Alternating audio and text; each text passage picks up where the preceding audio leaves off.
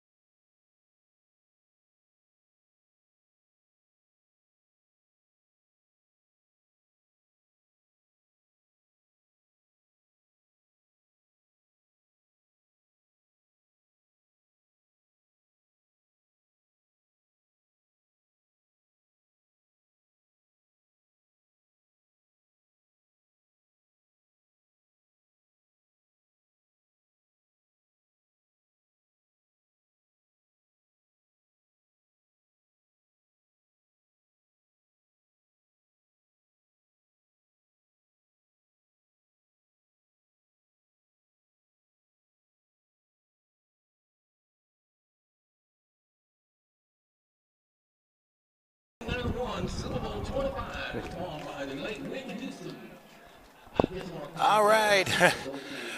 Caught a little bit off guard there. Of course, we have our national anthem today here from Tropical Park Stadium here in Miami. We actually had some issues yesterday, so I had to come to the rescue, but everything worked out here. Once again, I'm Tom Wilkins here with Howard Gaber here at the HSG Network.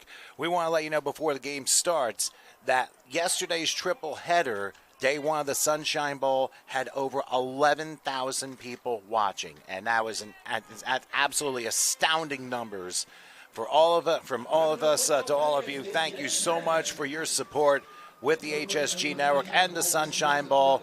We have another triple header. If you missed any of the action yesterday, you can check out the Day 1 details. Of course, it will be on our HSG Network page, and you can relive the 3 games that went on yesterday. Meanwhile, Howard, Game 1, the Carolina Thundering Herd and the Broome County Stallions. What do you expect to look for in this one? I'm looking for a hard-hitting game, Tom. You know, we've had every game so far has been really hard-hitting. A couple teams, have really shot themselves in the foot out here, with some penalties, some bad plays. But you know what? It's been a great weekend so far. Looking forward to the 3 games. We added a little technology today. We got the Mac working, so we got our clock on there. However, with the sun, you might not be able to see it, so Tom's going to give you updates for it. I just want to also thank all 11,000 people that watched yesterday, last night, this morning. You can watch today. That's what's great about this. You play your game, you go home, you're going to take a bus ride, you're going to take a flight, you can watch the game on your phone, you can watch everything you want and hear the play-by-play, which is pretty much exceptional every game. And we'd love to have you subscribe. We had 11,000 people watching. We had about 10 people subscribe. So let's get more subscriptions. We should be able to get over at least 2,000 if we keep doing these games. But again, Tom, great weekend so far. Let's continue. And football their season never ends when it comes to the state of Florida. All right, here we go. A little bit of a directional kick taken by one of the up guys for the Thundering Herd. Wow. And he ends up, even despite the upending, crosses the midfield stripe to the 29-yard line. So they tried a squib directional kick, but we may have to do it again as there is a flag down Offside. on the kickoff. I would decline it. I would decline this penalty. I don't know if you can. And if not, could you add 5 yards to the end of the play? I would definitely decline it and add it at the end here because why would you got her on the 49. Who cares? And if they're able to add it on, here it goes. It'll be the 44, and that's exactly what they did. So the Thundering Third accept the penalty. Thundering Third. I said not Thundering Herd, didn't I? No, you got. That's okay. Keep going, Tom.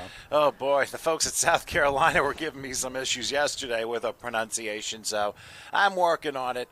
Anyway, despite the offside on the kickoff, they've added 5 yards to the end of the return, and the Thundering Herd will get it. I got to practice by watching a bunch of more Gordon Ramsay shows so that I know the pronunciation's right.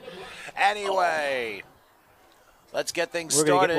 We'll get the clock back. I gotta level the camera. So, all right, here's the handoff, first play of the game, and it's not going to be for much to about the 43-yard line. Quarterbacking the Thundering Herd is Mike Roberts. He's number 6. Now, they have white numerals, but they are a little bit small. But it looks like they're also going to be taking a very fast pace, going real up-tempo with their formations here in a pro set pistol. Roberts is going to throw, and it's a short pass, and not even getting back to the line of scrimmage. Ends up being maybe a 1-yard loss. And that's a half a number. He's got the shirt rolled up, which is a look a lot of players use, Well, they end up losing 3 on the play, so it's back to the original line of scrimmage. Actually, they lost one, so make that 3rd and 11. That ends up being a 4-yard loss. So for the Carolina Thundering Herd, they're looking to try and advance things up. Of course, their counterparts played yesterday. The Carolina Predators out of Charlotte played a good game against the Texas Red Raiders to conclude matchup number 3 last night. Let's see how the Thundering Herd do against this South Central New York team. 3rd and 11. Back in motion. He's looking deep. He's going to throw, and it's going to be a little short, incomplete. That was intended for number 83. We can find him on the list.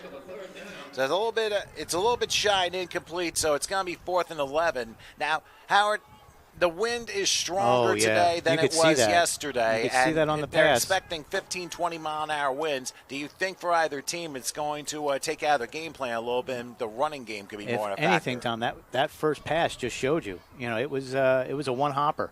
That was not well thrown. So, you just got to put a little more speed on it, get a little more oomph. Well, they're deciding to go for it on 4th and 11 from the 45. Roberts is pooch punts. Look at that, Tom, the first pooch of the weekend. And you know what? It pooched. And was it touched past the 20-yard line? They say, I think one of the officials said it was at the 21.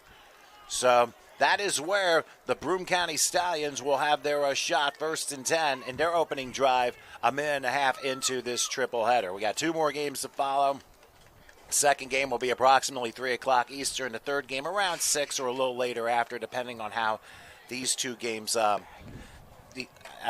these two games go. Yeah, Tom. This is gonna be fun. It's gonna be another fun day. We're excited. We're down here. We're relaxed now. We got a good night's sleep last night. We didn't have to worry about the rental car. We didn't have to worry about getting off the plane at 2 o'clock in the morning and getting back to the hotel. So, makes it a lot easier, Tom. And it also took us only about 20 minutes to set up today. So, everything gets a little smoother the second day. That's why we can get a clock for you. We get the Mac working. Everything's, a little bit better today. So let's hope we stay that way. All right, so the first play for Broome County, a handoff up the middle. Nothing. And not going to be much of anything. They did spot it at the 17, so they did say the ball was not touched on the pooch punt. Good play, though, right, Tom? Always a good play for that pooch. When you can down it inside the 20-yard line, you've done your job. There's no question about that. Now you got to watch out for that. But it's a weapon. But it's always you get those 3rd and longs, 3rd and 20s, 3rd and 40s. That's the time that you're going to use that pooch punt also. Well, we had a 3rd and 51 yesterday in one of the games. 2nd and 8, ball right outside the 20. They're going to say the 19-yard line. They're going to do another handoff, and nothing there also. Maybe a yard at the absolute most. Gang tackling by Broom City. Oh, yeah, you got everybody there. You got the whole D-line on that tackle. Well, the herd came running that time, and that's what happens when you try and say words fast. It makes it sound like you've combined them by accident. You can just say herd. You can just call them the herd. It's easier. Easier for you. So the herd ends up doing well on defense, at least the first couple of plays. Not really given much, but I'll tell you what, the running backs for Broome County, they've been given some pretty nice second effort and setting up a 3rd and what looks to be about 5.5. Ball spot at the 22-yard line. Quarterback is under center. They single back. Another run. Straight. That didn't work, and I think it didn't go anywhere anyway because the back ended up losing his footing, tried to slam on the brakes, and he went nowhere but down. Good so play. It looks like another 3 and out, and Broome County will certainly punt. I'll be interested to see how the punt is with this wind.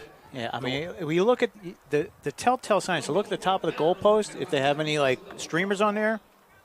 I don't think they have streamers because, it looks like they are a little bit up there. Nothing's moving up top there. Well, there's a crosswind based upon the flags on the scoreboard. I can see it on the left. On the right ones, they're moving back. So they're definitely moving to the right. So it's going left to right, Tom. That's the way I'm looking at it. Yeah, it's kind of like more of a crosswind of anything else. But you really can't see it on the field, so who knows? And now a flag down before the 4th down punt.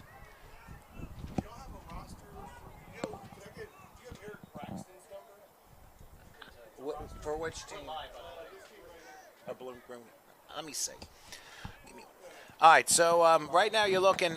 There was an illegal substitution foul against Broome County. That's why the pause and delay. I thought I was going to sneeze. And I thought I was looking for a name, and I couldn't quite find it. But anyway, once again, it'll be a punt. Punter's standing at about the 4-yard line. Gets a ground ball punt. He gets it away, and it's sailing. Oh, is it sailing? Look at and that, you talk Tom. about flipping the field. It's going to be returned after all around the 25-yard line, and he's going further backwards. Wow. That was number 14, number 14 on the tackle. That would be Keelan Hall with a tremendous tackle. And you talk about a major shift in field position. The Thundering Herd will start from their own 20.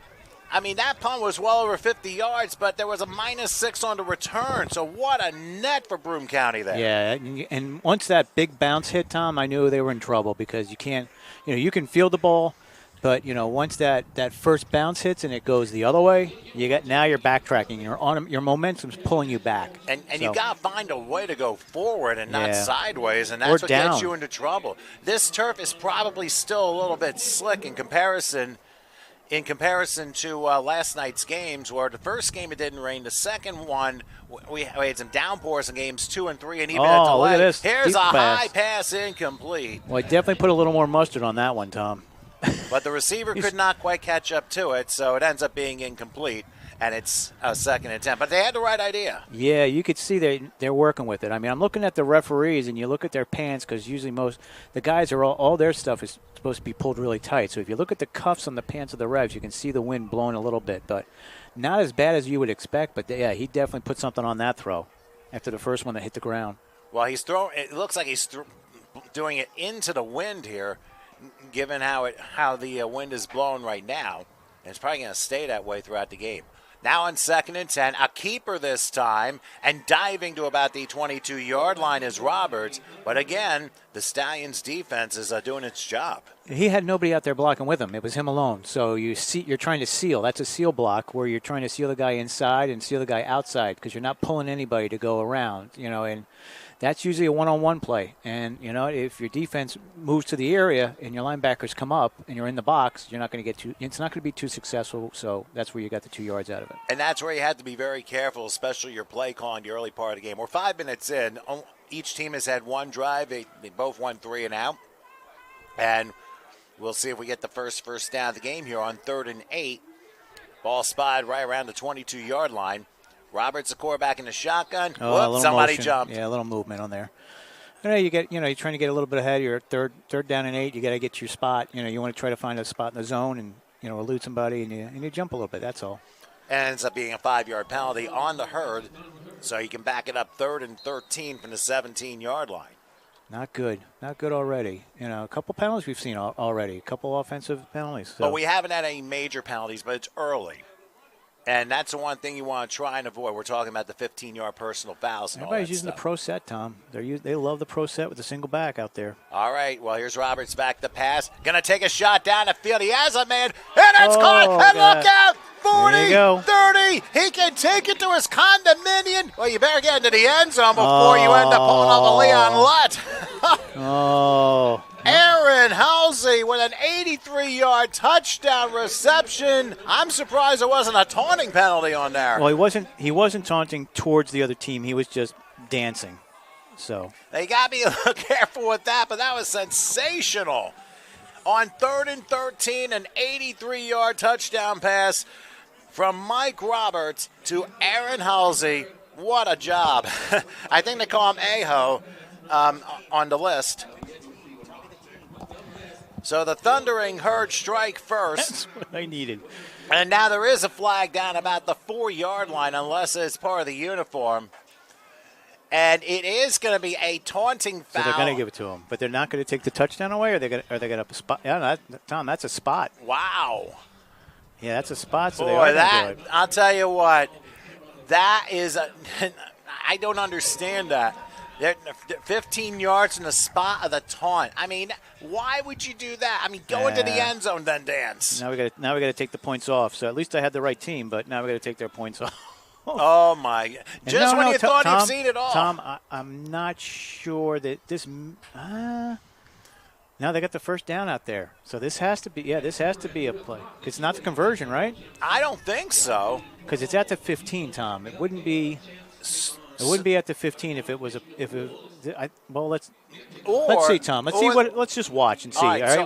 We'll see if it's a conversion. Then they're going to get off the field. Basically, what I'm looking at because there's no sticks. There's no such thing as goal to go from the 16. Right. I would have to say the touchdown does count, but they're going to try the extra point, and then the penalty will be assessed on the kickoff. Yeah, that would be my suspected thing here. I think you're correct, Tom, in that assumption. Yeah, based upon where the chain gang or lack thereof is standing, that's probably what it is. All right, the extra point snap, kick on its way, and guess what? Still kicking issues throughout the Sunshine Bowl as it hooks wide left and no good. Oh, no. So the Thundering Herd, thanks to a tremendous touchdown grab by Aaron Halsey, 83 yards from quarterback Mike Roberts. Biggest play of the Sunshine Bowl so far. Pretty much. And with 9:20 left in the first quarter, it's a 6-0 Thundering Herd lead. Now, keep in mind, they'll be kicking off now from the 20-yard line as they assess the 15-yard unsportsmanlike. We expect that. Let's just see what happens because, there's a whole bunch of things that can go on besides that.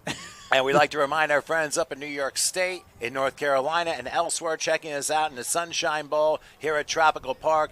Remember, we are on the HSG Network on YouTube. Please subscribe to us. We'll be, of course, trying to promote as much as we can here. But HSG Network on YouTube. Subscribe to us. We got plenty of other stuff going on later this year. And, of course, we're looking forward to doing the Spring Leagues event in July in Virginia whenever they get down to it. That would be a very nice thing once again like we did last year, Howard. Oh, yeah. Looking forward to it. Now, I certainly am as well. Yeah, the officials are saying the kickoff at the 20, so that's where they are going to enforce the unsportsmanlike. Also, on a technical note, we have bumped up our quality, to 540. So we're up a little bit from the 480 where we were last night. It's a little clearer. We can't do 720 because there is no internet here. We're using a MiFi. So, but at least we're pretty much clearer at the 520 level, 560 level. Sorry. All right, so the kickoff in the 20-yard line, and it should be returnable, taken about the 23-yard line. Moving at the middle. There's a block and some open room if he wants, but he goes down about the 45, and Broome County is going to have a pretty good start field position. The returner is Hezekiah Morgan, who plays on defense in the secondary, but he's also involved with special teams. Good deal. Good deal. The big H. So excellent. Good field position again, Tom, right, to start from. Then again, you were kicking from your 20, so you should get some good field position out of it. You definitely would hope so. By the way, quarterbacking is Stefan Colon for the Broome County Stallions. We're trying to figure out because we know him. We know Stefan. Well, he's a former New York. He's former Gator. He's a Gator. He's a Harlem Gator. Used to be a Harlem Gator. Well, how about that? The connections we have in semi-pro. All right, 1st and 10. It's been all running so far, and one up the middle gets them about maybe possibly 3. They're going to give them 2.5. So to about the 47-yard line, second and about a short 8, we'll say. So we've seen, based upon this wind, that Broome County is strictly going with the running game. Yeah, maybe they're just feeling them out, or maybe, it could also be the receivers didn't show up. They didn't get the bus. But either way, yeah, you're going to try a couple things and then open it up a little bit. Or they could be going in the wind, Tom. You never know. That could be the direction the wind's in. Because that pass was beautiful. That was a nice, tight spiral all the way down there for that touchdown. Well, keep in mind that Broome County won the toss. They deferred to the second half. They'll get the ball to start the second half, so that might have had something to do with it. There you go. Now your first pass, deep left side, and it's intercepted. The herd pick it off at the 18-yard line. And galloping to the 40 midfield, still going. He makes a big tackle, and finally down inside the 30 of the Stallions to the 29, and there are no flags down on that interception. Oh, wait, now one just came in at the 37. That's got to be a block in the back. I would have to suspect so. So that was number 2, I believe, Chris. Oh, wait, we got Dips. This may be pre-interception because he's telling the sticks not to move. Well, this is going to be interesting. We'll see how the officials discuss this. I didn't see the flag originally. Then something popped up, and maybe my eyes just fooled me a little bit. Yeah, if it's a pre-interception, then you're just going to have to reset everything. Because I know I saw him say, leave the sticks. What do we got? Well, they're going to put the ball at the – I'm not just exactly pointed sure. in their direction. I didn't see him show anything. Because I thought the flag came after the interception. Yeah. But see, I saw the referee actually point to the sticks and say, stay where you're at. Yeah, so that way they can get the spot correct. And they are going to move the ball to the 48-yard line. So it wasn't offside. Count. No, it wasn't. Yeah. Oh, no, it was a block in the back after the interception. Yeah. Okay, I beg your pardon. It. They didn't signal to us. Yeah. But it is an illegal block in the back. We probably just couldn't see it. But either way, yeah, you're right. The interception stands. I was just, like I said, as soon as the referee said, hold the sticks. They didn't have to go too far. Right. So a turnover on the part of the Stallions, and the herd looking to take advantage of it. 1st and 10 from the Broome County 48-yard line. And let's see what Mike Roberts can do for an encore in the shotgun. After that 83-yard touchdown reception. Another one, Tom. He gets a block. He's going to go deep again. Who's he got this time? Incomplete, and it should have been intercepted. Yeah. Underthrown. Just a little underthrown. It went in the direction of Malketti Armstrong, who was the receiver running around the left side. Wow. Yep. Missed opportunity there for the Stallions. Still, that's a tough play. That's still a tough play with that. You're not used to it as a defender to have that big arc coming at you, and the deep ball. But still, this Roberts can throw the ball. Well, let's consider A, the wind, B, the brighter sun. Yep. And when you combine those things, and even the turf may have a little bit of an issue based upon the weather from yesterday. When you combine those things, that may have also played into what could have been a missed opportunity. I mean, you have to kind of give them the benefit of the doubt. I mean, who knows when the last time these teams have played? So we also have to figure that too. 2nd and 10, and they're going to lateral this one. Moving around the midfield, and the swing pass shoved out of bounds just past midfield. A good job on the part of Hezekiah Morgan, who led the charge with the tackle. Jose Alvalde also helped out too. Yeah, you see a couple linemen over there, so you had a couple guys pulling to try and set up that type of screen, but it's, again, slow developing, and these teams eat that stuff up, these defenses. Well, they go quick yet again. 3rd and 10.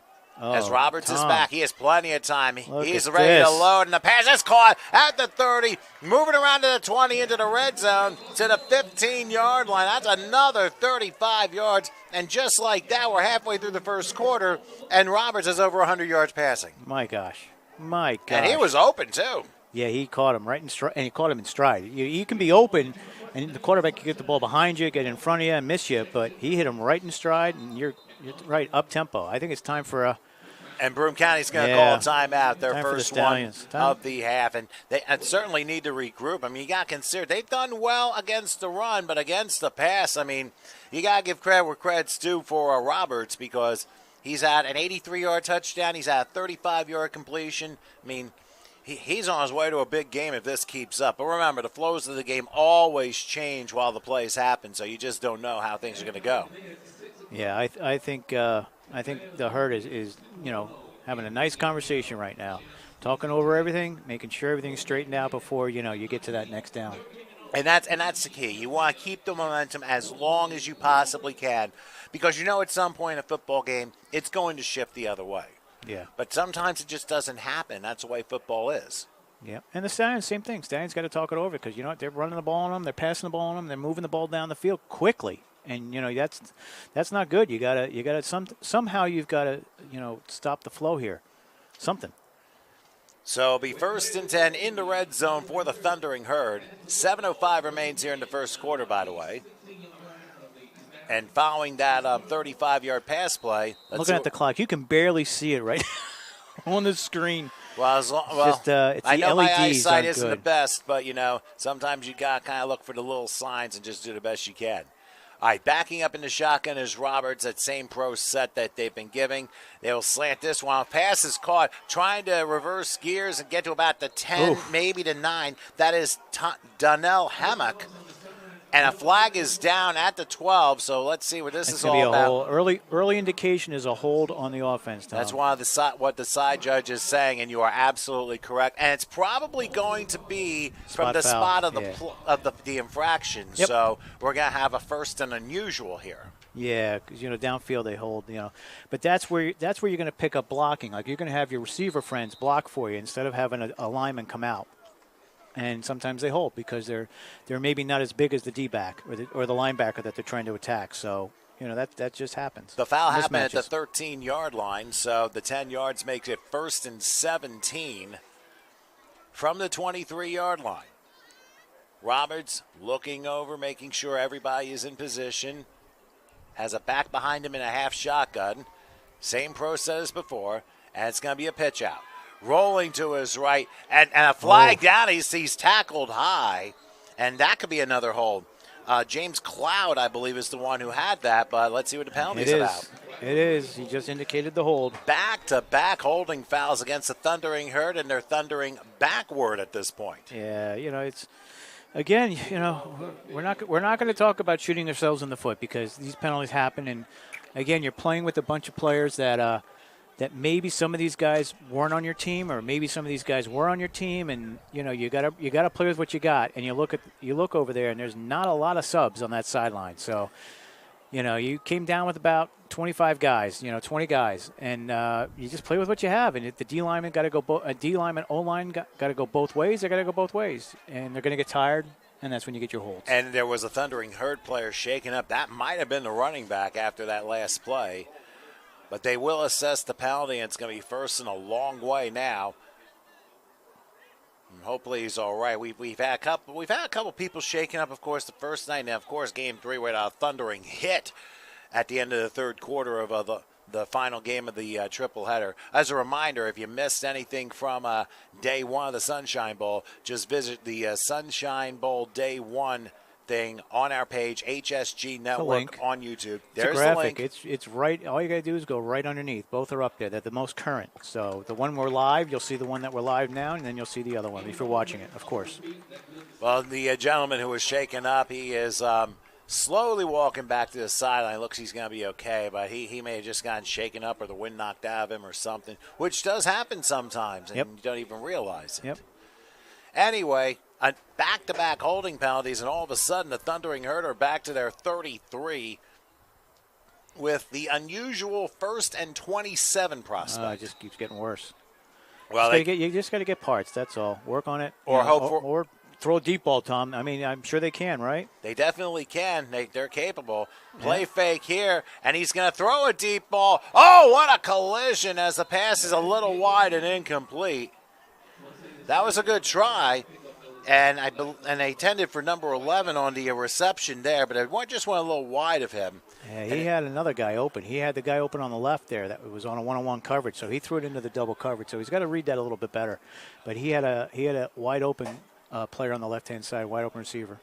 And that was not a bad decision for Roberts to take a shot down the field. I mean, you figure first and that extended distance, take a shot and see if you can get most of it back.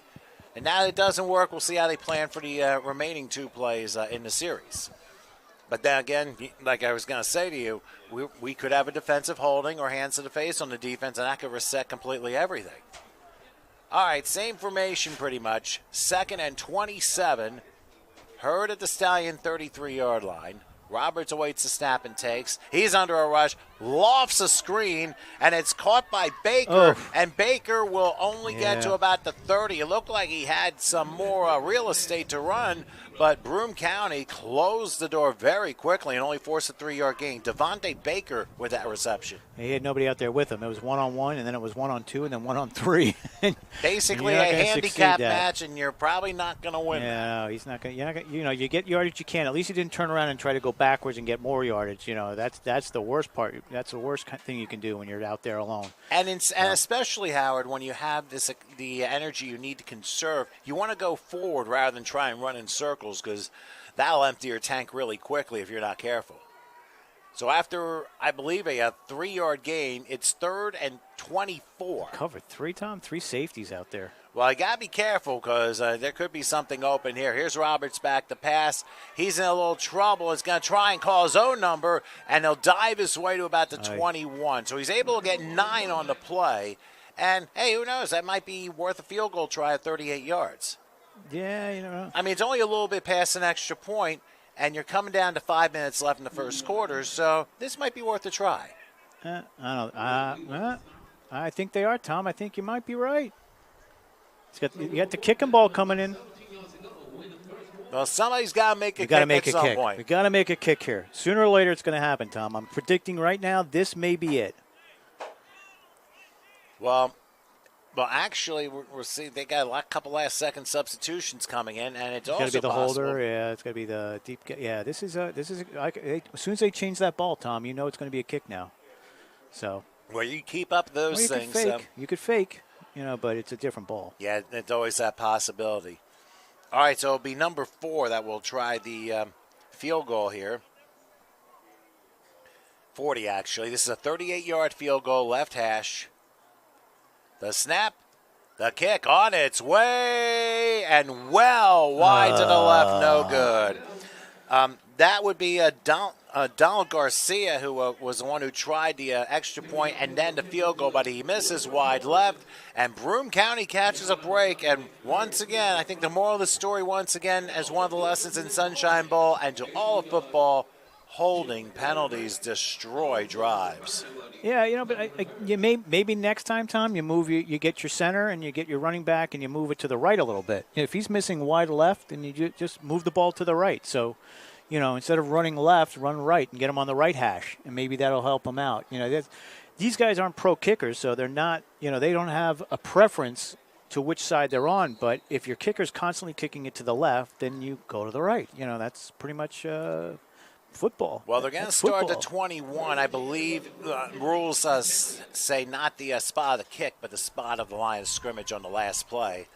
So 1st and 10 from the 21-yard line for the Stallions, as there's a handoff left side, and there isn't much. I mean, they've tried. They've gotten a couple of yards a few times, but I'd say that is one stout Thundering Herd defense, and that's probably the reason why they're called that. Yeah, and they're definitely stacking the box. So your quarterback's got to read that. Maybe a play action, maybe some type of screen, some type of slant to get them out of the box, because you've got everybody up. Tom, look at if you look at the defense on the screen here, you'll see everybody's up. Nobody's deep.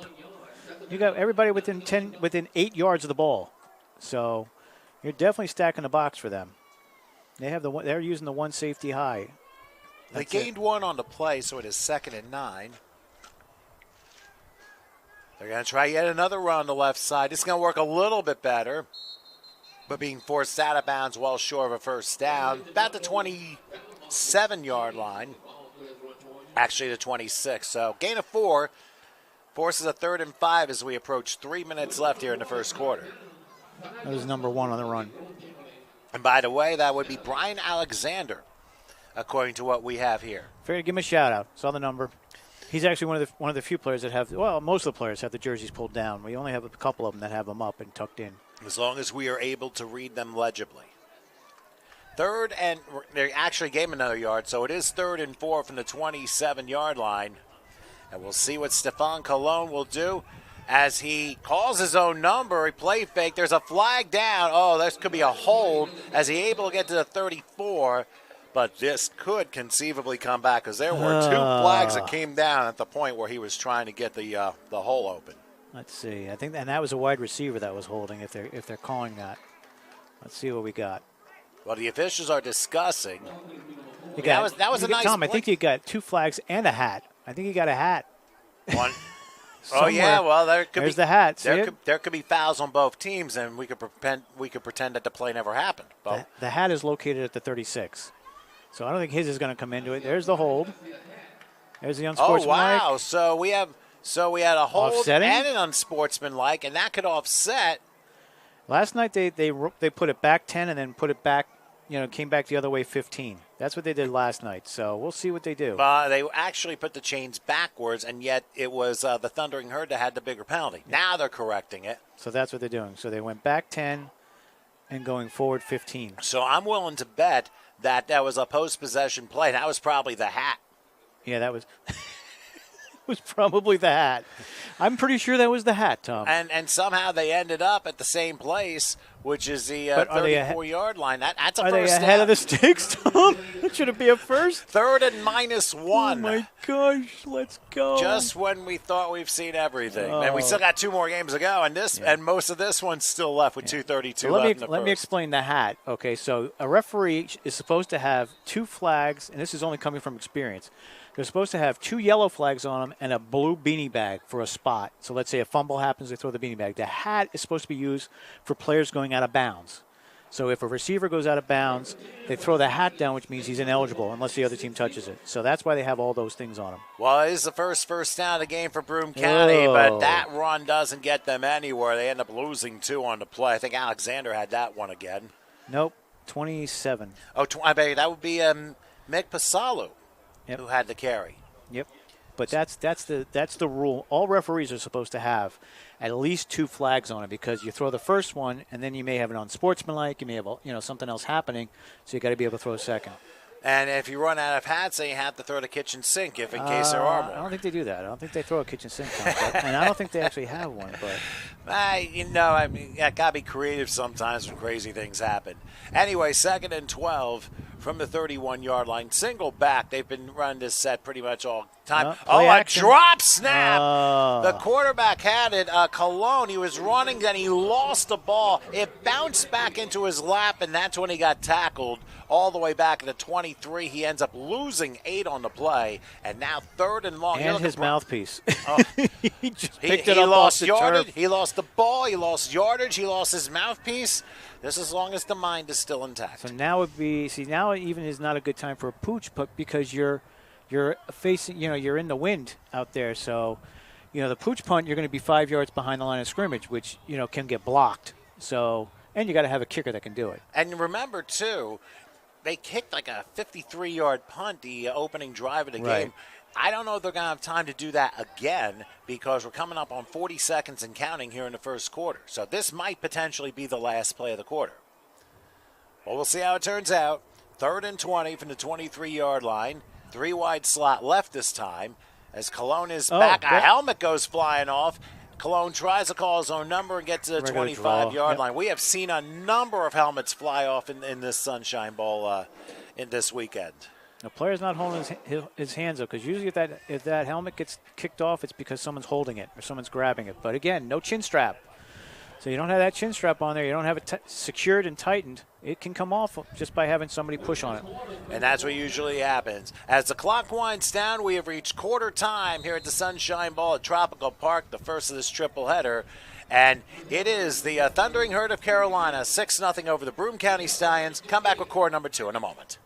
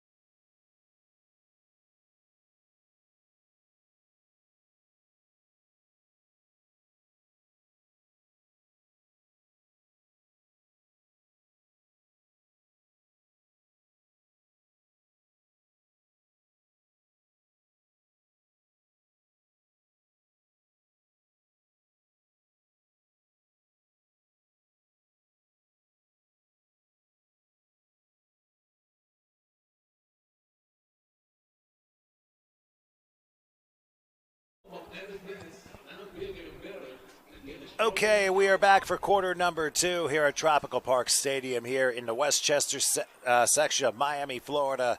I'm Tom Wilkins with Howard Gaber. 15 minutes in the books, 6-0 in favor of the Carolina Thundering Herd over the Broome County Stallions. Those of you watching, make sure you spread the word about this game and us too, the HSG Network on YouTube. All you need to do is click the Sunshine Bowl link, and of course, if you're watching the game, you'll be able to see HSG Network. Subscribe to us, and you'll be certain to check out a lot of other things we'll be doing later this year, different leagues, different events, and maybe even the Sunshine Bowl coming in Virginia in July. So definitely check it out. HSG Network on YouTube, the official home of Sunshine Bowl of the Spring 2022. Yeah, Tom, when they do subscribe, they will get notices as to when we go live. That's the best thing about subscribing. You know, you don't have to check Facebook. You don't have to check the pages. When we go live, people will get a notification saying HSG Network is live. All right, so Broome County will punt, and we'll see how Not that Tom has a pulse.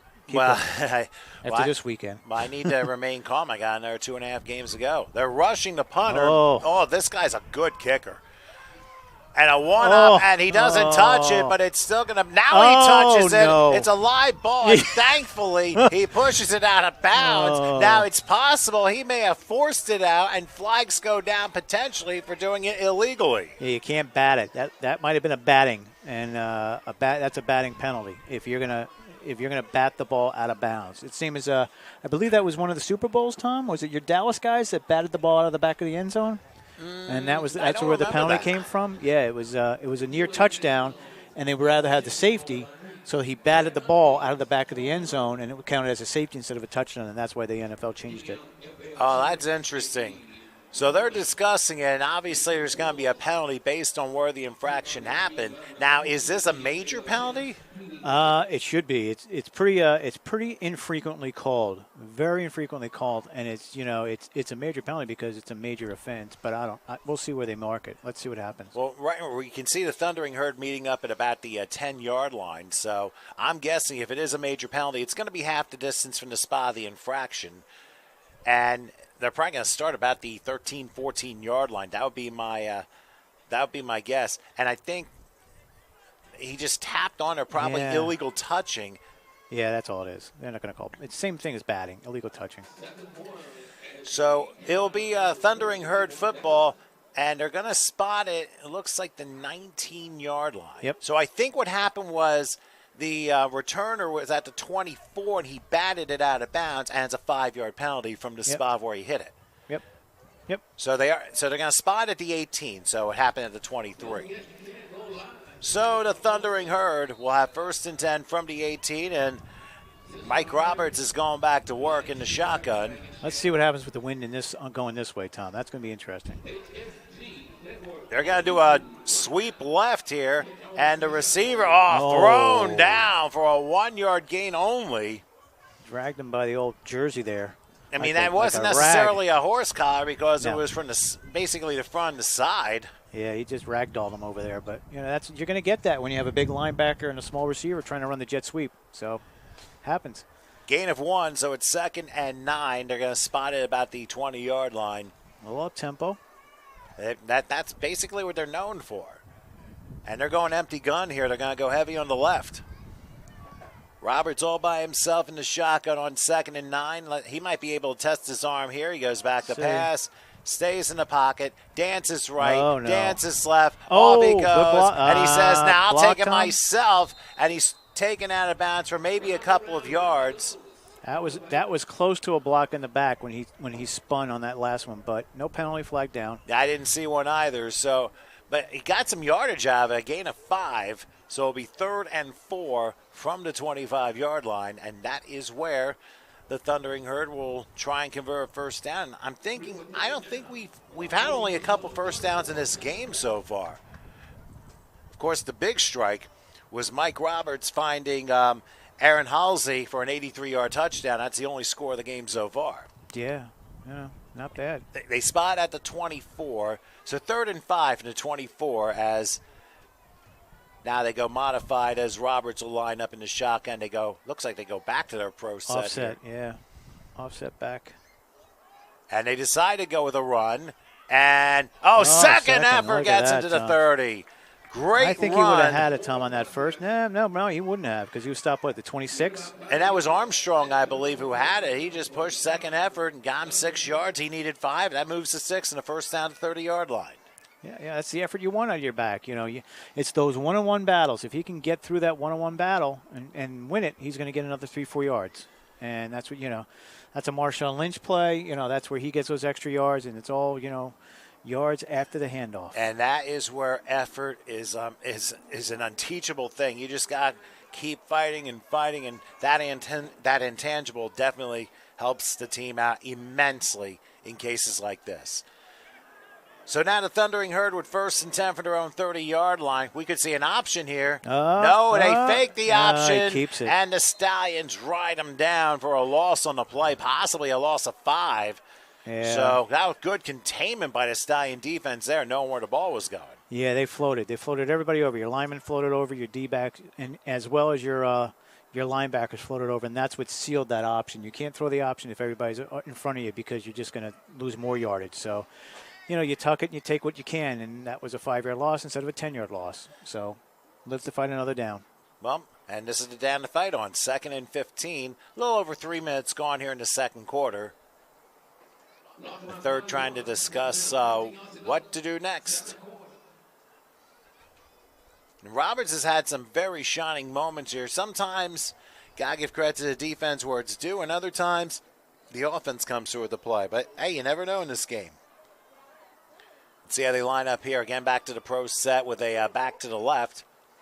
Roberts making sure everybody is where he needs them to be. And he takes a snap, gets some pressure on the left. He throws left. It is tapped and incomplete. Oh, that came close to being intercepted there. And I wonder if the wind had something to do with it. Jose Alval was the one who batted away and forces a 3rd down as right now, you give credit to the Stallions. They're getting to the ball when they need to. I mean, they've only had those couple plays where it backfired on them, but I think the secondary's tightened up a bit. Yeah, secondary's tightened up a bit, so now you got to get the ball back and you got to do something with it. You're playing all this great defense, so you want your offense to come out there and get some points for you, give you something to go on, or pick it off and get your own points. But we'll see. Well, they got to stop 3rd and 15 first. Ball spotted at the 25-yard line. Roberts, this time he's going to go 4 receivers, but they'll triple the far side. He sends his back to his right. Now Roberts making sure everything's good to go. He awaits a shotgun snap and takes it. Coming from a rush, pass is caught at the 30, but he's going to be slowed up at about the 33-yard line. 8-yard pickup, but well short of a first down. And I believe the Thundering Herd will be punting. Yep. You can't mess around in this part. Baker was the one who actually caught the ball. Yeah, you ran your offense a little bit, and sometimes it stalls. And who knows? Maybe they're going to rely on their defense and go for it. Because I don't see that they didn't change the ball. So, if you think your defense, which is pitching a shutout right now, is that good, then go for it. Who cares where you're at on the field? There's more things that can go wrong when you're kicking it, Tom, than when you can run it with an offense. So. That's true, and as we saw, of course, the pooch punt by Roberts in the first quarter. Yeah, this could be it. I mean, that might be what they do, and they're getting like a last-second substitution in there to make sure that holds true. But let's see. So they were one short. And now Roberts changing the play. Looks like he's audibilizing. Will he kick it or not? Yeah. No, he's going to go for it. And he's going to get blindsided down at 26. And he lost the football. It didn't matter anyway because Broome County's going to get it on downs. Yeah, but I mean, somebody missed a block. Yeah, it wasn't. I wouldn't say blindside, Tom, because that guy came right in in the grill. That was a grill tackle there because he came right at him. But again, it was a missed assignment. Someone didn't make that play to block him. Because that was a designed, wide out where he would sprint out to and again, you're sprinting a right-handed quarterback to the left, which is not good. And you cut the field in half, like Coach Crow said last night. You don't want to leave your options at zero here. And eventually the guy got to him. That was not the right choice, unfortunately. I mean, personally, I would have punted, but hey, I'm not on the field, as you say. You trust your D. If you trust your D, they haven't given up anything yet. Keyword being yet, and there's still 9:58 left till halftime. And you're almost in the red zone after that play. That's just... Well, the ball's at the 27-yard line, so they are rather close. Let's see if Stephon Cologne can take advantage of it. They go 3 receivers to the far side, but still run the ball. Inside handoff. And the inside handoff works out to about the 23-yard line, so a good 4-yard gain to start with. I mean, those are just gap runs. They're easy inside gap runs where you're looking for the gap on the left or the right. You spot your hole. The running back knows which way he's going, and it's his option when he gets there. If the hole closes, to either cut it out or cut back. But you're not getting big yardage, but you are moving the ball. Posala was the one who got the 4 yards on the play. Now they're going to go 4 receivers tripling the right side and a single back. I think Posala's back in there again. Cologne under center for 2nd and 6 from the 23. Takes a snap. Quick. And, is that a lateral? No, it was forward. I didn't hear a whistle unless they blew the play dead. Yeah, it was forward. But he threw it at their player like he knew what was going on. Well, guess what? It wouldn't have mattered anyway because there's a penalty against Carolina for a hit to the head, and that's going to be an automatic first down, and that's why one of the Broome County players is shaken up at the 20-yard line.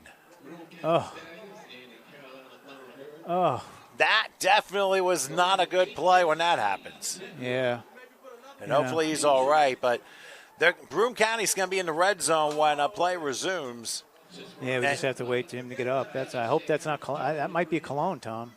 Well, if that's the case, that's going to be tough because I believe their backup listed on our sheet is Damian Parker. And he may have to come in for a play depending on the severity of the injury. They could run Wildcat. They could also run Wildcat from it. Well, yeah, that's true. I always forget that. So, I bring the running back in, but he probably just got shaken up, and that's what we hope. We hope it was just shaken up. Looks like they're looking at his leg. Yeah, it looks like his left leg. Could be a pull. Maybe he just landed wrong. I don't know, but. Sometimes these unfortunate things happen. Yeah. Yep. And this ball spotted at, the 11, Tom?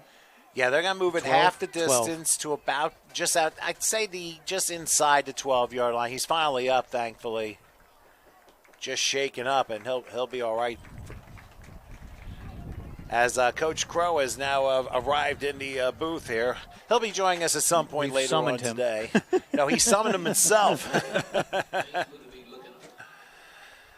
So a tough situation there. And I stand corrected. That is number 5, Damian Parker, who was the shaken-up player, and I believe he's the one. Okay, so it wasn't Cologne. So we thought it was Cologne the whole time, but 5 and 6 tend to be a little confusing when you're looking from a far distance. Yeah.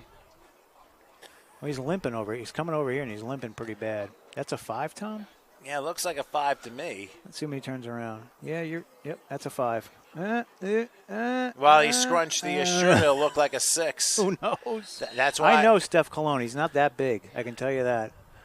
So that can't be him.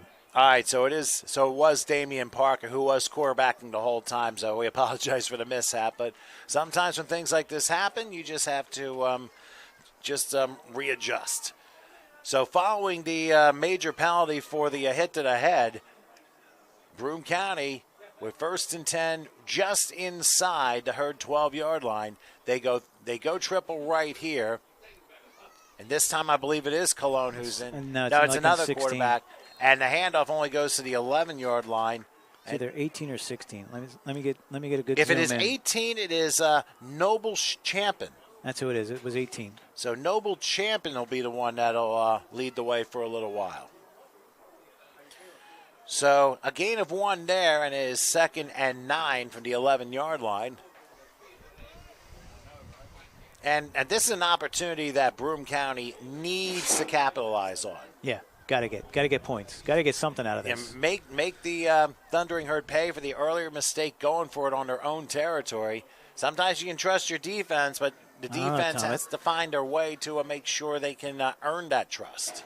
Same formation as before. 2nd and drop snap. So Champion's going to have to stretch his way out and get a yard to about the 10-yard line. So once again, second quarterback to have trouble with the snap in this game. And nearly a quarter and a half in, that could be an issue later.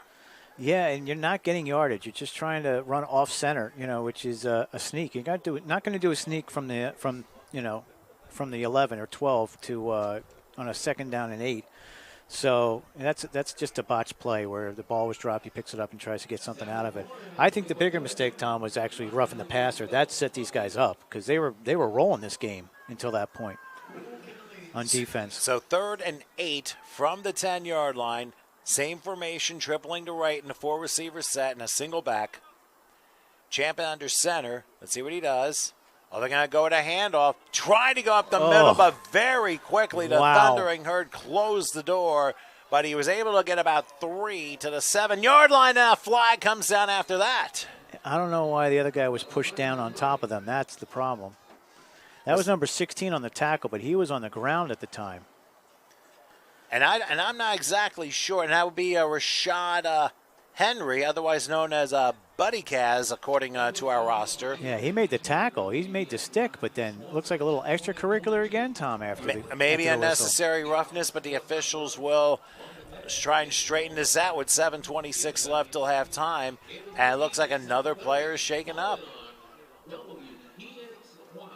Yeah, another Broome County player shaken up, and needless to say, the Thundering Herd defense a little bit fired up. Tom, they got one. Let's look. 1, 2, 3.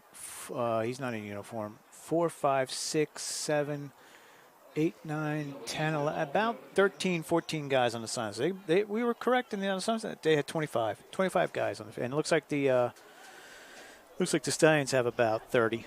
I think they got 30, a little bit bigger. Keyshawn Baker was the injured player on that last play, and he's hobbling off a little bit. These guys limping off. Not good. And no braces, Tom. You don't see any braces on his knees. So that's, most linemen wear those all the time. Tom, I think I'm going to start wearing one of those when I come to the game. Just get up these stands.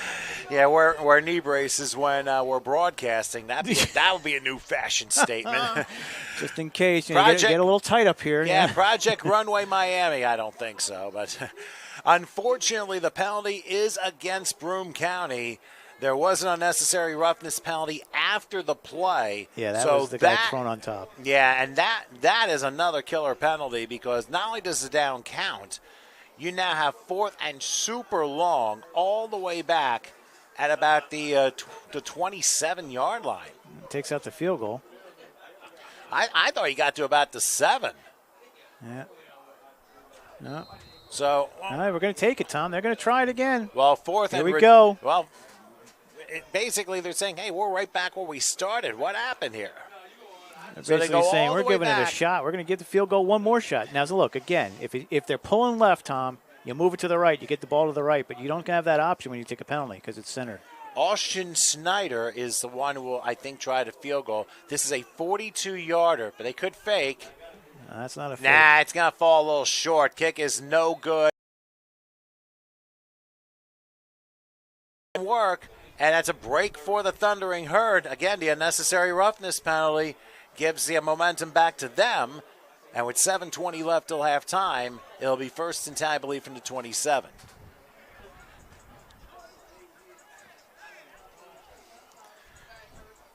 And right now, I think it's a little bit of a break for Mike Roberts and company because they struggled a little bit since the touchdown, but part of it, I think, is the way the Stallion defense is played. Yeah. But I think also execution has a lot to do with it as well. Time, and that's exactly the herd. The herd put all their cookies in the one jar of the defense. So you get that early scores, you get up 6-0, and you say, defense, hold us. That's all you got to do is hold them. Hold them to the 0. You hold them to the 0, we walk away with the championship. So that's a lot of trust for them. Well, they still got 2.5 quarters to complete this mission. Roberts back on the field for 1st and 10 to 27-yard line. Taking the snap, looking, he's going to throw in the middle. Good catch about the 33, and he'll bounce through a couple of defenders to about the 43-yard line. So that'll be a 1st down, a gain of 16 on the play for Aaron Halsey. He's the one who caught the touchdown pass back in the 1st quarter. So he's running some good routes up the middle, which is what you want to see, is he's getting open. So he's finding holes in the zone, and he's getting open, and he could be his key target. And you got to figure out where he's coming from. That's what the defense has to do. They give him 17, so 1st and 10 to 44-yard line. Roberts will await the snap. Try and get some more points before halftime for sure. And from with no drop back, its pass is caught around the midfield stripe, down to the 48, and there might have been a face mask after that. Yeah, yep. It's nice because you look at the receivers and you see a lot of the players that we've seen, Tom. We've seen up in the Northeast. A lot of the players have very similar techniques and very similar runs. Like I can see a lot of Artie Perrone, who played for the Cowboys and played for a lot of teams, the Raiders down in our area, up in our area. He looks a lot like number 5. So you see a lot of guys that are very similar in their structure and very similar in their moves and say all that type of stuff. So it's nice to compare. It's nice to see differences, And now for the second time today, we've had penalties on holding and unsportsmanlike fouls on both teams. By the way, the catch was made by Donnell Hammock, and because it happened after the play, looks like they're moving it all the way up. Yeah, it was 10 back, 5 forward. So that gives you the 1st down. So in the end, it almost offsets, but ends up being 1st and 10 for the Thundering Herd at the 45-yard line. This ref crew is enforcing every penalty. So there's no do-overs. Here's a handoff, and not going to be too much, down to about the 43-yard line. Just a 2-yard pickup to force a 2nd and 8. And that one, numero 0, Devontae Baker, he's the running back, was able to pick up a couple there. So at this point, what the Thundering Herd need to do is just minimize mistakes as we're down to 6:10 till halftime and running. We'll see how they come out here with this 2nd and 8 play. This time they'll switch a 4-receiver triple left formation as Roberts making sure everyone's lined up as usual. Now they send a man in motion, a bad snap, no, it and wasn't bad. The ball is still lost. It's a free ball picked up by Broome County at the 40-yard line. That wasn't a bad snap, Tom. That was a non-time snap. So, in other words, the quarterback didn't expect it on that count, and the center gave it to him. So that's why, that's one of those we've seen it in the NFL plenty of times, where the quarterback, the cadence or something goes wrong, or you're doing a silent count, and that's what that was. So he was not ready for the snap. It was not supposed to be on 2 or 1 or whatever it was 3. It doesn't matter. But still a huge turnover. Yes. Oh, yeah. And Broome County, another huge break. First of all, they stop the Thundering Herd on downs in their own territory. Couldn't convert off of that. Now they force a turnover. They get the ball at the Herd 41-yard line. They have 5:43 till halftime. And I believe they have all 3 timeouts left, unless they used one earlier. Yes, the Herd is all 3. Okay. But you're right now. Now this defense is going to be on the field for a little longer. So now you're starting to maybe see a little bit of wearing down here because they've played a lot of defense in this first half. Uniform color, too, let's not forget. And with that being said, timeout called by the Thundering Herd. Yep. So they're down to 1 timeout left. So, Howard, when you're looking at the Broome County Stallions, I mean, we have seen We've seen their running game get going a little bit, and obviously some mistakes have really derailed drives. But do you stick with the running game still, or do you try and mix a pass in or two along the way here in the last 5:43 of the half? You got to do something different because your offense isn't moving the ball. You're moving the ball in penalties, and that's not the way you want to move the ball. So, you gotta make sure you mix it up a little bit and get away. The runs up the middle are great to set up the pass, but your passes aren't coming. So, you may have to turn it over a little bit and do something different, and maybe that's what the coach wants to do here. So right now they have it 1st and 10 at the 41-yard line. Oh, I'm sorry. Just a minor clarification, both teams have 2 timeouts left. Yeah, I think we had the Stallions with the first timeout early. That's what I thought, but yeah, that's why that's you okay. always double check. That's why I got it. That's good. It's on the screen so people can see it at home. I didn't want to interrupt your train of thought, but I did. it always gets derailed. You should know that by now. Okay, so for Broome County, 1st and 10. They're at the 41-yard line of Carolina. Single back. They triple the right in a 4-receiver set. Pass. Going left side, and it's not going to work. He stepped out of bounds. Yep. He stepped out of bounds. It's incomplete. And he's claiming he got pushed out, but his foot was out of bounds anyway. If he gets pushed out, then yeah, that's an argument. But once he gets out of bounds, he can't touch the ball unless the defender touches it first. That's correct. And I'm surprised he didn't call an illegal touching Tom, foul that was there. the beanie bag, Tom. You got to see the beanie bag get thrown. That's the beanie bag where it's a spot. It's a spot of where he went out of bounds. That's why he used it. Not his hat. He couldn't use his hat. That's usually what they use, but you can use the beanie bag as well. Well, let's just say they've been using all the equipment possible. Nice having an ex-referee on the staff here. Well, there you go. Sometimes it does come to an advantage here. 2nd and 10 from the 41-yard line following just a simple incompletion. Noble Champion under center, taking the snap. Now, let's see if he options. No, he's calling his own number, and he'll shove his way down to the 36. Gets 5 yards on the play. Good job there, as I believe it was Chris Phipps with the tackle for the Thundering Herd, and it forces a 3rd and 5. So that might be a positive for Broome County to look at. Yeah, you know what, Tom, we haven't seen this weekend? We haven't seen RPO. Like, I guess maybe that's faded out, because that's up northeast. That's the key, G-Block. G-Block is the RPO king up there with the Seminoles, and a lot of teams use it in the leagues up north, but we haven't really seen a lot of it here. That's true, and what Howard's referring to is Gerald Wilson for the Brooklyn Seminoles, the key quarterback who masters with the run-pass option. We saw that a lot in the first game, but I don't think we've had that really since. But then again, sometimes it's the game of deception, but it's not necessarily deception that wins, it's execution that does. So 3rd and 5 from the 36-yard line. They're going to try a handoff, and the Herd were waiting. Ends up being a 2-yard loss. A tremendous tackle. Number 21 had that one, and that would be Cordera Simmons. Yeah, great play. Great play, upends him, and now you're back to 4th again. And shot up the gap and forces a 2-yard loss. So your defense is basically handing the offense the game, and the offense just can't get in motion here and get anything positive out of it. Well, keep in mind, too, Howard, of course, the loss of Damian Parker due to injury. Your starting quarterback. Yeah. Not good. And I don't know if Coloni's even made the trip, or he's not going to play quarterback unless they, ask him. So yeah, we will only know based upon what the head coach decides to do. But they are lining up the punt, and they're going to try and pin the Thundering Herd back inside the 20. Now, the ball's at the 37. I think the goal will try to do it inside the 10 and try and force another mistake. And you're under 4 minutes, so it's definitely worth it to pin him back. You don't need to go for this one. So let's see what happens. And Broome County's had 2 very excellent punts here. There's a one-hop snap and a high pop-up. Is that going into the end zone? No, it's going out of bounds inside the 5. Look at that, Now, you talk about a game changer there. That punter's done that. He's at a 53-yard punt, and he just kicked one out of bounds to the 3. A perfect 34-yard punt. That's how Mike Roberts found Halsey for that 83-yard strike down the left sideline. So the Thundering Herd, they break huddle, and let's see how they line up. 1st and 10 from their own 3.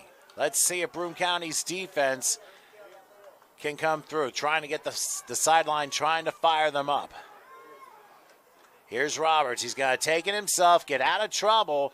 A flag goes down as Roberts gets to about the 10. Now, if that's a holding penalty, Tamara, where did the holding penalty happen? That's an early indication. I mean, it looked clear-cut right side. There had been a hold or something. Not much of a penalty, and it did not happen in the end zone. Yeah, it looks like it happened at the half-yard line. So they back it up half the distance, and it's 1st and 11.5. Yeah, not where you want to be. But again, you're just trying to get it out. You know, it looks like he's going to get 3-4 yards if he can get a hole, you know, to run the ball. But these have to be solid runs. They have to be, you know, and he's in shotgun too, which is just even tougher. Well, this is a dangerous situation. Maybe a quarterback draw would work, but we'll find out. From the 1.5, they go with the handoff. Oh, and let's see where they spotted. He got out. He got out, but maybe back to the line of scrimmage is all he gets. They're giving him, I think, the 1.5, Tom. That's where the line of scrimmage was. Yep. So you're looking about second and 12. I might use a timeout here, Tom. I might, burn one right here. Stop that clock and give myself a little more time just in case. Well, considering how up-tempo Carolina goes. Yeah, maybe not. Don't need to. If I were Carolina, I'd be using the clock. So from outside the 2, 2nd and 11. Empty. He's going to lob one. It is caught. Would you believe that? Tom. Breaking through a tackle, 30 to the 40, all the way down to the 49 of Broome County. McHealthy Armstrong. Boy, that'll get you out of trouble real quick as we approach the 2-minute warning.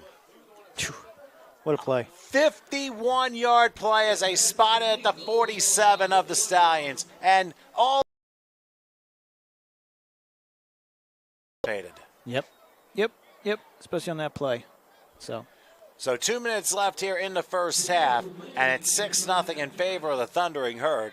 And remember, each team has 2 timeouts left, so now they can set up for something good to happen, and they know they want to score on this drive because Broome County will get the ball to start the second half.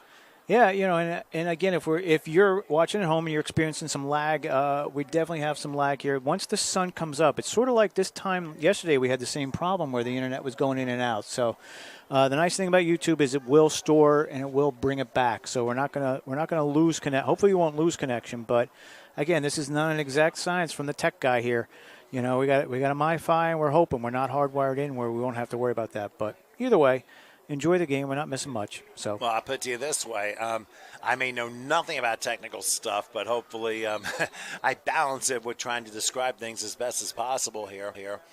So following a 51-yard pickup to McHealthy Armstrong, the receiver, who caught one literally open field, and it had to take triple coverage to bring him down. Could you imagine if he had gone for 98 yards? You would have been trying to dig the record books for the Sunshine Bowl there. Yeah, yep. That we saw that in that youth game, remember, from the 1? That's right. What was it? In the 8-year-old division, a guy ran for 99 3/4 yards.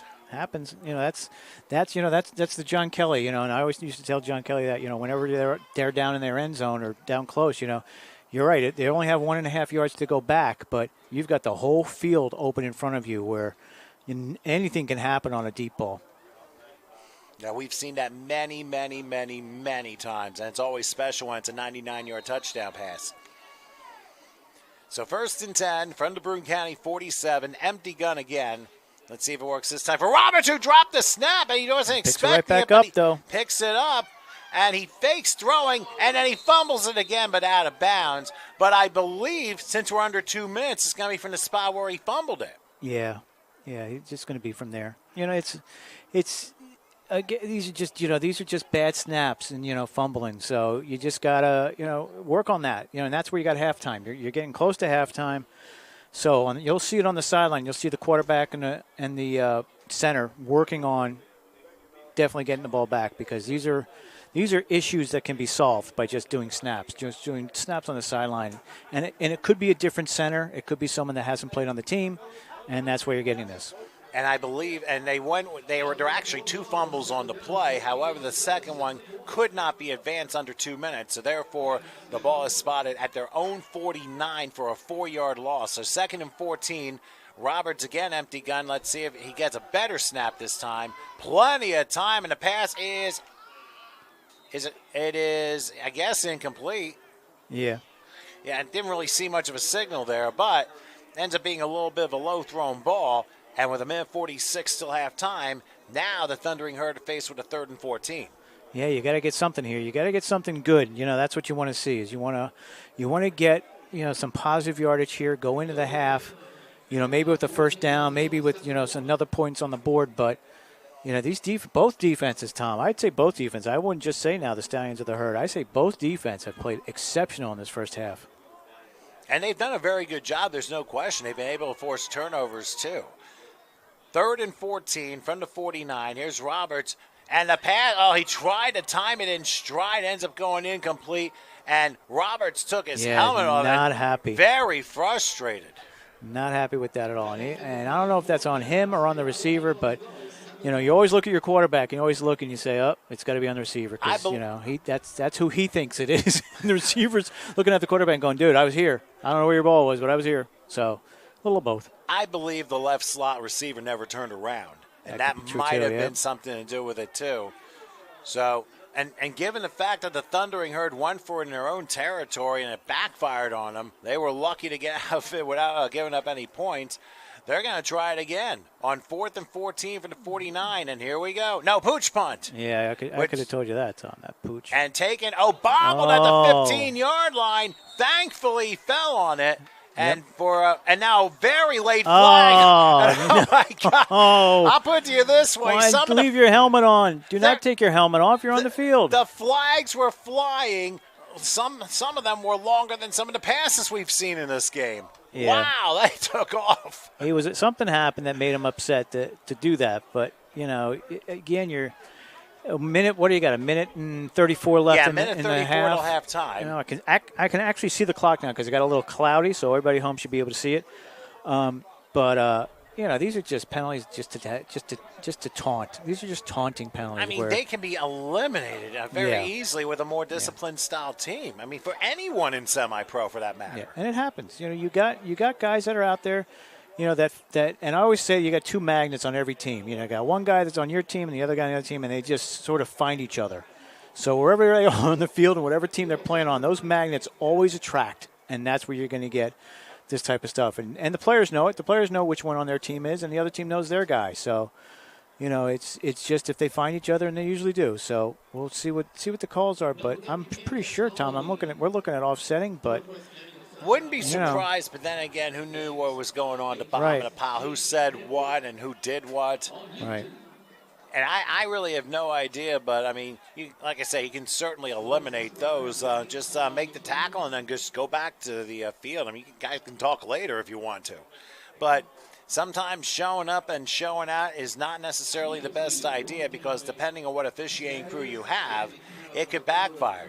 Now, we know there's unsportsmanlike conduct, and as you mentioned, Howard, there's an additional personal foul. The unsportsmanlike cancels, but there was an additional personal foul against That was the end we saw. That was the end we saw when he pushed him on the ground after everything was over. So wow. So that's going to hurt the Thundering Herd, and it's going to be 15 yards from the end of the play, and luckily for Broome County, they're going to be storing close to the 30-yard line thanks to the major penalty.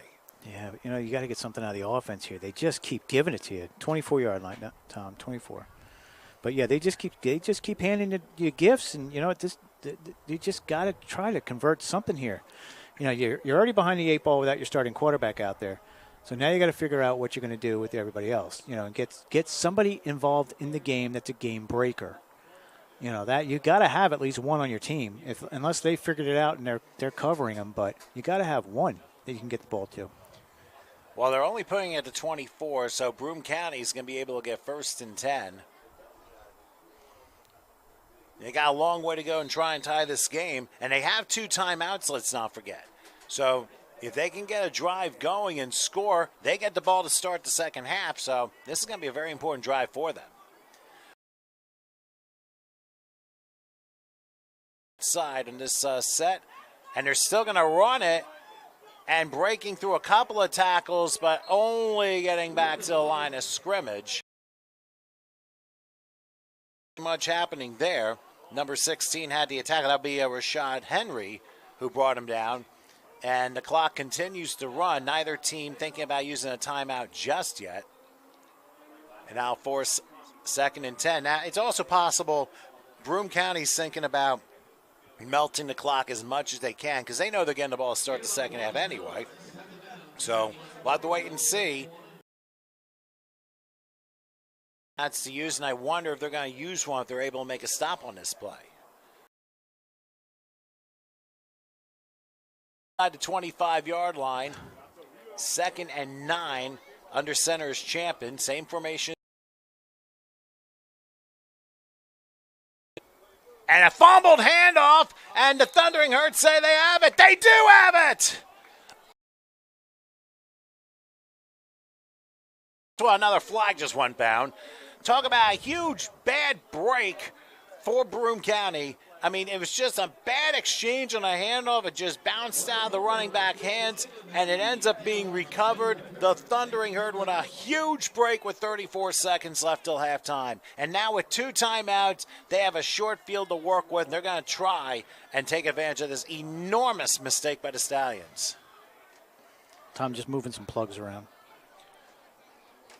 So for Broome, and I'll tell you what, the happiest guy in the bunch probably has to be their quarterback, Mike Roberts. You have to remember he was very upset as a receiving core after the last series. Now got a chance of redemption here, but of course I have to discuss who the penalty is on.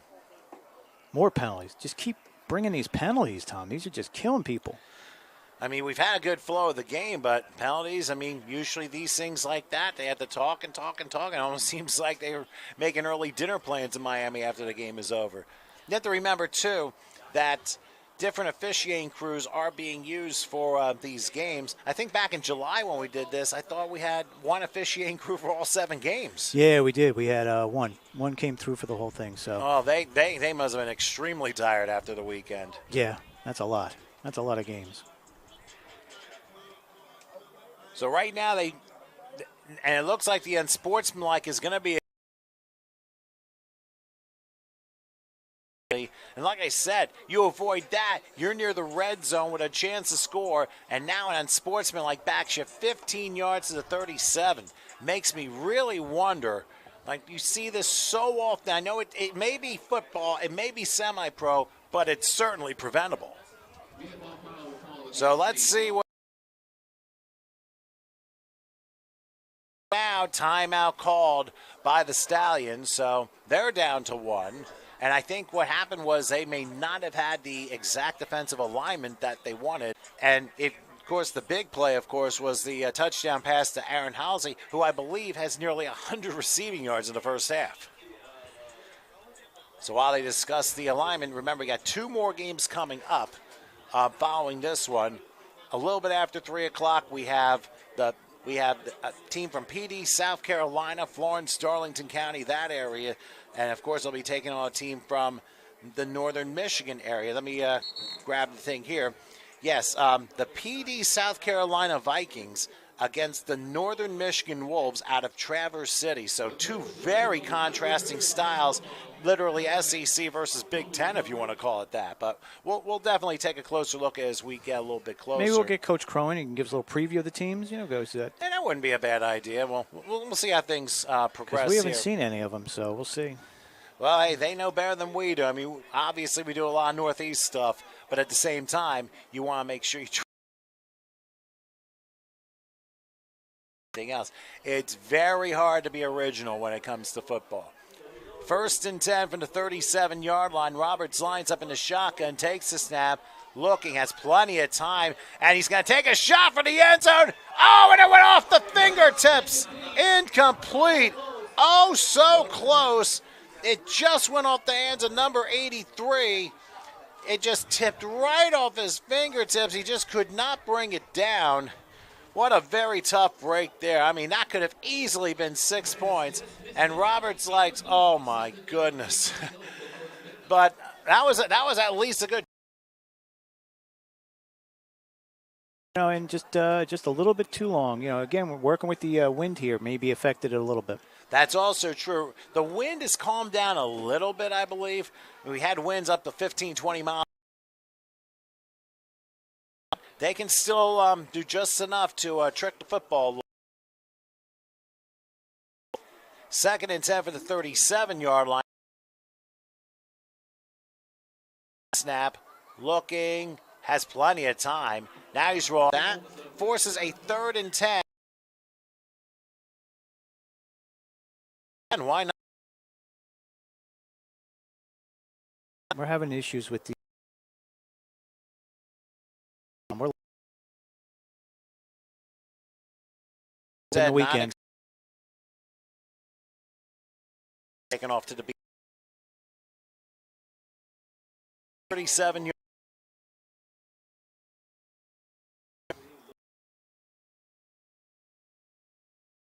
Making sure everything is all this time.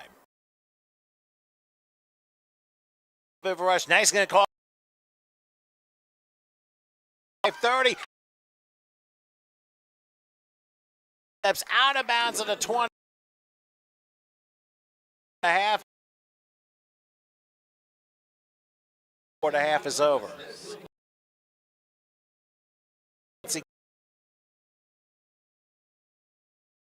And I'll take it. And 15 yards are going to spot. And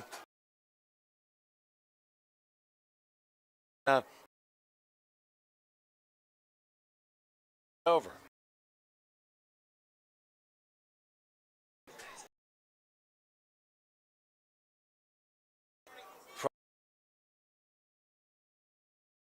They're going to go heavy. Time. Now he's going to roll out, almost runs his own man. He'll fire it, and it's too high, incomplete. It was intended for 4 seconds, still have time, and timeout will be called. Play, whether they decide to.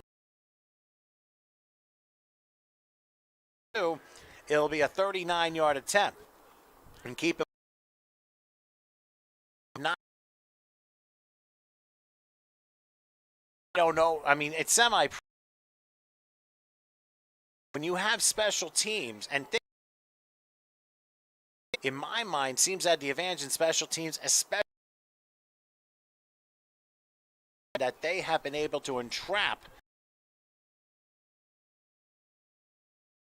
a 53-yard punt earlier in the game, and a 34-yarder which pinned the Thundering Herd back to their 3-yard. All right, we're back. Getting too slow. It looks like it'll be from the left. This is to extend a lead. And whistles blow just before Broome County.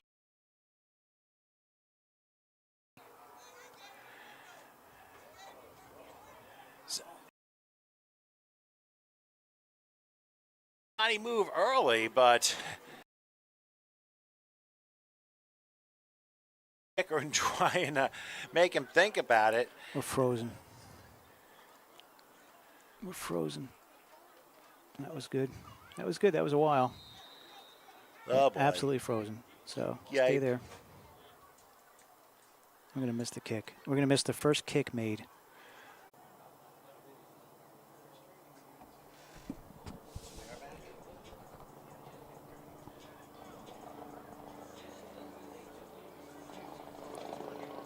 Okay.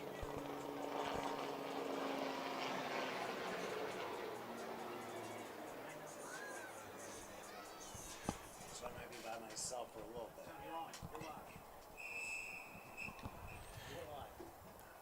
All right, made it just back in the nick of time here for the second half of this first game of this triple header, Sunshine Bowl game number 2. As the second half kickoff has already been taken care of, and here come the Stallions going past the 40 to the 41-yard line. They're going to have some very nice field position to begin this second half of play. I'm Tom Wilkins. Howard Gabriel will join us in a little bit, working on some other things at the moment.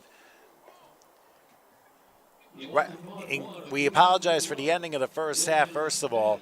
but a 39-yard field goal was made on the final play of the first half, and this is why it is 9-0 in favor of the Carolina Thundering Herd over the Broome County Stallions. But Broome County, they wanted to toss deferred to the second half, so they get the ball to start the second half, and they will start 1st and 10 from the 42-yard line. Couple of notes from this game. Their starting quarterback, Damian Parker, left the game with an injury in the second quarter. In for him now is Noble Champion, who's going to try and give the offense a boost. Meanwhile, the Thundering Herd, they've had their moments, but let's put it this way. There have been a lot of bright spots, especially on defense for both sides. So now, modifying things up on 1st and 10. Here's a handoff up the middle and plowing his way down to the 48-yard line. Not bad. And we just saw Damian Parker is back in the game for Broome County. That's going to be a big lift for them. Of course, he left the game in the second quarter, and Champion came in to finish at the half. Looks like Parker's injury has healed enough for him to continue. Now, let's also keep a couple of things in mind here. These are two teams, like pretty much all the teams in this Sunshine Bowl Classic, these 6 games, a lot of them haven't played in months. And these two teams are probably no exception. So, obviously, there's going to be some rust and other things to get out, and whoever gets it out first will probably win. Now on 2nd down, the handoff's not going to be for anything there as Brian Alexander tries to shove his way for yardage and ends up not getting anything. Goes back to the 48-yard line. It looks like Howard is back with us here. Yeah, we switched and we came back, and we switched and we went back. So, we're back to where we're at. So hopefully, we'll stay. Again, this is not an exact science live streaming with no wiring. We're all using a MiFi here. So it goes out, it comes in, it lags. And, tell me, just keep working on it. That's all. And that's the only thing you can do. They're actually going to give him forward progress to midfield, so ends up being a 2-yard pickup. Now you're looking at probably a 3rd and a long 2 as Parker lines up modified, receiver on each side. Let's see if they try going up the middle again. I think Carolina, they're showing blitz. He's going to turn left, and he dives his way. It looks like he's going to be a little short of a first down. His knee might have gone down just past midfield. Yeah, that's where they're spotting it. And that is a tough break for the Stallions as they were trying to get the first down. They only get half a yard, and they're still stuck with a 4th and 2 situation. Now you're down 2 scores. You have the ball to open the second half. Do you take a gamble this early, or do you try and pin the Thundering Herd back as your punter has done a spectacular job today? I don't know, Tom. You're not getting any points here. You might want to leave the offense on the field, to get some more points, and that's what they're going to do. Well, their quarterback is on the field now. They reset the play. Yeah, reset the play. Audibilizing from the huddle.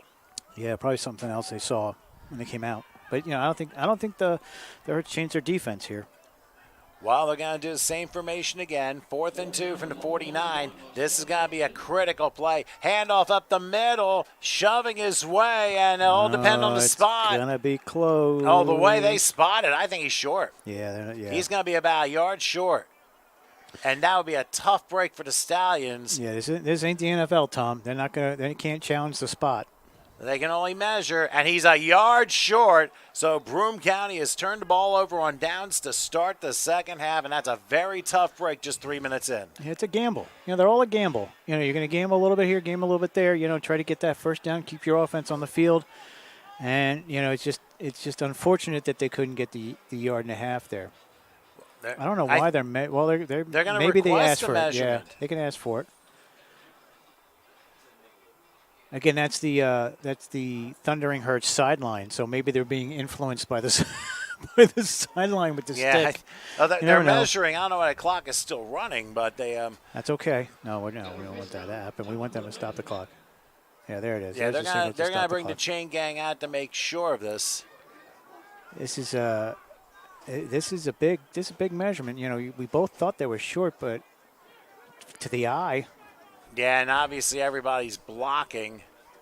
Oh, so, Tom, get your index card out. Well, it probably more like the horizontal side of a brick. Pack of index cards? He was definitely short. So Broome County turns the ball over on downs, and Ugh. What a tough break for the Stallions. I mean, they had good field position, had a nice first play, and they decided to run the other 3 plays, and the Thundering Herd were ready for it. So give them credit for a good defensive stop. Yep. Let's call on Coach Nick one more time. And what's he always say? That's football. Well, they do say that's football, but sometimes that's, what are you doing? Yeah. You try to get that half a yard. I mean, I think there was a Super Bowl that the Patriots couldn't get that half a yard several times, and it cost them the game. Well, tell that to the Cincinnati Bengals of 1982. Yep. 1st and 10. So the Thundering Herd have it at their own 48-yard line. Mike Roberts back behind the helm, hoping things are better off here in the second half.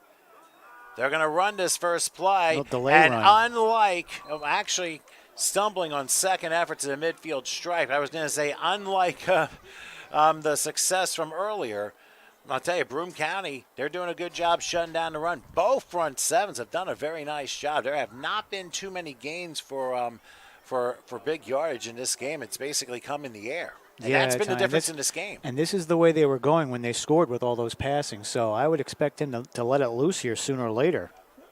This may be his favorite direction to throw in.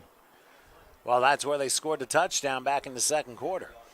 2nd and 9 from the 49-yard line after the 1-yard gain. They go empty gun this time, heavy on the left. Pointing out defenses, deep safeties, cover 2. And here's Roberts taking. He's under a rush left, and he is going to fire it. And they're going to say he was down before the pass. They say down before the pass. It is a sack at the 45-yard line. In the grass. He had it in the grass, and he had him around the ankles, and that's not a good spot to get tackled, especially if you're a quarterback. You got a lot of those Tom Brady rules coming in there, Tom, when you start grabbing around the ankles and the knees to tackle. Well, there are a couple of things wrong. Number one, you throw the ball and they don't blow the whistle. Could be an interception. Yes. Number 2, you throw it out of bounds. You're in the pocket still. That's intentional grounding. Yeah. So it ends up being a loss of 4, actually a loss of 5, all the way back to the 44-yard line. It is 3rd and 14. Tom, the clock's back. We can see it with all the clouds. That they usually help. Here's Roberts back. He's looking. He's under a rush. Tries to run, but he trips, and that flag goes down as Roberts goes down to the 47-yard line. That's going to be a hold. Early indication. You can see him showing and if it is a hold, Broome County's going to refuse the penalty. Yeah, 4th down. Especially because he didn't get any yards out. But you could see he looked over to his left, the quarterback, because that was his safety valve over there, so he must have been covered. And then he said, maybe I'll go deep, and there was no one deep. So, he's going through his progressions, which is what you want. The problem is that no one's open, and he's losing yardage. Ends up being a 3-yard gain as the Stallions decline the penalty. And it'll be 4th and long, and the Thundering Herd will probably try their 3rd pooch punt of the game. Could be. I mean, you never know. Remember, there's the ball change.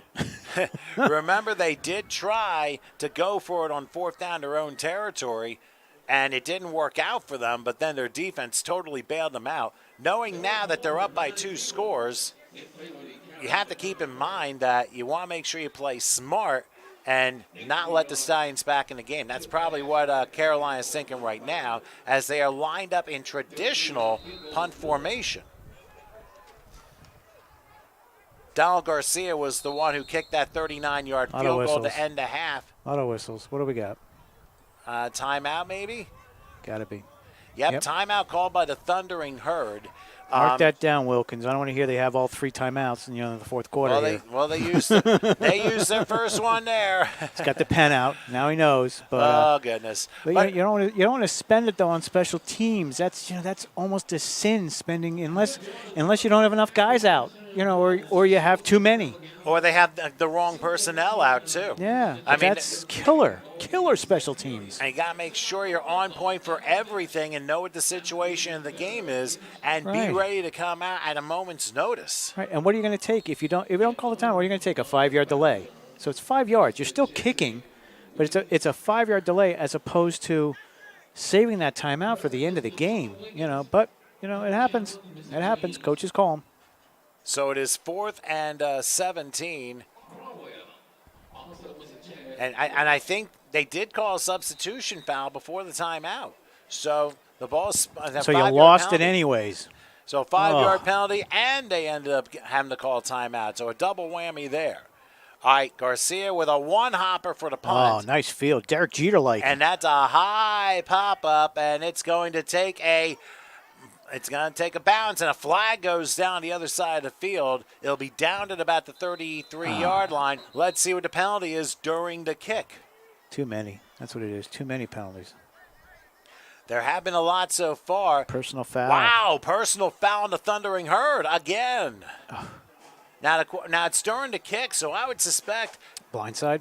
It could be a blindside block, but it's probably going to be 15 yards from where the end of the play was. Oh, yeah. Because this was during the spotted. kick. Yep, that's where it's going to be spotted. Yeah, Tom, but that's probably a blindside. That could be a blindside hit. The way the motion he made could be blindside because you're getting more of that on kicks than you're getting blocks in the back now, which is crazy.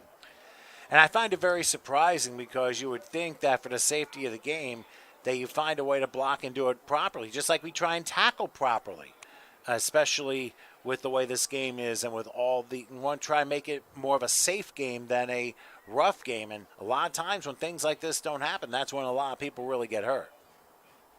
Oh, wait a minute. Oh. They signaled the wrong way then. Yeah. They signal it is actually against Broome County. Wow, that's going back, Tom. And that's a 15-yard penalty to the 18-yard line. So the misdirectional signal ends up being a 30-yard swing. Yeah. So it definitely was a block. So Broome County hit with the blindside block foul during the kick, and because of that, now the Stallions are backed up all the way at their 17-yard line with 9:45 left here in the third quarter. With their second drive, they're still down 9-0. There's still time, but considering how their offense has struggled in this game, remember, it was around there in their own territory late in the first half where they lost the football, and despite an unsportsmanlike on the Thundering Herd, Garcia was still able to kick a 39-yard field goal to end the half. Now let's see what happens on first down. Low snap, and the handoff goes nowhere. I believe that was Brian Harrison who tried to make the run, and he got thrown back to the 15. Starting quarterback's back in, Tom. That's what I said, beginning of the second half. Damian Parker back in the game after missing the rest of the first half with an injury. Must have got some treatment at half. or the injury wasn't as bad as first thought. No, I'm thinking the treatment. I'm thinking that there's some special treatments you can have down here in Florida that you might not be legal in other states, including ours in New Jersey. One never knows. But after a 2-yard loss, it makes it 2nd and 12 from the 15-yard line.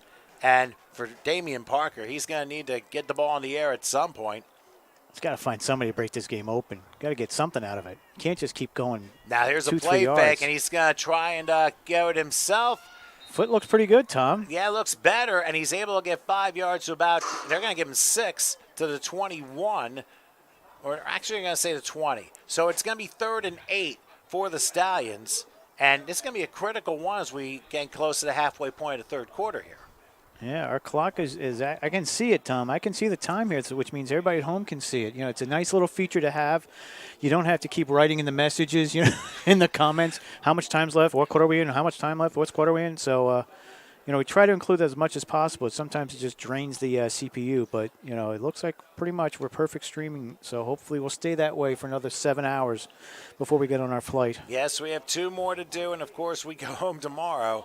But I'll tell you what we've seen so far, it's been pretty competitive this round of Sunshine Bowl games. Much more competitive than the spring. The spring we had a couple blowouts. Yeah, the spring, I think we had 2 games that had very interesting storylines and one fantastic finish. But here, out of 7. Out of 7 games, but here, definitely the competition a little closer here. 3rd and 8 from the 20-yard line. Here's Parker taking the snap. He's got time. He'll throw right. Pass going to be caught for a first down. Crossing the 30 to the 31-yard line. Where's this guy been? Where's number 7 been this whole game? That would be Eric Braxton. Let's go. Really? Picks up 11 and moves the chains. Maybe on a slant. And like I said, that's an announcer's favorite play to see. Not a slant. I'd say it's probably a hook. Because that was like an 11-yard hook because he wasn't coming across. He was going up and then in. So probably a hook pattern there. But where was that the whole first half? Well, considering the run game has been experimented for a longer time than I thought, you would have to kind of mix up a little bit more like midway second quarter when you realize, okay, this isn't working. They kind of have this figured out. First and 10 from the 31-yard line as Parker takes a snap. He pump fakes. Uh-oh. Somebody There goes loses a helmet, almost trips over the helmet, uses it, and the pass ends up incomplete and tapped twice and caught by one of the coaches on the sidelines. Unfortunately, for no gain, unfortunately, but it is 2nd and 10. See, now that's where you see the lineman go up to the referee and say, dude, it just didn't fall off. Helmets dust don't fall off. Someone pushes it, someone pulls it, someone grabs it and throws it off. And there's a flag. Keyshawn Baker was the one who was without a helmet. And that's his second try. Realized, and this happened yesterday, too, with, I believe it was the Long Island Eagles. They had equipment issues with the helmet. And the first time it's a warning. The second time it's a major penalty. Yeah, so they're going to rule it unsportsmanlike conduct. And because it's a dead ball foul, that's a 15-yard penalty. Counts. So they're going right back to the 16-yard line. And once again, these little things can really mean a lot in games like this. And it kills you. It kills your momentum, kills the team because,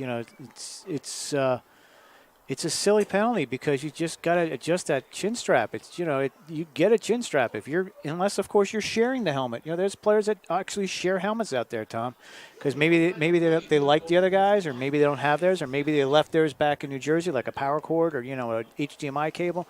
You never know, so you got to share things. Well, you also, especially in the COVID era, you also have to be very careful with that as well. One just never knows. But because this happened after the play, it is 2nd and 25 from the 16-yard line, and Parker's up against it again. This time to shotgun, they triple the right, taking the snap. He thinks about going left. A flag goes down. A helmet goes off again. Same guy again. Same guy. Oh, my goodness. And to make matters worse, Parker got sacked. So it's gone from bad to worse. And that was 99. 99 had the hands up like, dude, I'm just. Oh, guess what? It was a blow to the head, and it's going to be against Carolina. And if that's so, they got majorly bailed out, and a new set of downs will happen. Yep. Let's just watch, see what they get, see where they move it. This is the speakeasy. This is a speakeasy ref crew. It must be from New Orleans because they're taking their time out there. But they're being very strict on the football calls. As you can see, the Thundering Herd is walking back, and one of the linemen for the Thundering Herd pleading his case, that would be Travarius Huntley, saying, please don't do this to us. I mean, that wasn't what happened, so and maybe the officials say otherwise. Tom, maybe it wasn't 52's fault that his helmet keep getting pulled off. It's the guy on the defense that's doing it to him. And we saw him go right to the referee after the second try and say, dude, this guy's pulling my helmet off. And it's not a fun thing to have your whole neck, yanked and the face mask yanked. Or you get hands to the face. That's the easiest penalty. You get hands to the face. Well, that was a blow to the head, so that resets the down markers, and it's 1st and 10 from the 33-yard line. One of the judges making sure that everything is all set. Yeah, they got to move the sticks to a new spot. They were thinking it was going to be 1st and 9. Well, it's been known to happen, but you have a nice play. Now, holding penalty happens, and all of a sudden, you get a net of 1 yard, and you repeat the down. So they're going to spot the ball at the 33-yard line. So 1st and 10, thanks to that major penalty on the defense this time, that totally bails out Broome County at 2nd and 25. Now they get to start with a new set of downs, and let's see if that momentum gives them some hope. Parker into shotgun. Let's see everyone keep their helmets on here. He's going to roll to his right. He will throw up the middle. Oh, one short incomplete. Oof. And that came pretty close to being intercepted. With momentum. In the area was Devontae Baker, who was closest to the football. He couldn't quite catch up to it, but thankfully it fell incomplete.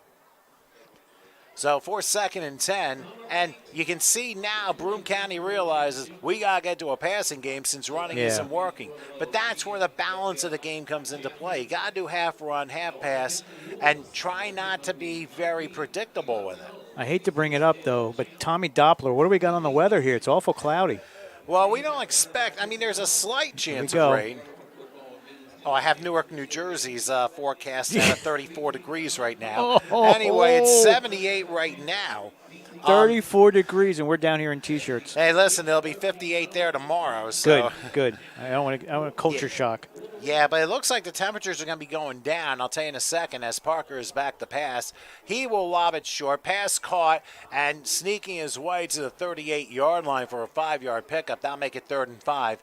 The way things are going, there's maybe a 10% chance of rain at 11 o'clock, and we'll be out of here. Gotcha. So temperatures look like they're going to fall a little bit. We've reached a high of 78. It's going to stay in the for anywhere between 77 and 73 for the rest of the night. And there are 2 more football games coming up. Just talking about the cloud cover, that's all. All cloudy, but thankfully we don't have to go into blind melon mode and say we can go into blind melon mode and say Tom, no rain nobody for knows now. blind melon, Tom. Well, hey, maybe it's a general. me. Hey, we'll let the parents figure that out. A little music education resource here. 3rd and 5 from the 39-yard line. That was a 6-yard pickup here as Parker in a shotgun. Again, lining up 3 receivers, 4 actually. Yeah, so now it's pass. A And draw, though. It's a draw, but it's going to be short of a first down to about the 41-yard line. I think what's happening is the defense of the Thundering Herd are reacting a little quicker than the defense of the Stallions, and that's why the game is what it is right now. Yeah. It's you got to change it up. If something's not successful, you got to change it up, and that's what they're doing. They're changing up their offense and realigning it, maybe getting a couple other players involved. But I'm looking for number 7, Tom. Wherever he is, that's where I would go. He made that nice catch across up, down.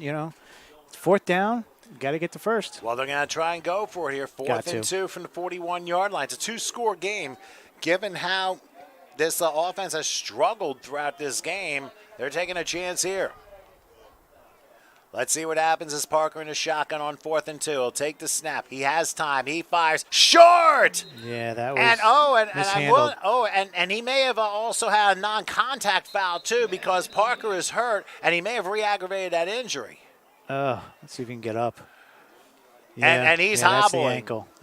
He thought his ankle was doing well, and I think the way that maybe the knee twist, a little bit when you put your weight. Upper ankle, like high ankle sprain, that is dangerous. Yeah. I mean, something was off in his delivery, and that's why it ended up being short. That was intended for Cody Whitman, and it was a non-contact thing, so it was nobody's fault. He's got a brace, Tom. You hope that's not an ACL, Tom, because he's got a nice big brace on that knee there, and he's in pain. He felt it as soon as it happened. Well, it could be some sort of ligament injury, or hoping it's not ACL. And again, we're not doctors, Tom. We only stayed at the Holiday Inn Express last night. Remember? Hey, we just made a commercial out of it.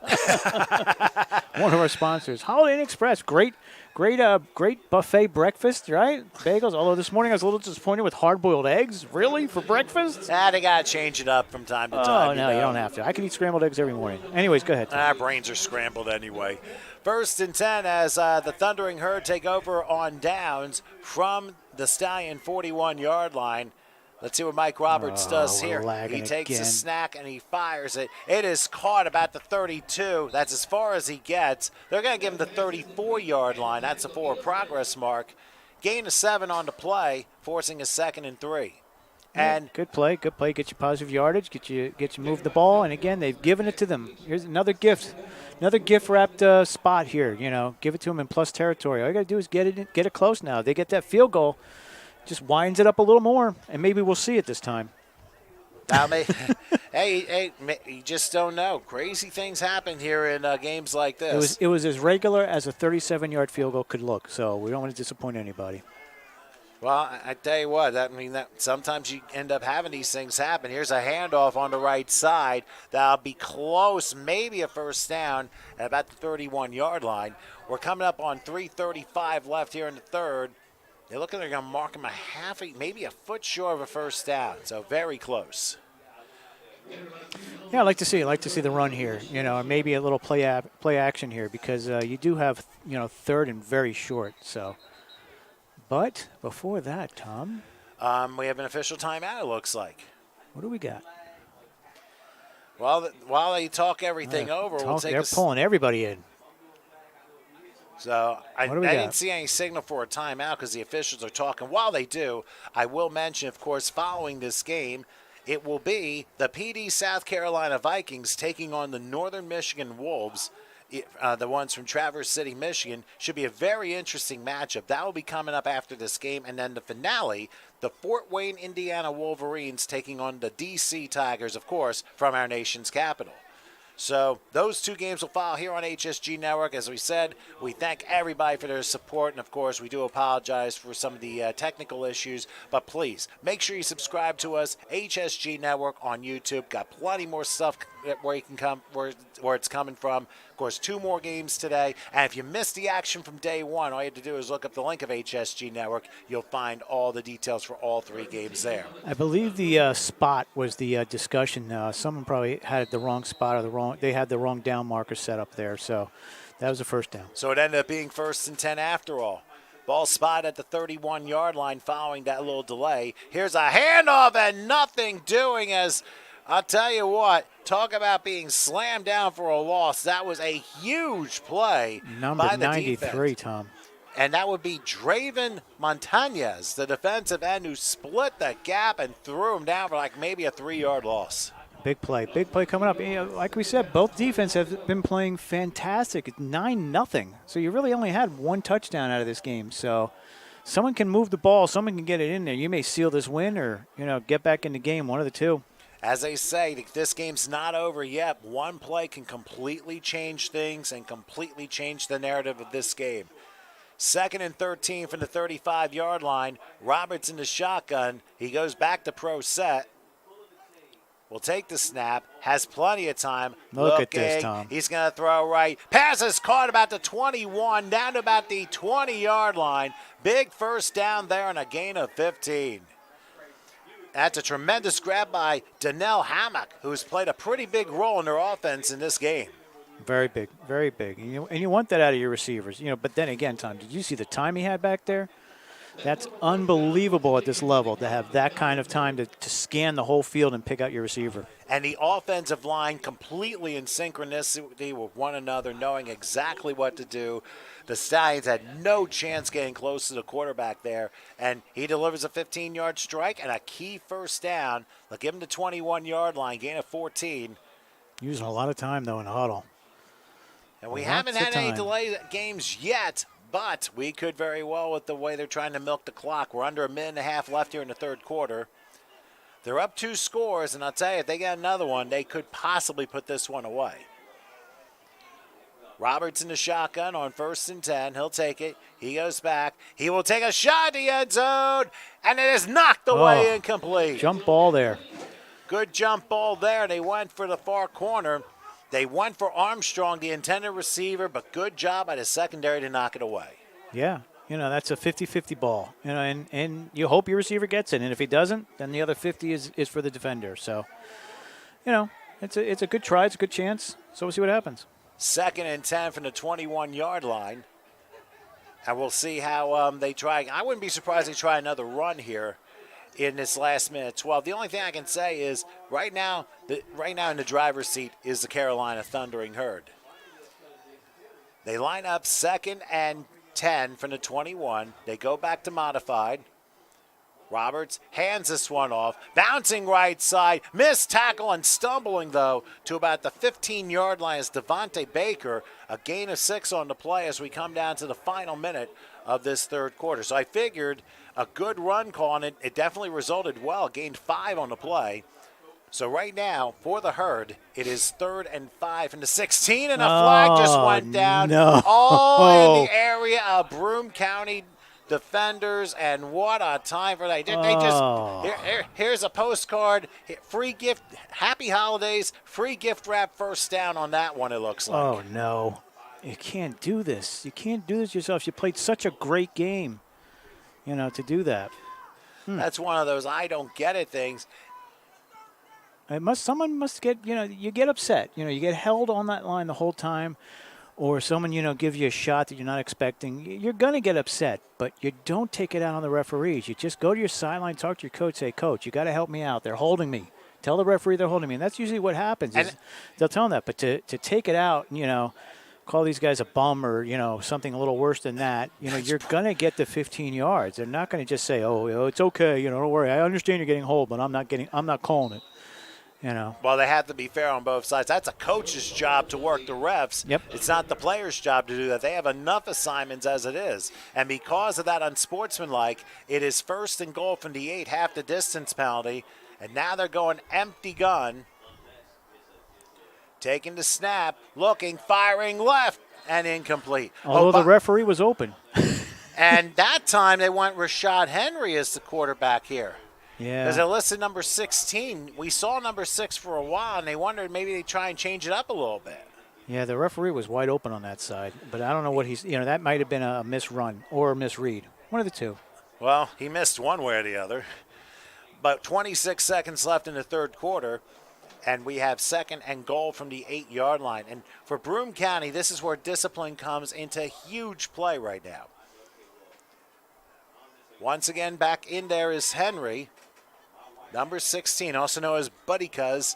Buddy Cuz. Here's a handoff trying to spin around and nowhere to go as the defense of Broome County just swept under the rug. Devontae Baker for a loss back to the 11-yard line.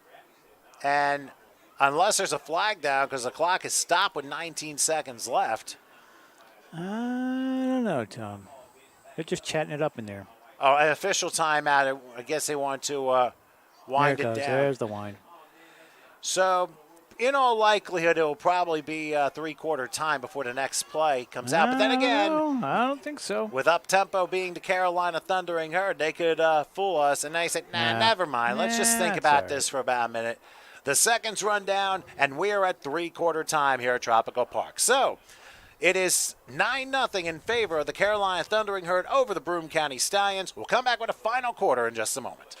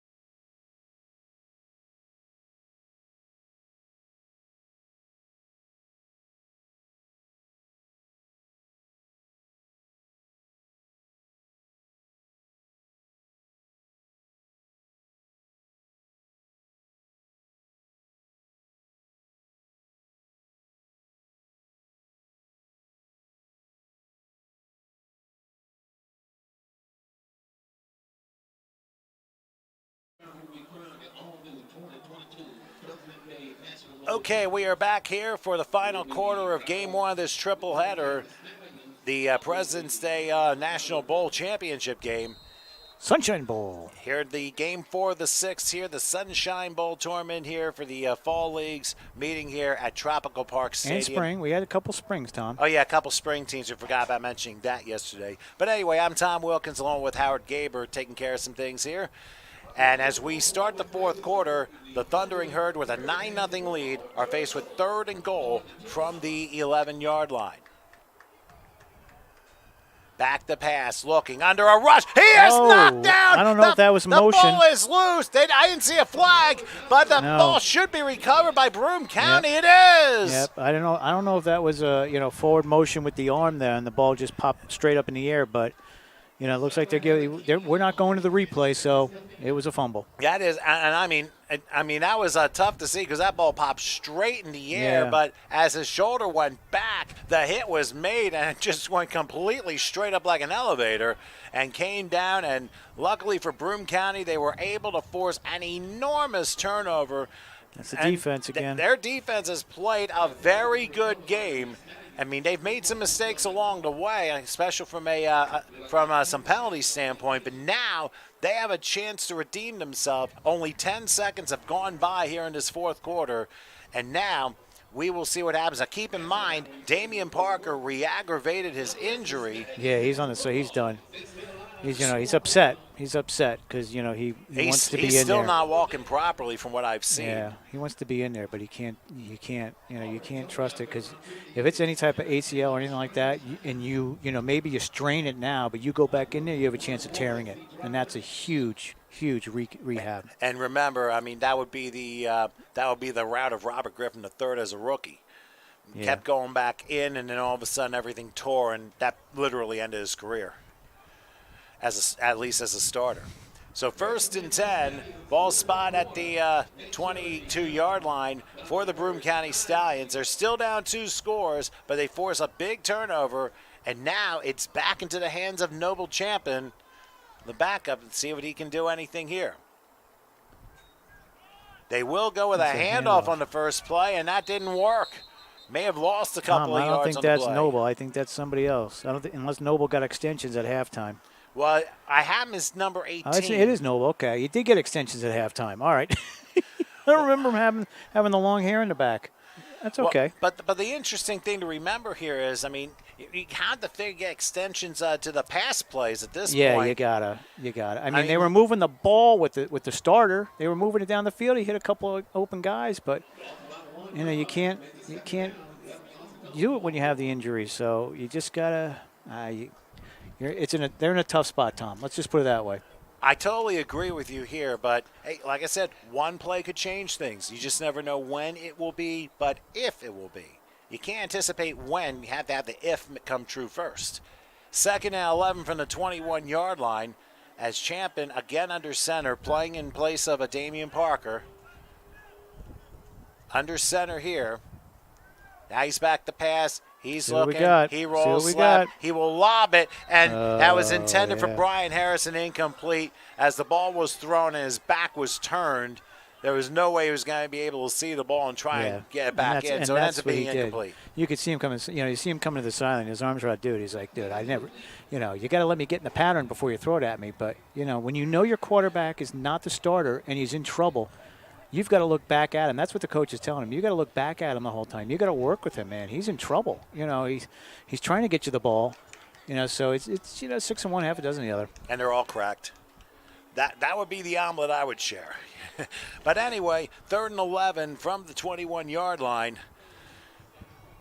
I would have to say they pass here on 3rd and 11 here. We'll see what Champion decides to do. They've been running the triple on each side of the field, but the success in their passing has not been good, and the Thundering Herd will probably call blitz. Champion under center on 3rd and 11. Calls his own number. He wants some room. 30. He's going to have more. First down, crossing the 40 to the 42. 21 yards, and talk about being the quarterback as a running back off the left guard tackle area and galloping his way for some very critical yardage. He made the linebackers miss. That's all you got to do is once you get to that level, you make that second level miss, and you're into the D-backs. And as a creative play, too, because usually you let the running back take the whole left tackle guard. Here, it was a direct 180, and he just found a hole and just took off with it. So, very creative play. And for the Stallions, 1st and 10 from the 42-yard line. So let's see if they get some momentum based upon that play. As I say, win a play, win a series, win a drive. That's what you have to do, and you got to do it twice. Champion under center. And now a handoff, and still spinning away, crossing midfield. Level. Oh, he lost the football, but it's picked up by Broome County on the bounce to the 40-yard line. I don't know if they designed it that way. 25 had the pickup on in the next 10 yards after the run. And that would be Hezekiah Morgan who picked up the fumble. Talk about right place, right spot, right, Tom? And right bounce, too. Yeah, you got to have it. And there is a shaken up Stallion on the play. 27, Tom. And that was the one who originally had it, Nick Pasalo. He got inside the midfield stripe, and when he fumbled the football, it bounced right into the hands of, I believe it was Morgan, and he was able to take it down to the 40 for a combined gain of 18. Pasalo obviously being looked at here, but all of a sudden, now the Stallions seem to have a little bit of momentum. 2 very interesting plays. You combine them for 39 yards, and all of a sudden, they're moving. You're right. They're at the 42-yard line of the Thundering Herd. Yeah, you look at these. They're getting up, and these guys are very unsteady getting up. You hope there's no concussions out there, but and you hope it's just you got to get through it. But these guys got to fly home. You can't go on the plane if you got a concussion. They're not going to let you up there because that's not something you fly with. But you hope it's just minor. These are minor nicks and bruises of a regular game. Well, it's very true. And as I said, we don't know when the last time was when they actually played and if their bodies are kind of used to this like during the season because they've had some time off and they've had a few practices. They're not necessarily all the way back, but at the same time you had to deal with weather, hydration issues. Everything's an individual bit. But it's still a first down. That was a gain of 18. And let's see what Broome County can do. Single back, and Champion, who's had a couple very nice plays. Let's see if he can do 3 in a row. He calls his number. It's one step. And he lost the football. Oh, no. Who falls on it this time? Let's see who we got. It's a they got the down up, so that means it's still the other team. Oh, now we got double injuries on it. We got 3 guys on the ground. We got a lot of people gasping for air, and they're shaking up. 1 from each side, I think. 2 hurt, 1 from the other. Everyone's just crashing into each other, and it's looking like carnage out here. And hopefully everybody is okay. And this could be possibly more serious than the other one because both teams, and obviously they're looking at the players here like, oh dear. Well, these are things that happen during games. We've seen it. We've seen it at all levels. Youth, whatever. You got to play through them. You got to have people. Some next man up's got to be out there. It's at least for a couple downs to get them out there. But yeah, not when you get train wrecks and you get 3-4 guys on the ground. So that means helmet to helmets, that type of stuff is going on. And those are very hard hits, and we don't know where these hits are going to be. On the Thundering Herd player, looks like he's running off on his own power. So that's he's at up least and one, he's look at it. They're unsteady, very very unsteady right now, and they don't have a lot of subs over there to bring in. So you've got a very short bench. So when you don't have that many players, it is more paramount to stay healthy. I think it was Cordero Simmons who went back to the bench and he ran back on the field. It was, I think, one of the players, number 99, Travarius Huntley, was down on the ground. He's slowly working his way back to the locker room, to the bench. Meanwhile, one of the Broome County players still down. And you hope there's some medical staff over there. You hope it's just not players picking guys up and saying, let's go. You can. Oh boy, 52. Same guy in the first half. Yeah. And if that he's would in some bad. He's. Keyshawn Baker has had.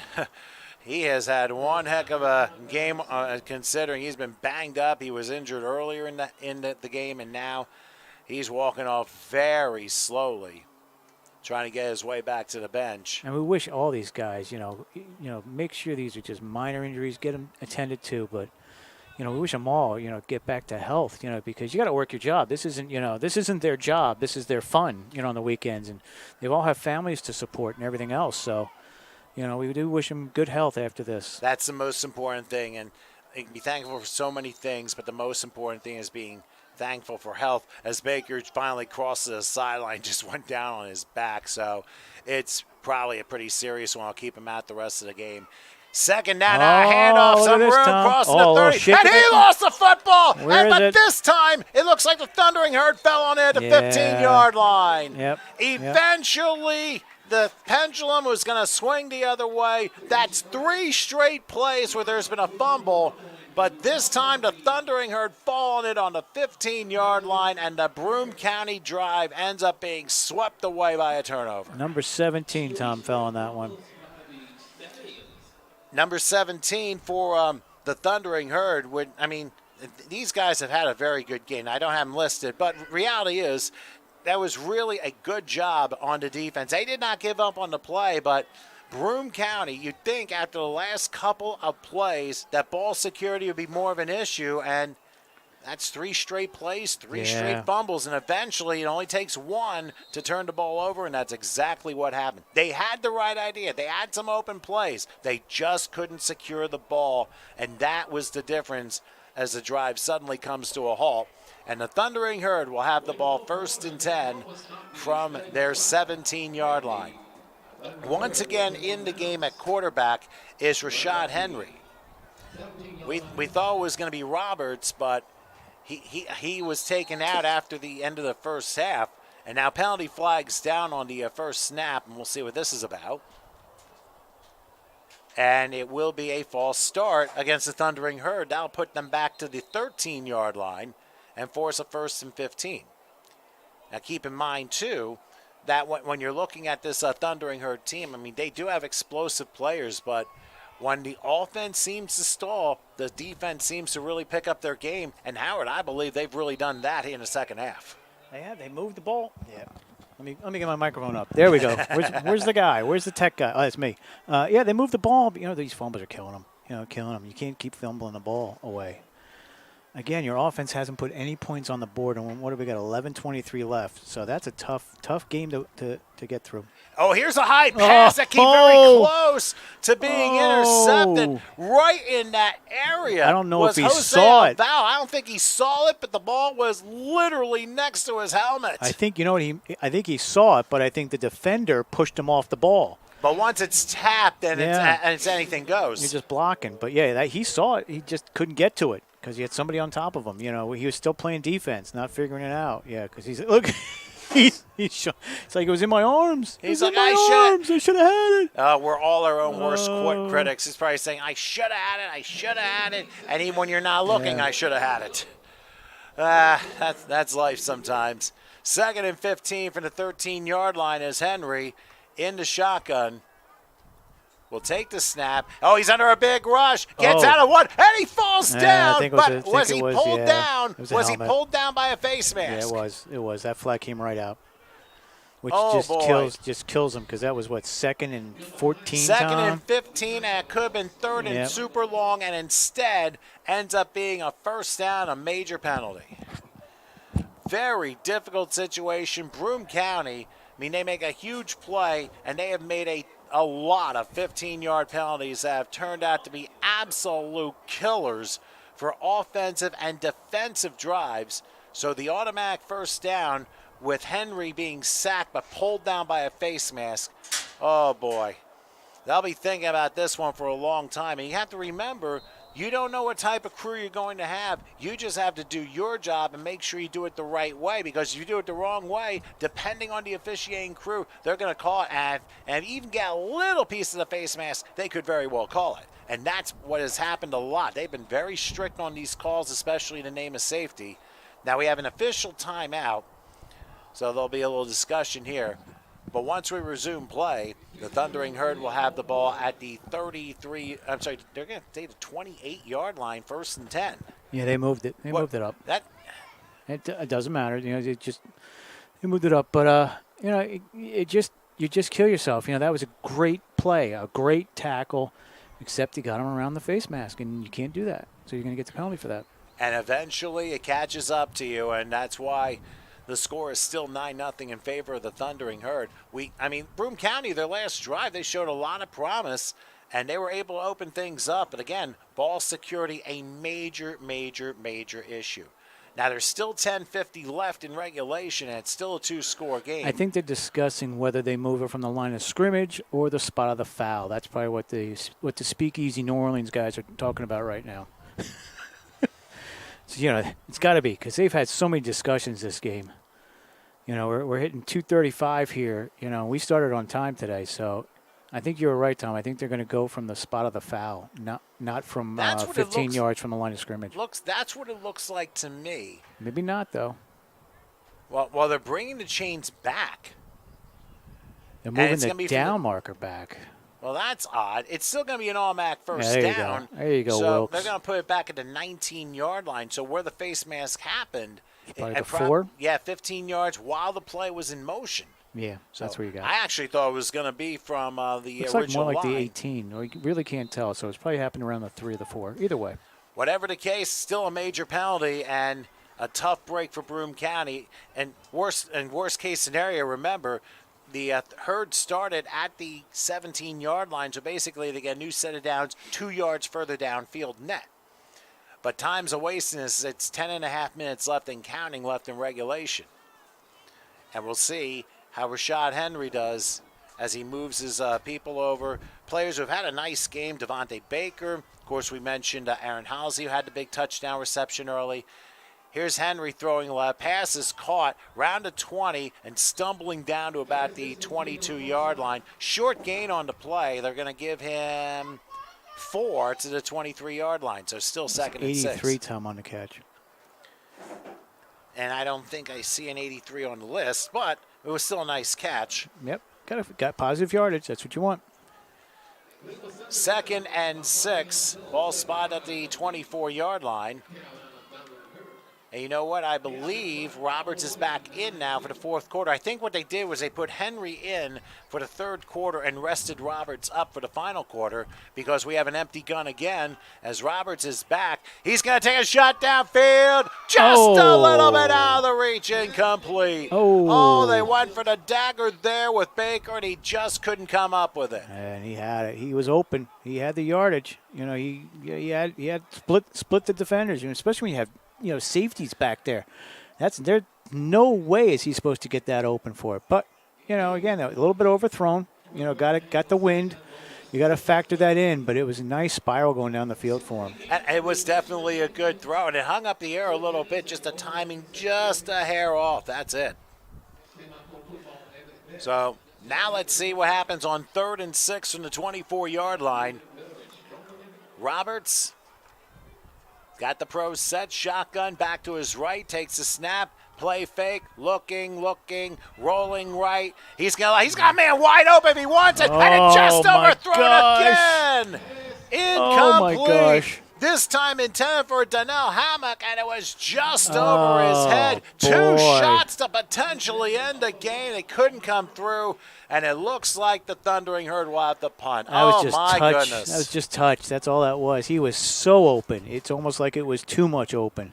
And those are the toughest passes to catch and the toughest ones to throw because you just don't expect it. And I don't know how much the wind had anything to do with either one of those passes. Yeah, that was almost like a lob, Tom, wasn't it? It wasn't a real spiral. It was just a topside lob. So usually in footballs, if they're not spiraled enough, they're going to move on you a lot more unpredictable. And we can feel the wind coming now in. So yeah, the winds pick back up. I mean, it's going to be like this throughout the day. Winds like 15, 20 miles an hour, but no rain expected, and we're hoping it stays that way. Just been a mostly cloudy day, but we'll take it.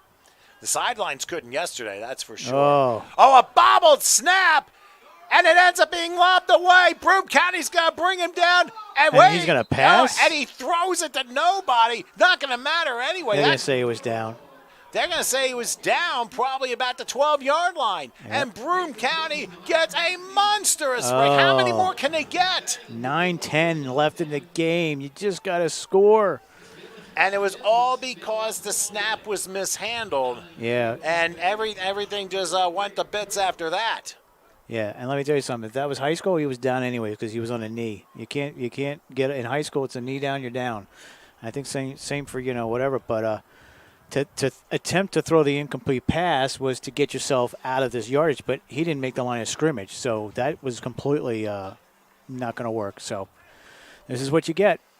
Well, Broome County got yet another gift. Now, they just better not drop the fragile materials this time. Let's see. 1st and 10 from the 13-yard line. They start in the red zone. They've had numerous opportunities. Will they finally be able to cash in here? The one calls step his again. own number. He's going to try and find a ball. And he lost the ball again. Recovered, though. They recovered it. But I it. think he recovered it at about the 11.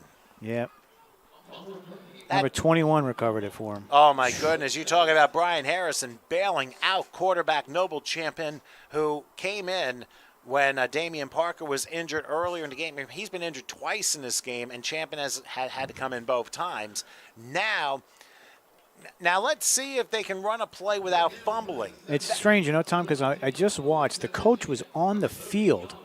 Like he was almost past the numbers to give the play to the quarterback, which I haven't noticed. That's something you notice a lot, but, not supposed to be able to do that.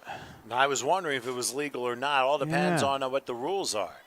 2nd and 10. They're going to re-spy back at the 13-yard line. Champion under center.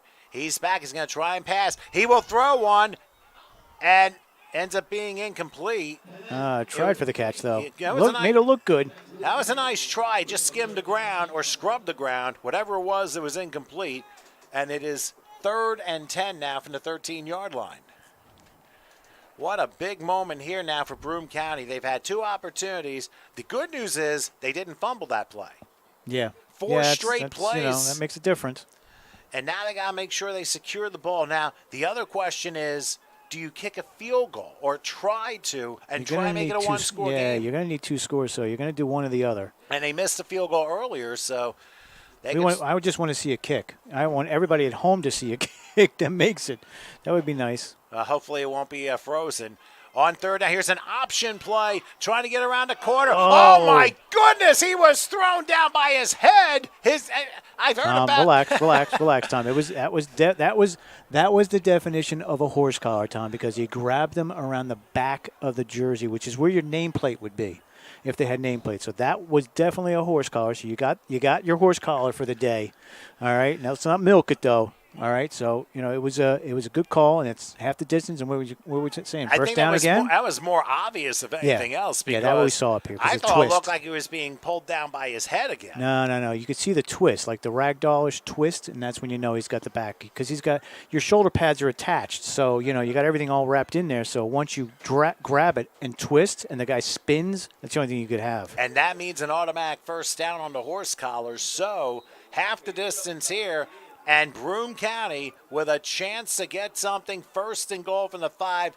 You can almost sense it being 4-down territory for them. Yeah, this is the touchdown. You're not going to get the field goal chance. You want this to be the touchdown. Here's a handoff up the middle, and not going to get back really past the line of scrimmage. And you watch, Tom. It looks like it's not all the fault of the offense. It looks like the defense is actively trying to strip the ball out of there. And that's what they're trying. So it's pretty much they've been successful doing it. So you just keep jabbing at it. And there's an injured Thundering Herd player down at about the 5-yard line. I mean, clearly there has been some intense battle here with players being down to injury. I think this is the most we've seen out of the 4 games so far, easily.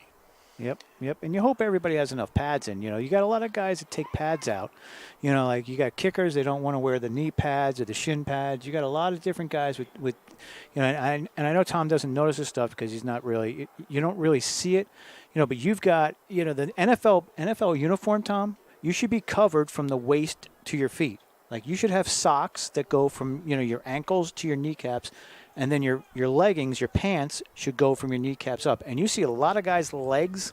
You see a lot of guys in shorts, like wearing regular running shorts. You might want to send this to C.D. Lamb, to be quite honest with you. And you've seen NFL, and that's where they're getting it from. They're getting from the NFL guys, because the NFL guys wear the tights underneath. Where you're not. That's not supposed to be. You look at youth, and youth is not allowed. And like a high school referee will throw you out of the game. Because you got to get the right uniform stuff on. And I believe all things, thigh pads, knee pads, everything. They take them out. I'm sorry, I believe it was Huntley again who was the player shaken up. He's been down a couple of times in this game. So following no gain on the play, 2nd and goal from the 5-yard line. Huge moment for Noble Champion and the Broome County Stallions. Under center. They're going to try a handoff again. He gets through the line, pushing. He'll get to the 2. Tried to help him. He needed some help. He needed a lineman or a running back. Give him that extra little shove, because you can do that. You can aid the runner at this point. You just can't do it on 4th down. So. Oh, that's something I didn't know. I mean, you can give him a little push. Yeah, you can give him a little push. You just can't aid him on 4th down. It's they're only going to give him 2, so it'll be 3rd and goal from the 3. Times keep becoming a factor here. 6:40 and counting till time, and we're looking right now at a 3rd and goal from the 3. They're getting there, and I think it's going to be a huge decision to make if they don't make this score here. You got the eye behind him, so they're coming at him. See. They hand it off. He's going to get there. Welcome to the end zone. Finally breaking through pay dirt for the Broome County Stallions and taking advantage of that huge mistake by the Thundering Herd. They finally convert the fullback, and if I can find him, I believe that is Ilya Watson. Looked like he was 33. Yeah, 33 is what we have listed here. And Broome County makes it a 3-point game. Now let's consider this. They're going for 2, Tom. They're going for 2, maybe saving the field goal for later. Hope so. I don't know with the weather. You never know. It's the wind and clearing, whatever may affect it. But yeah, you may as well go for the 2. Doesn't hurt you. Doesn't help you. Only give you a win. Well, that's the only thing is it could decide whether the next score could be a win. I formation, the 2-point conversion. They hand it off. Same guy. He got it. Yep. 2-point conversion, and we have the unusual score of 9-8 with 6:19 left. And our third very good finish that we're looking at here in the Sunshine Bowl this weekend. And the folks out in Broome County near Binghamton, New York. I can hear him yelling. I can hear him yelling from here. I got a few friends of mine in that area, too. Shout out in the comments. Well, let us know. Yeah, definitely. Got my friend Laura Anderson's up there in one of your 2,500? Well, I don't know if I can say that, but is she in the top 100? Top 500? Let's not be ranking here, all right? But anyway, you know, she's out there, and a few others in that vicinity along I-81. So right now you're looking at a 9-8 game, and even though it's been a defensive battle, a lot of juice has been put in. And let's just think of it this way. The chances of there being an extra period have been really slim down unless... Oh, we get a safety and a field goal? No, unless the Thundering Herd score a touchdown, get an extra point, and then Broome County drives for a touchdown, gets a 2, you're 16 apiece, and there you go. Tom, you got a lot of things that got to be going on for that. A lot of ifs. And in 6 minutes and 19 seconds, do you go directional, Tom? Do you go directional or do you kick it deep? What do you do? If you're the kicker, I mean, they're standing at the 20. He's standing at the 20, Tom. I would go deep. I mean, after all, we did see a touchback in one of the games yesterday. Will we have a second? I don't think so. Yeah. Be taking about the 13-yard line, moving to about the 20, slips a tackle 30, and down maybe the 35-yard line. So decent field position for the Thundering Herd. We got a penalty, Tom. And there's a penalty which might be a offside. Oh, that was against the Stallions because it's on the opposite side of the field. Yeah, that was an offside. So you're going to re-kick it. You're going to take the 5. I take the 5. Put it at the 40. Yep, that's what they're doing. So they'll take the 5 yards, add it on to the end of the play, and for the Thundering Herd, they will start from the 40-yard line. This is where you love my Patriots, Tom. This was the heyday. Those 10 years, Tom. This is where Tom Brady comes in and basically kills your game. You got 6 minutes left, 6.5 left, 6:11 left in the game. He'll go down the field, give it, running back, a little pass here, a little Wes Welker, a little misdirection, a little Gronk, and next the game's over and the Patriots win. So that's what the Thundering Herd are looking for right now. And that's where you're looking calculated-wise as to what to do. Yeah, you got to kill the clock. This is 6 minutes. You're up 1. You don't want to give the ball back to him. You don't want Pat Mahomes coming back here. No, he only took 13 seconds. Yeah. Something Dak Prescott couldn't do on one play. Oh, no. Anyway, after the 5-yard penalty is assessed, the Thundering Herd will have the ball at their own 40-yard line. Keep in mind that touchdown scored by Ilya Watson. He scored a 2-point conversion as well, and that's been the only points of this second half. It was 9-0 at the break, thanks to a field goal by Donald Garcia of 39 yards. That is not a difference of the game. And now we're going to see how the Thundering Herd respond to this. Mike Roberts in the shotgun. It's in his hands. They've been doing pro set for a while here. This time 1st and 10 from their own 40. Here's Roberts juggling the snap. RPO, Tom. And he decides to keep it himself and get close to a first down. And they might give that to him depending on where the spot of the ball is. First of the day, RPO comes out. That was a good one. That was good. That was a good choice. That was good mesh. And that was good magic there on the part of Roberts. So he gains 10. The mesh is where the ball is handed off. So when you mesh it, that's the handoff spot. And it depends on, where it goes. But if it's good enough, he can pull it right back out of there and take it, which is what he did. So that makes it 1st and 10 from the midfield stripe. Same formation as before as Roberts in the shotgun, back to his left. Trying to get the snap a little bit better this time. Every 10th of a second matters. And there's a fumble! And recovered by Broome County! Look at that. A missed exchange and a snap! And the Stallions recover the fumble and have a chance in the lead with 5:18 left in regulation. Big number 99, Tom, grabbed that. I think that's that's the nose tackle coming in on that one. Preston Wright the third. I don't know if he was the one that delivered the hit or recovered the ball. No, he got the recovery, though. An enormous play, and Broome County clearly has the momentum and a chance to steal one. Oh, Tom, could you imagine? What's that, the last 10 minutes? Oof. I've seen a lot of crazy football games end the way they do, but right now the people that took the ride down 81 and 75 to Miami, they're getting here we loud. go. Here we go. Let's get the fans involved. Gotta. Haven't heard too much of that during this weekend, but this is a loud bunch, and they could be seeing something special here. 5:18 to go, and Broome County with 48 yards to travel. Remember, Noble Champion in the game. Of course, he's in for a quarterback, Damian Parker, who's injured. I formation this time, 3 wide slot right. Oh, and they they faked the snap, but it still didn't work. No gain on the play. That looks scary for a second. Yeah, he's trying to give himself some type of delay when he gets the ball, but you're not. And then a flag came down. Late flag. What do we got? Something on the sideline. Oh no. Is a sideline warning or no? He pointed at the sideline after he threw the flag. You got it. You try to pick up little things from it. So let's see what he says. If it's a sideline warning, it's just a warning. But if it's an unsportsmanlike, it's 15 yards and you're backing him up. After the play. That's the other thing, too. And it's guys chirping. It's guys that see things that start chirping at the officials, and you're going to do it all game long. You know what? Eventually you're going to get a penalty. Let's see. It's like you can't work. See, it's just a sideline warning, which means it's nothing. It's the first one. All right, so it'll be second and 10. That's what 48. You want. That's what you want. That's the call you want, because you don't want this costing them yardage. It's only a warning unless they're going to move the ball. But I'm pretty sure it's only a warning the first time. Nope, they're moving the ball, Tom. Oh, they are moving the ball. It's a 5-yard penalty. Yeah. It's so all a delay different. A game equivalent. Yeah, pretty much. High school, it's a warning. That's all it is. And that's usually, a rambunctious young man that's, yelling and screaming at the referees or officials. And that's what does it. So literally a delay a game sideline warning or sideline penalty. So it'll be second and 15, and Broome County back at their own 47-yard line.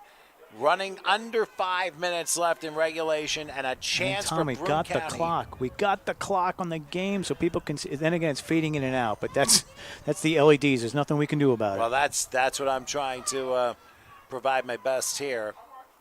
Oh, boy. Here's a pass play. Going to fade back and go deep left side, and it is too far incomplete.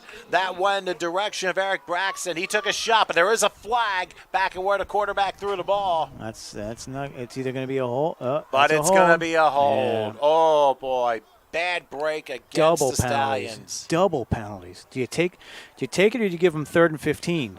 That's a tough call. You could go 3rd and 15, but at this point, they're the ones making the mistakes, so I would think the Thundering Herd is going to push them back further, and they will. It's going to be 2nd and 25 from the 37-yard line. And they're basically – I think the defense is saying, okay, you're making mistakes. Now just try to go out and beat us. Right. And the only touchdown they scored was on that gift, where they got the good field position. So they got to get it downfield some way. On the muffed punt, and they took advantage of it. But now, let's see what happens with 4:39 left. 2nd and 25. Under center, Noble Champion will keep it himself. And an option and he's going to sneak through, crossing midfield and getting most of those penalty yards back. They might give him the 47-yard line. Yeah, that's going to be a 16 yards and a legal one, too. Yep. Oh, yeah, it was backwards. It was a backwards lateral, but it was very, very late, that option play. But, that's what you do. You draw everybody in, and then you toss it back to the open guy and let him run another 5-6 yards, and, you got 10 out of that. And suddenly you got a little bit of a rugby play going on. They gave him 15, so they're right back where they started. So the long version of 2 incompletions, 3rd and 10. Back into the Herd 48-yard line. We're under 4 minutes and counting. Champion making sure he's lining everybody up. He's tripling to right. 4 receivers set. Single back behind him. Let's see what he does. He takes a snap. He's going to roll right. Will he get a block? He does. He'll fire right. It's intercepted! Oh, no. And the Herd going the other way to the 40, the 30, to the house, the apartment, to Miami Beach. Welcome to the end zone. And a little dance for you, Tom. Now you can dance in this one. Number 0, Tom. And that was Devontae Baker with a tremendous interception. I would have to say 63 yards. Now, that we'll see if that does the game. It'll really all depend on the conversion. Yep, that's what's going to depend on. You can't kill the game yet. You still got 3:34 yet, but 3:44 left. But you're down 7. It's a 7-point game now. That doesn't mean Broome County's out of the game. Right. They're now just going to need a touchdown to possibly tie it. But that was a tremendous job by the secondary and by Baker. And we're going for a kick, Tom. We're going for the kick. And if they go for the kick, it will still be a one-score game. The only question will be a touchdown and an extra point or a 2-point conversion. I don't know if I would go for the kick. I would probably go for the 2-pointer just to put it out of reach. Because even if you don't, it's still 7. But that's up to the man. That's up to the coach. That is absolutely true. Donald Garcia, who made the 39-yard field goal to end the half, now will try the extra point and looking hopefully dead center, making sure everybody's lined up with 3:34 left. Quarterback Roberts to hold it. He'll wait the snap. Takes the snap. And he fakes it. And now he's going to run back. And it's punched out. It's going to be recovered by Broome County. You can run it back. But they won't get that far. Only to the 30-yard line. They were going to try and make it 15-10, but it didn't quite work out that way. And now a couple of coaches come run onto the field. Another injury. Another injury, Tom. Man, I tell you, Broome County's taken a lot of hits in this game. I think that's 90. I think that's the guy that got the fumble recovery. That's 99. I don't see him on the sideline, so that's got to be him. I don't know, but a conversion does fail, and it ends up being 15-8. So now Broome County still one possession game despite the pick 6, and now they need a touchdown, an extra point to tie this thing up, or 2 could win this. So we could be seeing, you've been talking about speaking easy, now we're talking possible riverboat gambling via Sean Payton here. Yeah, well, now what do? Do you pin them deep? Do you do a directional? Do you swib it?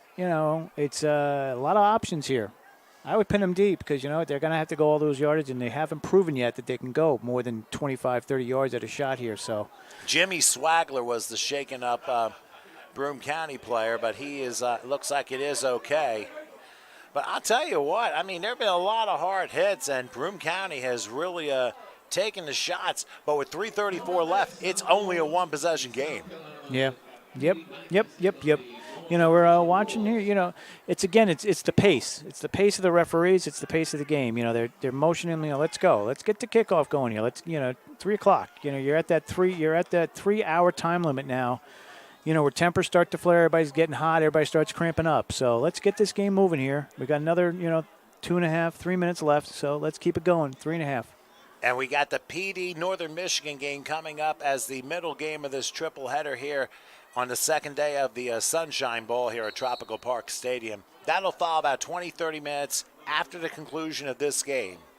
So those of you waiting for us in Traverse City as well as enjoy the extra coverage, right? Enjoy the extra coverage. Yeah, bonus coverage here on HSG Network. We remind you, please subscribe to us. Lots of good stuff coming up later this year. And, of course, also the home of the Sunshine Bowl Spring Edition here. Tom, it's the home of the Sunshine Bowls. That's what we can say. It's whatever bowls they're having, we got them. We have the contracts. That is definitely a good way to put it. So subscribe to HSG Network, especially those of you watching in New York State, in the central part of North Carolina, and those of you watching in Florence, Darlington County, as well as northern Michigan, the Traverse City areas. Come check us out. Subscribe to HSG Network on YouTube. All right, here's the kickoff. Good kick. We're not going to pin him too deep, but it's going to be caught at about the 7-yard line. Let's see how he returns it. He slips and falls down to 25. He was already down. The ball came out after he was down. So that is where Broome County will start, from the 24-yard line. And wasn't that about the spot where things started opening up for them like a couple drives ago? Yep, but they also threw the pick. That was a killer. That pick 6 was a killer for them. So, it all depends on what you get here. You got to get your personnel out there. You've now played with the quarterback for at least a half to 3 quarters, so you should be comfortable with your backup quarterback, or if he was a starter and didn't play for you. So, I expect them to move the ball here. Well, considering that Noble Champion has been able to provide a little bit of a different skill set at the quarterback position, he's been doing some things with his legs that have actually helped things out. Now it's a chance of making as smart of a final drive as you can. And keep in mind, Broome County has all 3 of their timeouts. Yep. And, of course, the Thundering Herd, they have 2. They used one early in the third quarter. So on special teams. We made a note of that was used on special teams. That is correct. And it was on a 4th down after they had a substitution foul and then ended up calling timeout after that. Let's see how this all plays. 1st and 10, we have drama here in the Westchester section of Miami, Florida. Champion. It's only one of 3. Lines up under center. They go 4 wide. They pro-set it. And they're going to hand it off. Oh, what a hard hit down to the 31-yard line. Just hope he gets up. That's all I can say. Well, he's already up. Number 33 on the run. Number 44 had that tackle, Tom. That was an enormous hit. Phillip Brown was able to drive him down that way. So 2nd and 10, actually 2nd and 9 from the 31-yard line. They gave him a couple extra yards on that one. Probably from spinning down on the other side. There have been so many spins this weekend. It's like we're getting dizzy. And we got 2 more games left. Under center, same pro set formation with a single back. And they're going to run it again, trying to get some yards. He has a whole 35 and knocked out of bounds with a late flag. Let's see what happens there. It's going to be, Tom, that's all we see. You know what's a good thing, Tom, is that we're watching the same ref crew. We get to see pretty much the same ref crew, so we know what they're going to be calling. And you would think the teams would, maybe, and this is for those teams that haven't played yet, watch the videos, watch the games from yesterday. You should be able to decide what these refs are going to call and what they're not. So, it's not going to be a big surprise, but that was not a late hit, Tom. That was not the call. I believe that was a hold. Or a high hit, one or the other, but the officials, I don't think they've signaled anything yet. Yeah, that was a hold. Yep. I saw the head ref. Oh, you're right. You're right. They're bringing you back. Yeah, that was a late flag, too. They're going to park it at the 25-yard line. So it was during the run. So it ends up being a 2nd and 15. And we're going to see what Broome County decides to do with 2:44 left in regulation. Should be running, but that's okay. They'll get to it. They're a lot of conversations going on in that other booth. All right, here we go. 2nd and 15. Let's see what happens. They go, with an inside handoff. And did he fumble it? Yep, he did, Tom. And what do you know? The Thundering Herd recover. I'll tell you, and number another 16. Flag. Number 16 got it, and then you're going to have unsportsmanlikes everywhere else. Rashad Henry with the recovery. And I'll tell you what, Broome County with a couple of incredible gifts that have a chance to win this game. First a pick 6 and now a fumble. That's just what happens when you turn the ball over as much as they have. You're not going to win. Yeah, they're still on the field. The offense is still on the field. And a couple guys are switching out. Oh, this is going to be the direction. Well, they're pushing the Thundering Herd back because they're surrounding the officiating crew. They're going to want to know whether the fumble counted, that's all. I would have to think it did because the flag came after the play. Yeah, the ball was definitely in his hands by the time he got up. So right now you're down to 2:39 left, and this is where now the Stallions are going to have to use their timeouts. They still have the 2-minute warning to use, and now we'll have to wait and see what they decide to do. There's your first. Yeah, that's definitely unsportsmanlike. Declined. Oh. Personal foul. Oh, I see what happened. There were 2 penalties against Broome County. They declined the unsportsmanlike, but they kept the personal foul after the play, and it's going to be half the distance from the end, and the Thundering Herd may put an end to this one. 2:39 left. It's going to be tough to come back from this if they score. Well, the play ended at the 24, so that's going to give the Thundering Herd the 12-yard line and a chance to put this game away for sure. And then you got to decide, Tom, do you want to score? You really can't get a first down unless you're at the 2, so you're going to want to score. But, you also want to use up that clock and get rid of it even if you don't score from the 12. So I expect some runs here. I wouldn't be surprised, but also expect the Stallions to use their allotted timeouts. And they have the 2-minute warning as well. So we're not quite done yet. We're just at a little bit of a molasses pace here for the final few minutes. Yeah, we got to get through this. Well, we will. We're here all day, so we're not leaving. And the only thing that may stop us is the MiFi. So You keep going. Well, they're going to move it to the 15-yard line for whatever reason, but it is first and 10. So it is first and 10 from that 15-yard line. So now they can get a first down at the 5, and that would definitely kill a lot more clock. Well, let's see what Mike Roberts, the quarterback, decides to do. Actually, it's Henry in this situation, so they switched him out. Henry recovers a fumble. Now he's a quarterback. And, oh, no. He's going to decide to throw, and he throws a ground ball incomplete. That's not going to help. Well, I think he was also under pressure. Yep, broken play. He turned around, and there was nobody there. Yeah. Handed off to. Yeah, I didn't know exactly who that one was intended to, but that incompletion makes it 2nd and 10, and it's good for Broome County, too, because it saves them a timeout. Kills the clock. Just should have taken a knee. Just should have gone down. Take the loss. Not going to matter. This does not matter whether they score or they don't score. It just matters for clock. That's all you're worried about right now. Well, we're down to 2:35 till time, but it's still a 15-8 game, so who knows? We've seen strange endings before. Again, pro set. Henry in the game in the shotgun, back to his left. He waits the snap. Now he gets it. He's back. He's going to pass again and fire. Open. Pass is caught at about the 7. They're going to keep him in bounds. Which is good. And the clock will continue to run. We'll see if Broome County decides to use any of their timeouts. It's not going to be enough for a first down, but it's going to be a gain of 6. So an important play there as it goes to third and 4. And I think Broome County, they're not going to call timeout. They're going to let it run to the 2-minute warning and take their chances. So why don't we just take a short break as we have now hit the 2-minute warning as we hit the whistle and the score, 15-8 Thundering Herd over the Stallions. The finish to this one after this.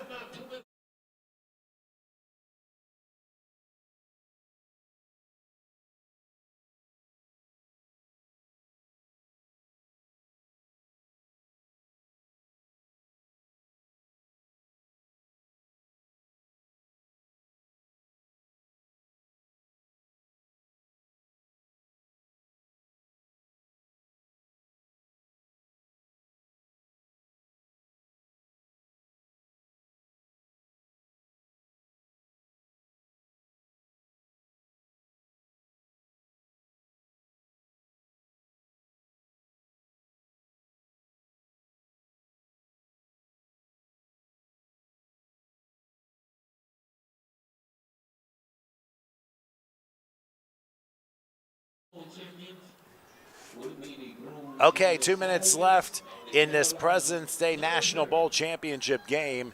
And right now, the Thundering Herd in the driver's seat. Beautiful day, though, Tom. Turns out not as bad as it was. That rain yesterday was unbelievable. Well, of course, we saw both sidelines literally drenched in water. And it's gone. Well, good drainage system. Might take a little time, but it works. But we don't see any water here today, just more of a comfortable field. But here's the big situation now for the Thundering Herd. It is 3rd and 4, ball spotted at the 9-yard line. The Stallions still have all 3 of their timeouts, so we just had the 2-minute warning. And right now, quarterback is Henry, lining up modified in the pro set. Oh, he dropped the snap, and he has a hang on. Wait a minute. They may not have a play. They may not have a play. Flags went down, and the whistles blew very quickly. False start. Yeah, false start can be called against the Herd, and now you got 3rd and 9. That changes things a little bit. Yeah, you got to change the playbook up. So now you're either going to try to get close for a field goal because we did see him kick one before, or you're just going to try to get the touchdown, throw it in the end zone. You got a good arm, although Roberts isn't in there, so the arm may be a little different on the second guy. Well, they kind of switched back and forth between Roberts between Henry and Henry. Henry's in there now. And this is going to be big. And as we just saw. You don't want to be predictable. So you don't want to have one guy in that's a runner and one guy in that's a passer. So you really don't want to be predictable. But you also got to remember that he was thankful the ball was blown dead because he mishandled it. Now Henry in an empty gun, heavy to the right. 3rd and 9. Takes the snap. They're coming. They're fired. Pass is caught inside the 10 and down to about the 9. Not going to get a first down. And this is where a timeout's going to be called by Broome County. They'll use their first. They're down to 2, But now, here we go with a 4th and 5 from the 10-yard line. Now, remember, they can definitely bring out their kicker, Garcia. He made a 39-yarder earlier, and now Chip shot. But in this Sunshine Bowl through 4 games, nothing's a guarantee. Looks like the coach is hedging. He's telling him go. Obviously, the head coach of the Thundering Third. We didn't get him on camera for that. That was exceptional, screaming at the guys, go get it. Go get it. That's what he was screaming. Well, we'll see if he was right. And if he is, it could probably be game over, and they don't necessarily have the score. They will again line empty gun. Now, they blitzed here. The question is, will they blitz again? They have a little room to work with. 4th and just about 5 from the 10-yard line. This might be the ball game here. Minute 51 coming back on the clock. Let's see. Henry back, waiting, firing, and it's in! Welcome to the end zone. They said go get it. They did, and Aaron Halsey did it again, his 2nd touchdown of the game, and that might have sealed the deal right there with a minute 46 left. Great pass on the line there, right out. And the only person that could have caught it was your defender, and can't do better than that. And that was a beautiful pass by Henry. And I would say Halsey might be top of the list for MVP honors. Oh, Tom's picking MVPs up here now. At least for this game. I mean, he's got over 100 receiving yards. Remember, 83 of them came in the second quarter on that one play. True. How about the QB? Well, the QB split, so you really can't call QB the MVP because they both played half the game. Well, I'd give it to Halsey right there. I mean, not 110 receiving yards, 2 touchdowns. I mean, you got to consider those things as well. And both were game changers, both of them. The first one opened it up, and they were what were they winning for the whole? They never lost. They never lost the lead even after the field goal. So, you're talking that's a pivotal touchdown right there at the beginning. It got a little bit hairy when it was 9-8, and of course with the Hurd turning the ball over and Broome County having a big chance, but again, couple penalties sent them backward, and unfortunately they were not able to capitalize. So, and of course that pick 6, that was also a game changer right there. So right now, let's see what the 2-point conversion is. Oh, a bobbled snap. Oh my gosh. Smacked down at about the 10-yard line, and that will fail the conversion and make it 21-8. These guys just got to relax. You know what? He made a good play. He didn't go back at him. He just made the good play. Now he's more upset at him.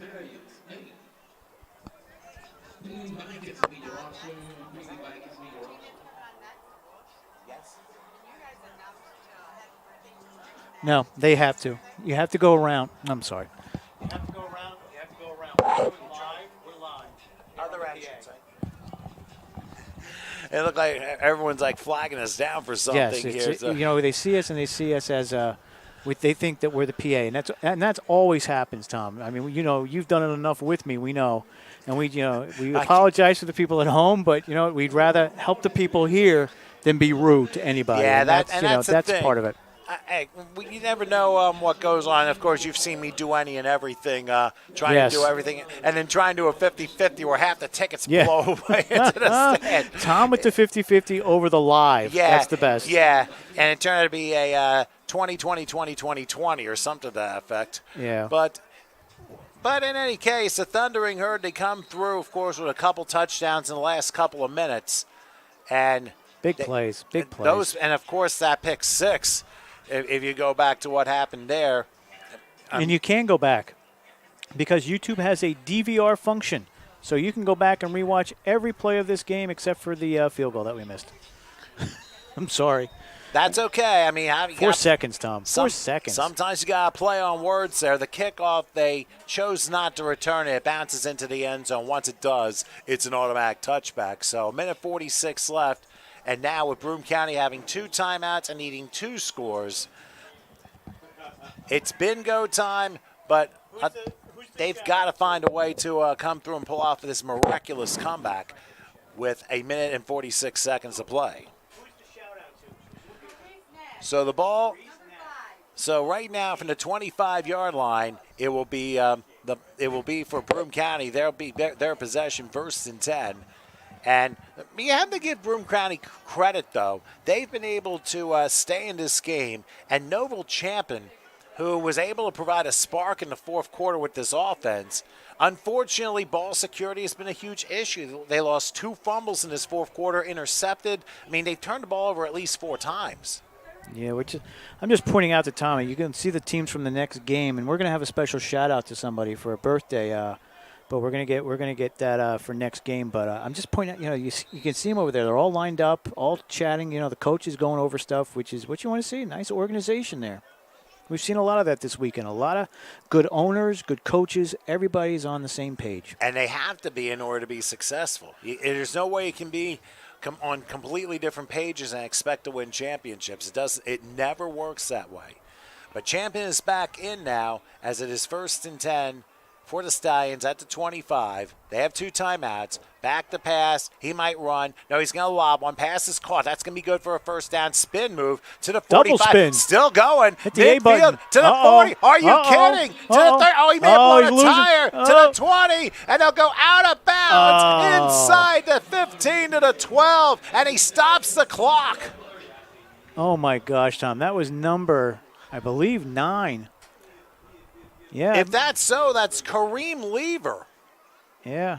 And that is a 63-yard gain. And not only that, and a double A button. He hit the A button twice there on those 2 spins. On Madden. Oh my! Got to get down the field some way, but that's rumbling, stumbling there for that one. And then he finally hit like the turf toe going in. So yeah, it looked like he blew a tire, but he just kept going, and finally it was alert enough to get out of bounds and stop the clock. Best play of the day. Best play of the day comes in with a minute 22 left. Minute 28.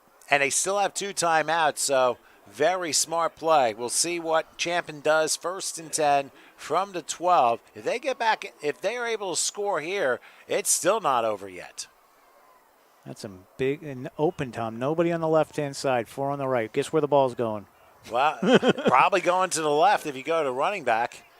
Oh, it's a run. And it's not going to work. He'll get to about the 10. There's the push, Tom. That's the push. That push down to the 7.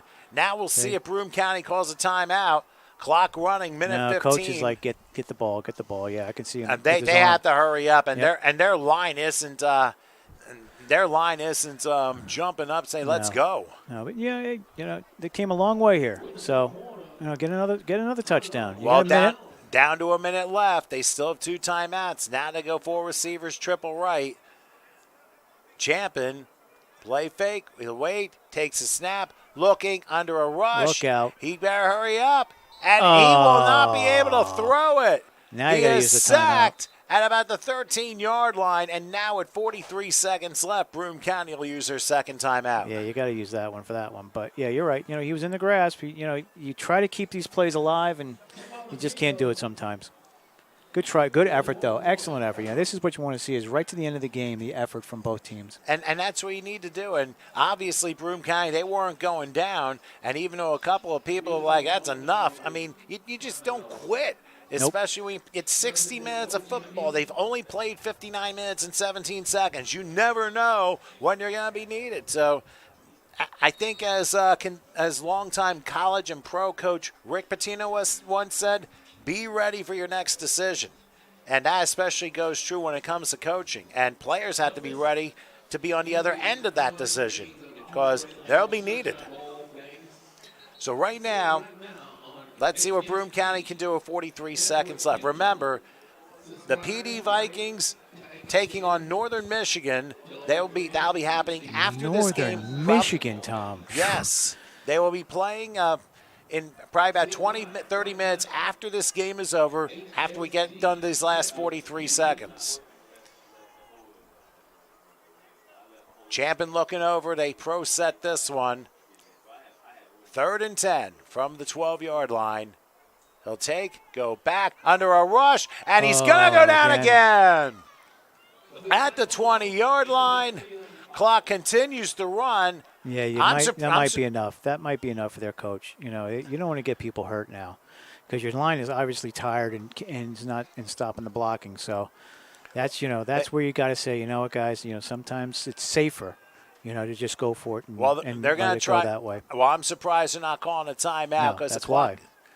All right, this is their last chance. 4th down from the 17. Champion back, looking, waiting, firing incomplete, and that will be it. Oh, they're gonna let. Oh, I should have just let the Clock run. down to 2 seconds, and all they had to do is take a knee, and that'll be it. So congratulations to the Carolina Thundering Herd. They survive a test from the Broome County Stallions, but in the end, the Thundering Herd comes through with the win.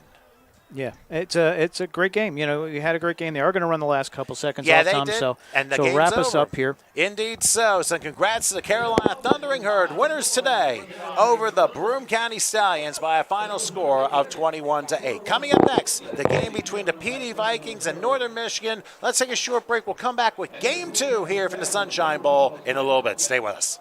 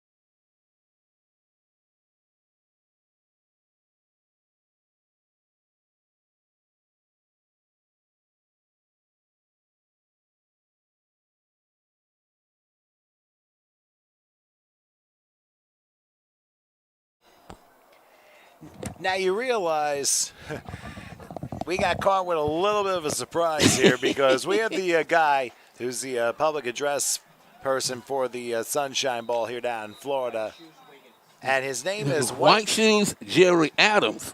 White Shoes Jerry Adams, no relation to Billy White Shoes Johnson, who No, played no, for the Falcons in the 70s.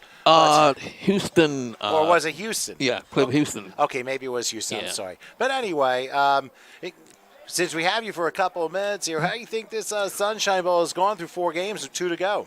Well, it's going real well, but first I need to introduce myself. Well, go right ahead. This is America's favorite, the choice of the people, the kick of the city, the premier, the prima donna, the chancellor, the excellency, the royal highness, the emperor, the Duke of Earl, the Pope of football. Celebrating 50 years announcing ball games. Massive congratulations. And the funny thing is I'll be turning 50 in about 2.5 weeks.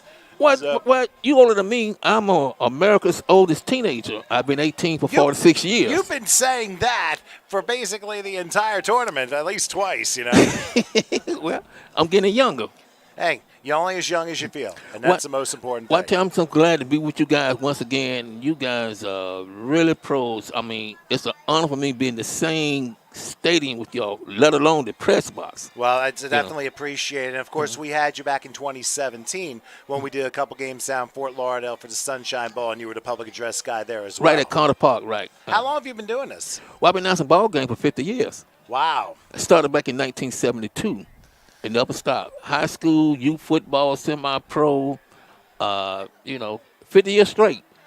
Obviously, I don't know if you have any Miami Dolphins connections, but Well, I don't with Benny Blaze. You know Benny Blaze. I've heard of him. Well, he's over at Carter Park. He played him and his brother Brian for the University of Miami Hurricanes, and Benny played for Detroit Lions. And he was playing youth football. I was doing his games. What do you think is the most important thing about the Sunshine Bowl and all these players that are involved? For some, this is their NFL, as one team had noted some years back. Well, I tell you what, I'm amazed how to get so many teams to participate, and, they're not getting paid, and for them to just come around, and it's just remarkable. I just can't believe how they have so many teams now, and well, football is basically, I'm not saying it's a distraction, but from what Howard and I do, especially from what we've done for mostly everyone has families to deal with, different types of household, different types of situations, but football to them is their escape. And obviously, they're not getting 4-year, $70 million contracts. Right. And I feel it's a different mentality and a special pride for them. You think that's one of the biggest and most important things of a tournament like this, or are there other aspects that go along with it? Well, there's a lot of things you could add to it, but I want to thank Mr. Troy Wiggins in loving memory of his dad, Mr. Jesse Wiggins, who started this 21 years ago, and his mom, co-founder, Miss Mercedes Wiggins, for inviting me. I've been with them about 4 years now. Well, hopefully, we've got 2 more games left, and I know you're going to be getting back to the mic in just a couple minutes and see a couple of fine games here. But thank you for everything you've done. Congratulations on 50 years of thank you very much. Doing what you're doing. As I say, everyone has a unique voice, including myself, including you, and there's a different style. So keep up all the good work. Well, I'm doing a lot of learning from you guys already. Well, hey, and you learn from whomever you surround yourself with, and you take it with you, and that's how you grow. There's never a perfect announcer. There's never anything perfect. But you know what, hey, you keep I'm doing your the only job. one now. I know, but congratulations on all the time, and all the best to you for your remaining 2 games. Thank you very much. Back to the ball game. Yes, back to White Shoes for a few minutes here in the press box at Tropical Park. We'll have the game between the PD Vikings and the Northern Michigan Wolves in a few minutes. Stay with us.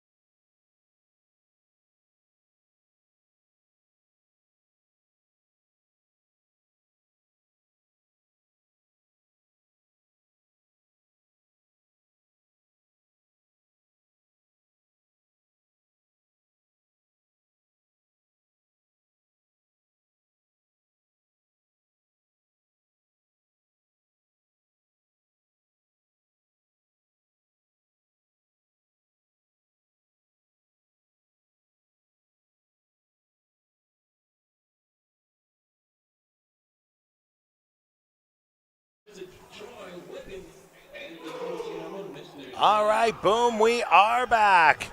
Game 2 of this triple header of Sunshine Bowl Sunday. This incredible weekend we've had. We got 2 games left. This is game number 5 for the 2A National Football Championship between the champions of the CCFL, the PD Vikings, and the GMFC champions, the Northern Michigan Wolves. Both teams combined 23-0, 12-0 no more than Northern Michigan, 11-0 for the PD Vikings out of Florence, Darlington County. That is the region in northeastern South Carolina that they serve. And considering I lived there for a year 25 years ago in Florence for a teaching job, hey, brings back a little bit of nostalgia here. Anyway, I'm Tom Wilkins, not music teacher, but broadcaster with Howard Gaber. And you're looking at 2 teams, that are switching sides. Go ahead. Sorry. Well, they already had the coin toss, and I believe PD won the toss and refused to the second half. So it looks like Northern Michigan will receive the ball first. The Wolves are out of Traverse City, Michigan, as they're the ones that are the champions of the GMFC.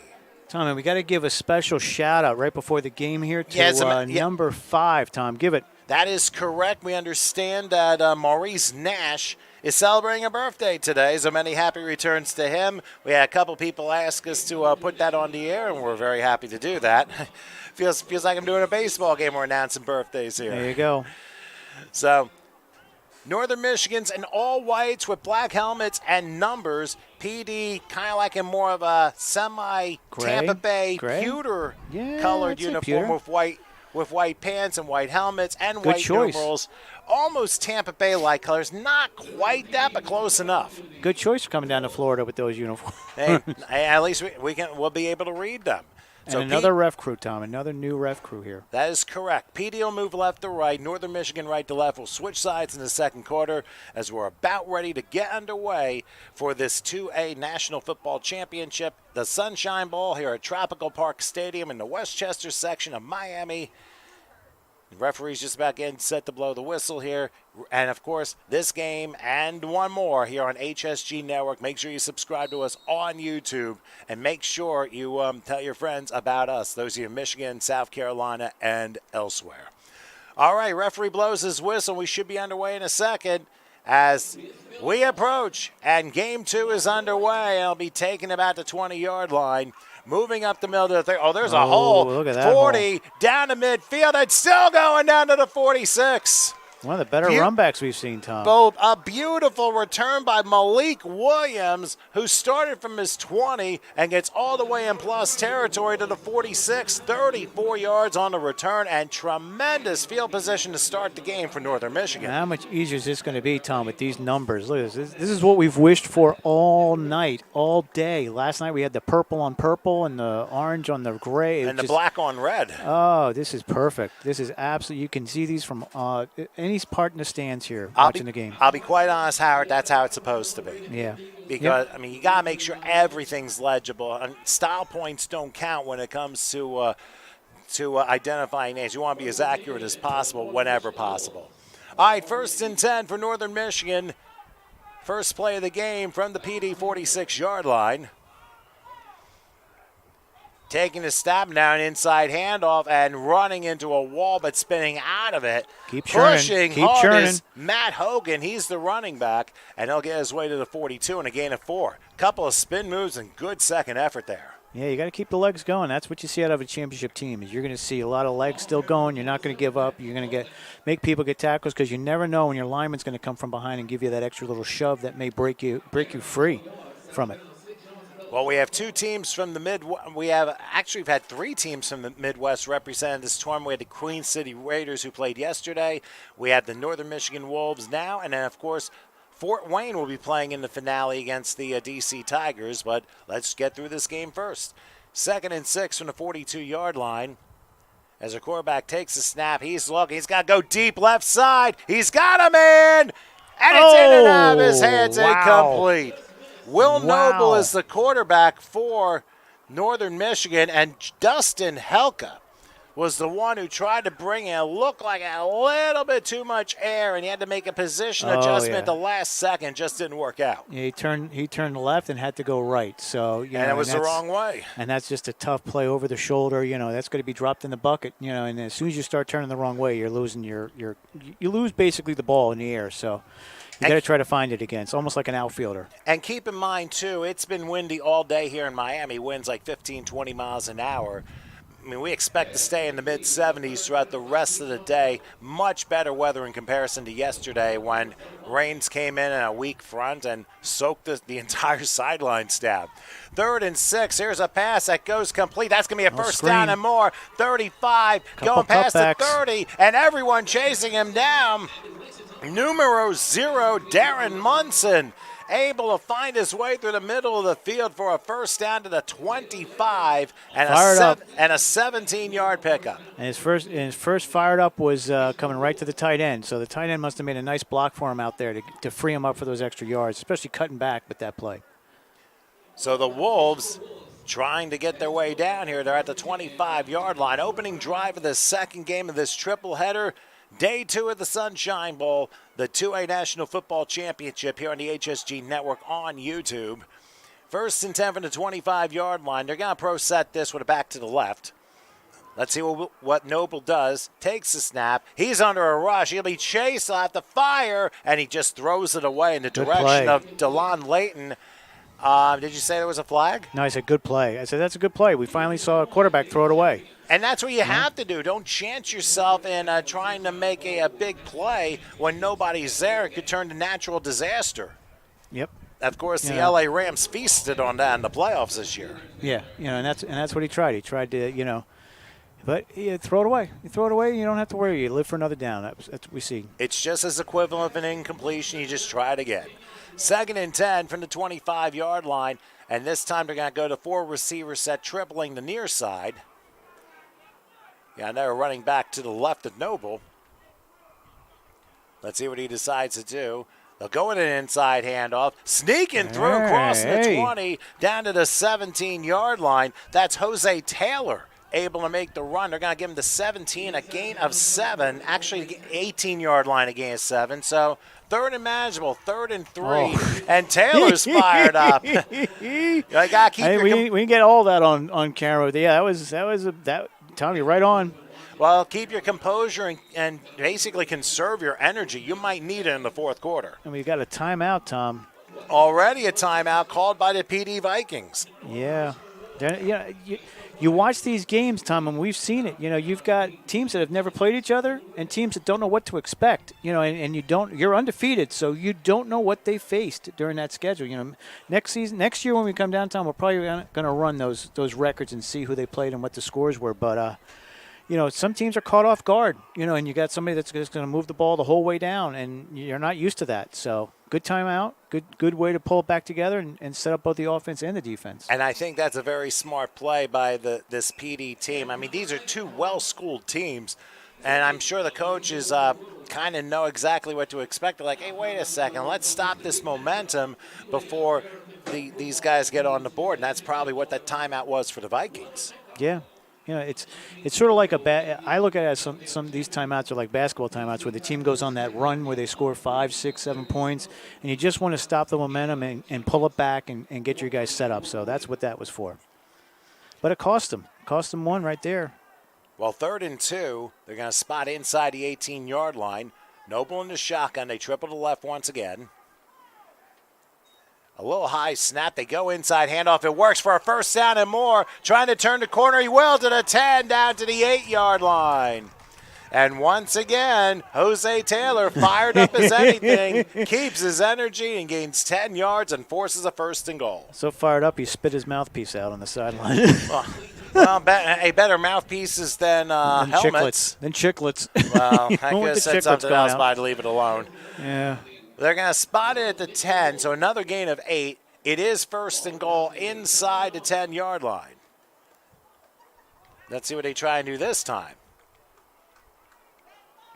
This time Taylor will line up to the right of Noble, who's the quarterback. And most of these teams have played basically in a shotgun style. This time they'll bunch a triple and a triangle to the right. Let's see what happens. Noble back. Under a bit of a rush. Looking. He'll lob it. It's tapped. And is it intercepted? Yep. He's yeah, up. it is. It's intercepted. And the play continues down to the 12-yard line. A tip ball. It ends up being intercepted by the PD Vikings. And an enormous play. Looks like Richard Cotton Jr. was the one who came down with it.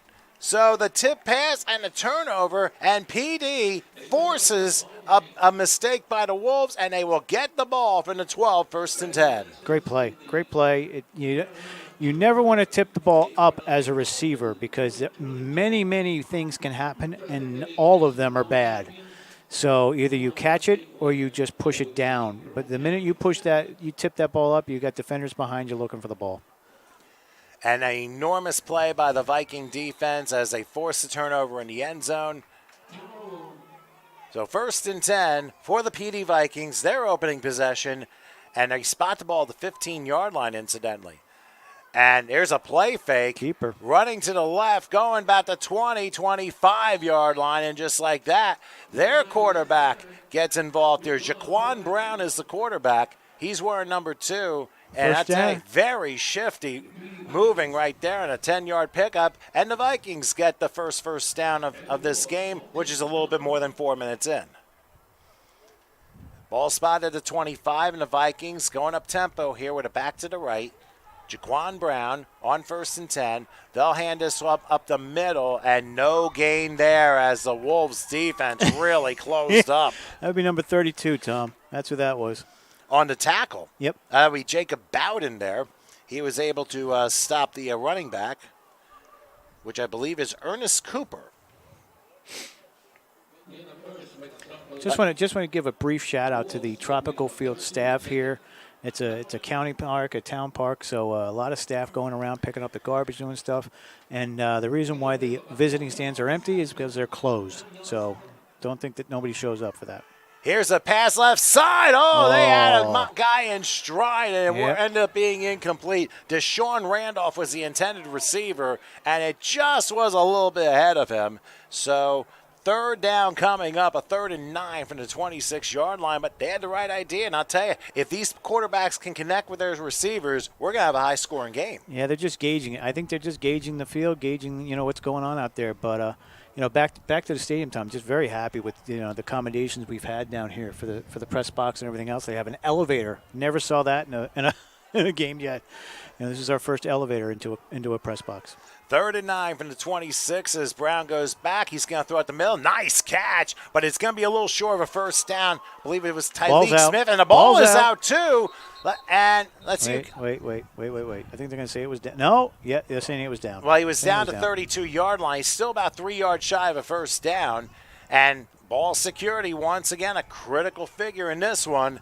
But it ends up being about a 6-yard pickup. They're going to be 3 yards short. Now, it'll be interesting to see if the Vikings go out the punt. You got to consider with the number of people they have on both teams, there's got to be a kicker somewhere. Yeah, it could be. Yeah, and you're talking about these guys. I would think as the letters get less, like 2A, you get better and better. You get more on upper levels. So I would think they would have one, Tom, with all the guys on the sideline. Shockingly enough, they're going for it. 4th and 3. They're going to try and draw the hard count, but instead – now the Wolves call their first timeout with 9:05 left here in the first. So take a short break, get a quick drink. No score between the Vikings and Wolves. Back in a moment.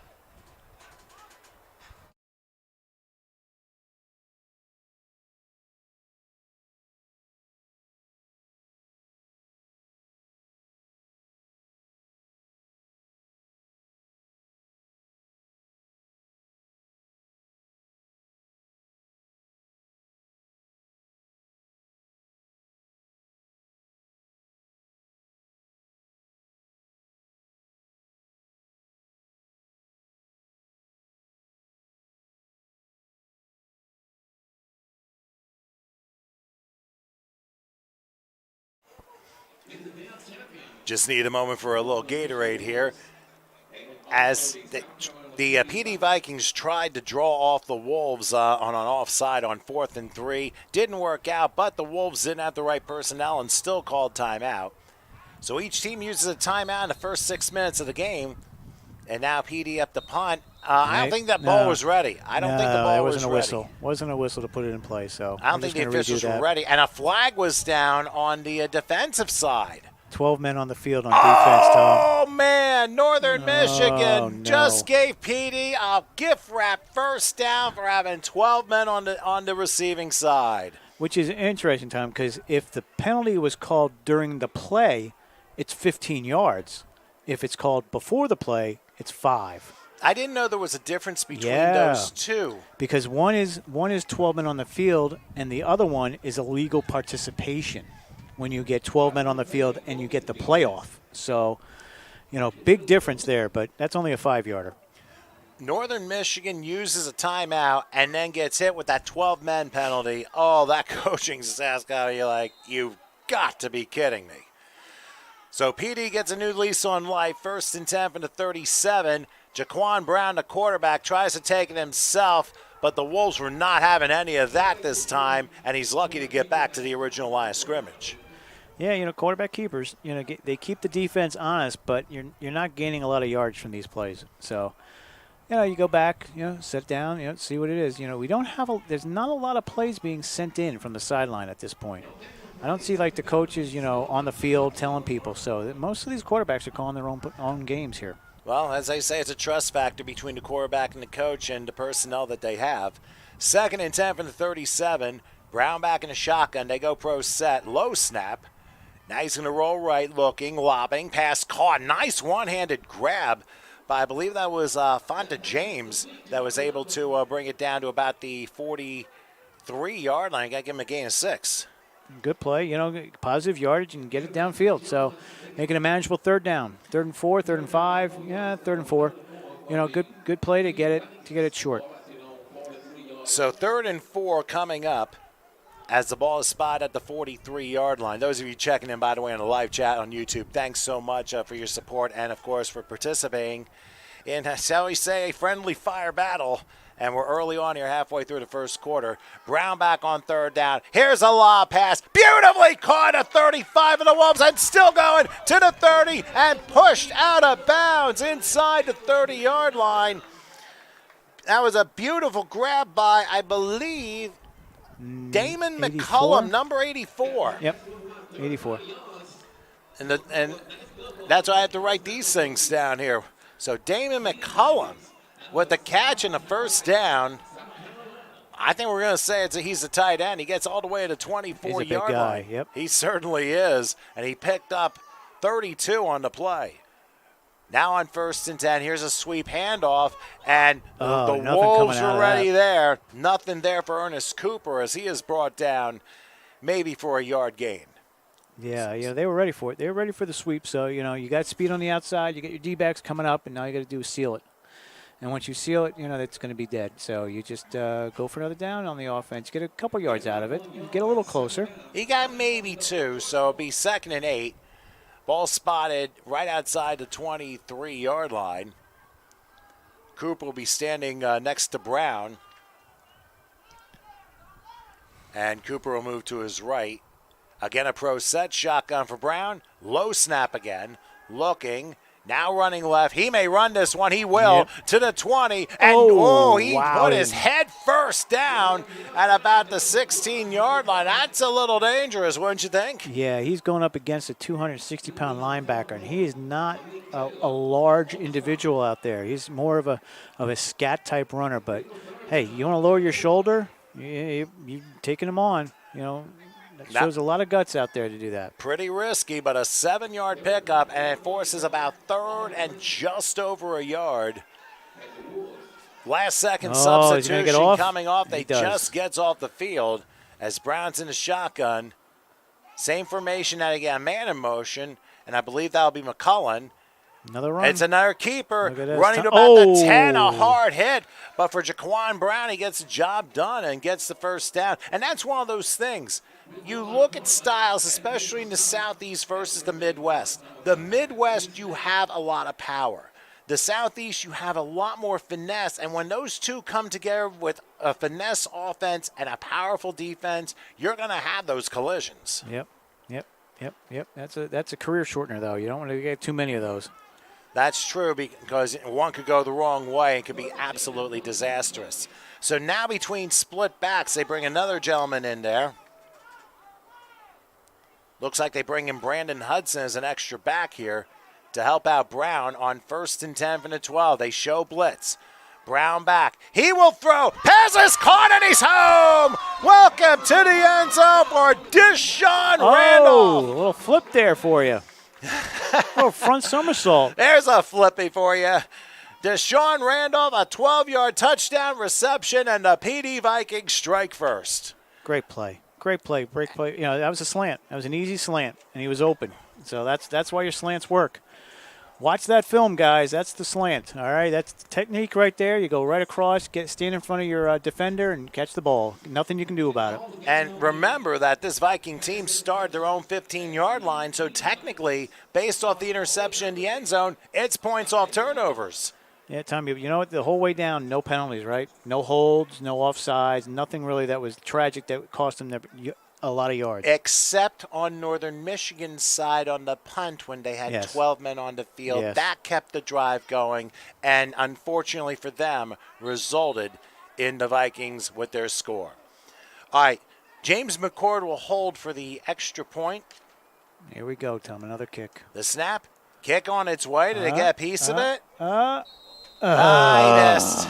Kick ends up being no good. It's us. It's not them, it's us. There's been only one made kick. There has not been an extra point that has succeeded yet. And the guy who kicked the extra point, I believe, is Tavares Lewis. Or I'm trying to see here because this print is very small. Tavares Lewis misses the extra point. So with 4:40 left in the first quarter, PD now with a 6-0 lead. And I'll tell you what, got to be spirited from their defense that allowed this to happen. It's a great play. You know, you run that slant, you run all the way down the field, you get a couple passes in between, mix it up, and keep the defense off guard. So, you know, they look good. You know, they look good. I'd like to see the Wolves, though, back on offense. That's, you know, that's what we want to watch is see how they can advance the ball because these are both undefeated teams. Someone's going to get a blemish today, Tom. We just don't know which one right now. You got that right. And I'll also say that Northern Michigan will need to find a way to respond to that 85-yard drive because, remember, the interception was what started it. But, again, the special teams penalty continued it. And Northern Michigan's got to just get back off the mat and try and respond to this. And they've shown some promise, especially with their runs, but PD can surprise you a little bit on defense. As here's the kickoff, and it's a high one, taken about the 5-yard line. A little stutter there. Stutters twice. He'll get to about the 20. Gets a block. And a block the wrong way to about the 26-yard line. That was Dallin Layton with the return. They're going to say he's out of bounds at the 27-yard line. Not a bad run back. Not bad at all. Gives you a good field position. You're not up against your end zone. So, you know what? You got a good starting point here. Tom's looking for – oh, he's right. All right. So, again, 1st and 10 here from the 27. Let's see what the Wolves offense can bring out here that they didn't show last time because it looks like they're a pretty good-sized team, Tom. They got some speed. So, I want to see what goes on. If you have a balanced team, big up front, athletic, and able to do their jobs, and you have the talented people at the skill positions and, of course, on the defensive side of the ball, then you really have an incredibly balanced team. And you have to do it not just as far as size of players, but you got to also deal with talent levels as well. So back at it is Will Noble in the shotgun, 1st and 10 to 26. They will hand this one off, and the Vikings want none of it. Nothing. Oh, there we go. A little late. Threw him down late after the whistle. And a flag is down. What do you know? And, of course, I'm looking at my roster, and that's when the flags happen. We've had some games where we've had a lot of penalties. Of course, the previous game we did had a good number. But, hey, you can't let the bad things go because if that happens, then you got a free-for-all in the fourth quarter. It gets out of hand. So the officials exhuming control of this game. A late hit after the play ended, and that gives Northern Michigan a first down as we're down to 4:17 and now counting here in the first quarter. they will spot it about the 42-yard line. I don't think Northern Michigan realized it. We got to run all this way for the ball. We see that a lot in huddle. Yep. We do that. We see that a lot in the semi-pro leagues. Like, why do you have to run 20 yards to get the line up? Doesn't make any sense and takes energy out of you. All right, they triple to right on a 4-receiver set, and another handoff up the middle, again out to the 43-yard line. Kobe Myers this time picks up a yard.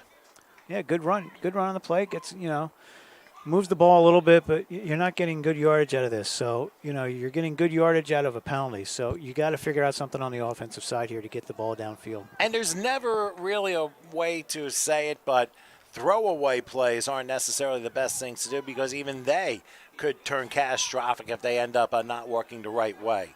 But it ends up being a 1-yard gain, and Noble stand to shotgun, again tripling to right and back to his left.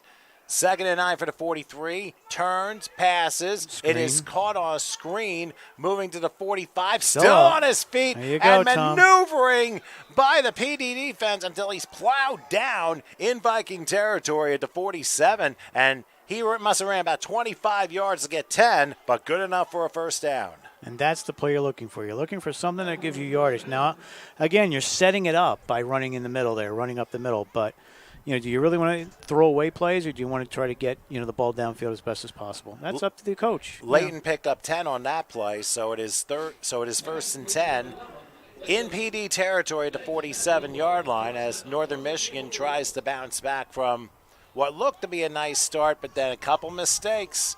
That's what I said. The little things turn out to be massive things later, and that's what we saw early in this game. Let's see what Noble does on 1st and 10. Back to pass. Has some time in the pocket. Thinks about going long. He will go long to the right. A lot of air in that ball, and it is caught! Yep. Inside the 15-yard line. We didn't know if the ball was ever going to come down. And it ends up being Daylon Layton who comes down with it and a 33-yard pickup. Yeah, he was waiting for it. He called fair catch. No, he was waiting for it, but it looks like the defender pre-jumped. He jumped ahead of time, and that's what left him open. But the coverage was there. He just made a better play. Timing is everything, and the defender just timed it a little bit off, and the receiver was on point. 32 yards into the red zone. Go the Wolves again. Second time for them as they are at the PD 15-yard line as we approach a minute and a half left here in the first. Let's see how they line up again. I mean, sometimes plays like that, they can certainly change the momentum of a game. And now they're going to line up a receiver on each side and kind of go big up front. Still in the shotgun is Noble. He'll take, and he'll hand this one off. And, a missed tackle. And plowing his way inside the 10-yard line. That's Ronnie Nash with a lot of effort, gaining 4 yards on the play. Great run. Keep your balance. You can put your hand down. You just can't have your elbow hit. And do we have a flag down too? I thought I saw him throw something in there, but yeah, there definitely was a flag thrown. And that's going to be on the PD Vikings, I think. See what we got. Still a first down. Now he's signaling first down. Oh, they're going to say a late hit. Whatever it is, it's going to be half the distance to the goal, and it'll be 1st and goal at the 5. Wow. That must have happened at the end of the play, too. Yeah, it must have been. So they're tacking on the personal foul at the end of the play. He got to the 10, half the distance from there. 1st and goal from the 5-yard line, the final minute of the first. Noble in the shotgun, back to his right. Let's see what he tries to do. High snap. They still get the handoff, but again, Ronnie Nash can't quite get around the corner and is stopped right at the line of scrimmage for no gain on the play. May have lost a yard. Yeah, not what you want to see out there on that play. We're just adjusting here. We'll see if the Wolves decide to run another play. Great shot of the track. Well, it was a lake last night. That was for sure. Oh, I got to get the scoreboard back now. Wilkins. I didn't move anything. No, it's not even, so it just keeps shifting. So it's easier just to get it even. Take the time, get it even. Well, let's see what happens if they can get another play off in the final 10 seconds. We'll get the clock back in a minute as it falls. Never fails. Will they get the snap off? They just do. And the handoff goes up the middle, sneaking through and coming home. Welcome to the end zone on the final play of the first quarter. Jose Taylor. He slipped through a tackle and gets an 11-yard touchdown run on the final play of the first quarter to even things up pending the conversion, or lack thereof, here in the Sunshine Bowl. Oh. I mean, that was a great play because he slipped a tackle, and once he did, he found a corner, and there was blue in front of him. He said, I will take that. So Jose Taylor ties the game with the extra point. Now let's see what they do as far as the conversion is concerned.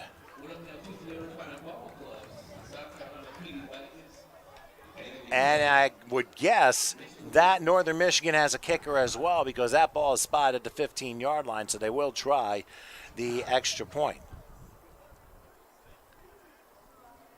Now let's see who's the kicker for Northern Michigan. We'll get it. There we go. All right, it'll be John Craven with Jacob Bowden holding. So Craven will try the extra point to give Northern Michigan the lead. High snap, kick on its way, and it would be a goal in soccer, but no good in football. So the woes of the kicking games continue as we reach quarter time. It is 6-6 between the PD Vikings and Northern Michigan Wolves. We'll have quarter number 2 in just a moment.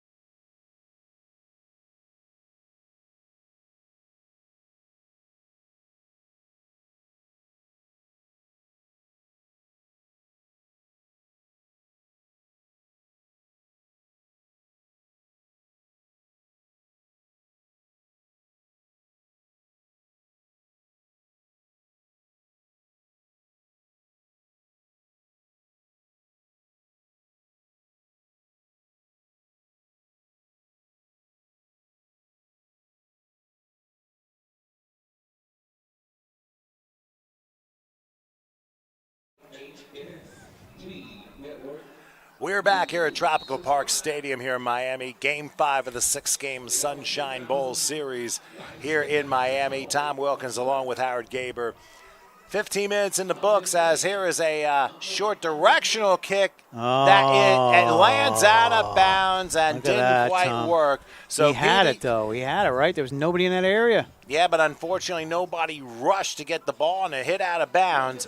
So the Vikings will start from their own 40-yard line. By the way, I'm Tom Wilkins with Howard Gaber here for this Sunshine Bowl series. And so far, chilly Miami. I don't know about chilly. It's like 74 degrees out here. It's supposed to stay around 70 to 75 the rest of the tournament with no rain, thankfully. Very thankful that things have cooperated a lot better today in comparison to the second game yesterday, which was suspended for 40 minutes because of lightning in the area. And we had sirens go off, which I had never heard of before, and that means you stop everything. Okay, so 1st and 10 as Jaquan Brown is back, and they're going to hand this one off. Slipping through to about the 48-yard line is Ernest Cooper. They're going to give him a good 7 on the play, I'll say the 47-yard line. So there was a hole up the middle, so it sounds like the interior of the offensive line is doing its job. Yeah, very good blocking. Very good blocking up there. Got him a nice hole, and he broke it through and broke a couple tackles, got into the linebacker set, and got some yardage out of it. 2nd and 3. From the 47-yard line. And Jaquan Brown in the shotgun. They're going to triple the right side, and the 4 receivers set. Cooper will be to his right. Let's see what Brown decides to do here. Now, they're leaning a little bit. I thought could be a move. But instead, here's a pass. It's a screen. It's going to be caught, crossing midfield and going down to about the 48-yard line. That's going to be a first down. And go figure, that's one of the guys I didn't quite write down. Yes. Quick out. You could call it a screen. You could call it a quick out. It's just to get the ball out of the middle here and get some blocking in front of it. There's really, in order for a screen, you must have blockers in front of you. So there really was nobody out there with him. So we'll just call that a quick out. And that would be Deonta Johnson, who made the catch and got a good 5 yards out of it. actually 6, are going to say the Northern Michigan 47. So 1st and 10, first minute and a half of the second quarter. High snap this time, and this time Brown's taking it himself, tries to turn the corner, and there was no corner to turn, but he gets a yard to the 46-yard line. Yeah, they came up. He got caught from behind on that one. So that's when your linemen / linebackers come in on that one, where they catch him from behind and pull him down. Good play. So he picks up a good play on a defense, too, in regards to closing the corner. And like I said, that's where speed comes with every position in football. And even if it's the front 7, speed will do that to you. Trying to get a last-second substitution in. The Vikings line themselves up, and they'll get themselves a 2nd and 10 from the 47-yard line. It gave them no gain. Let's see what happens as Brown's in the shotgun. Back to his left. Low snap. Goes back. Cox. He fires. Oh. And I think he fired a little bit too early. Yeah, as the pass is incomplete. And that was a very quick throw. I mean, I was very surprised how quickly he decided to throw it down the field. You're thinking you'd have somebody on the far side that'd be a big-time speedster, but not that fast. Yeah, no, he had, it was one-on-one coverage. That's what you want. You want the 50-50 balls, and, he just couldn't give him enough of a chance to get under it. I mean, that was a nice idea, but it ends up going incomplete. So it is 3rd and 10 with the ball right at the Northern Michigan 46-yard line. Tie game here early in the second quarter. We've had some competitive games for sure here in this exhibition. Brown the shotgun. They go pro here. Taking the snap. Now running is Brown, and he's going to launch one deep. He had a man wide open. He can run into the end zone without an issue. Somebody missed an assignment there. And it ends up being a 46-yard touchdown pass. Jaquan Brown, and the man who caught it does a swim move. I believe that was Greg Hardy. I can't see what the number looked 15, like. Tom. It says 15. Okay, I wasn't. Yeah, it says Greg Hardy according to this one. So, and that ends up being a lead changer for the PD Vikings. Tremendous job. Yeah, big throw, missed assignment. And you looked at it, you watched him catch, you caught it on his hip. So very confident with the hands to catch that on the hip there on a wide open. You might want to turn around and get the basket, but you got all the time in the world. And going for 2, Tom. And credit for Jaquan Brown to find him as open as he was. So that deep ball the first time worked the second. Now for the conversion, and there's going to be interference in the back of the end zone. Yeah, collision. So a collision in the back we thought would be incidental contact, but it ended up not being that way. Take another try. So they may just go half the distance here, and the conversion will be from the 1-yard line. Yeah, get another try here. Unintentional collision, but again, he's got to be able to catch the ball, and he wasn't. And it looked like he was completely bodyguarded from catching the ball the way everything turned out to be. So the officials decided to call that flag, and they will move it half the distance on the pass interference, and will try the 2-pointer yet again.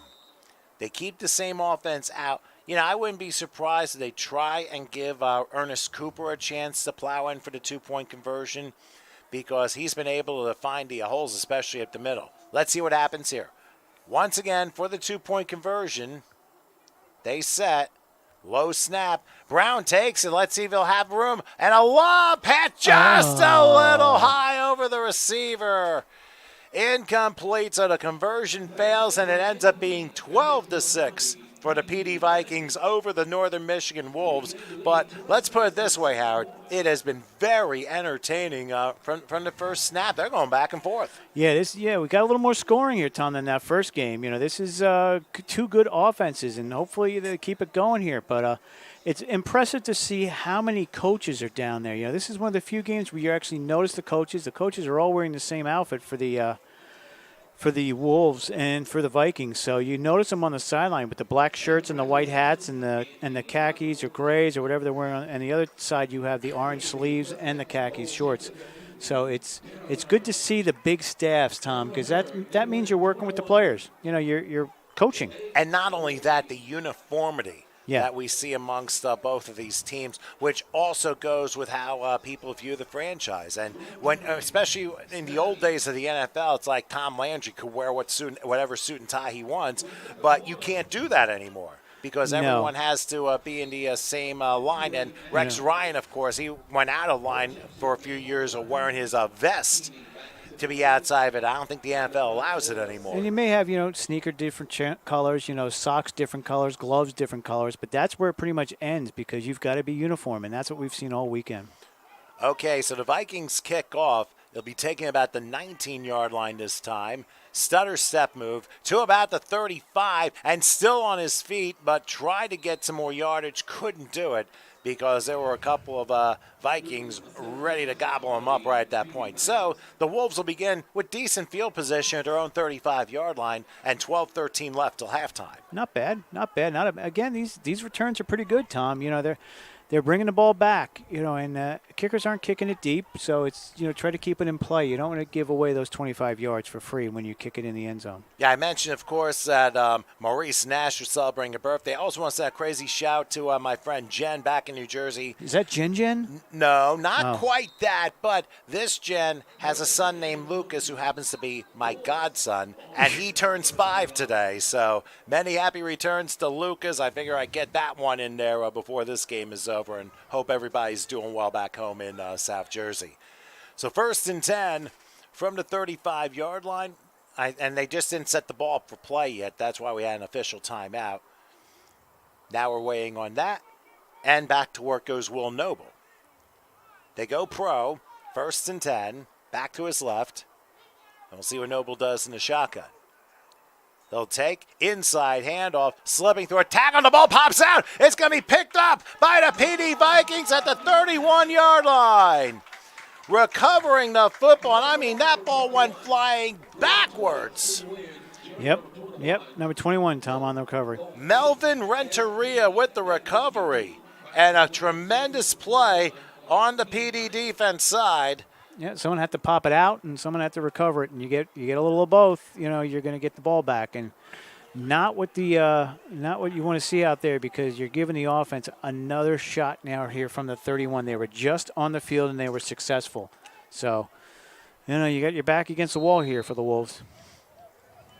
That makes it 1st and 10 now for the Vikings following the turnover. Second turnover of the day already by Northern Michigan. Remember the interception in the end zone, the opening drive. So again, they go pro. Ernest Cooper to the left of Jaquan Brown, who had that 46-yard touchdown. But, it's going to be a keeper. And this time, Jaquan smashed down, but a flag down, too, around the point where he went down. And we don't know if the foul happened during that or if it was away from the play, but we'll see what the officials decide. Let's see. Someone's down also for the Wolves, getting up slowly. So let's see what we get. You don't want to add to this, so... we haven't had any bad penalties yet, Tom, really that have had affected, a couple here and there that give you that first down. But, let's see what we get. Darren Munson was shaken up a little bit on the play, but it looks like he'll be all right. And preliminary indications saying it's going to be on the Vikings. But, again, the officials to decide what exactly happened here.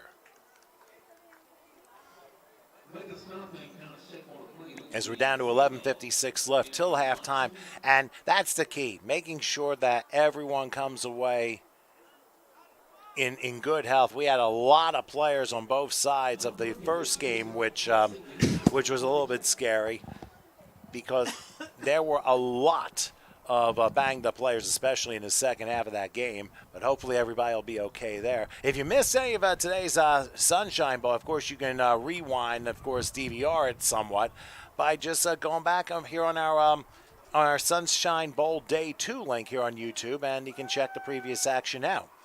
So if you miss a play or what have you, don't worry. We're still broadcasting live. Penalty ends up being against the Vikings, and it could possibly be a personal foul at the end of the 15. play. Yeah, that's a 15-yarder. So 1st and 25 from the 45-yard line, and I believe they repeat the down because it happened during the play. Brown is back, looking. He's going to heave one left again. It is, just underneath. Incomplete, a late flag. Yeah, they're going to say he pushed him down. A late flag down inside the 10-yard line. Tom, that may be our first pass interference of the weekend. Well, second because of the conversion, but if you want in-play pass interference, there you go. Yeah. Deshaun Randolph was the intended receiver, and the question is, who Nope. pushed who? It Nope. was Deshaun who pushed. Nope. Offensive pass interference. At least it was the first one we've had of those. So That is true. I was correct in my assumption that we're going to have our first offensive pass interference, but And keep in mind, the Vikings start at the 30-yard line, but oh no, illegal here we go, Tom. crackback, offensive pass interference, and now it's first from here to West Palm Beach. First and 40, Tom. First and 35. Ugh. All the way back at their own 45-yard line. So this is where you have 3 plays to force an illegal contact or a defensive holding and kind of Or a first down. to steal a first down, keep possession, reset the down markers. Let's see what the play call is. They do have quite a dynamic offense, Tom. We've seen the deep balls, so. We've seen a number of times, and it definitely worked the last time for Greg Hardy with his touchdown catch. They send McCullen in motion on first and a long way as Brown is back, and he might go further back, but instead he fires toward McCullen, and it hits him kind of like in the shoulder pads, and it goes incomplete. But Jaquan Brown came very close to going the wrong way. Yeah, that was close to a sack, but he eluded him and threw it near the sticks, near the out of bounds where it was safe. So you still got a long way to go to get a first, but now you just make sure you're going to have ball security here with 10:50 left. And that's critical, and I'm sure Northern Michigan knows it better than anyone else because they've already turned the ball over twice. The interception in the end zone, the opening drive, and, of course, the fumble, which occurred just a couple minutes ago. But unfortunately for PD, 25 yards and penalties have him in a 2nd and 35. And they're going to go empty gun this time. Got to. Probably heavy on the right. Got to spread it out. Let them defend the yards. Well, Oh. And somebody jumped, but who? Low snap. Guess what? Oh, they False took too start. much time. They took too much time. It's a Nice. delay of game, and it ends up being 2nd, and you might as well go to Delray Beach this time. So 2nd and 40 it's going to be. They got a long way to go for sure. Yes. So any play calls for this one? Draw. That's your draw. This is your basic draw here. But I'm sure they're going to try to pass the ball deep because why not? You've already tried twice, and it's only 2nd down. But usually if you're in this type of situation, it's a draw. Or if you go deep ball and it ends up being intercepted, I mean, you could consider that a punt. There you But the go. pass ends up being caught Oh. and getting some of the yardage back down to about the 46-yard line. Number So- 3. So good catch by Tyleek Smith. Picks up a good 13 yards on the play.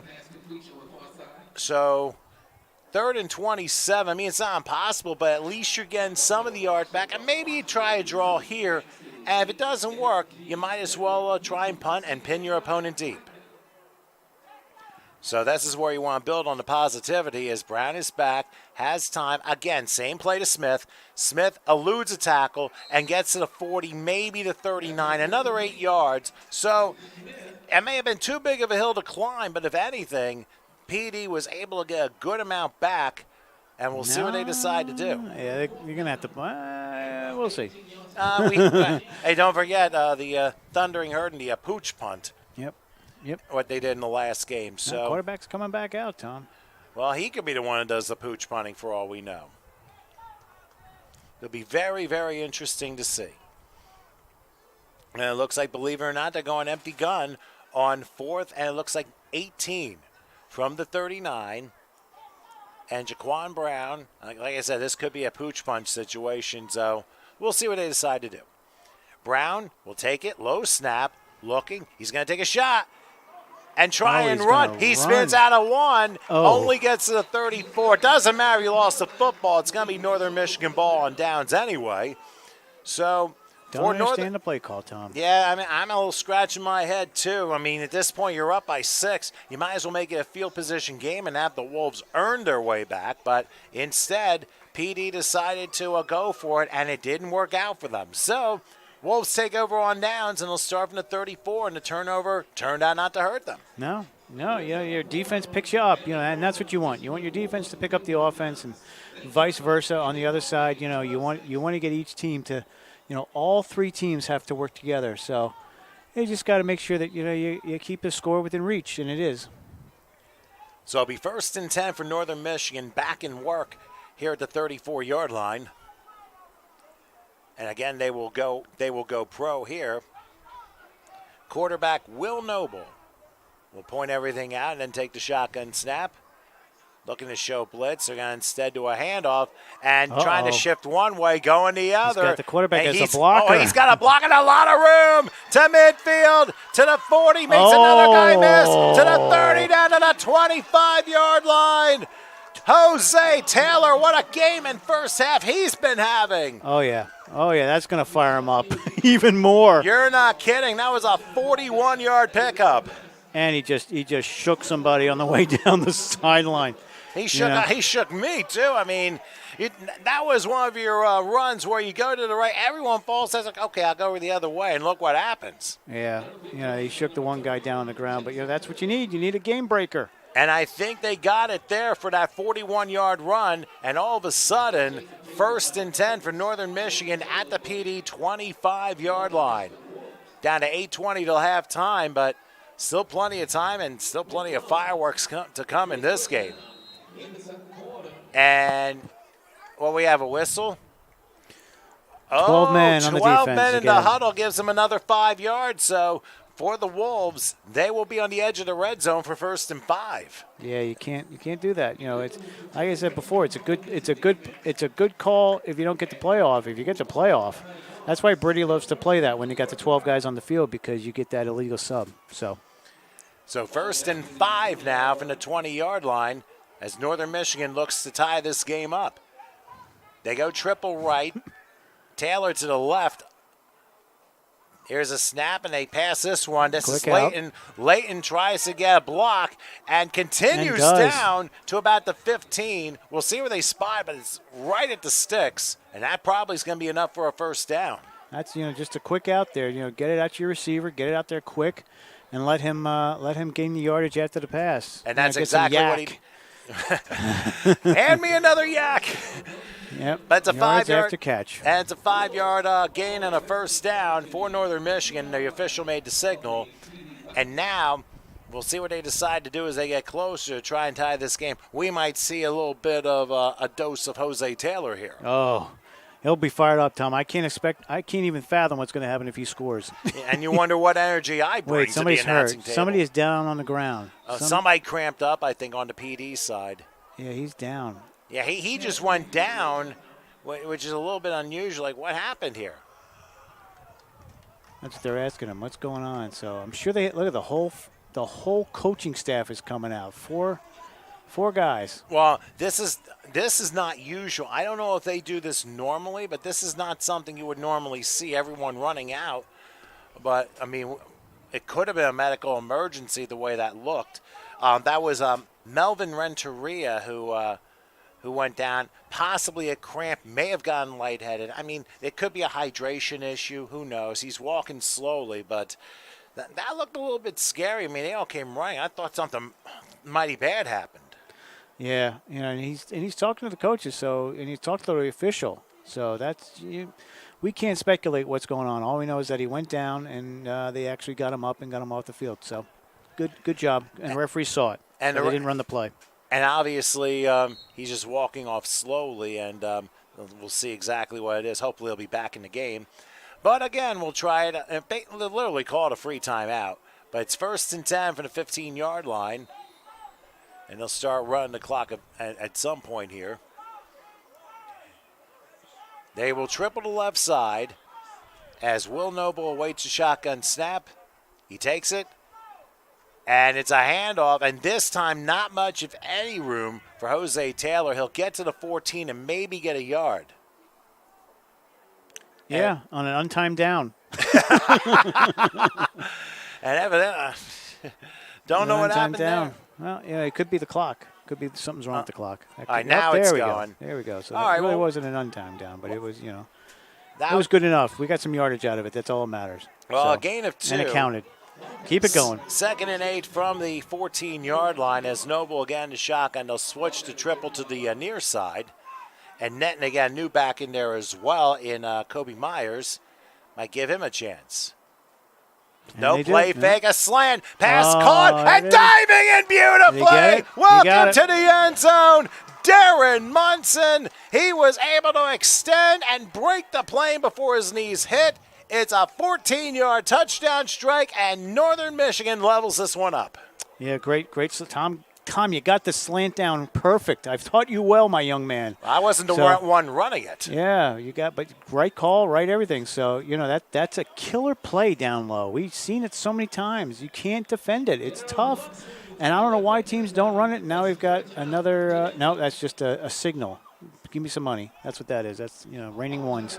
Pennies. Yeah. So, anyways, it's a good touchdown. Evens the score. Now we got to get the conversion here. And I think what they're doing is they're going to go for two based upon where the ball is spotted. So we'll see what Will Noble decides to do, trying to give Northern Michigan the lead with a two-point conversion. They're going to go three wide slot left this time. And Myers to the right of Noble. Noble takes it. They give to Myers. He tries to escape. He cannot. Nope. Ends up losing 2 yards. The conversion is no good, and the saga of the missed conversions continue with 6:33 left to halftime, and we have a 12-12 game here at Tropical Park here in Miami, and very competitive to say the least, Howard. Yeah, very competitive, very tied. That's what it is. So a lot of left rights here, and everybody's doing the same thing, just getting 6 out of it. So you want to try to get that conversion, whether it's a kick or a run, but if you can't, at least you're still getting the touchdown. And as far as everything is concerned with the way both teams have come around, I think the turning point was when PD decided to go for it on 4th and long in plus territory, and they didn't make it, which I didn't understand. That resulted in Northern Michigan bouncing back and tying this game up. So let's see what PD does as for an encore, trying to fix the issues from their last drive. And like I said, penalties is always a major issue for any drive for any team. And we'll see how this all lines up. But again, the PD Vikings from the northeastern region of South Carolina, Florence, Darlington counties, they're in basically more like Tampa Bay colors. Northern Michigan, all in whites with black numerals. Let's see what this kickoff is like. And a much better kickoff than before. And Hogg down about the 15-yard line. I think it's Smith. Running wide. He will, and he'll get to the 25 and finally crash. A vicious collision. Number 44, Tom, on the Wolves. Malik Taylor was the one who made the stop on Smith. And basically the whole ground moved to the 30-yard line. Yeah, that's where you feel it in your teeth. If you got any loose teeth and they run, you get hit that hard, you feel it. You feel it in your head. You feel it in your body. It's crushing. It's a great play. That's what you want out there. And when it messes with your head, remember, this is long-term stuff you're dealing with if it happens the wrong way.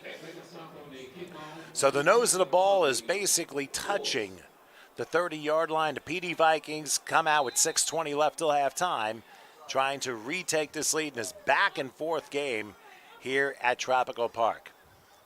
Jaquan Brown, he's back, and they're going to go 4 receivers, a triple to right on the far side. Let's see what they decide to do here as Brown takes the snap. A lot of motion. No drop back, but the pass is still caught, and weaving to the right side and out of bounds is Colin Washington.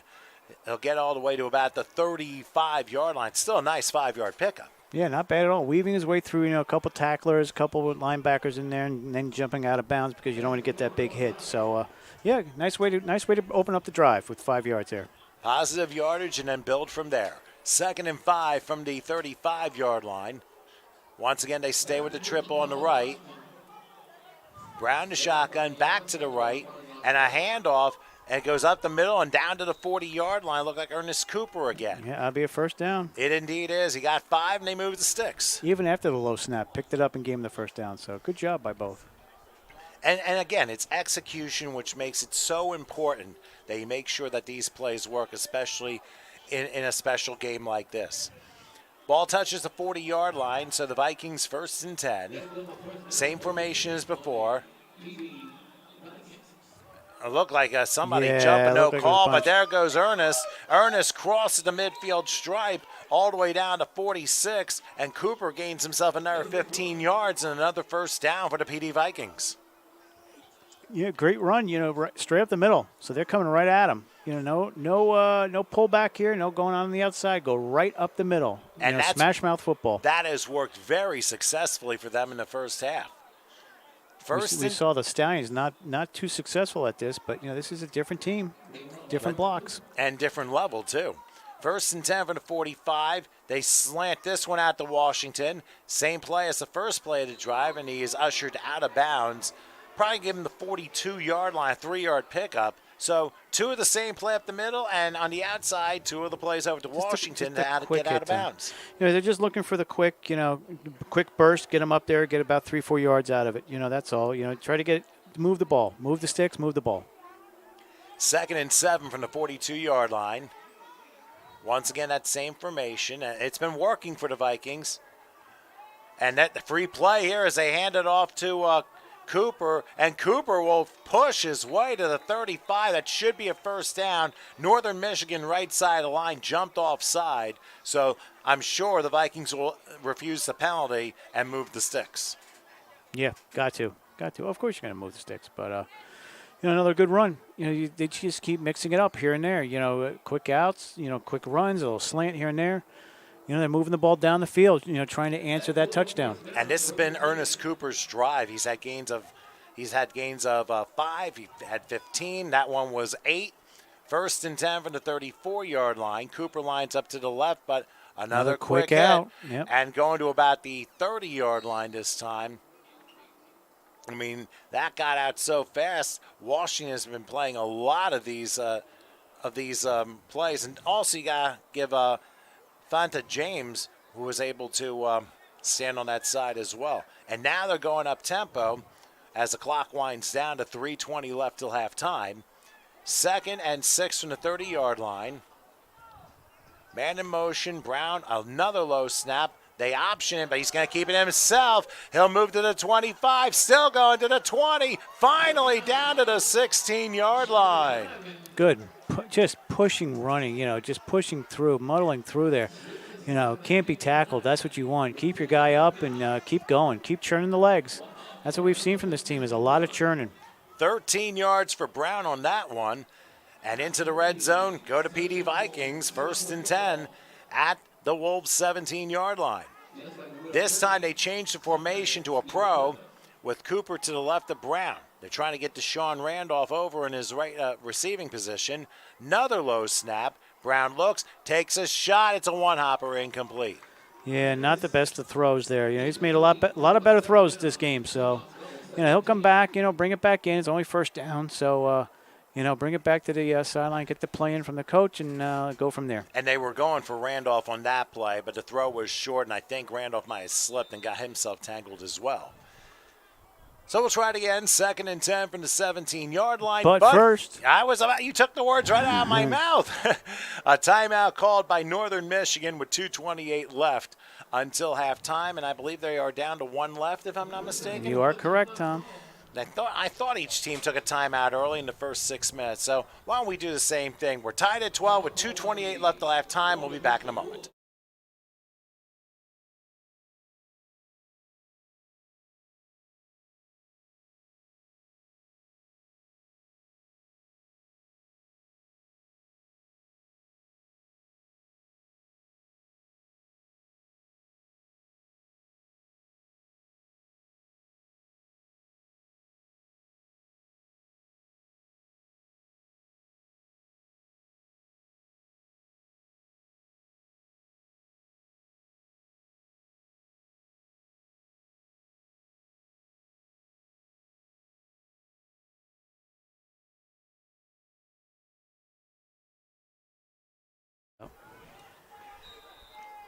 As we're about to resume play, Getting darker again, Wilkins. Got to get the Doppler maybe. Well, I'll check. I don't think there's any rain in the area, but on 2nd down, here's it looked like Brown tried to do a misdirection with Cooper, and the Wolves were not buying that. Dropped down at the 19-yard line for a 2-yard loss. That'll make it running in place there. Yeah, 2nd. So that'll now make it 3rd and about 12 from just inside the 20-yard line. They will let the clock run down to the 2-minute warning. While we have a second, I've noticed we were as high as 423 people on the live chat here on YouTube. So to all of you, thank you so much for your support. And make sure you tell your friends about us, the HSG Network on YouTube. Please subscribe. We got plenty of good things going on, a lot of things later on in the year, and maybe going to Virginia in July for another set of Sunshine Bowl games. Or you could also check us out on Facebook, because we do have the Facebook links. We do not use Facebook to stream. We use our YouTube channel to stream from. So if you subscribe to our YouTube channel, you will get alerts whenever we are live. And and I'm pretty much the owner, so I don't ever stream on Facebook because it just cuts it up and it's not a good stream. So YouTube is much better. We buffer, here and there. And then we had the first game. We had a lot of buffering, a lot of issues because of the sun and because of the cell towers and stuff. So hopefully we straighten it out. We keep it clean the rest of the way. So enjoy the football. And and everyone who has checked us out over the weekend, we certainly appreciate your support. I think we had close to 11,000 views yesterday, and who knows what today is going to be like. Or the weekend total. We're going to go over 20, Tom, I think. Well, we'll see it when it happens. Might get United Center sellout population on that. All right, so 3rd and 12 from inside the 20. They go empty gun this time, heavy to the right, and Jaquan Brown will take the snap, looking. He's going to take a shot at the end zone. He will get it! Oh, big hit, What a big hit, and hanging on to the football. Welcome to the end zone for the second time today, Deshaun Randolph. My goodness, what a grab. On a 3rd and 12, he strikes for a 20-yard touchdown reception, and PD regains the lead with 1:51 to the half. Great play, and he held on. That was the important part. Was it's a great pass and great play, but he took some shot in the back of the end zone there, and that's what you're doing. He's hoping to jar the ball loose. Kind of had to do it, but good job by Randolph hanging on to it and giving PD the lead once again. And this time, the Vikings will try the 2-point conversion. They'll go empty gun again, heavy to the right. Plenty of receivers to choose from. Let's see what Jaquan Brown decides to do. Takes a snap. The lob pass is tipped incomplete. That went in the direction of Damon McCullen, but a Wolf defender got a hand on it, and the conversion fails. So both teams combined 0 for 5 on extra point or 2-point conversions. That's okay. Hey, still scoring. Hey, 18-12 the score with 1:51 until halftime. So now Northern Michigan, this is going to be a very important drive for them. PD will get the ball to start the second half, so it is paramount that Northern Michigan gets points before PD starts the second half with the football. Yeah, you got to get something out of there. You got to get some type of points, but you keep scoring. That's what you need to do is keep scoring. So it's better than kicking field goals, but you still need a little more than that. You need to get some of these conversions are just easy points for them that they're not getting. I understand somebody on the live chat. Not only is Maurice Nash celebrating a birthday, I'm trying to see here. Someone else, Tom? Yes, it looks like Jacob Bowden. Oh. Yeah, number 32. I think we saw him earlier in the game. So one person comes out, wants to send a happy birthday out to one of the players, and Jacob Bowden's like, what about me? There you and go. He's celebrating too, so many happy shout. returns to him as well. Well, let's see if Northern Michigan can light up the cake here in this final minute, 50 seconds, as gaining a few yards and stopping down near the 40-yard line.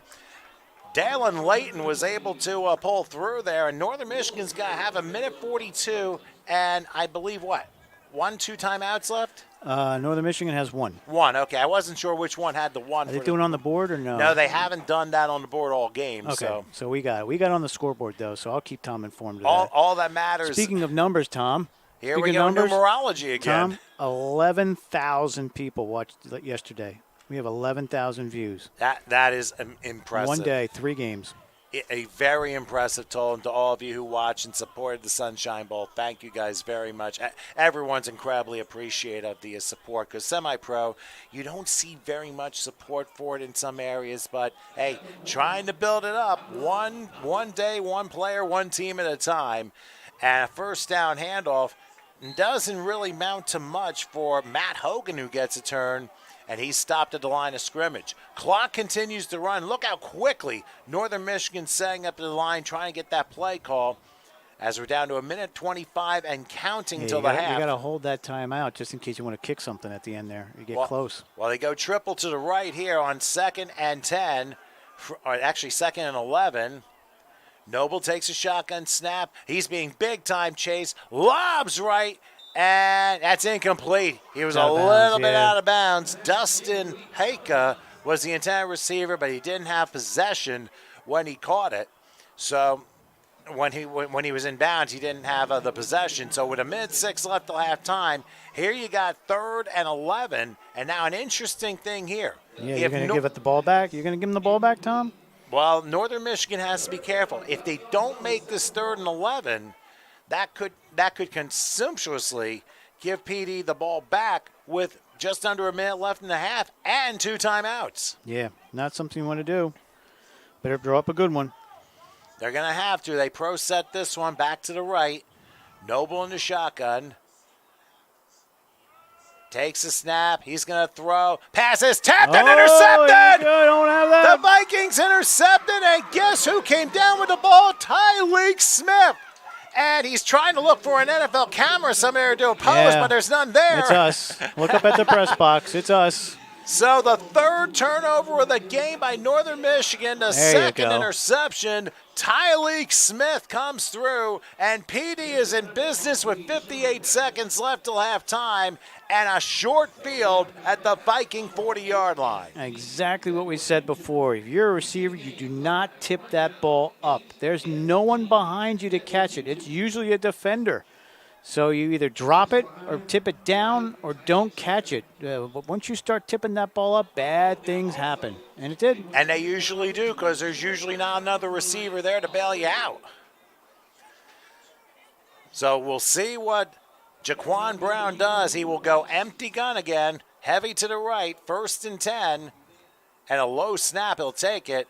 Brown, pump fakes. He's going to try and get away from a tackle. He might as well throw it away. And he ends up throwing an interception. Oh, boy, I missed everything except that interception. I got the last part of it. And number 17, Tom. Yes, it is intercepted by John Craven, who was able to catch it along the far sideline, and they turned the ball right back over. He probably would have been better off just throwing it away. He's out of the pocket, get rid of it, and then he got 2nd and 10 in great field position, but didn't work out.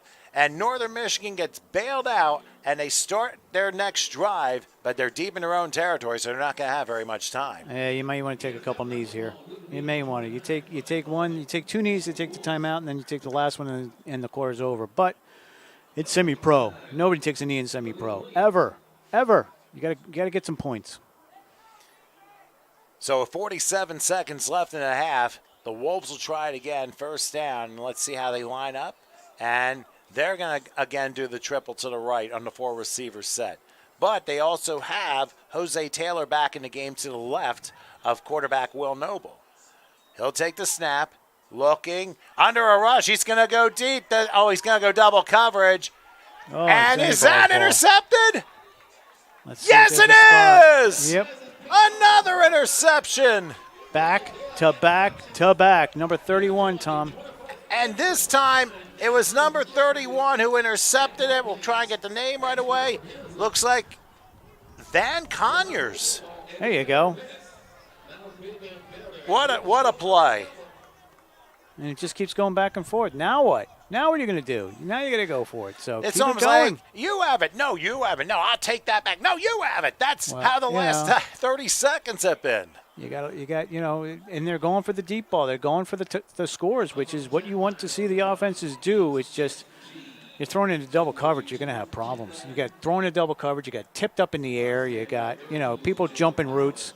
It's a battle of the defenses here, and you still got 30 points on the board. 30 points on the board. So we'll see. Well, 18-12 being the score, and 37 seconds left till halftime. Boy, you talk about Jaquan Brown being bailed out. The only difference is they've lost 21 seconds and 17 yards based upon the last play. Let's see what they do this time. Oh, they're taking it, and he's like, no. I was like, we're not going to try. That's enough. And I think they're smart because they turned the ball over one time, and it doesn't look like Northern Michigan is going to stop the clock. They're already heading to the locker room. Yeah, So, Howard, your thoughts on the first half? Yeah, that's quite a finish. Quite a finish to the half, but again, you cut your losses here. So, we saw a lot of offense, Tom. Probably the most offense we've seen in one half a game here. Well, so, maybe the second half of the first game yesterday, but that could be argued. But put it this way, Howard, before we go to break, it was basically like nobody wanted it, and they said, you know what, let's just go to the locker room. And that's what we're going to do at halftime. It is the PD Vikings 18, the Northern Michigan Wolves 12. We'll take a short break, come back with the second half. Go get some water, folks. We'll come back in a few minutes.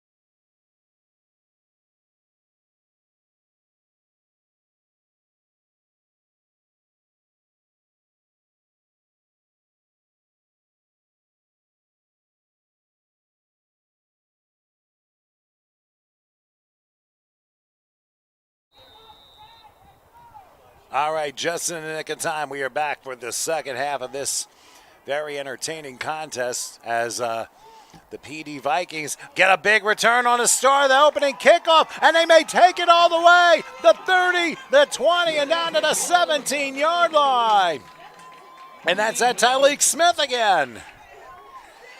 How about that? Actually, no, that was, I think, Devon, I can't even read my own writing. Looks like Devon Hillsdale was number 8 on the one on the recovery. He was on the up men, and he takes it all the way inside the red zone to the 17-yard line.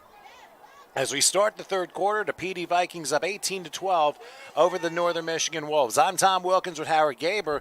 What a way to start the second half for the Vikings. And, of course, we had to get some grub at halftime, so I'll fly solo for a couple of minutes here. It'll be 1st and 10 for the Vikings, and right now you're looking at possibly a 2-score game at this point with the way that return happened. Both teams were ignominious in the way they finished their first half with like 3 turnovers on 3 straight possessions. Now quarterback Brown will hand this one off, and falling down with a hard hit. Yeah, untouched. Ernest until the end Cooper. there. He falls down for a 5-yard loss. Fans want a late hit, but remember, in semi-pro, you mostly play by NFL rules. So if it were college, he'd be down and that penalty would hit, but nothing here because he had not been touched yet. Yeah, when you fall down on your own, you usually can get up and get some yards out of it, but he knew the play was over. And even so, if he gives himself up physically, then you can get a penalty too out of that. But he didn't look like he was. He was just down and upset that he couldn't get that corner. He ended up slipping on his own and losing 5 yards. So 2nd and 15 from the 22-yard line, now between split backs. Quarterback Jaquan Brown will take it.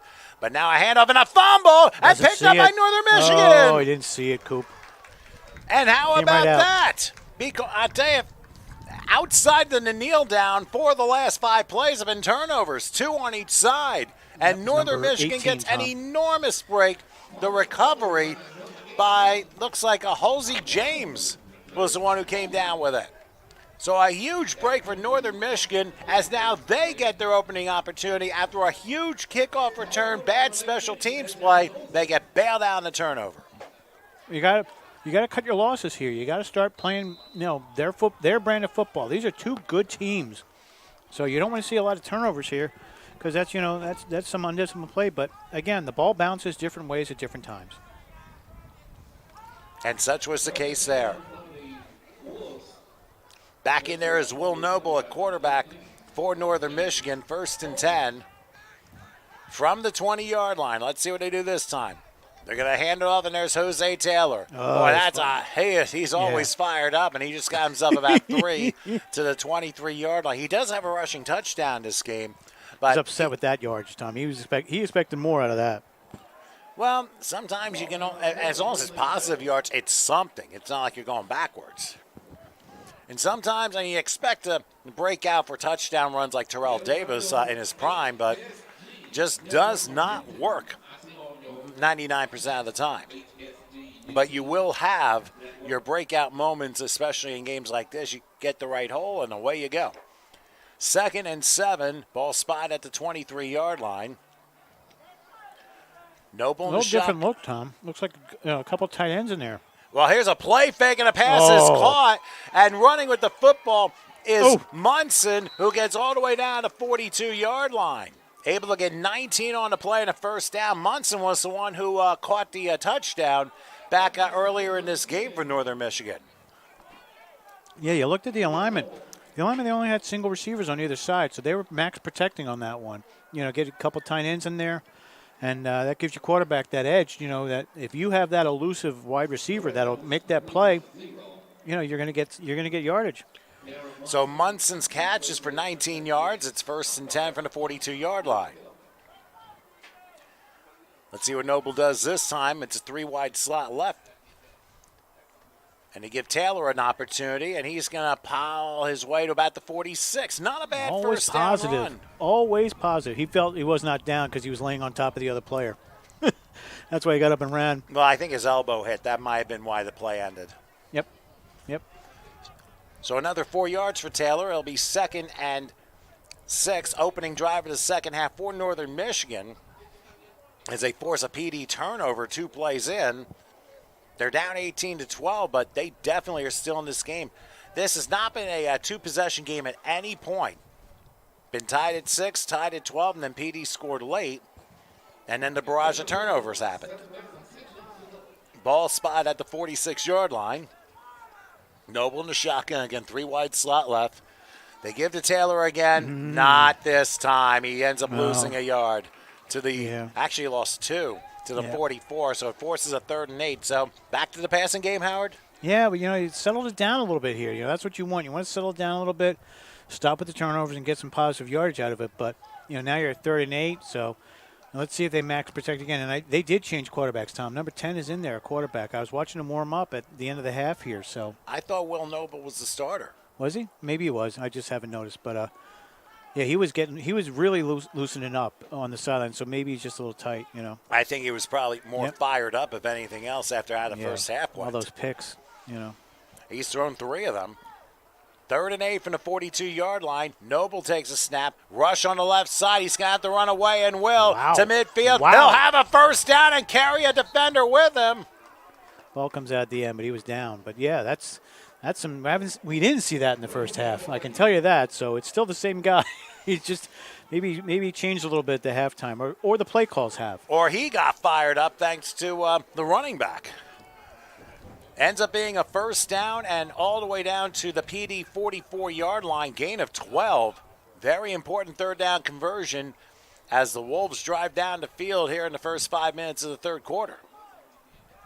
Let's see what they come up with now. This time they go empty left, triple right. Again, Noble in the shotgun. And he'll take it. Goes back. Oh, he's under a rush. Somebody missed an assignment, and down he goes. When you saw the PD defender come chasing after, then obviously a block was missed. Or it could have been a screen. Could have been a screen that got blown up. That's what that looks like. When your guys release, when your linemen release, they're actually releasing the D line to get in, and then you loop the ball over top for that screen. But if you don't have any time to do it, or you don't throw the ball, that's what it looks like. They kicked in the door that time of the offensive line and forced a big loss on the play of 11. So now back to their own 45 is Northern Michigan, 2nd and 21. So now they're going to have to make up that major loss. And we'll see how they play out here. This time they're going to go 3 wide slot left, and it looks like heavy on the line on the right. Here's Noble throwing out the middle. Nice catch around the 42-yard line by Dalen Layton, who's had a nice game so far. Comes down with it, gets the lost yardage and then some back. Gain of 14 on the play, forces a 3rd and 7. Good play. Good play, good catch. That's what you want to see. You want to see your quarterback moving the ball around. And he was able to. We've seen a lot of them going like from side to side, but not too many up the middle. And that was a good decision on the part of Noble. But now he's facing a 3rd and 7. Ball spotted right outside the 41-yard line. The line of gains a 34. 3 wide slot right this time. Got the tight end on the left-hand side there. Probably for extra blocking, but here comes a blitz. Noble had to fire one, and it's knocked down incomplete, and it came close to being almost intercepted. Needless to say, Noble would have liked to have that one back, but he threw into a lot of traffic. Yeah, you got a lot of pressure off that left side that we saw. Even with the tight end, you had a couple phantom blocks there, and that's not what you want. Your quarterback wants to have at least a couple seconds to throw the ball, and he's not getting that right now. So, you change it up. You could also do sprint outs. You could do different types of things where you give them the time, or you run your slant. Your 10-yard slant, your 5-yard slant that gives them time to get the ball out. Interesting decision coming, Howard, as it's 4th and 7 from the 41, and they're going to be going for it. Why not? Why not? I know it's a one-score game, but I would have tried to pin PD a little bit deep, but they're deciding not to. Here they come, and they throw up the middle pass. Deflected, doesn't matter. It's incomplete, And again, Northern Michigan turns the ball over on downs. Another faulty mistake by the Wolves. Yeah, I don't think he even saw it. Did you see him turn around, Tom? Number 8. It looked like it just. I think it was tipped halfway up, and that's where it changed direction. Because he's got his, he's putting his arms up like, guys, I didn't even expect that ball. What's going on? Now he's going to talk to the quarterback and say, hey, bro, you got to let me know what's going on here because that was a 4th down play. That was a big play, and if he caught it, it's 1st down. And PD bails out of that turnover and the red zone in the opening minute of the 3rd quarter. So 8:03 left in the 3rd, and the Vikings have the ball back, a new lease on life, and they'll have it 1st and 10 from their own 41-yard line. Go back to that 11-yard sack. That was the critical moment in that drive. Now Jaquan Brown with an empty gun heavy on the left. He pump fakes, he'll fire, left pass is caught. Catch. There'll be some yardage there. Crossing into 46-yard line, Damon McCullen, who's been a key figure for this PD offense. He's done a nice job and picks up another 5 yards. One thing we haven't discussed, Tom, yet today because of the weather, it looks like there may be some sun glare out there, coming down on these guys. They're definitely getting the sun from behind us, so it's behind the press box, so you can see the shadows. So if you're going to throw it to that left side, I wouldn't loop it too high up in the air because you're going to get a lot of sun in the face. Well, vision can be a bit of a factor, and it looks like the lights are starting to come on here at Tropical Park. 5:30, 6 o'clock maybe. We'll see. That's true. Here's Brown on 2nd down. He's going to throw to his right, and right in his lap, incomplete. Colin Washington had it. Would have been a 1st down if he secured it, but he could not. No, tried to catch and run. He knew he had to come back to the ball to catch it, Tom. And when you come back to the ball and you're moving and everything, there's a lot going on. So. Basically catch first and run later. And you pass the sticks. All you had to do is catch, and there you go down, and the official will mark it and move the chain. So that could be costly, but PD has a 3rd and 5 from the 46-yard line, and they would like to convert to keep the momentum going. And you're correct, Howard. Vision could play a role, especially towards the end of this game because the sun is peeking out. It's been mostly cloudy throughout the game. Perfect weather. And now we're going to have a timeout by PD. So we'll take a break with 7:16 left in the 3rd. We'll come back in a moment. It's 18-12, PD over Northern Michigan. We'll come right back.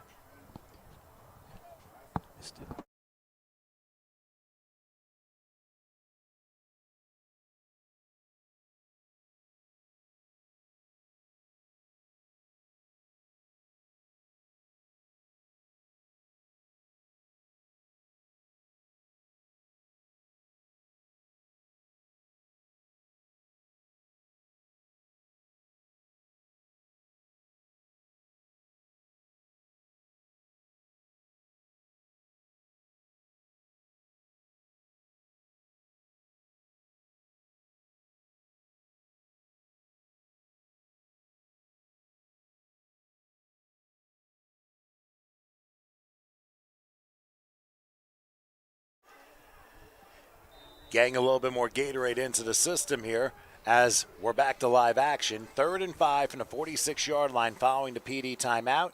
Brown, this is going to be a trick play. He's going to throw, and he threw it a little bit short of the receiver, incomplete. They tried to get it into a lateral. Just an option pass. That's all that was. Yeah, Fonda James was the one that was going to get it, and he ends up throwing it. There was a receiver on the far side, and it was just short. I don't know. I think if he made it to him, he might have been intercepted because they did have coverage on him. It wasn't wide open like we saw the other day where you just launched it up there and you had all the time in the world to get it. But, that's it's a little trickeration.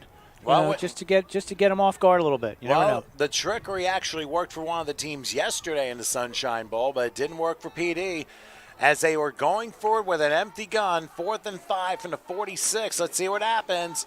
Brown back, fires left. There's the catch for the 1st down at the 46 of Northern Michigan. A very important catch by Deshaun Randolph, who has 2 of the 3 touchdowns on the game. And there was an important 4th down conversion to keep the drive going for the Vikings. Great play. Great catch. Great play. Got out of bounds.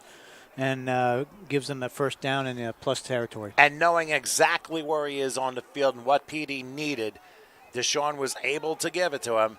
So 1st and 10 for PD now at the Wolves' 46-yard line. Brown to shotgun. This time to go pro low snap, but it's going to be a handoff. Bouncing up the middle and diving to about the 42-yard line, probably about a 4-yard pickup. And it looked like they gave it to Smith that time. Yeah, you different. You got to have different styles, different running backs, and that's he bounced off a couple guys where Cooper would want to run him over. Well, just a different look. Yeah, Cooper obviously was wearing down the defense early on. Now you try and bring in the speedster to change the style, as you had mentioned. Brown to shotgun, 2nd and 5 from the 41-yard line. They send Johnson in motion, and again they give to Smith. And no, that was a keeper time. Oh, no, it was a keeper, and Brown went down fast for a 3-yard loss to the 44-yard line. Looked like the left side kind of missed the block a little bit. Yeah, we've seen that. We've seen that on both sides. We've seen, some blocking assignments get missed or some, you got to remember, too, is these defenses are top defenses. These are championship teams. So if you miss a block, they're going to make a play on you. Well, here we go with a key 3rd and 8 for the PD Vikings at the 46-yard line. I thought the lights were going to be coming on, but no, not 6 just o'clock. yet. 6 o'clock timer, Tom. That was last night. Oh, okay. So a little unusual there. All right, here we go. 3rd and 8 from the 44-yard line. Empty gun for Brown, who takes a ground ball snap. He's going to be running for his life here. And lob one. It is caught at the 20, and he's going to walk home to Key West. Welcome to the end zone. Deonta Johnson with the grab from 44 yards out. He got the block he needed, and PD extends their lead on what I believe is the 4th touchdown throw by Jaquan Brown in this game.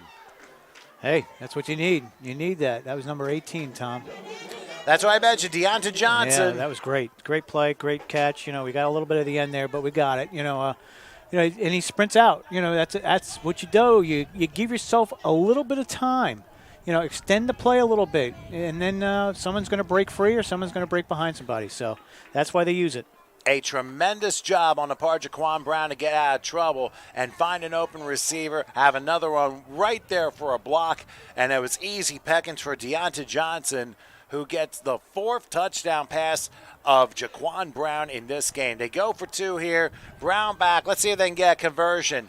They will! First of the game. That is correct. Tyleek Smith with a 2-point conversion that extends the PD lead to 26-12 with 4:54 left in the 3rd quarter, and now Northern Michigan is up against it here. But then again, remember, we had an earlier game yesterday where a team was down 2 scores, played resilient football, and rallied to tie the game.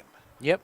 And, Tom, I do stand corrected. These are mercury lights, so the mercury lights up there, they come on about a half hour before they come on, so they're warming up right now. So you'll see all of a sudden they'll all blink on because they're just getting warmed up now. It takes them a little while, but yeah, they're different style lights that are here. They're a little brighter than regular lights that we saw last night. It really lit up the field well on both sides, but it takes them a while to get up. And then when you turn them off, you got to wait again to warm them up. So a lot of teams have gone away. A lot of stadiums have gone away from these style lights, but they're still bright.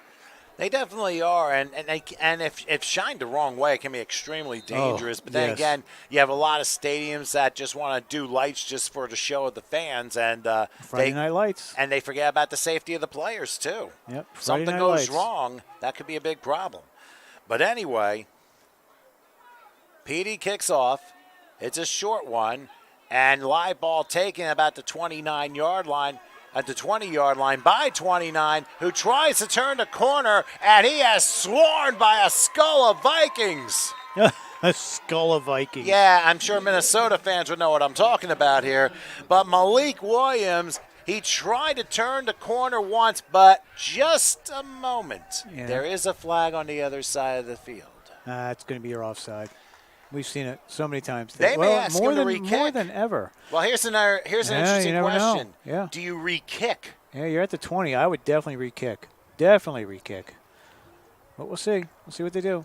What are they doing? He's motioning. Well, the penalty's got to be against PD for 5 yards. Oh, they're going to take the 5 yards from the end of the play. I don't know if they had the option or not. That's the other thing. Yeah, you don't know because that's the referee's discretion. So we'll see. Yeah, and every officiating crew's different, and also the rules will vary based upon certain things in different divisions and leagues and stuff. So that's why when we see something that might be a little bit off, that could be the style of rules that they're playing. And now What do we on got? 1st and 10, looks like PD might be calling their second time out. And they they are. are. So it looks like they could be in trouble if things don't work out in the last 20 minutes of the game, as we're down to 4:43 left. So let's take a short break. PD ahead, Northern Michigan 26-12. We'll come back in a moment.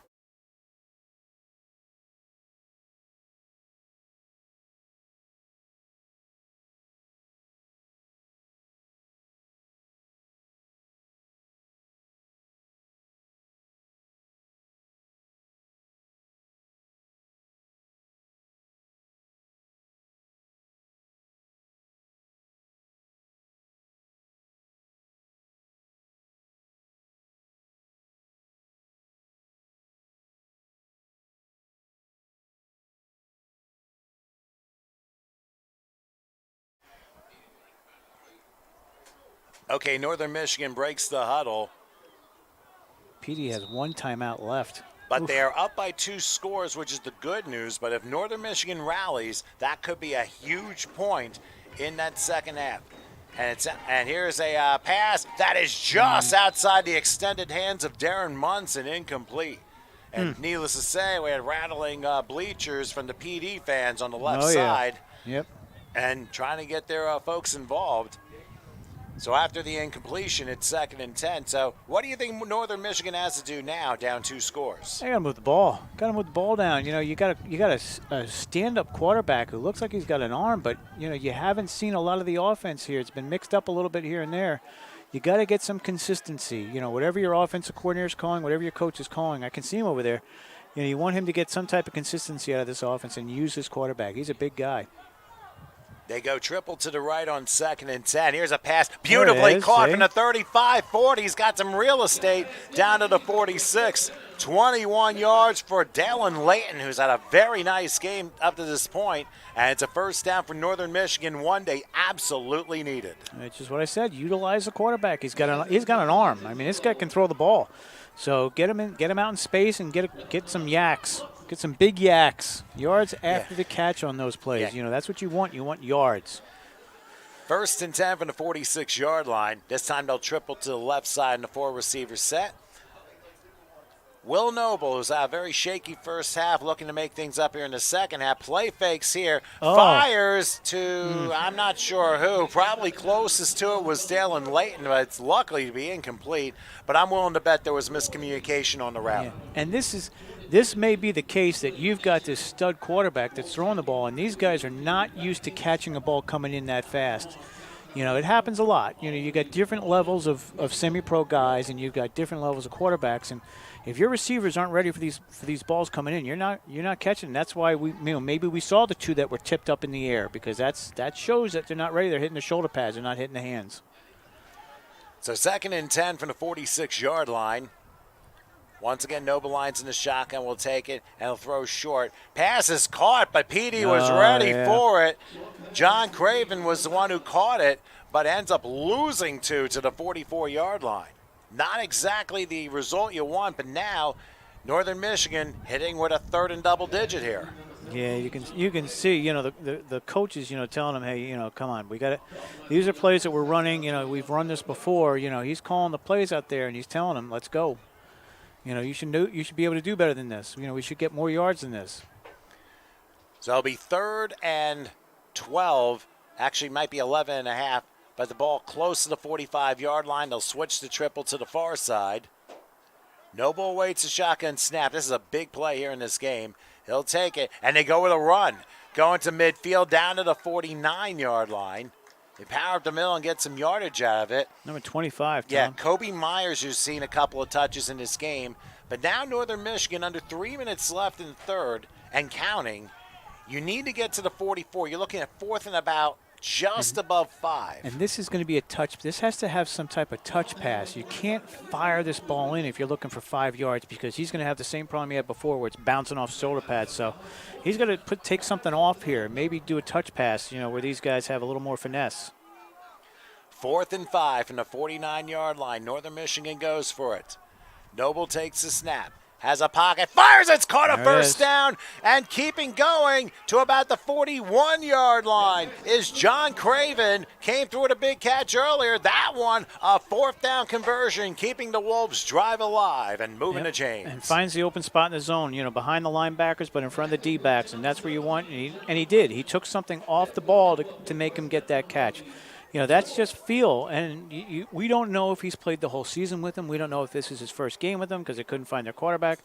But you see a lot of signs of where guys are a little shook when it gets to them, and it's at that speed. So something to work on, and maybe they talked about it at half, Tom. That's a good halftime conversation to adjust. Yeah, adjustment right there. 1st and 10 for the 41. They'll do the run again, and bowling over to about the 37, maybe the 36-yard line is Kobe Myers. Another nice positive gain on the play, and there's still plenty of time. We're under a minute and a half left in the third quarter.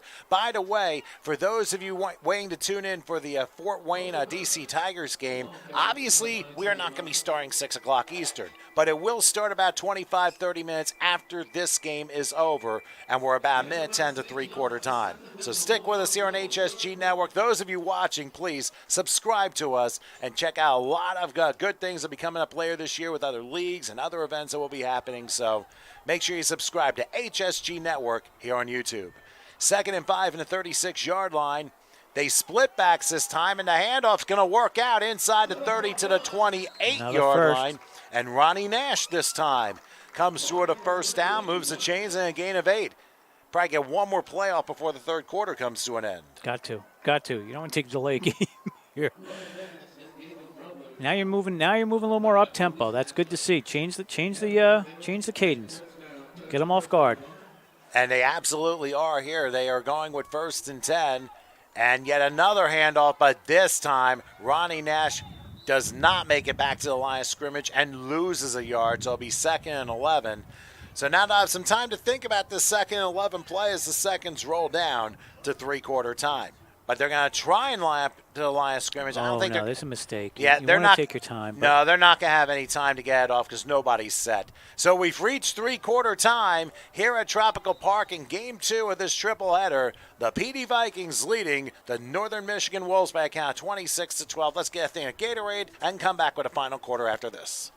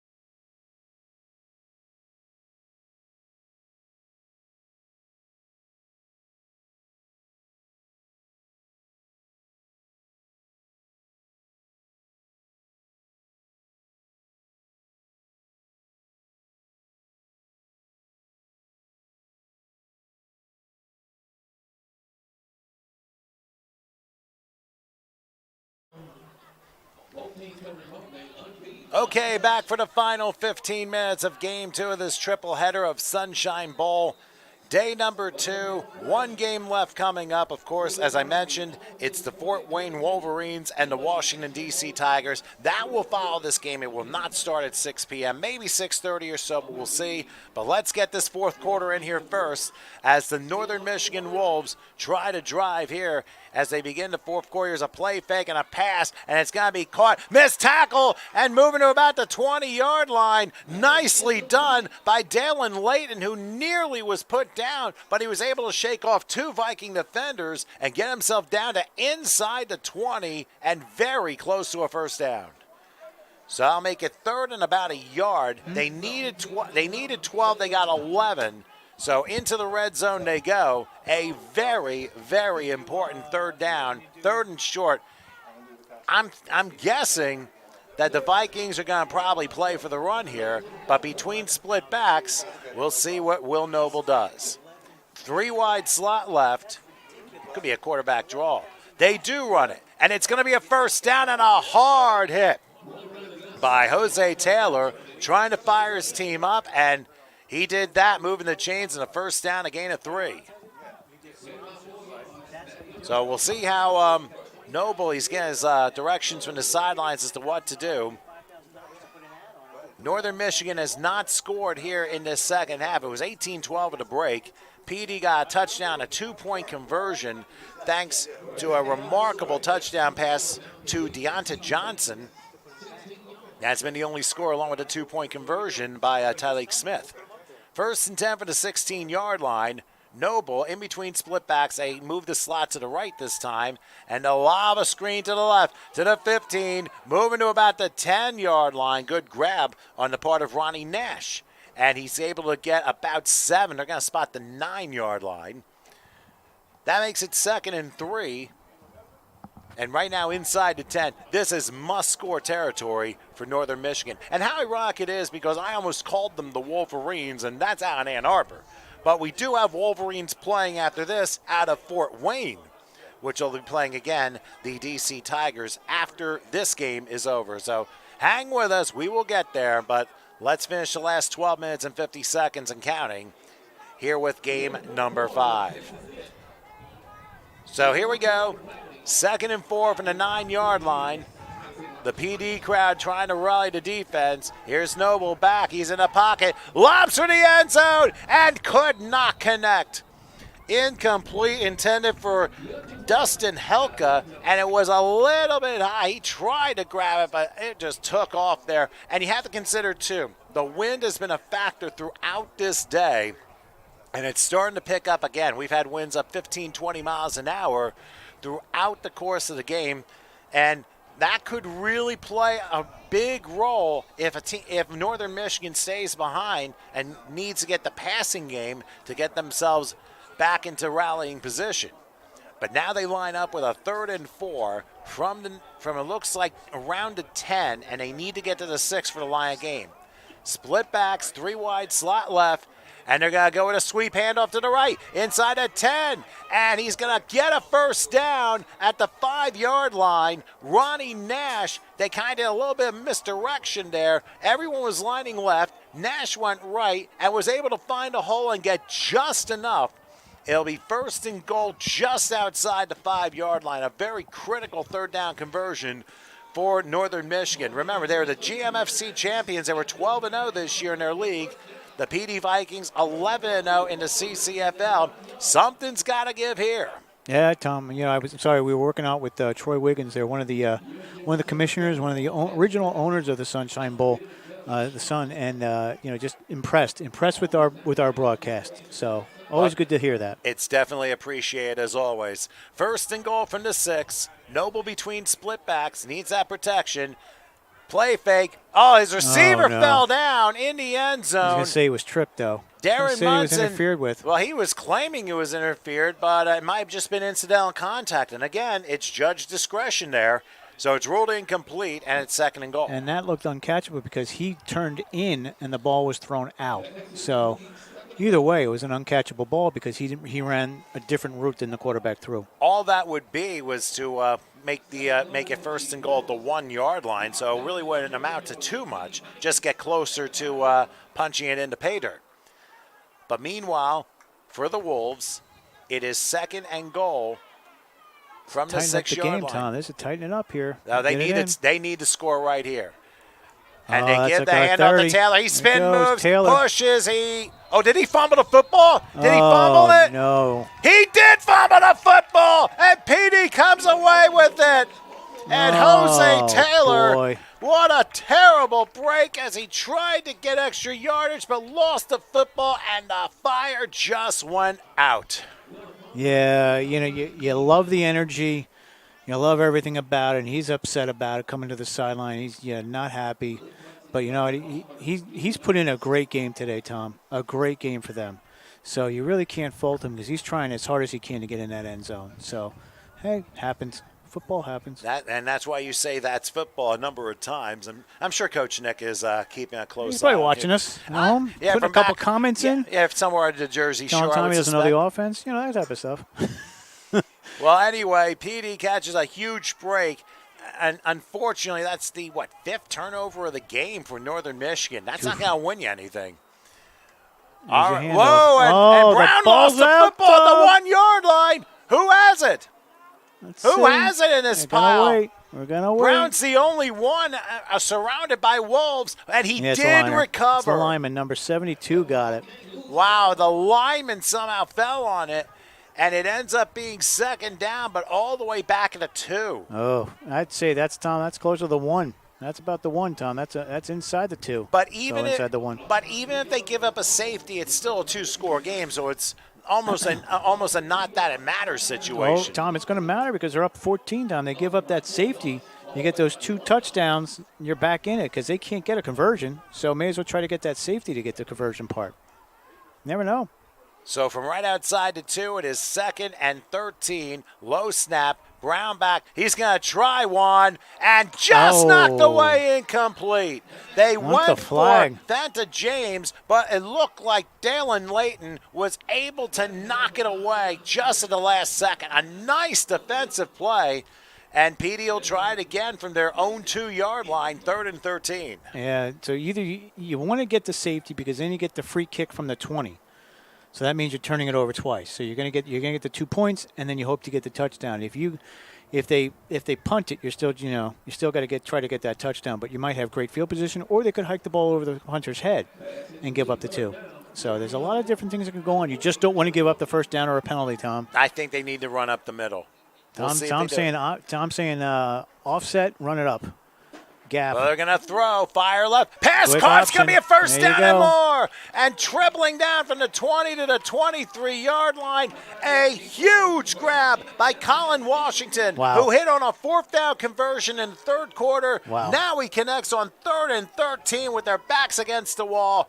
Boy, that's going to give the Vikings some breathing room. Yeah, quick hit. And we've seen it. The quick hits usually are stopped. You're not going to get 10 to 13 yards out. You're going to get 5 to 6, but not if you're elusive and not if you're as fast as that was. So, great play call. And great timing, too. 1st and 10. Now they go with the run and moving to about the 25, maybe the 26-yard line, and now a little bit of extracurricular activity. Oh, don't take your helmet off. Yeah, you can't do that. You're not supposed to. Not supposed to take your helmet off on the field. But again, you got to allow some things, and that's what the officials. That's what you want out of your officials is you want them to allow you, a little bit of leniency, and not call the 15-yarders every time something happens. So, good for them.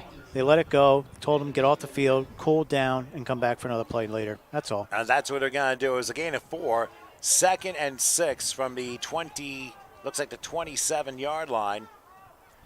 Jaquan Brown into shotgun. Takes it. This will be a pass. Now running right.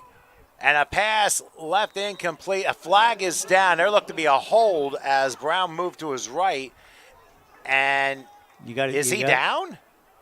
Yeah, he's down. He's on the ground down there, Tom. What on earth happened here?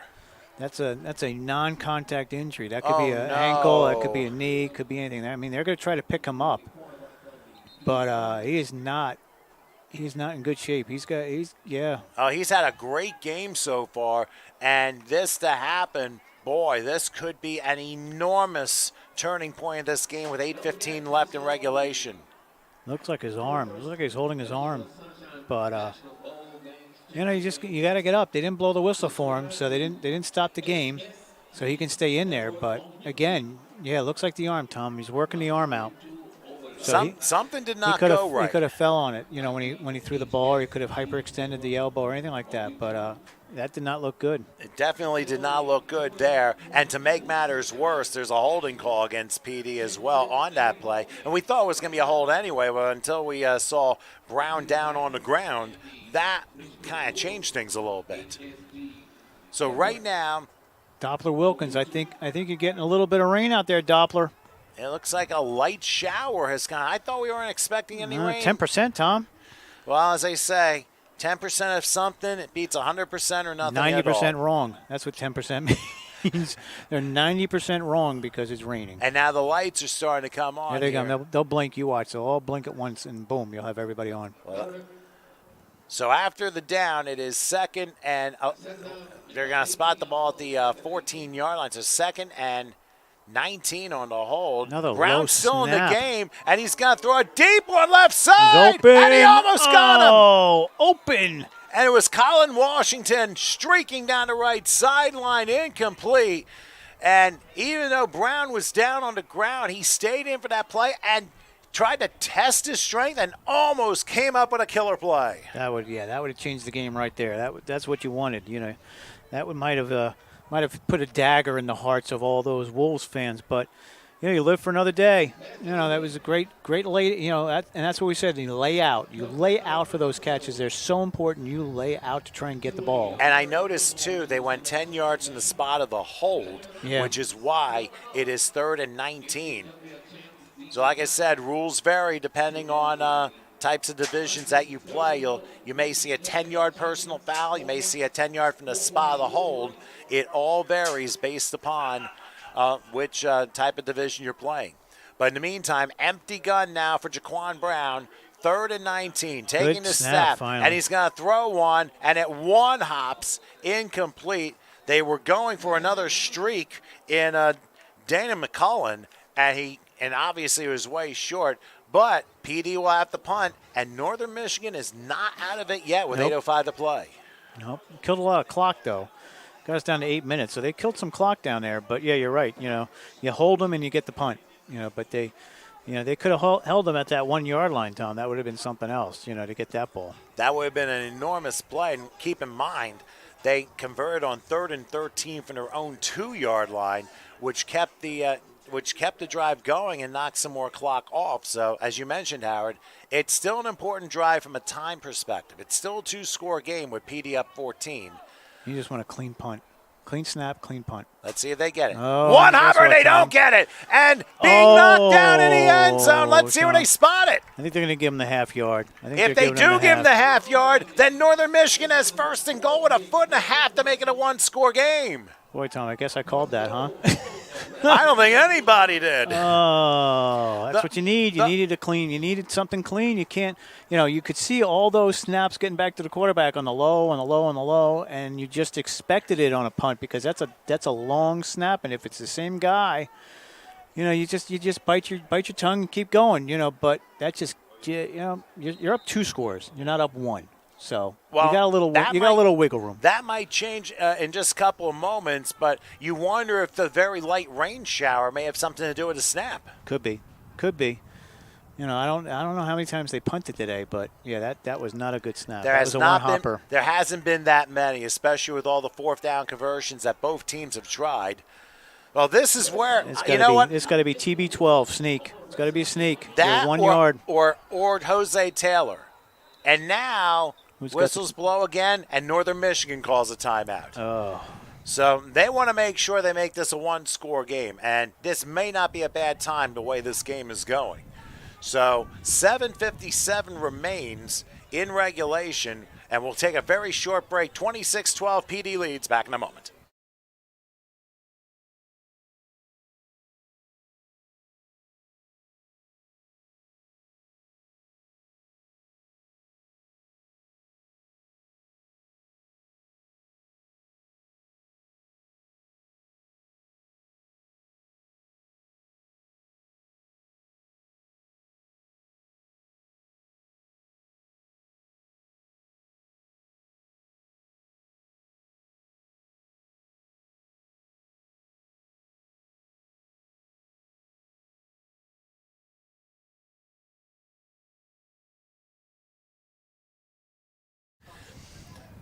All right, so back we are. A major event just occurred as PD fumbled the punt snap. Northern Michigan recovered at the 1. They have 1st and goal. Howard is calling the quarterback sneak. And you're right, but do they get in? No signal. Waiting. Northern Michigan thinks so. The officials say no, not yet. They got to find the ball. He was in.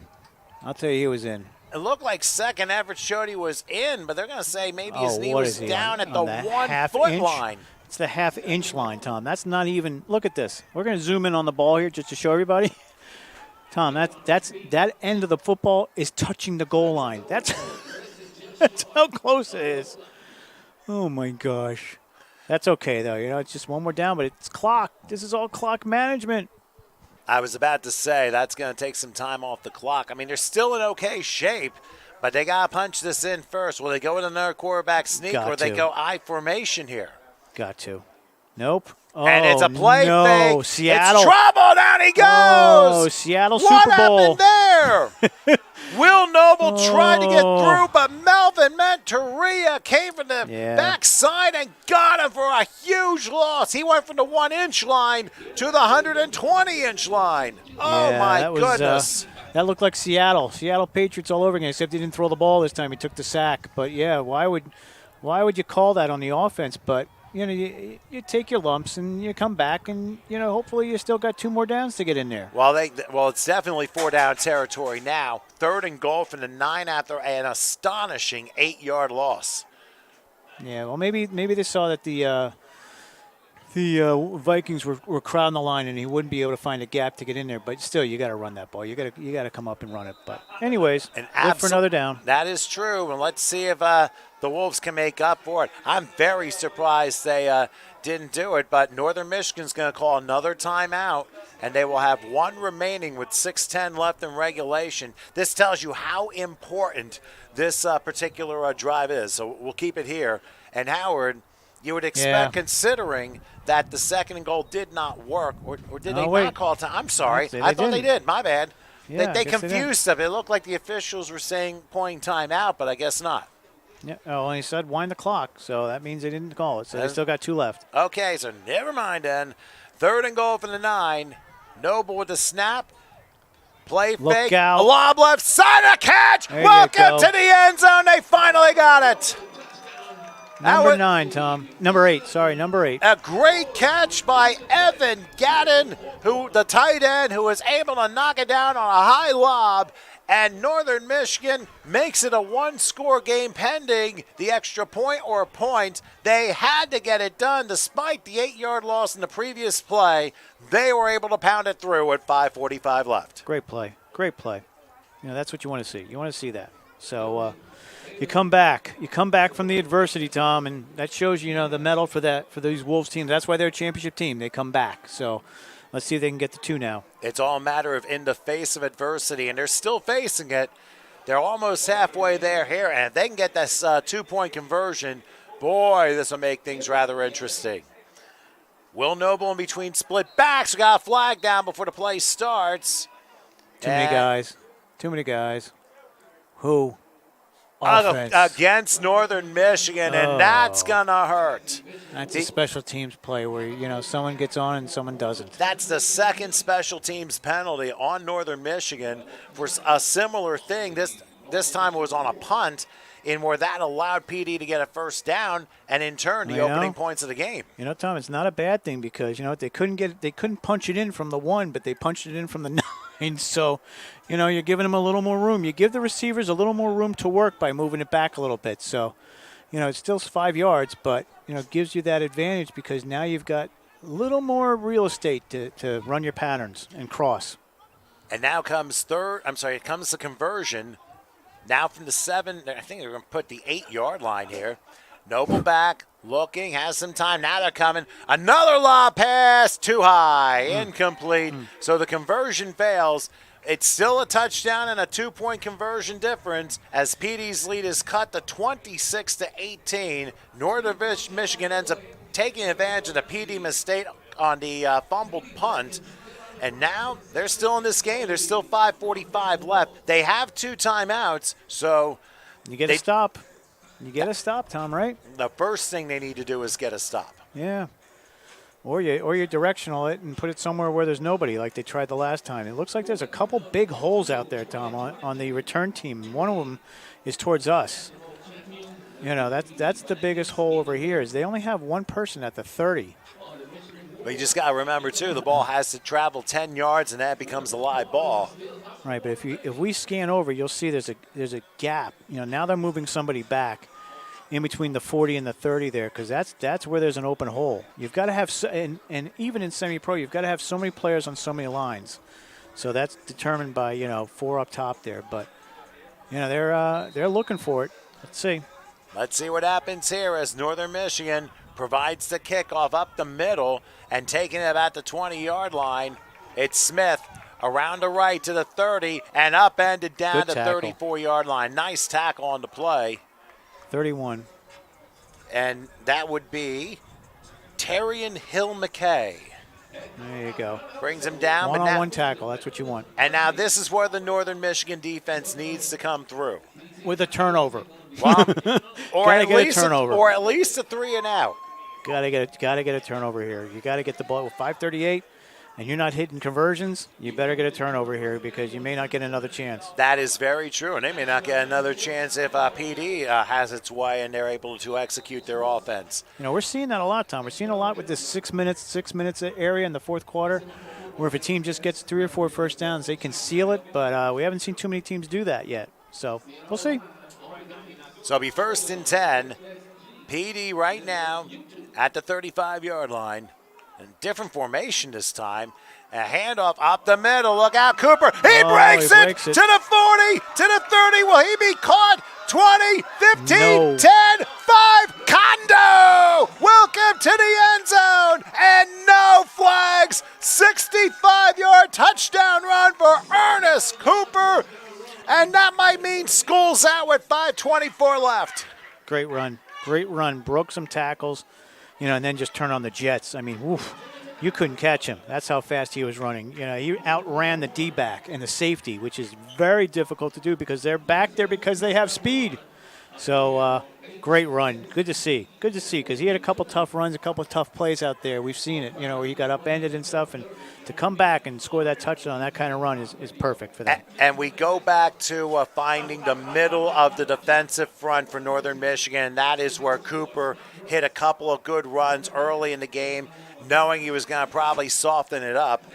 He was able to, and in due time, took only 21 seconds, but PD gets their 2-touchdown lead back, and now they're going to look to get an extra point out of this. And needless to say, kicks have been very hard to come by given these 5 games. Let's see. Cross your fingers.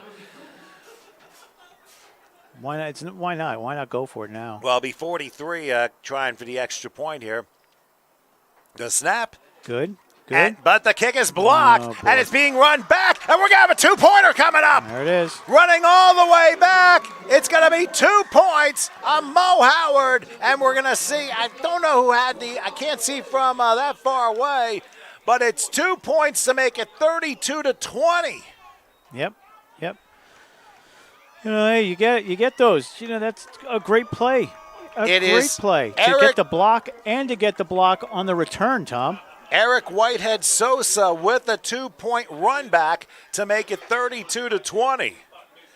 And remember, this is something that's been around for a while. They just put it in the pros a few years ago.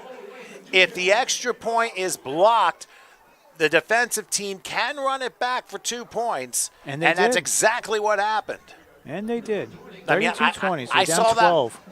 I've seen that a lot in college. So basically, it's only a 4-point swing. The only bad thing is Northern Michigan still has to score 2 touchdowns. Yeah, you're still down 2 big ones. So we'll see. Let's see what happens. That's special teams, Tom. Maybe they get another one here. Well, you can finally say they got a 2-point conversion the other way, but that's beside the point. But it's a 12-point game, and this ties the number of points scored for a Sunshine Bowl game in this series over the weekend. Combined points of 52. One of them, of course. Tom's got the over, by the way. Just want to let everybody know. He's got the over. I'm not connected to Vegas. Don't worry about that. But let's see what PD does here as they will kick off. And now it'll be up to Northern Michigan to try and make it a closer game. They kick it off.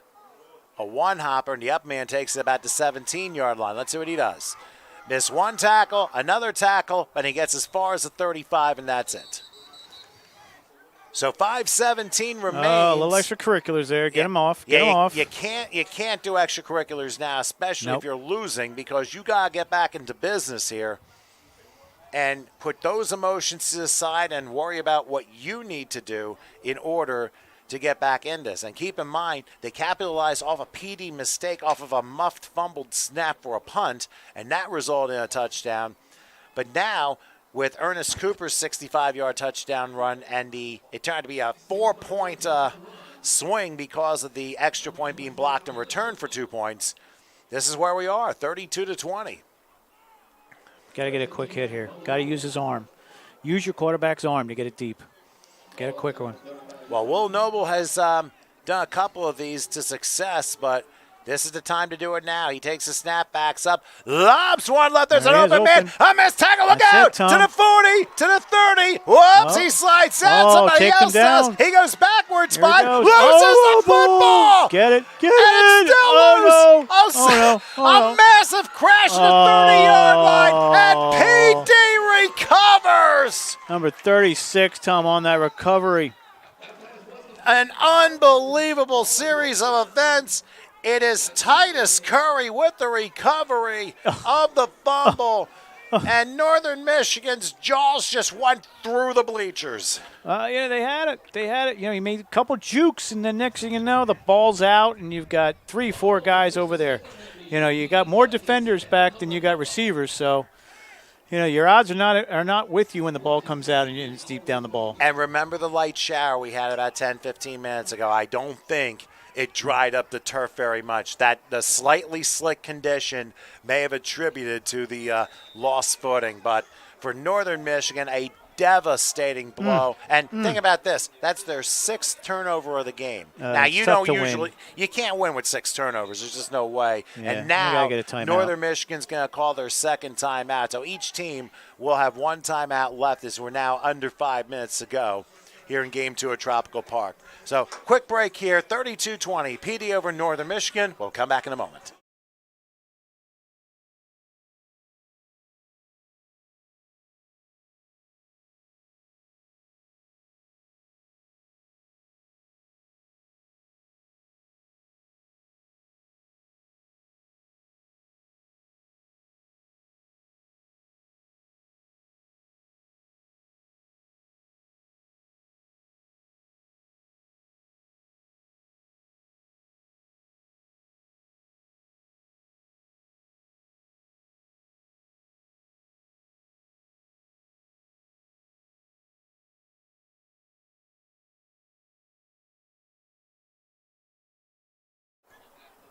All right, PD with the football, 1st and 10, 4:57 left following the 6th Northern Michigan turnover of the game. Brown will hand it off. Ernest Cooper not going to get 65 yards this time, but he will get 2 to the 32-yard line. Those of you expecting the game between the Fort Wayne Wolverines and the Washington, D.C. Tigers. Bonus coverage, Tom. Well, bonus coverage. Early bonus coverage because we were supposed to start at 6 o'clock for that game. Obviously, we're a quarter after 6 Eastern time. We're not leaving. We're not leaving until the last game's over, yeah, so don't worry. Just stay with us. Your game will be coming next about 25, 30 minutes after this one is over. And PD's looking to wind the clock down. Each team, by the way, with 1 timeout left and 4:20 till time. So you got to run the ball. And they're going to reverse this one. Reverse it, Tom. Going to the 35. That's got Washington. Only about 3 yards on the play. Now, will a timeout be called by Northern Michigan here? No, you can't burn it now.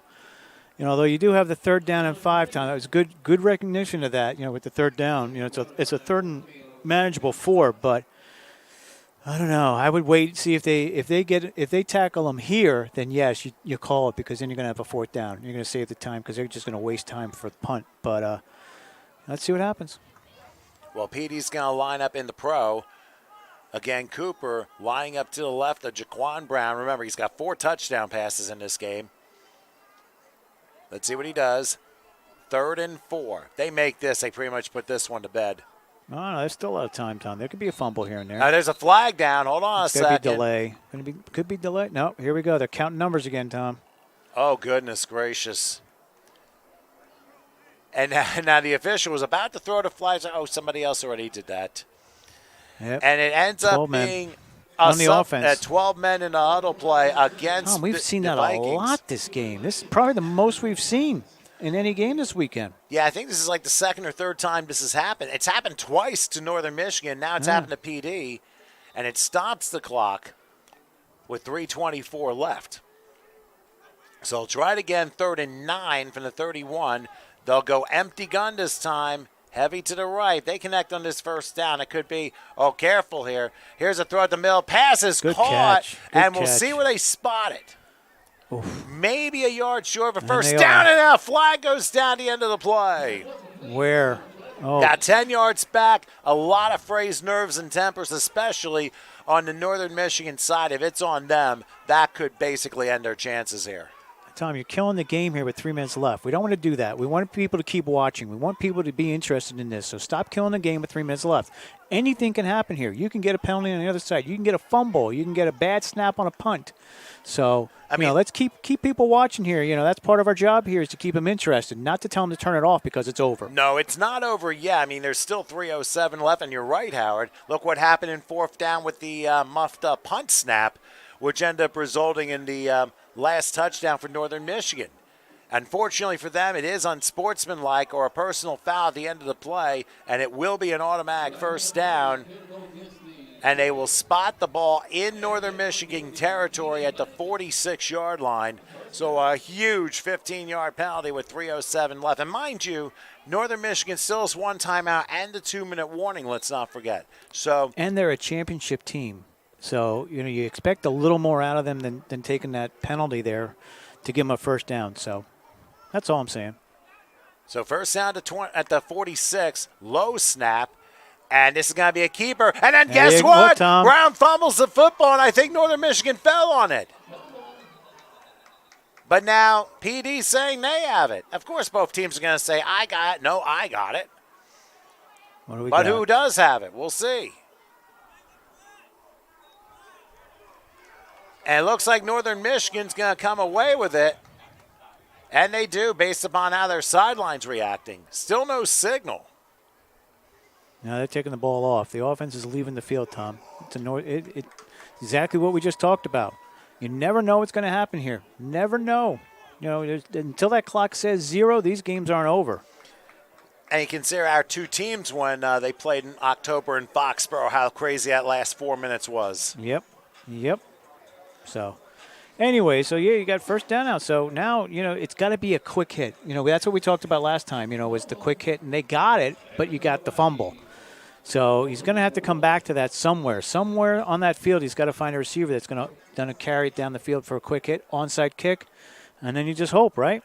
That's all you can do. Again, Northern Michigan, 1 timeout, a 2-minute warning, 2:34 left, and one more chance for Will Noble to see if he can drive down the field, make it a 1-score game, and then we'll see what happens. Here's a zing at the middle. Pass is caught. Couple missed tackles. Moving to about the 30-yard line. Spin move, 25 to the 20. Swim move down to the 16-yard line. And they ripped the ball out. Or did he lose the football there, too? They took the ball out of his hands.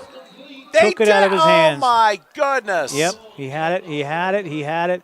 And then they ripped it out of his hands, and then you're going to get upset about that because after the play, that was your play. That was your play that we just called. Get it downfield, get it there, and they pulled the ball out. John Craven made the catch and got to about the 16, and as he was going down, the ball comes out. Petey recovers, not sure exactly who was running with him. I'm like, wait, what's going on here? Yeah, it was stripped. They stripped it right out.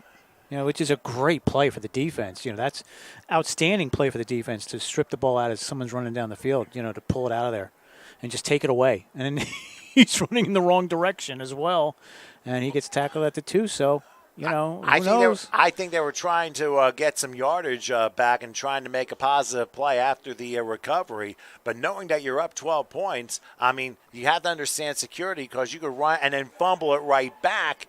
And it changes the down markers, and Northern Michigan suddenly gains like 60 yards in a matter of 20 seconds. So, and everything offset. So you got everything to offset there, so it's going to be 1st and 10 from the 2. So here we go. Who knows what's going to happen now? You get a fumble in the end zone. You get a touchdown there. There's a lot of things that can happen poorly when you're on the 1 and 2 yard line. That can't happen if you're at the 20 and 30. So you got to hope your offense brings it together. And I expect them. Again, we talk about both championship teams. So you expect, the championship team to run this game out and win the game. But you also got somebody else on the other side that's going to have a decision. Look at this. 1st and 10 from the 1. That is crazy. They're like, you're back at a 1.5. Now we're at the 1. Oh, boy. Let's Can't see. go offside. You definitely do not want to do that. And I don't think they called it. No, they did not. They hadn't set the Yeah. play up just yet.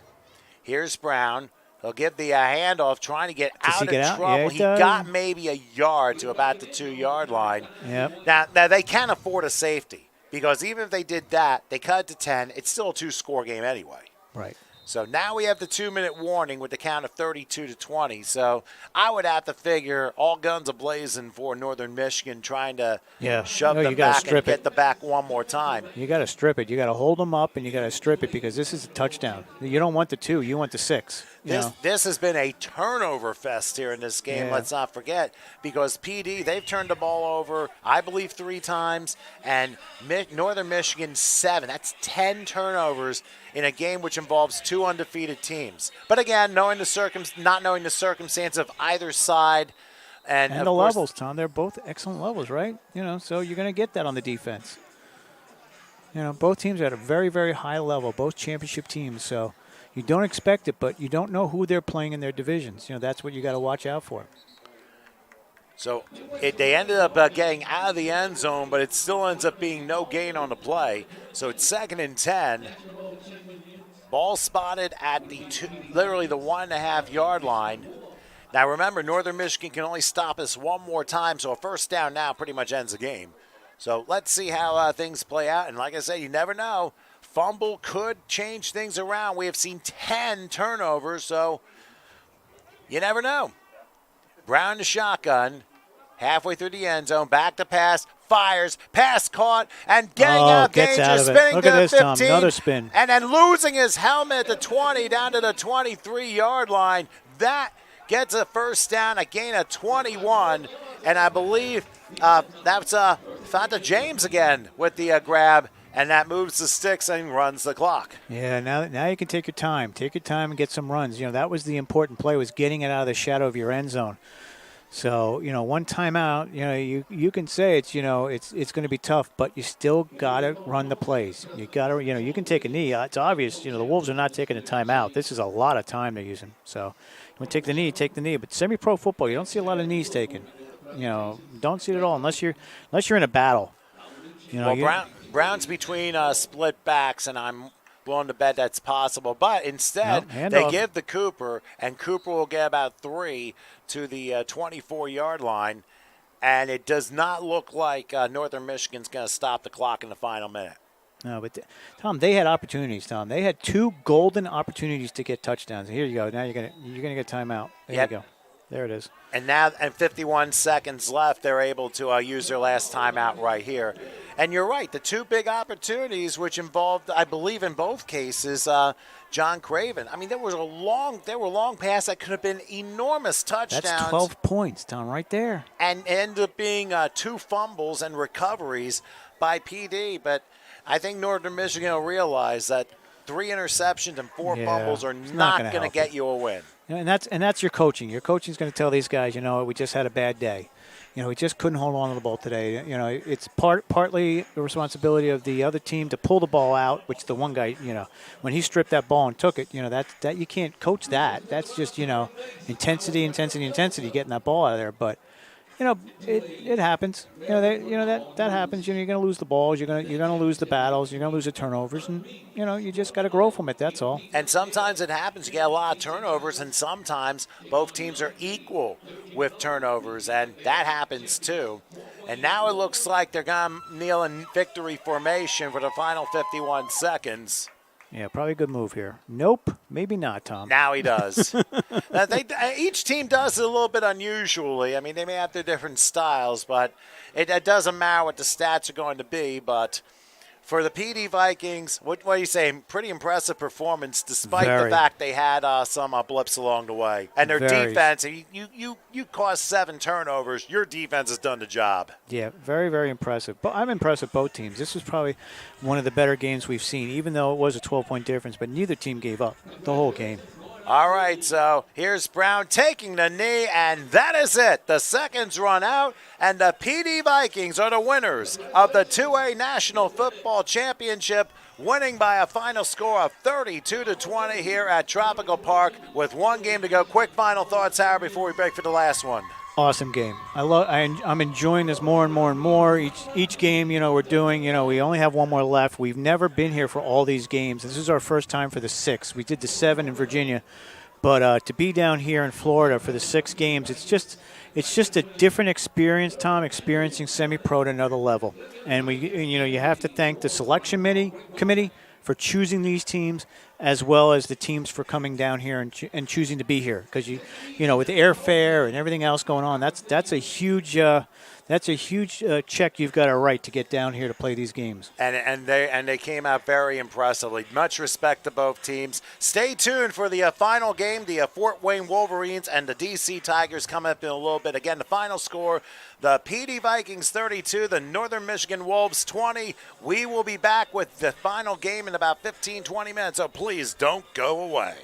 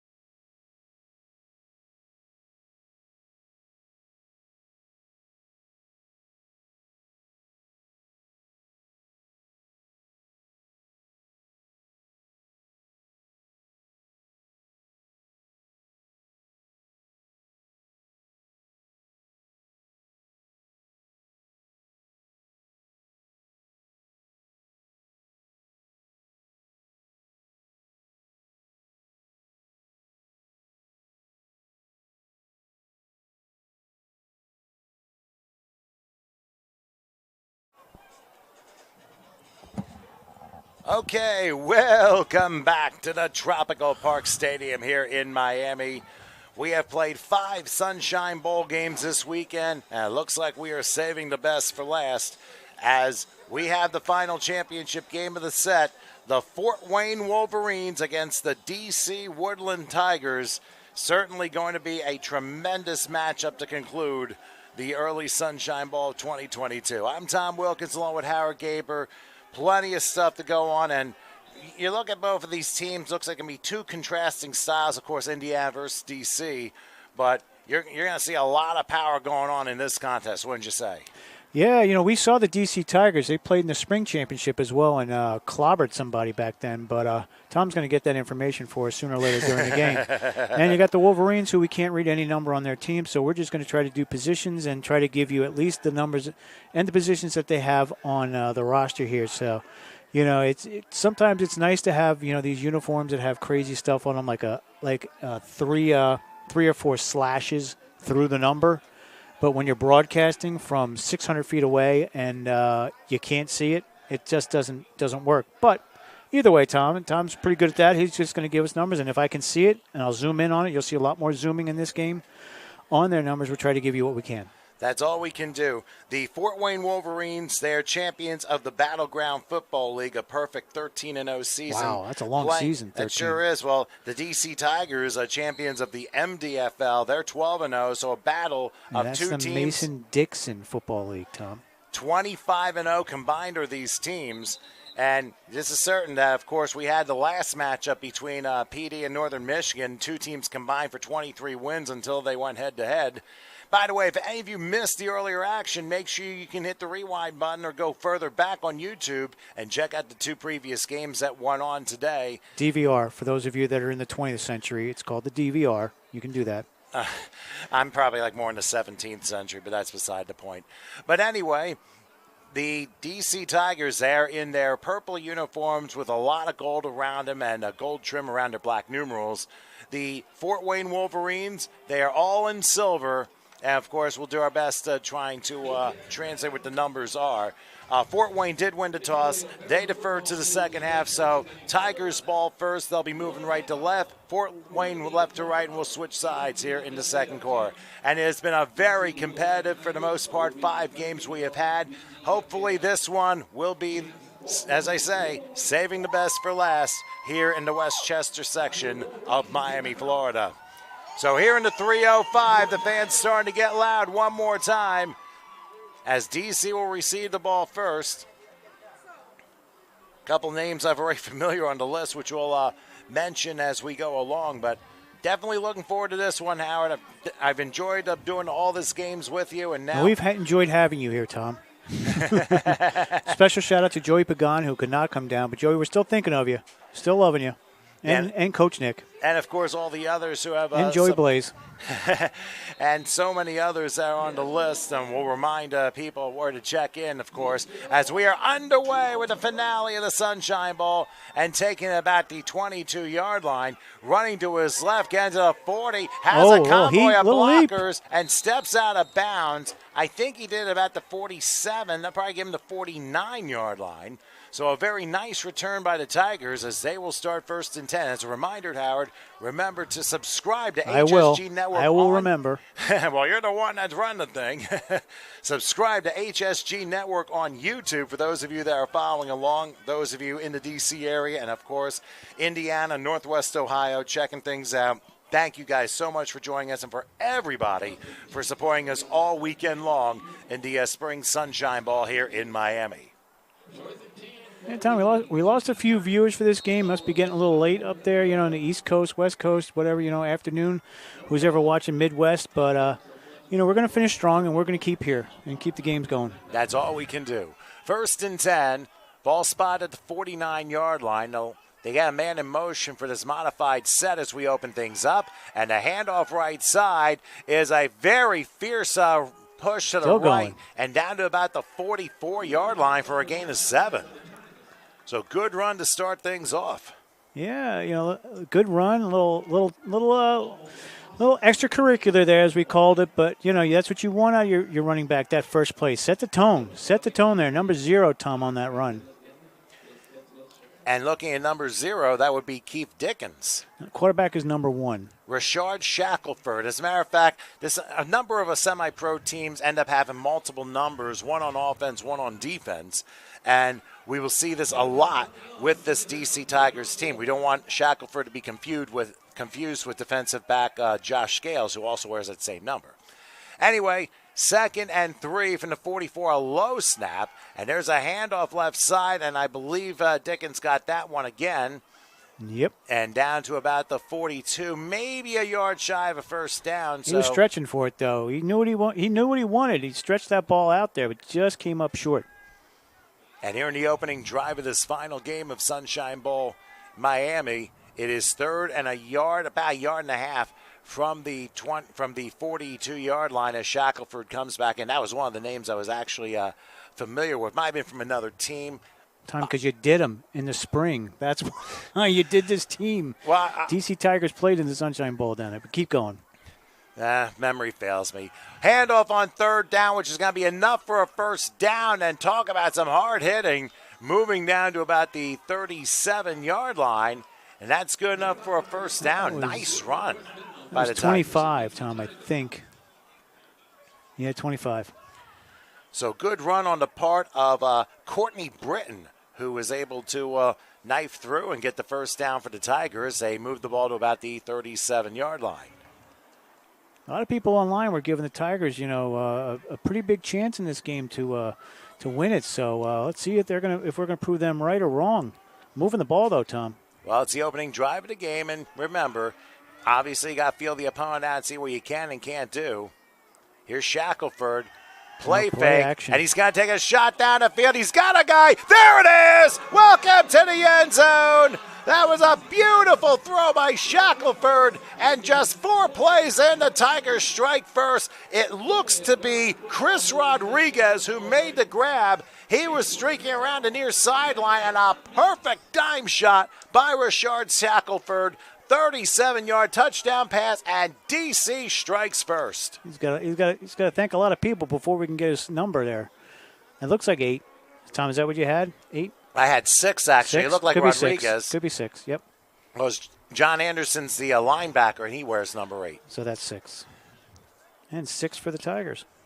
Indeed, 6 for 6, and it only took 2 minutes and 40 seconds. Now, they are going to go for 2 based upon where the ball is spotted. So let's see what Shackelford decides to call. They're going to send 2 receivers to the left. I wouldn't be surprised this is another run play. He's got a big back there with him, though. Big power back. Could be a block. Standing to his right, Shackelford. Arms up. Has no idea what we're doing here. Well, run, as they say, maybe run a play. He'll take the snap going back. Missed tackle. Now he takes off. He has some blue in front of him, and did he get in? I don't know. No. His knee was down before he got into the blue, so no good on the conversion. He took a vicious hit. And Shackelford took a hard hit as he was going out. He looked like he was leaning into the end zone with the ball, and he couldn't get it across. So the 2-point conversion fails, and DC has the first 6 points, and now Fort Wayne gets their first turn. Yeah, it's good. Again, we got to feel them out, see what we got here. See what they can bring to the offense here. We basically these guys moved it right down the field on them, got the touchdown. So let's see what they're going to do with answering back at it. Well, only 4 plays and 51 yards will do the trick. I mean, we've seen a couple of drives that were like 2-3 plays, and voila, they're already in the end zone. We've had a lot of good things go on, especially during this competition, and now we'll see how the DC Tigers will hold up on their end on defense. And I know I got a couple friends up in Northeast Indiana tuning into this game as well. So top 100. Top 100 friends? You got to rank them sometimes. You got the consistent ones, and the ones that you continue to answer every night for 3 hours. Everyone is created equal, so I don't rank. It's not fair enough. I know there's Aaron and Brandon Dills checking out things in Fort Wayne, not too far away from there. Are they on? I don't know. Have they texted you yet? Did you text them to tell them that we're on? I've been too busy trying to focus on the games here. All right, here's the kickoff. And taking it at the 20-yard line. Let's see what Fort Wayne can do as a return response. and they're able to shove their way to about the 34-yard line. They'll say the 35, and that is where Fort Wayne will begin proceedings for their opening drive of the game. Let's see if we can get a quarterback for you. Who do you think it is? Well, we have two listed on here. We have Joe Steigmeyer, and we also have Jamar Hutchins. I don't see any other quarterback listed, and the best thing to do is you look at from 0 to 19. That's what their number's supposed to be. But as I say, one never knows. 22 is getting in the – I think it's 22. Is there a 22, Tom? There is a 22 in Dominique Williams. He may be the one because he just got in the huddle, I think. Is he a 22 or 27? But he's the one that got in the huddle there and called the play. So I don't have a 27, but I do have a 22. It's got to be 22 then. So let's see. First and 10 for the 34-yard line. Oh, receiver almost moved on this opening up play. And it's a direct snap, but the Tigers are ready for him. And down right back at the line of scrimmage. Yep, no gain on that one. And DC was very quick toward the ball. And obviously the penetration of the line had a lot to do with it. I say every tenth of a second counts. And when you're on the ball, you can really cause some problems for the opposition. Tom, I give up. I can't see any numbers. Not with the lines going through it. So we're just going to go by position. That's all. Second and 10. Back to pass and then running to his right, looking. Oh, making a juke move. Spin move again. Still going to the 40, to the 45, and finally out of bounds at about the 47-yard line. That was a dizzying run. Yeah, it is 22 according to what I can see. Dominique Williams. Hey, note to owner. Hey, owner, if you're going to be in a championship game and you're going to be broadcast, get jerseys that we can see numbers on. This goes out to all the owners that were here. We've seen some great jerseys, Tom, this weekend, some fantastic jerseys, but we've also seen some jerseys that were almost impossible to read the numbers on. So you know what, guys? You're coming down to Florida. You're playing the championship game. Give us something so that we can see, because we want to be able to broadcast that and give them their recognition. Absolutely right, and that is a major detriment. I mean, make the numbers black or white or something like that, so that way we can actually find out who this is. But Williams back on first down. Tries to juke out a couple of moves, and he's off and running again. Gets positive yardage into D.C. territory to 46. So he's able to gain about 5 yards on the play. So Williams providing some magic for Fort Wayne on this opening drive. Yeah, definitely. A little deceptiveness there, back there. Either that or he's getting really rushed, and he's got to, he's got to make, he's got to throw everything up in the air and try and get something positive out of the yardage. So, you haven't seen him use a receiver, haven't seen him hand it off yet. So. But they're getting it, moving it downfield. That's what you want. Well, we have over 500 people on the live chat right now, if you were to believe that. So everyone check in on the HSG network on YouTube. It came back. Yeah. Well, hey, they needed a break, and so did we. Fantastic. So thank you guys so much for your support. Remember, subscribe to HSG Network on YouTube. A lot more stuff coming. The flag was not included in that one. And it's a delay of game on Fort Wayne, which will back them up 5 yards. Yeah, you can't make these mistakes. These are mistakes that cost you yards and cost you first downs and stuff like that. So, keep it going, correct, and come back. So it is back to being second and 10 as the ball is spotted at the back to the 49-yard line. So let's see what happens. Following the delay of game, Williams in the shotgun awaits the snap. Oh, he's in a rush. He gets out of it, but not the second line. He goes down for a loss, probably for about 4 yards to the 45-yard line. So that delay of game turned out to be critical. I'll say number 55 on that tackle because he looks like he's the most fired up. That would be David Tiger. Williams, the defensive end, that was able to make that stop. I don't know if they call it a sack, but it's still a 4-yard loss. And now Fort Wayne hit with a 3rd and 14. Ball be spotted at the 45-yard line. So right now, the D.C. defense, they've been acting very aggressive, and they've been causing some problems for the quarterback, Dominique Williams. And we're going to see if they're going to have to make some adjustments. The last-second player comes in, and now we may have a timeout. The back judge actually was signaling, hold on a second. And the official, now he's signaling, timeout for Fort Wayne. So 8:44 left in the first quarter on their opening drive. Remember, the Tigers got the first touchdown thanks to a 37-yard touchdown strike to Chris Rodriguez. Let's take a break. 6-0 DC. We'll come back in a moment.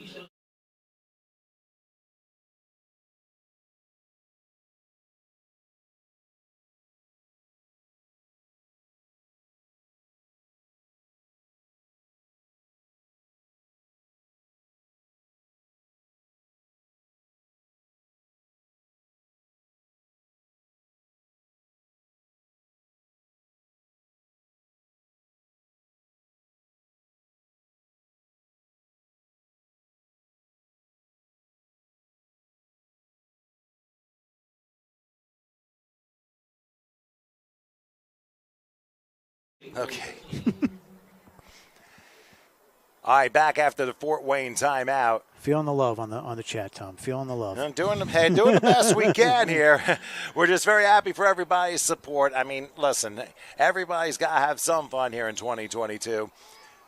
So after the sack, 3rd and 14 from the 45-yard line as Williams again lines up in a shotgun.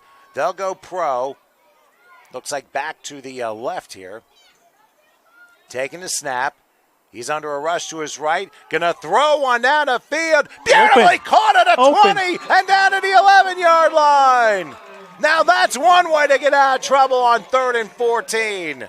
Great catch on the play. Great catch. Right in the basket there. A 44-yard pickup on the catch, and it makes it 1st and 10 from the 11-yard line as Fort Wayne gets into the red zone. And that's maybe the first play we saw where, used somebody else on the field besides his own feet there, which was good. Get him involved. Get him involved. Great throw, though. Great throw right in the basket.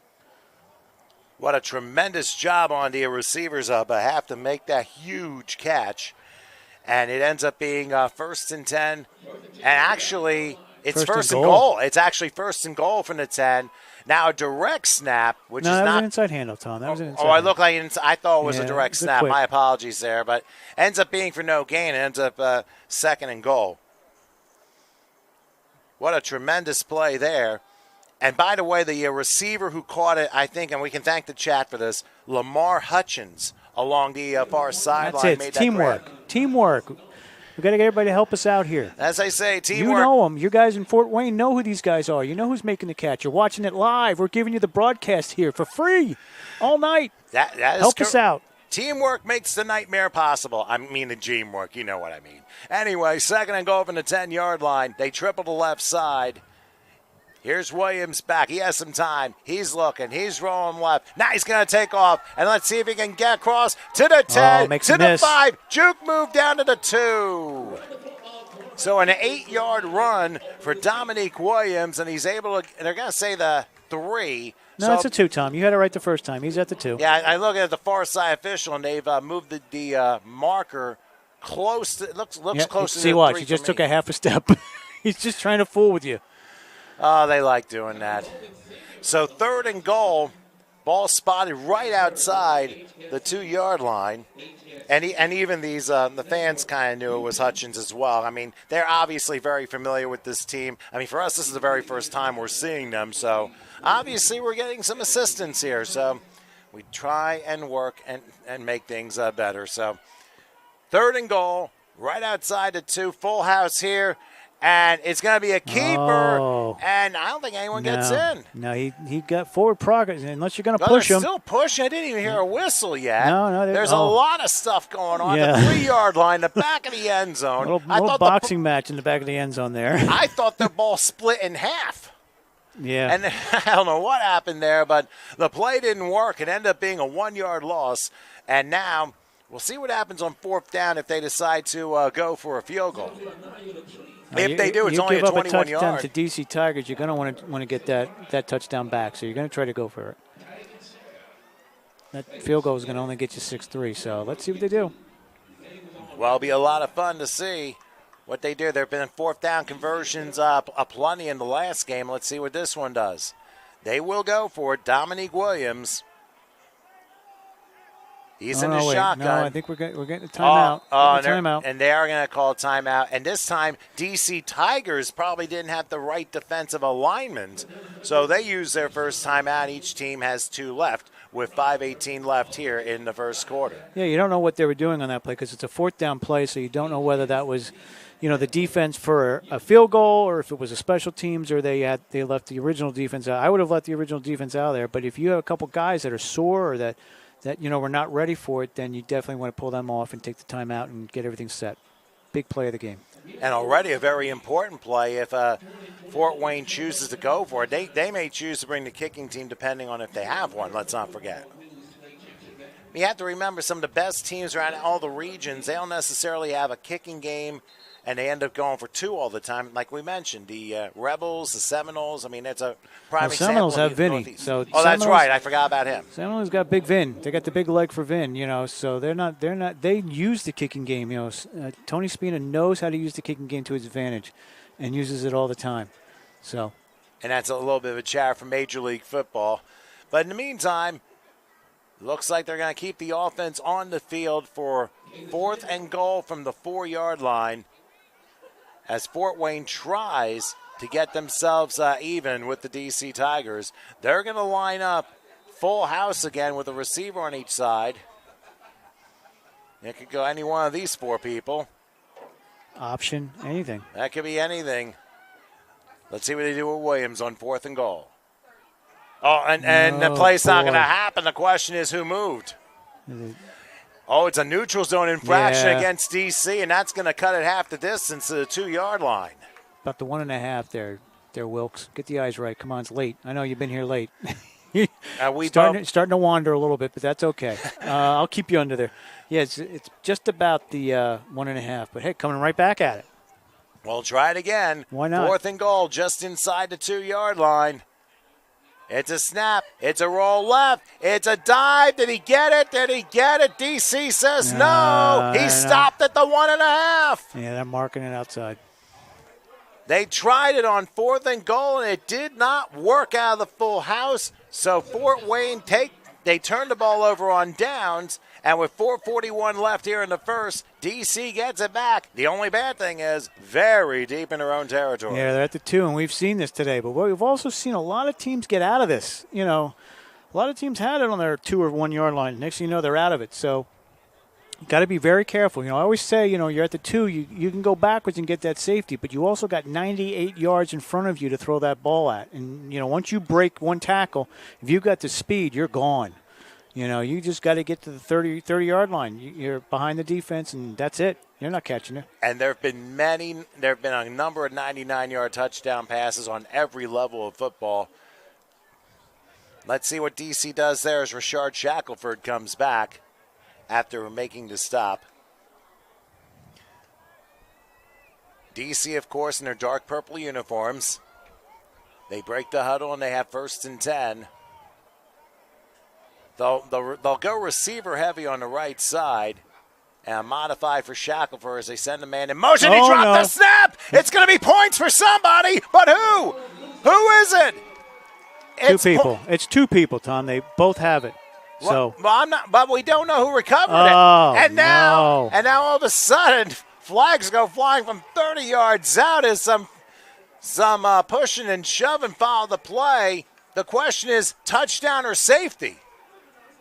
I believe it was double possession, so it should be safety. It should be a safety. So it seemed like both teams recovered the ball. Boy, it sounds like Green Bay, Seattle, don't it? Let's see. Then we had the fisticuffs afterwards, so we know they're pulling both teams, telling them both teams go to the sideline because we're going to discuss this first. Well, they'll decide what the final call is. It is a safety, that's so what I it's figured 6-2. Yeah, because it was dual possession, so dual possession goes to the offense at all times.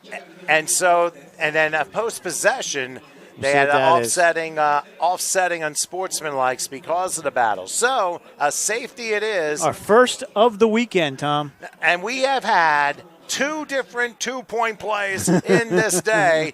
We had a point after returned for 2 points, and now we have a safety. Yeah.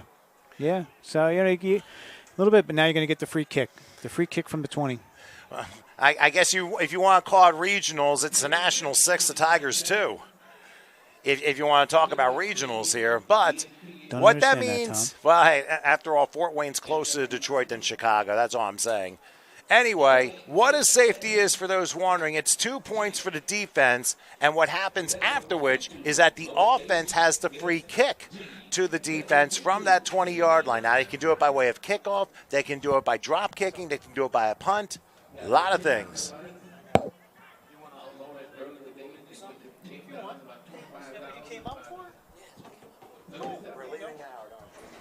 Actually, 1 second, we're figuring something out here. But right now, we're actually going to give Howard a break, and we're going to give one of the main figures some time here, Coach Crow, one of the key figures of this Sunshine Bowl weekend. 4:34 left in the first quarter, and I will say, Coach, this has been a pretty successful weekend, wouldn't you think? Definitely a lot of great games. The 2 prior games today were pretty awesome, 4-quarter games, so you have to play all 4 quarters, and we got a pretty good one going on right here. Just got the safety, which was big for Fort Wayne, and like I said, you're about to get the free kick here, so I am very excited and happy. And out of breath. Yeah, well, those stairs. But excited and happy about how this weekend has gone so far, and I'm very excited about this last game, and we'll see who we're going to crown the 2A AF&T national champion. And that's why I forgot what the title of this final game was. But the reality is, and DC caught a huge break, ended up recovering their fumble in the end zone. They could have been behind if they didn't recover. Right. And that would, a huge break for Fort Wayne there as they got points.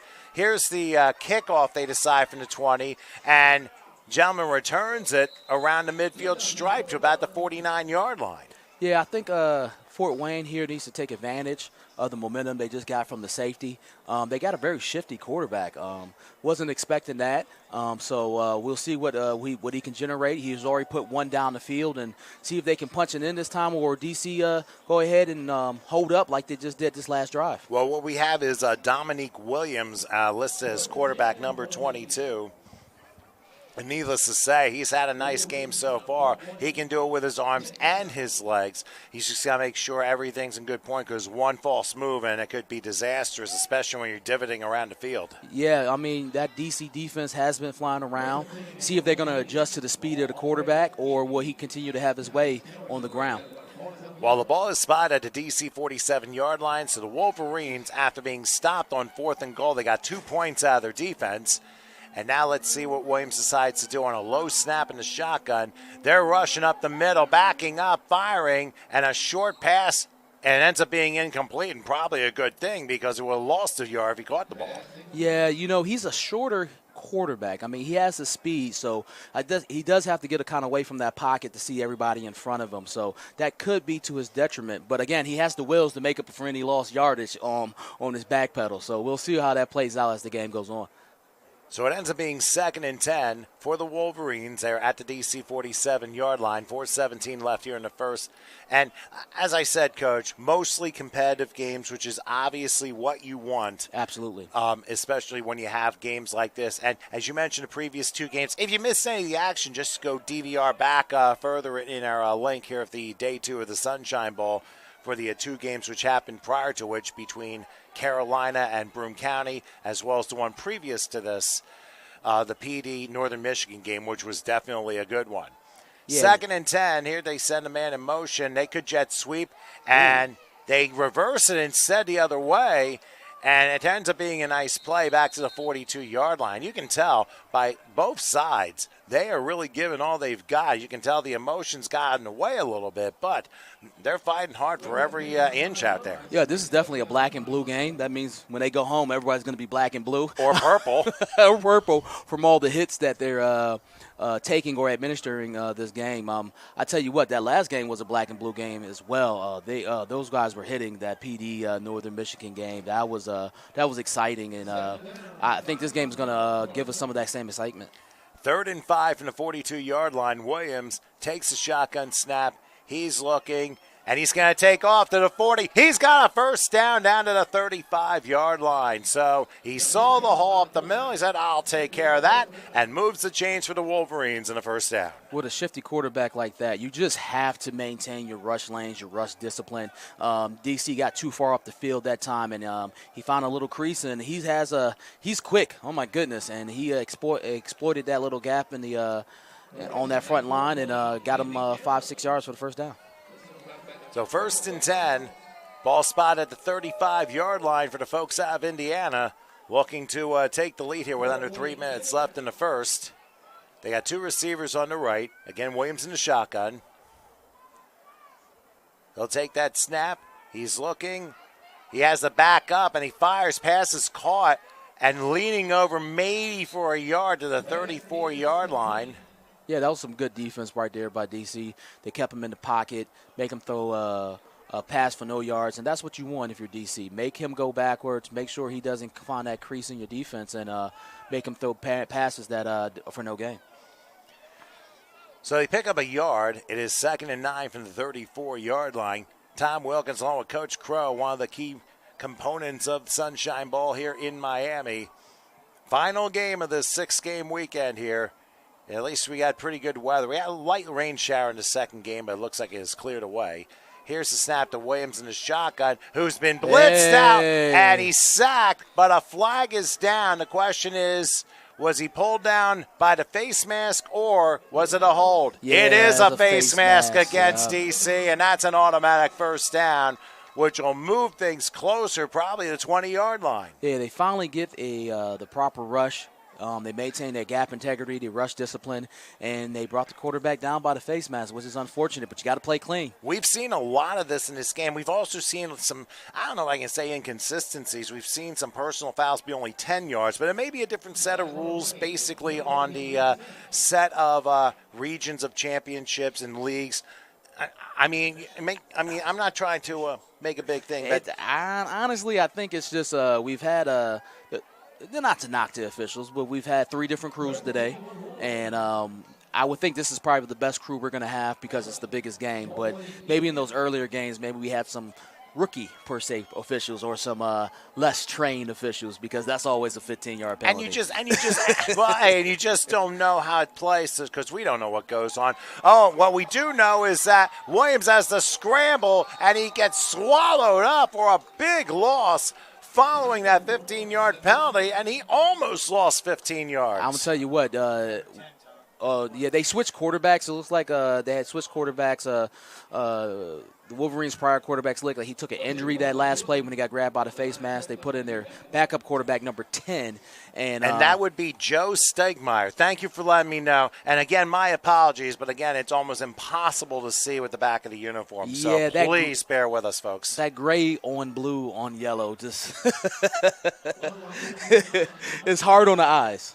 I've already been spoken to in the chat. So it is.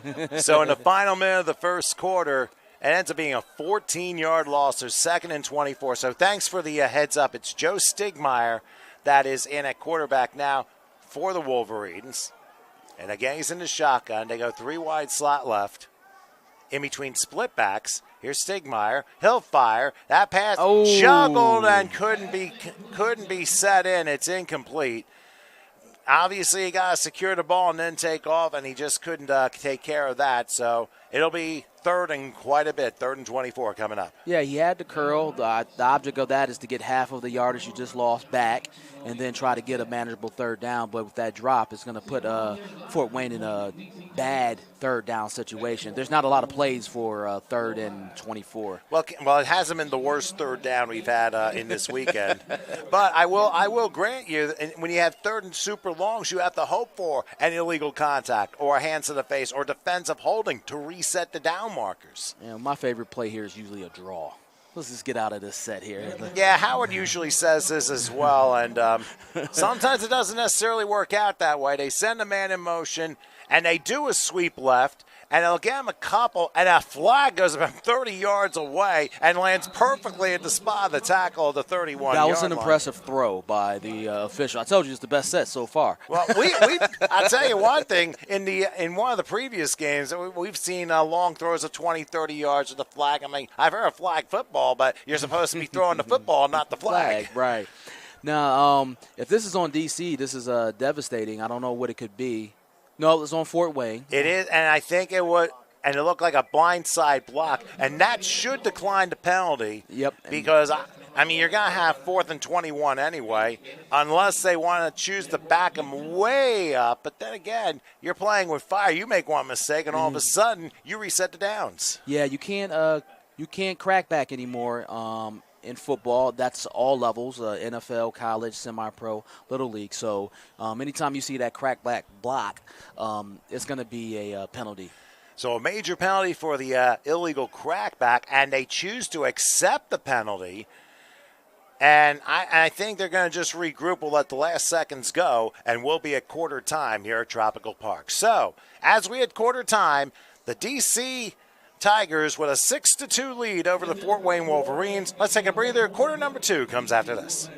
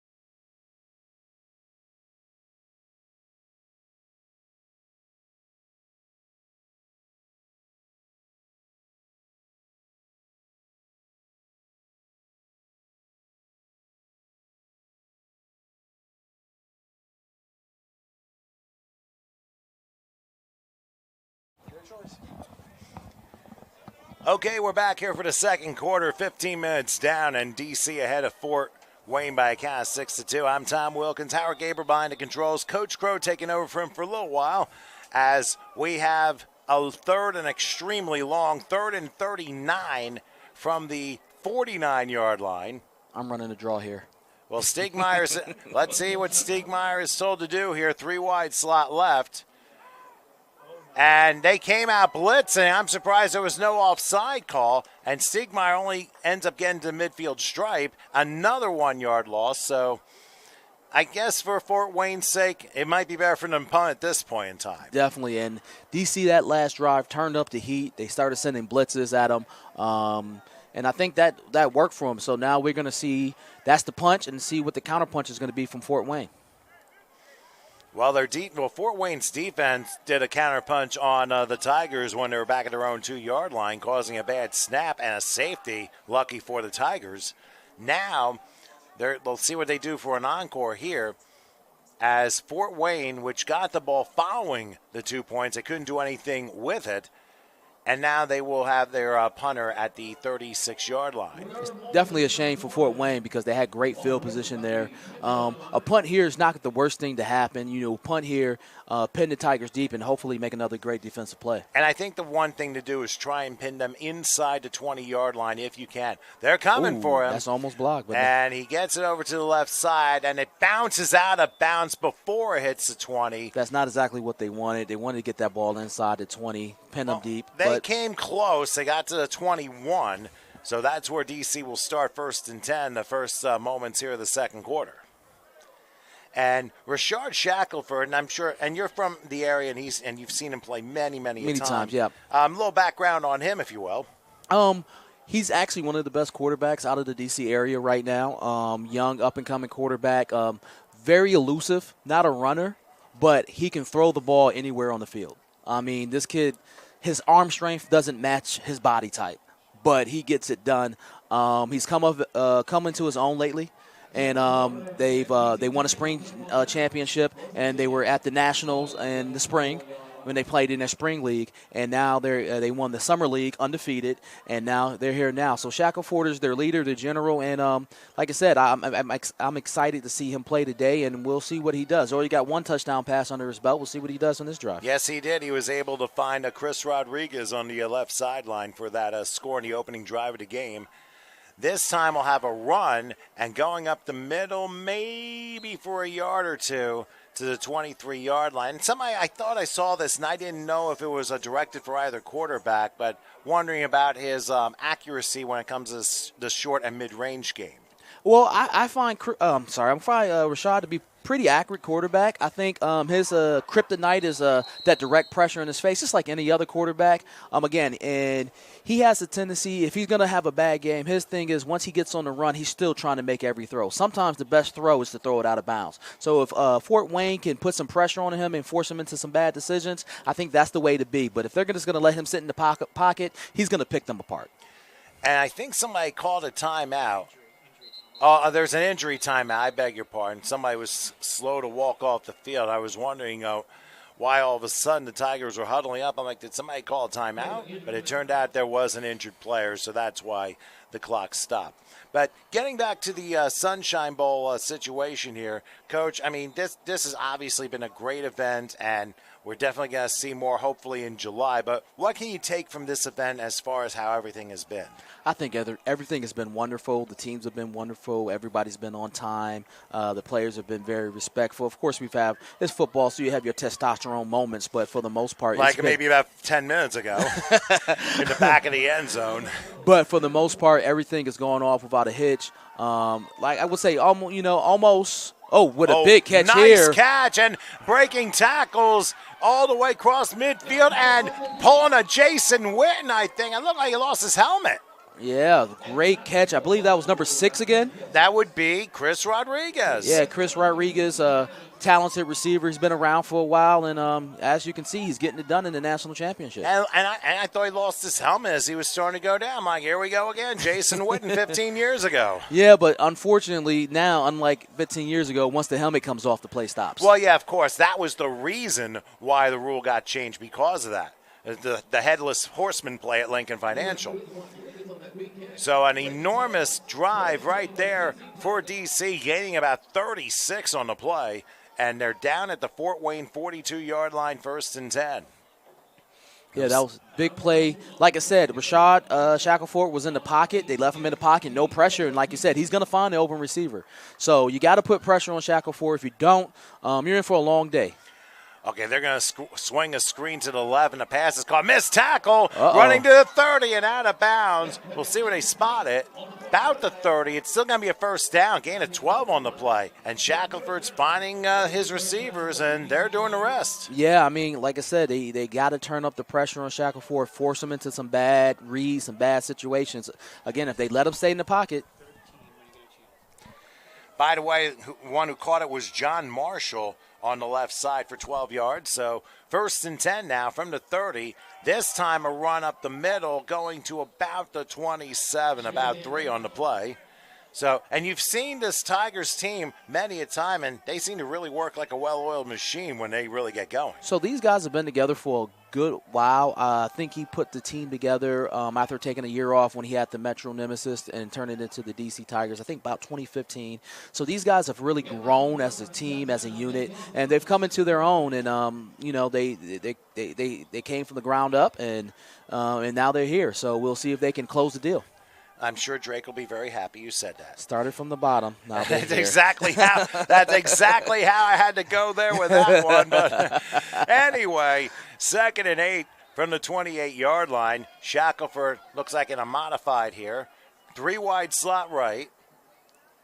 He'll fire this one, and tough one there, incomplete. It was a forward pass, but the receiver just couldn't quite get his hands on it. That went out very quickly. Yeah, it looked like he was trying to run before he actually caught the pass. And I think the Tigers are seeing the pressure that the Wolverines are trying to administer. So they're getting the ball out quick on the boundary and see if they can slow down that pressure to give Shackelford some more time in the pocket when they do go down the field. So that incompletion makes it 3rd and 8 for DC as the ball is spotted at the Fort Wayne 28-yard line. Now, what do you think? I think there's also another injured player on the Fort Wayne side, and that's why we have a brief moment of pause here. What do you think the Fort Wayne defense needs to do here on this 3rd and 8?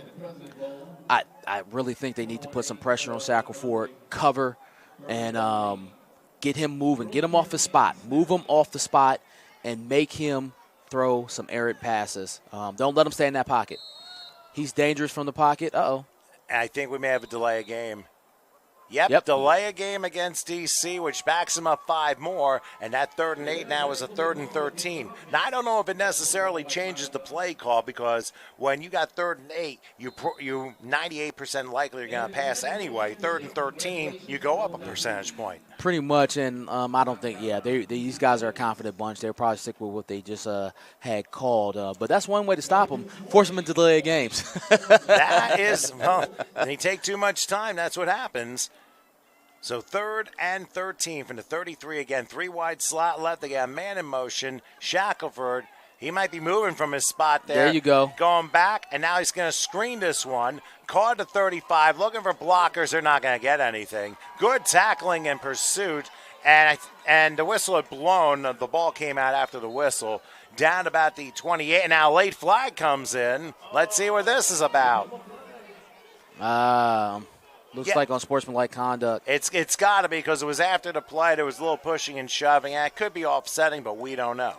This is the one part about this game, the national championship game. You can't let your nerves get the best of you. You can't let that mental instability get the best of you. You have to be mentally tough. And if you're not mentally tough, you're going to give up things you shouldn't give up. And that right there, they had a positive play, and it's probably going to be taken away because of a stupid penalty. Well, it all depends on who the penalty is on. The officials are discussing. Now, if it is on D.C., now it came after the play, so the down's going to count anyway. So they'll discuss as to what's going on, because they haven't moved anything yet. A lot of nerves here. The coaches got to settle in. The players got to settle in. So, oh, wow, 2 unsportsmanlike conduct fouls against D.C. Yeah, again. This is what you don't want in this game. And now you go from plus territory to back in your own territory. If it is truly a pair of unsportsmanlike conducts, that's 30 yards in penalties. And hopefully those 2 are not on the same person, because that's an ejection. So hopefully it's it's not on the same person. Well, we're not exactly sure on what happened there, but a tough break on DC's part. Of course, they were going to get stuck on the 28 anyway, and it could have been a possibility that they would have gone for it on 4th and 8. But on the DC side, that is not exactly what they want to see. Give Fort Wayne momentum.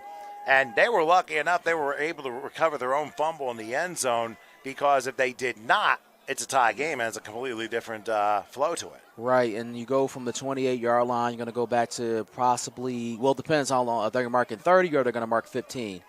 They're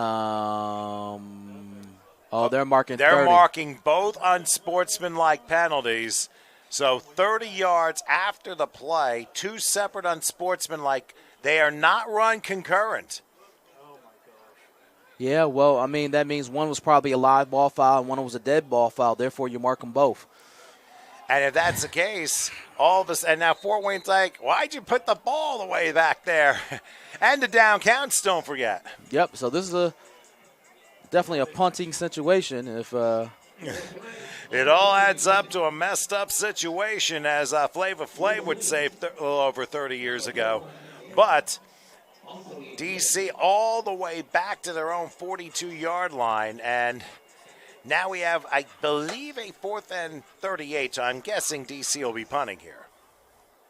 So there have been a lot of extremely long yards to go, but let's consider this. It's still 6-2, and now I think while the officials are discussing things, DC is trying to call for nerves here as Coach has to take a quick phone call here. So Howard's going to be rejoining us here in a moment.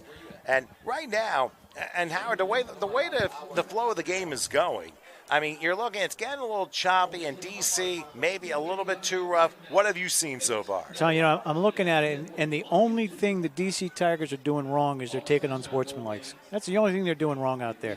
They're moving the ball, they're getting positive yardage, but they're shooting themselves because they keep taking these 15-yarders that are killing their drives. So that's the only thing I'm seeing. Back to Coach Crow. I guess that was a quick phone call on the coach's part. And so I guess multiple analyses at this point in time. No, the wife called, so you got to answer for her, well, yeah, no matter what you're doing. Of course. Where are you? I'm in Miami. No, she's here, too. She's at her sister's house, so TMI. Anyway, word does get around a little too quick online, but anyway. All right, so DC will punt after those the double unsportsmanlike conduct fouls, and a couple of backs about the 17-yard line for Fort Wayne. They take the snap. They're going to come for it, and they almost get it. And a fair catch will be taken at the 24-yard line. First fair catch we've seen of the 6 games so far. It was a good fair catch. Because he would have got smacked otherwise. But, yeah, D.C. has basically shot themselves in the foot on that last drive. Like Howard said, they're moving the ball. They get to kind of do what they want to do on offense. But, again, if you don't keep it clean, you're going to end up punting in a lot of punting situations. So that's where they're at. And the delay of game precipitated everything falling apart after that. Yes, sir. I mean, remember, when you have these unsportsmanlikes, you completely change the complexion of the field position. You go from the 28-yard line in Fort Wayne territory, and then all of a sudden you find yourself down your own 42.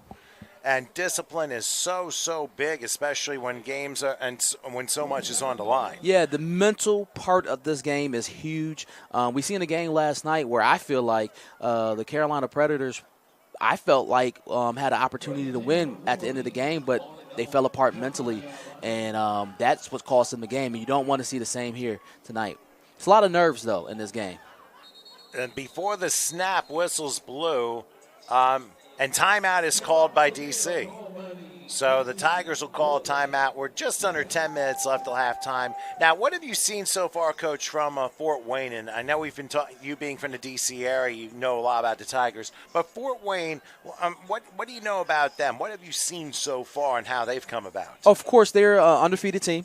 And they won their league. They have a huge fan base, one of the better fan bases I've seen in semi-pro in a long time. And that is something great because you need fan bases like this. So for those in Fort Wayne, hey, thanks for supporting your team and thanks for joining us. Tell your friends, HSG Network, subscribe on YouTube. Back to you, Coach. I'm not gonna lie. There's a lot of if you look out in the stands, there's a lot of Fort Wayne jerseys and family out here. So they made the trip. So shout out to Fort Wayne, Indiana, for supporting your Wolverines and making the trip out here to Miami. We appreciate you. Thank you for watching the game live with us here at Tropical Park. But to the football aspect, Fort Wayne, again, big fan base. But however, they won their league. They grinded it out. Definitely one of the better teams in the Midwest. Vying for this 2A national championship. I like what they got at quarterback. They got 2 very good quarterbacks that can pass the ball pretty efficiently. What I seen from film is that they ran the ball pretty well. We haven't seen much of that today, but maybe, as we get into the game a little bit, they wear the defensive line down. Maybe they can get into a little bit more of their running game. Okay, following the DC timeout, 1st and 10 as Fort Wayne gets the ball, down 6-2 here in the final Sunshine Bowl game of the weekend. Stigmeyer in the shotgun, in between split backs, and the handoff. Oh, DC was like, that's enough of that, and throws him down for about a 3 or 4 yard loss there. Oh, I'm sorry. It looks like Williams has come back into the game, so I don't know if there was an injury or if this is the plan for Fort Wayne, alternating quarterbacks every drive or two. Not exactly sure how that works. Well, I think Williams went out after that face mask sack, and I think it may have twisted him up a little bit. Probably needed a few plays to get themselves together. So, and especially when you can't fool around with a head injury too, so you got to pay extra close attention to that. Yeah. So thank you for letting me know. Williams back in there after a 4 yard loss, 2nd and 13 from the 21. He's going to take a shot down the field. And I think it's intercepted. Oh, it's picked off. Yes, it is. Intercepted by DC at about the 45-yard line. And the pass had to have been underthrown and a little bit off target for that to happen, but the defender had the better position than the receiver did. Yeah, he basically ran that route for him, and when the ball was in the air, he just undercut it. I'm trying to get a number on him. Trust me, we know. I'm trying to get a number on him.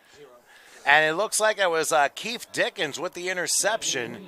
Howard says it's a 0, so we'll go with that. Well, Keith Dickens looks like he's doing a little bit of everything for the Tigers. For the Tigers today. He's carried the ball at running back and is now called a pick at DB. So Mr. Everything for the Tigers today, making plays on both sides of the ball. And now the officials making sure that the Tigers don't creep up onto the field of play. So let's see if the Tigers can take advantage of this turnover. 1st and 10 from the 45-yard line. We'll see what Shackelford does as he's in the shotgun. He'll take, roll to his right. He has some time. He'll throw right. Passes.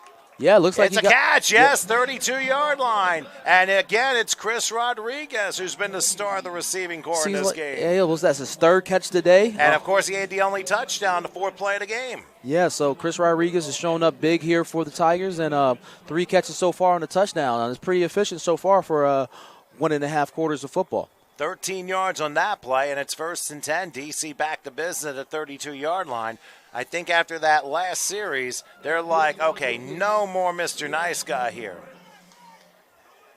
This will be a handoff up the middle, but there are the Wolverines waiting for him. Not much there, a yard to the 31-yard line. And you know the Wolverines can definitely fly to the ball, and they can definitely shut down the run game whenever they have that opportunity. Yeah, besides the first drive where DC came out running a little bit, they've really shored up their rushing lanes and making these tackles. So it's going to be, I think this game may be one of those ones, one in the air. It could very well be, and it goes for a lot of teams that we've seen in the Sunshine Bowl in regards to how they balance their plays, and we'll get to that momentarily. 2nd and 9 from the 31-yard line, as again, Shackelford in the modified will go a receiver on each side this time, back behind him.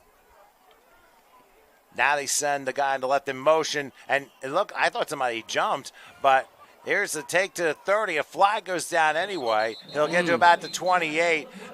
The far side official threw a flag about 30 yards downfield. I thought he'd be playing one of the quarterbacks for the league. I'll tell you what, these guys are efficient at flag throwing today, and I think we may have a holding call here on DC. We'll see what happens. I believe you are correct, Coach. So that'll be a 10-yard penalty. I actually thought that Fort Wayne jumped offside. So ends up being a 10-yard penalty, and back goes DC. And like holding penalties, they're definitely killers as we bring it back to Howard. We're at the midway point of the 2nd quarter. We have a special player interview up here, so. Hey, you never know what can happen in this press box sometimes, but you got to try and keep it entertaining. So following a 10-yard penalty for a holding, another big foul against the DC Tigers. They hit now. Oh, they ended up being on DC. No, it was. I lost train of thought. I'm sorry. We're going by what was on the online page. And we had DC, fight for old Woodland, I guess. By the way, visiting the press box was a defensive back, Ricardo Smith. Good thing they didn't turn the ball over on that last play. Here's a throw left side. It's caught, but there's a flag down. It was a late hit on the quarterback. Took a hard hit as the receiver goes down to about the 17, and I hope Shackelford's okay because that was a vicious hit, and it's going to be half the distance. It'll be 1st and goal for DC. It was a late hit, but he's a tough kid. He usually bounced back. It looks like he just got the wind knocked out of him. He should be back up soon. Oh, my. We see a lot of semi-pro stars here in the Sunshine Bowl, but these are not the stars you want to see after a late hit like that. So Shackelford, a couple of teammates running to make sure he's all right, and it looks like he got up and he's okay. Oh, yeah, tough kid. Like, for his stature, you think he's frail. He's really not frail. Like I said, tough hit, but I think he'll be back. Well, he has to go out for a play, so we'll see if maybe they go to the Wildcat here. And Tyler Ingram is the backup. They might just use him for a play or two, make sure Shackelford is back and ready. And now DC's going to have to run and get themselves set up on 1st and goal from the 9-yard line following that long pass play. And the half the distance following the roughing the passer. And, I mean, that was a vicious. We've seen a lot of hard hits during this weekend. Listen, these guys are hitting. They're taking out all their frustrations, and they're leaving it on the field. Unfortunately, it was a late hit on Shackelford. However, it does put them in great scoring position. They got the backup quarterback in. I'm thinking it's going to be a run play here. I don't – just a guess. You would think so, but you never know with this DC team. So we mentioned Ricardo Smith came up here. So basically he came up to tell us that he got thrown out the game for that scrum over there in the back of the end zone. So at the end of the day, these referees are not playing around. You come here to play in the national championship, act like it. They're not going to solid run Here's here. A hand. Not so solid because Fort Wayne was right there, and there is a 5-yard loss on the play, and now the defense isn't playing around. Now, I don't think I've ever had a situation where a defensive player came up to announce that he was thrown out of the game. That's a first. Hey, listen, you see some things here at Sunshine Bowl, but I guess he wanted everybody to know that. But I see at the end of the day, you're here for a national championship, and the refs want you to act like you're here for a national championship. So if you're going to be thinking about doing any fisticuffs or any future teams that's coming here to Sunshine Bowl, guess what? The referees are not going to go for it. Play football, leave it football, and you'll finish your game. A regular football game, and the extracurricular says that we ain't having it, and we've seen a lot of tightly called games. I mean, usually you let the players play as long as they're disciplined enough, but when you do something wrong, that's a big problem. Here's a pass left side, which I believe is touchdown. Caught, yes, welcome to the end zone. In the far corner, he went over the defender for Fort Wayne. Can't quite see who got it. So Shackelford steps out of play, gets his win, comes right back in, and throws another touchdown pass. And guess who caught it? Chris Rodriguez, his second touchdown of the game with 5:03 left in the first half. He has been the star of this game so far. So you got 4 catches, 2 of them for touchdowns, 1 for a first down. Hey, that's efficient. Efficiency at its best. And with that catch, DC Tigers take that lead 12-2, working on the 2-point conversion right now. And the interesting thing here, he caught a 37-yarder on the 4th play of the game. That was from 15 yards. And now DC looking for the conversion, and they are firing on all cylinders at this point. Yeah, if they can keep the mental part of the game under control and keep executing the offense the way they are, they might be able to run away with this thing, which is not what Fort Wayne wants. But, hey, you got to stop them. We'll see what happens with the 2-point conversion as Shackelford, he goes empty gun here, it looks like. They send a guy in motion, back the pass. He will fade one out and through the hands of the receiver. So the 2-point conversion fails. And with 5:03 left in the first half, we have the unusual score of 12-2 in favor of the DC Tigers over the Fort Wayne Wolverines. And right now, Coach, I mean, we've been seeing, we mentioned a lot the hard hits. Charles Shackelford, I mean, he was out for a couple plays, came right back to throw that touchdown pass.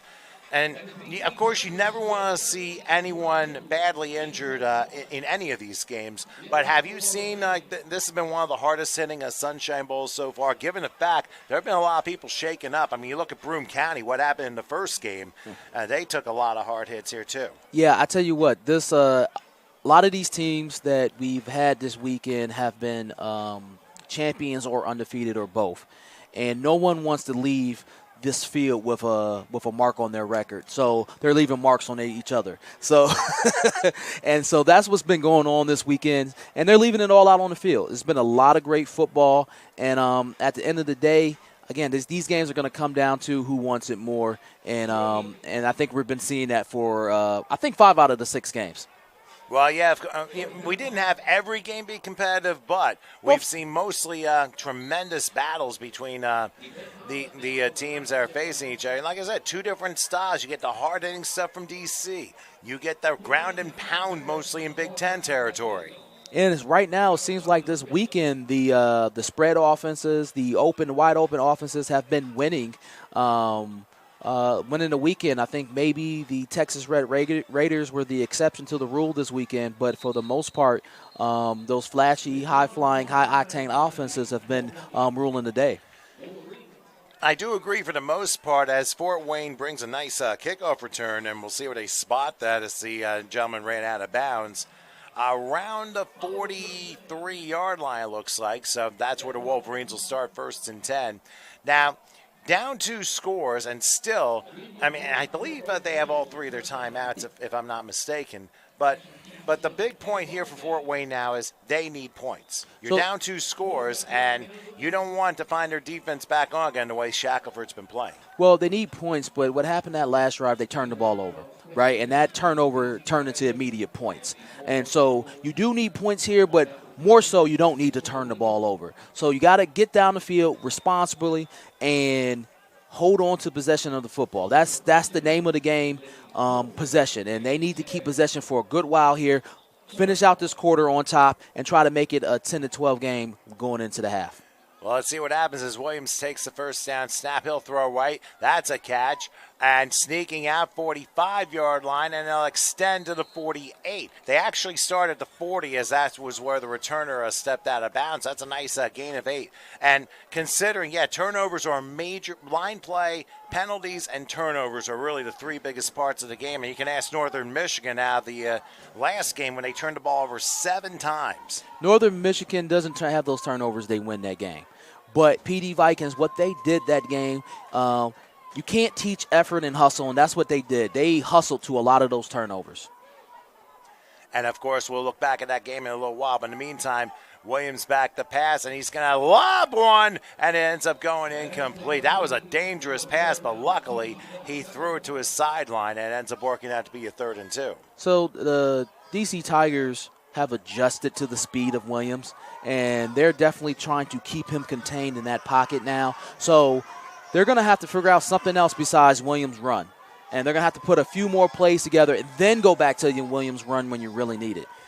And now the crowd's getting a little loud because DC sideline has decided to pay attention to the Fort Wayne fans a little bit, which I know they're trying to do it in fun, but sometimes you got to pay attention to a game because you just never know what's going to happen. Well, yeah, in these games, a score can come at any time, anywhere. I mean, Fort Wayne has had an explosive play down the field earlier, so they are capable. 3rd and 2. Wouldn't be surprised there's a run, but I think DC is going to be ready for it. They do run it, and pushing. I don't think he got it. He got back to the line of scrimmage, but that's it. Yeah, Williams stepped out, and the backup court QB came in for that play. What was his name? Oh, that would be Stigmeyer. Stigmeyer came in for that play. Don't know what happened there on that play prior with Williams, but Stigmeyer is definitely in the game now. And it looks like this is 4-down territory for the Wolverines. So a sense of desperation here that they got to put some points up because the Tigers are not slowing down. 4th and 2 from the 48. So an early, I wouldn't say desperation, but we'll see. Pass is juggled and caught. That's going to be a 1st down to DC 45-yard line. 7-yard pickup. And I think if I saw it, might have been number 1, Jamar Hutchins. Yeah, definitely Jamar Hutchins on the catch. Valentine on the tackle. That was a big play for Fort Wayne. Because now they got the momentum now, 3 minutes left in this half, and you really don't want to give the ball back to the Tigers at this point. 1st and 10 from the 45 for Fort Wayne, down to 3 minutes left till halftime. And another handoff. This one's going to work for positive yardage down to the 41-yard line. And that'll make it 2nd and 6. So Fort Wayne able to convert on that 4th down conversion, and sometimes it takes that little spark to get them in the end zone. It looks like Fort Wayne is going to go a little bit of a tempo game. That might play out in their favor if they can just stay consistent and keep possession of the ball. Well, that's what they're doing. They'll probably get one more play before the 2-minute warning, making sure that they have everyone lined up. Looks like they're going to triple the right side here on 2nd and 7 from the 42-yard line. And just a moment. Yeah, they left a little early there. That should be a false start. And it is a false start. And it looked like either side has had a lineman jump as well during the false starts. A lot of teams have been paying homage to the Los Angeles Rams and the false start that was missed toward the end of the Super Bowl.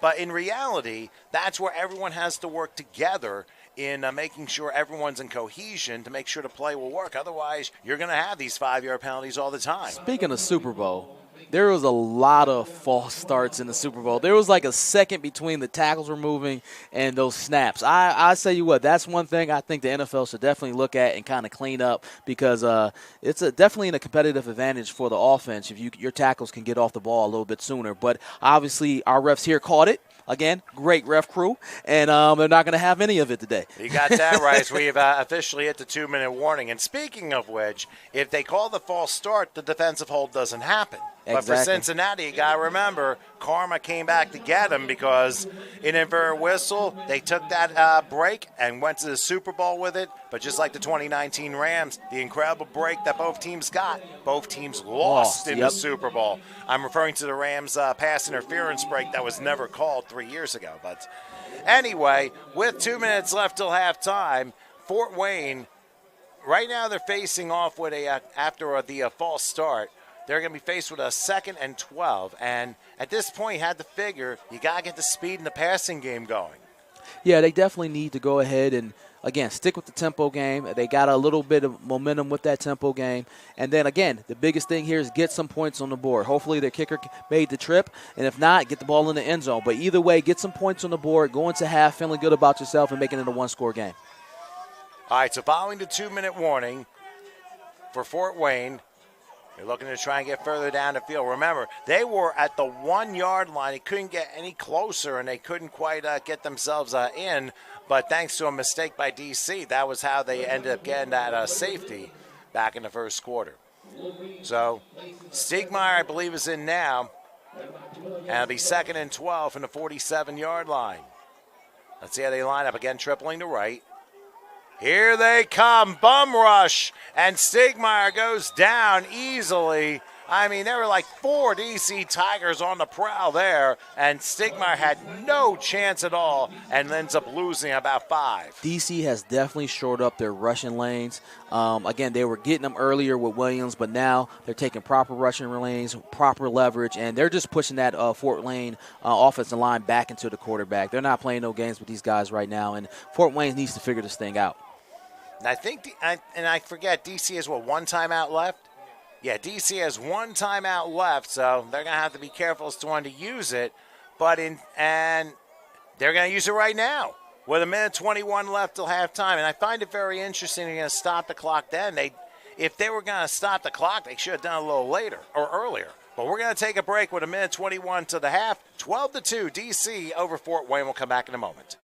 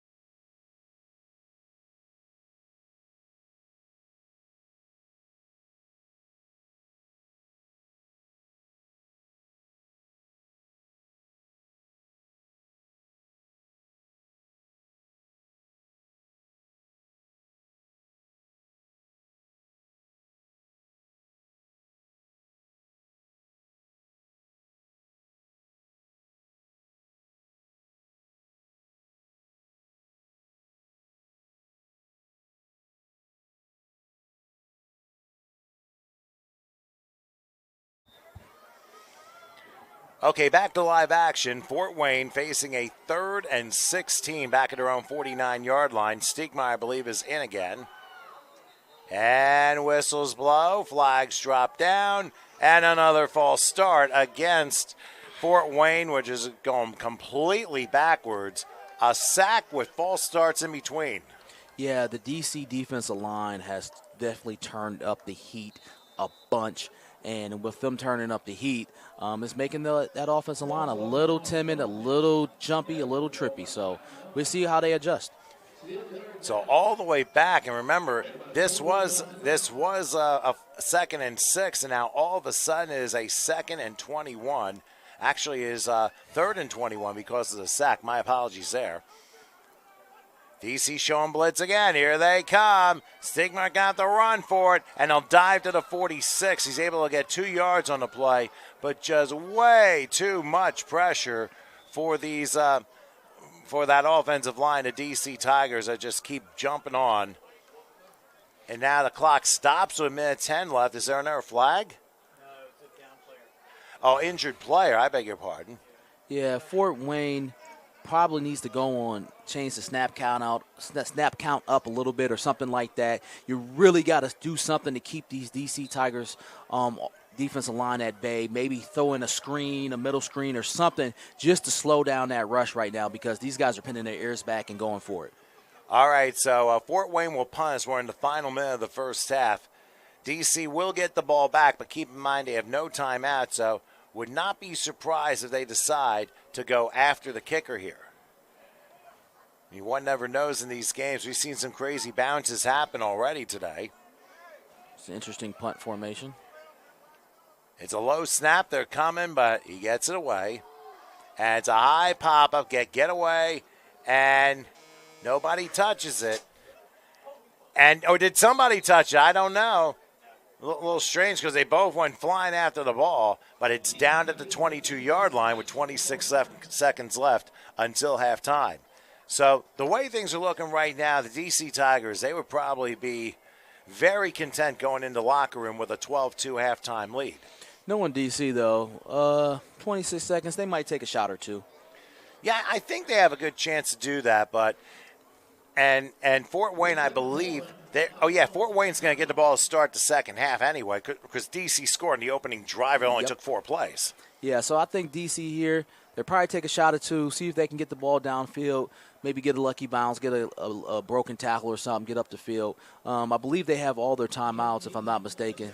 Fort Wayne. No, they should have 2. No, Fort Wayne, if they have 2 timeouts, we know DC does not have any. Oh, DC doesn't have any timeouts. I'm sorry. Yeah, so, this may be a play or two. They look like they're coming out in a quad set to the right. Almost like what the Dallas Cowboys run sometimes, putting 4 receivers on the left in an empty gun. That's the overbalance here. Yeah, they're going to probably run some crossing routes here or something like that to see if they can get some leverage.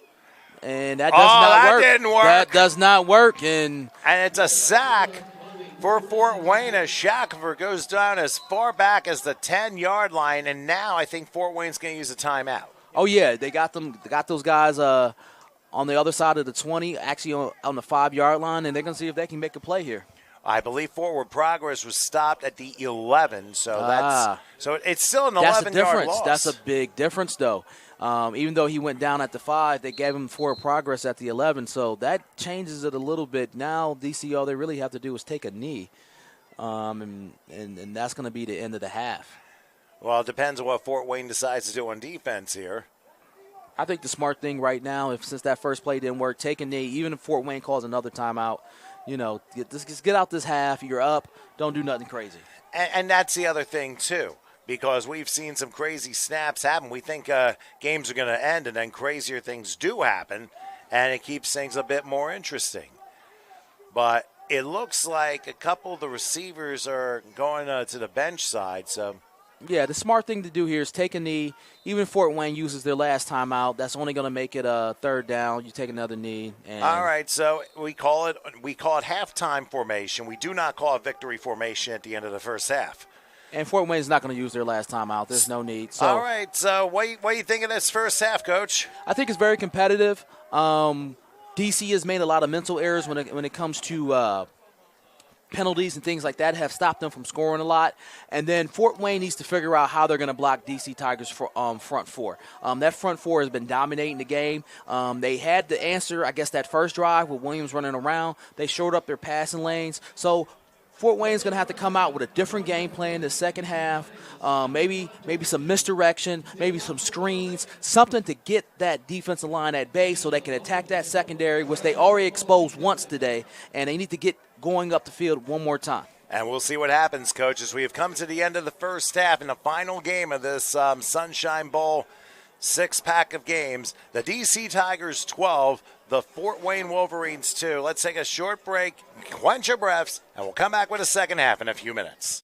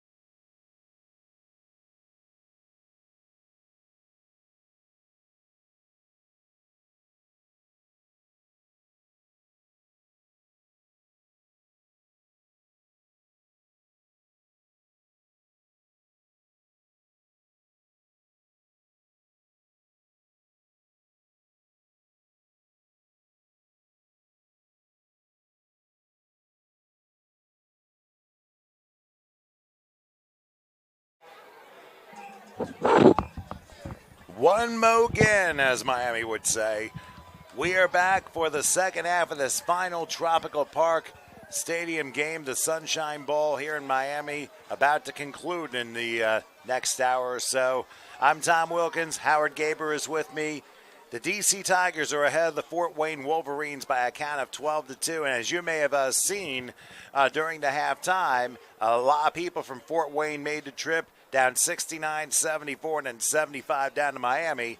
And they're enjoying themselves down here, and of course, saying hi to everyone back here at home watching on YouTube. Yeah, we got the fans, Tom. That's a first for the HSG network, showing the fans and having them wave. So obviously, there's a lot of people. When you get 500 people watching, you're going to have people in both states for the teams texting their friends that saying, "Hey, I'm watching you now on YouTube. You're live. You're on YouTube." So that's why they turned around and waved and had no idea they were on there until, some of their friends text them, which is pretty cool for us. Put it this way, candid camera, that's 2 generations ago. Oh, my God, Wilkins. Come on, stay here. Well, stay in the present. Here.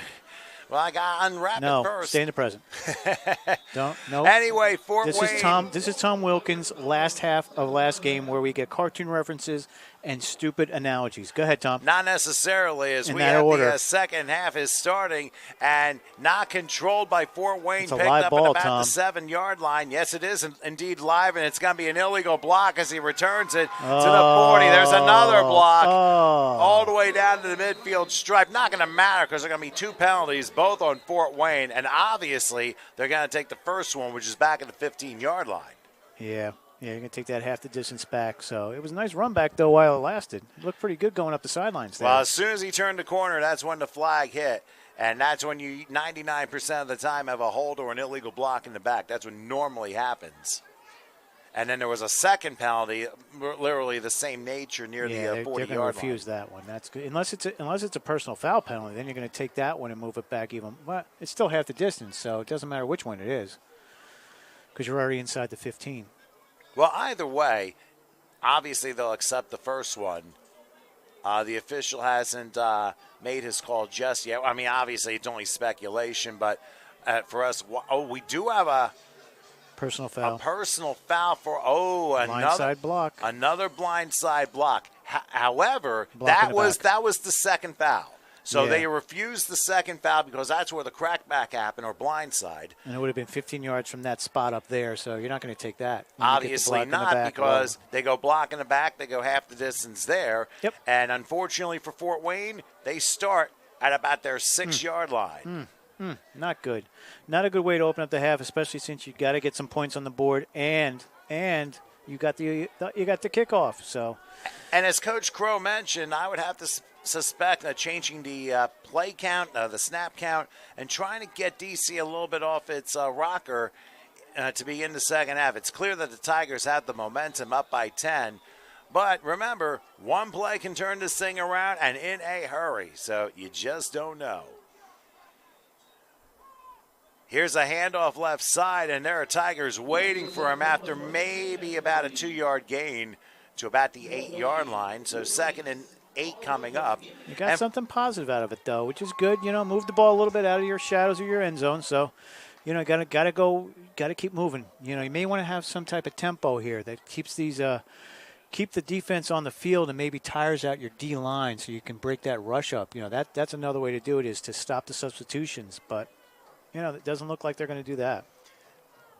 They only give him a yard, so it is second. Actually, the down markers is going all over the place at this point.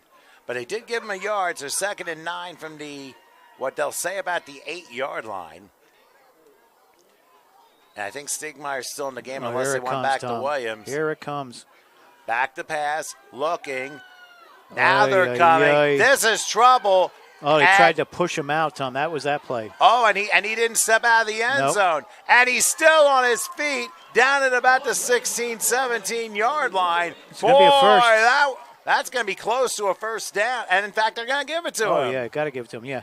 That was the play. He was skating around that back end zone line, you don't go for the tackle, you go for the push. And, just try to push him out of bounds. All he's got to do is have one foot out. And That's it's a safety. correct. And it's almost reminiscent of a infamous Detroit Lions play where this happened, where he stepped out of the end zone and ended up being a safety. That was very close, but good field recognition on the quarterback's part, and it ends up being a 10-yard gain, a first down, so a good start for Fort Wayne at the very least to get out of big trouble, that they still have a long way to go. As Williams back in now, so they switched it after the 2 downs, Tom. Yeah, Dominique Williams in there now. It was Joe Stegmeyer for the first couple. Now a handoff, and there's an open hole, missed tackle, crossing the 20, 25, and second, third, fourth, and fifth effort gets him near the first down marker to the 29, another 11 yards. And now Fort Wayne is starting to feel a little momentum here. And they're moving. They're going a little more up-tempo, not as long in the huddle. And I look at more as, instead of a missed tackle, I look at it as a broken tackle. I want to give that runner the credit for breaking the tackle, not the defender for missing it. So, that's the way I look at it. So when you have a hard runner that's running like that, he's breaking tackles coming up the field, and he did several. He broke a number of them, that's for sure. Now allowed an 11-yard pickup. First and 10 from right outside the 30-yard line, and it looks like they're changing the formations too. Split backs, full house backs. Let's see what Williams does here on first and 10. That's unabated. Unless the left side of the offensive line jumped. You always got the points. Someone's always pointing to somebody here. Let's see what we get. And I think Fort Wayne's saying it's DC. And they were right. Yep. Unabated against DC. That's another 5 yards. Now it makes it first and 5. And right now, Fort Wayne taking every positive they can. It's like 3 in a row. Yeah, and you keep going. Keep moving. Get the ball. Get to the ball. You don't want to see. Here we go. See the substitutions. You see the D linemen substituting out. So that was 3.5 plays almost for those D linemen. So you substitute out and you get new guys in. And Fort Wayne says, well, we may as well go back to the huddle because they've already substituted. Because when you go up tempo, you don't allow a lot of the substitutions to happen unless it's really fast. They may have to go up tempo after this play, depending on how it goes. So first and 5, following the unabated penalty on DC, and Williams will give a handoff, and that looks like a dive up to about the 37-yard line. Another 2 on the play makes it 2nd and 3.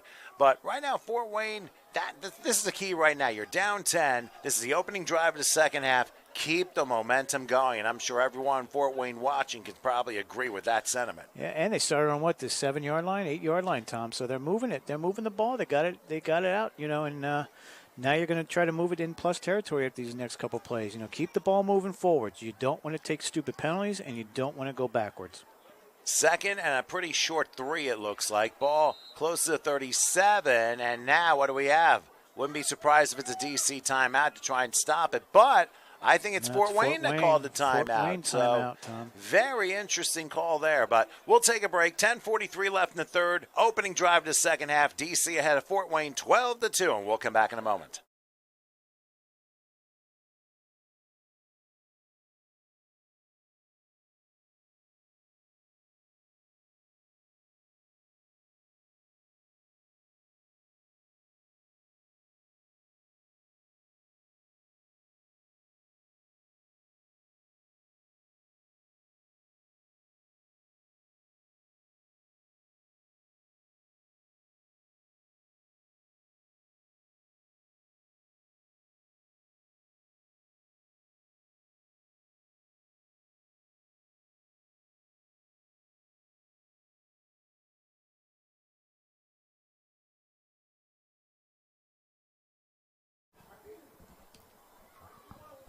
Okay, following the Fort Wayne timeout, they're faced with they're precious, Tom. They're precious right now. You're down 10. You're in the second half, and you're going to burn a timeout.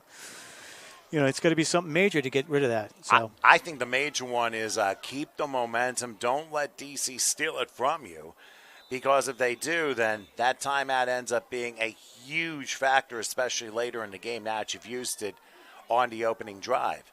2nd and 3 from the 36-yard line. As Williams is in between split backs, 3 wide slot right. He'll take it. Here comes the rush. Williams, and now he's going to reverse gears, and he's going to have to throw off his back foot and away into the Fort Wayne sideline. That works, though. It's incomplete, so 3rd and 3 coming up. And now you're in a situation where you could do a pass or a run. Yeah, he first of all, he was out of the pocket, which he knew what he was doing, and then he threw it, and he made sure it made the line of scrimmage. So you get those two factors, you're not going to get intentional grounding. Even if you didn't have anybody near it, close to it in the area, he was outside the pocket. So, good play, and you save your down because that sack back there, Tom, would have killed him. Absolutely would have crushed him. That would have been maybe a 20-yard loss if that were to happen that way. But now you have 3rd and 3. They're going to spot the ball kind of like around the 36-yard line, and this is an enormous play for the Wolverines here. Same formation as before. Actually, no, they pro and now send a man in motion. Williams takes it. Here comes the rush from the right side. They're coming after him, and he's running, and he will get a first down outside the 40, and we'll see what they spot at the 43.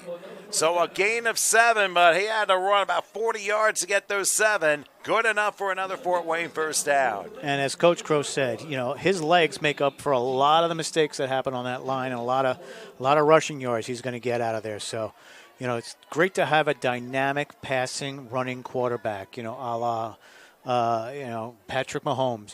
That's the best one you can look at. He can throw the ball and he can run the ball. So very good to have that type of dynamic out of your quarterback position.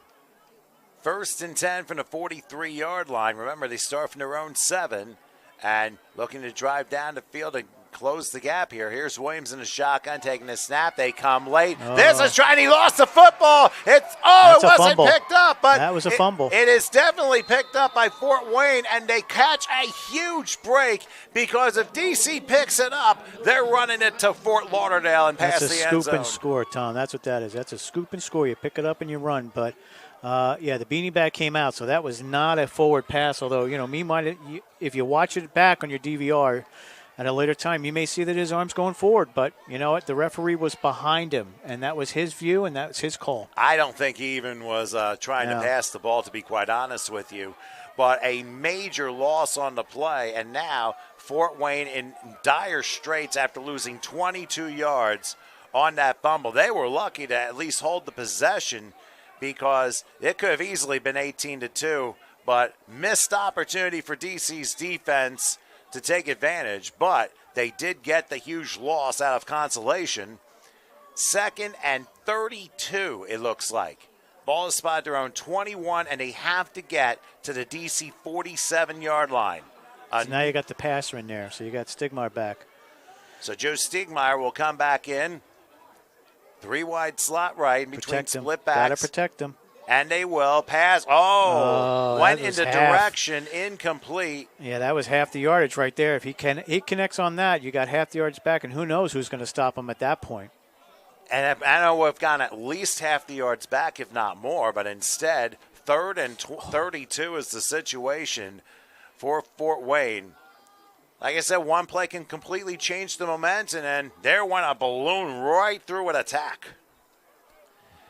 And now, letting the air out of it, they got to try and pump another balloon up and get the momentum back again.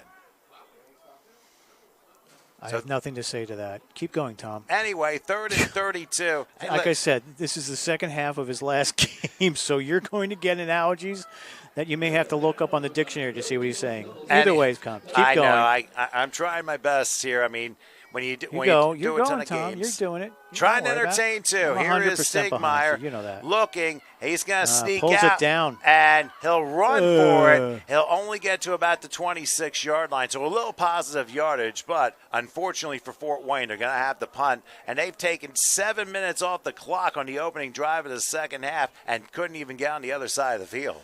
No, Stigmeyer actually saw, there was nobody open.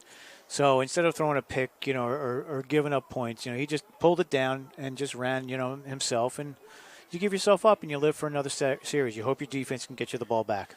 Well, they're going to need to step it up here. And keep in mind, we almost had a similar play happen near the end of the first half that nearly turned for disaster for the Tigers. But meanwhile, the Wolverines will punt. And 2 men standing about the 39-yard line. Good snap, Tom. A low punt, though, and taken on the fly at the 48-yard line down to the 40. No need to let it bounce. He's like, never mind, I'll snatch that. Wow. That's an athlete. That's an athletic play to just pull that down on the fly as you're running backwards. But hey, if you can do it, you do it. Now if he fumbled it and missed it and it was turned over and Fort Wayne picked it up, we'd both be saying, "Oh my gosh, what is he trying to do there? Catching the ball over his shoulder like that?" But hey, you're confident with it, you do it. Well, right now the Fort Wayne fan base, which is underneath us, trying to get the defense going here, as this is a critical portion of the game with 7:15 left here in the third quarter. That was some play, Tom. Yeah, I'll tell you what, whoever did that was a tremendous play. I mean, I've never seen that before either. But, hey, you never know where you're going to see it at any game. But now DC looking to extend their lead, 1st and 10. Offset eye coming out. And Shackelford in the middle of it. He'll take, go. handoff up the middle, sleeps through the first line, missed tackle, down to the 30, breaks another one down to the 26. Yep. And another 14 yards and a first down. And he came through that hole like he was shot out of a gun there. That was a speed rush. He got the ball in stride and just blew through the hole. So you got to thank your lineman for leaving it open. And you got to hope that a Fort Wayne player is going to step in front of him. But when you've got, a train coming down the tracks, sometimes, you shy away a little bit, try to get it from the side. So, that's where you got the missed tackles and you got the breaking tackles with those spin moves. So DC now at the Fort Wayne 26. Watch the fullback here. Big fullback. 1st and 10 from the 26 as Shackelford sends a man in motion. He'll take, and you're right, the fullback gets a carry, and not going to get much. No. In fact, he loses a yard. So got to feed him, though. Got to feed your fullbacks every now and then. He ends up coughing up a yard, but give credit to the Fort Wayne defense to close the gap, and he manages to force a 2nd and 11. Yeah, pretty good play there. You give it to him. You get your running back a little rest, but you lose yardage on the play is not something you want. You want to keep going positive, and they look like they're in control of this game right now. A loss of 1, it makes it 2nd and 11, and we'll see what Shackelford does. I'm sure he'll try and come up with an athletic play. If he comes up with another one like that, DC's going to be very hard to stop. They're hard to stop enough as it is, but Fort Wayne needs to step it up and dig in on their defense. It's a tight formation, Tom. Look at this. You don't have too many guys too wide. It's very, very tight in the middle here. Yeah, but definitely neither side has a receiver, so we'll see what the core is here on 2nd down, but a flag goes down because it looked like a false start. That was delay. All right, either way, it's a 5-yard penalty. And nobody moved, Tom, because they weren't set yet, so that's a delay.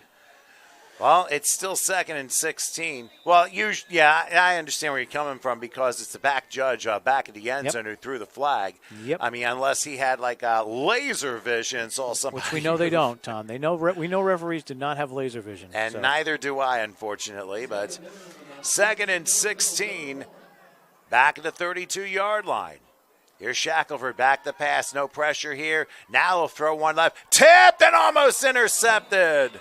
Oh, that was very close. It was deflected, and the defender may have knocked the wind out of himself diving for the interception and landed awkwardly and is still down about the 22. I believe they're calling for the coaches to come out to check on him, so not a good sign. But you're right. His knee's up, so he's definitely, conscious. But you're right. He either landed on the football or landed awkwardly, and that's what happened. And possibly on his back, too. I mean, he went full-fledged dive and just couldn't come up with it. And now he's laying on his back being attended to. Yeah, so let's take a break, Tom. Take a little break, and we'll come back once he gets up. We definitely will. 12-2 DC, back in a moment.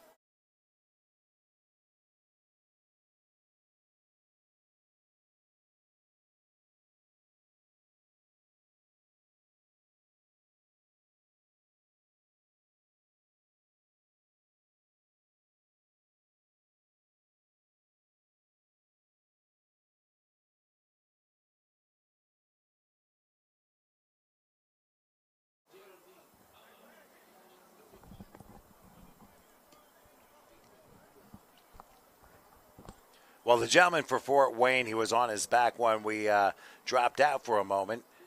He's slowly working his way to the other side, so it looks like he will be okay. And you might be right, Howard. The wind might have been knocked out of him on the dive attempt.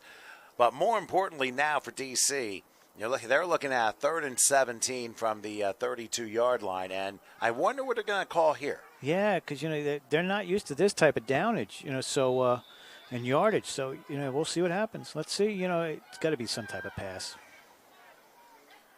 A little more spread. All right, here's Shackelford. A big screen to pass this. Yep. Caught. He got over the defenders, crossing down to the 20-yard line. He's going to get first down, a whole lot more to about the 10. On 3rd and 17, they convert yet again, and they move the chains, and it'll be 1st and goal. Oh, boy. Tom, that's the making of a championship team. That's a team that played in the spring, won the spring, played in the fall, won the fall, and now they're here. So this is a consistent team that's playing 2 to 3 seasons a year, and you get close, and you know what your guys are going to do, and you know what to expect. So that's it's a different level. It's the Seminoles. We've seen the Seminoles do it. The Seminoles only play 1 season a year, but when they play, they're together. Everybody knows. Everybody knows what Gerald Wilson's going to do. Everybody knows what Skip Jenkins, all those guys out there are going to do because that's their guys. So big difference between that and watching regular season games. Howard is referring to one of the top teams in the Northeast, the Brooklyn Seminoles, and their all-star cast that have been extremely successful over the last few years. But here in comparison, 1st and goal from the 10-yard line for Shackelford. Come with the offset eye. Oh, someone jumps out, moves out. Well, they didn't. They haven't, and now everyone's moving the other side. So we thought the right side moved, and then the left side moved. Either way, it's offside against Fort Wayne, and it's going to be down 1st and goal to the 5. Easy, Tom. They get a chance to reset. That's all they have to do is reset. You can't jump over the line just because the guy moves. He's going to reset. And the ball wasn't hiked, so you're right. Offsides, right inside the neutral zone. A very tough break for Fort Wayne as the clock runs to closing in on 3 minutes left here in the 3rd quarter. Put that in the playbook, Tom. Get guys moving around. Well, sometimes you have to have smart football players to execute these things correctly, and they did just that. 1st and goal from the 5-yard line, again offset. Here's Shackelford. Play fake, action. Fire, and a catch. Welcome to the end zone. Catching it in the back and sliding safely. That's our first celebration, Tom. This is our first celebration for a touchdown. I think you're right. A creative one at that, to say the least. And that's your number 6, Tom, again. And Chris Rodriguez with the hat trick, his 3rd touchdown of the game. And he just slid. He's really having quite a game. And if this score holds and DC wins, that's a possible MVP candidate here. Could be. Again, he's made some great catches. And Coach Crow was watching him the whole game, and he was giving the stats too. So 3 touchdown catches is not bad for a game. So Shackelford gets credit for the 3 touchdown throws, but you got to give credit where credit's due for Chris Rodriguez, and he did a wonderful job getting in the back of the end zone, knowing exactly where the ball was going to be, and he was able to bring it down. So DC will try the 2-point conversion, and they're going to go empty gun on this one. Got back, though. Takes a snap, a flag is down, and the pass is wide incomplete. There is a flag down back in the area of where the quarterback threw the football. I don't know if he got back on side. That's what I'm thinking. No, it's holding. It's a hold, so it'll be refused. Yep. So DC will fail on the 2-point conversion, and they'll have an 18-2 lead with 2:42 left here in the 3rd quarter. And needless to say, Fort Wayne, they definitely had their moments. Their defenses played big, but in critical situations, the DC Tigers have played where it's counted the most, at least to this point. Outstanding defense. You love up 2 points, and it was on a safety, so it was actually scored on the offense. But, you got to play great defense to win games, and that's what wins you championships. Your offense can score, But when those days are, your offense isn't scoring, or you got bad weather, you got wind, you got to rely on your defense, and that's what wins championships over and over again. And that's what we've seen in all our experiences here. And speaking of wind, it has calmed down considerably. Most of this day, even through the first two games, we had considerable wind, like 15, 20 miles an hour. But ever since the sun went down, it has calmed down considerably, and that's a very important beautiful thing to remember. Florida night, Tom. Oh, you are not kidding me. Can't be any better. You got that right, especially when we did the two games 5 years ago down in Fort Lauderdale. The high was 75 and the low was 70. It was absolutely perfectly balanced temperatures, especially for like a mid-January. But here, we had a rain event. We had just a very light shower, like maybe about 3 hours ago. But all the weather's out of here, and D.C. is about to kick off. And hopefully we'll get a tailwind on the way back up to the Northeast in winter. Well, it's supposed to be mid-50s back in the Northeast upon return. And I understand we might actually hit 65 on Wednesday before the Arctic shows up yet again. All right, ball is taking about the 17-yard line, running laterally and trying to make a turn. He has a haul to 30, still going to the 40 to midfield. Still up. And he's still going down to about the 43-yard line. That's an impressive return by the person on special teams, and some laundry, not colored yellow, is left at around the 19-yard line. Yeah, that's probably a pair of socks. Anyways, but great return, Tom. We haven't seen that. We haven't had a kickoff return yet, Tom, the weekend for a touchdown. No, we have not had a special teams touchdown. We've only had the 2-point special teams. In the previous game. By the way, if you've missed any of the previous games, of course, you can go DVR back to this video here. You can check out the previous two games, Carolina and Broome County in New York, and, of course, the PD Northern Michigan game, all for day 2 of the Sunshine Bowl, and, of course, the Saturday actions on day 1. You could be one of the 11,750 people that watched day 1. And there'll be more where that came from for day 2. And we thank everybody for their support as Fort Wayne lines up 1st and 10 from the 47-yard line. Let's see what the quarterback does here. He'll take it, play fake, and he'll take it himself to the 40, 35, and get thrown out of bounds. That should be a first down, as he says out of bounds at the 33. That's Williams, and he's limping, Tom. Uh-oh, that's not good. Yeah, he's been banged up a little bit there running the ball against the D.C. Tigers. Well, he picked up 14 on the play. Oh. Go ahead, Tom. I'm just stretching. I beg your pardon. pardon. Sitting in his chair for 9 hours. Well, he got 9 on the play, I beg your pardon, because the return was actually all the way to the 43. So with the ball just inside the 34 at second in the yard, maybe straight up the gut and move the chains. Minute 45 and counting left in the third. Williams, he'll wait for the snap. There it is.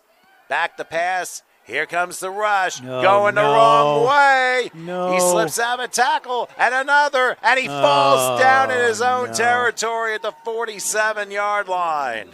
He's going to be exhausted by the end of this game, Tom. Absolutely exhausted. That's just a lot of running there to find elusive. And once he made the first guy miss, that's the time you get a little bit of time to throw it out of bounds. If you had a quarterback coach, he would be telling you throw it out of bounds. You do not take that second turn, because you take the second turn, you got 4 more guys coming at you.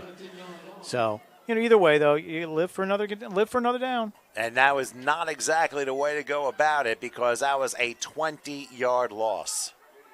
And that forces a 3rd and 21, and back at their own 47-yard line is Fort Wayne. Give the quarterbacks credit. They're trying, but unfortunately, the decision-making for some of the plays have been very, very costly, especially for yardage. Let's see how they line up here. They're going to go heavy with receivers on the left. Looks like a triple on the left. And the quarterback takes it, and a quick screen to the left. Going to midfield, gets a block, and gets upended at about the 45-yard line. He got some of the yards back, but as the clock winds down to three-quarter time, they're going to be faced with a 4th and 13. Tom, you just can't make up these yardages. You can't make up 25-yard losses and 20-yard losses on sacks. You just can't do it. Consistently. You might be able to get 1, but you just can't do it consistently. And that's exactly the point. We're at three-quarter time here at Tropical Park, and the DC Tigers lead the Fort Wayne Wolverines by a count of 18-2. Let's catch our breath for one more quarter coming your way after this.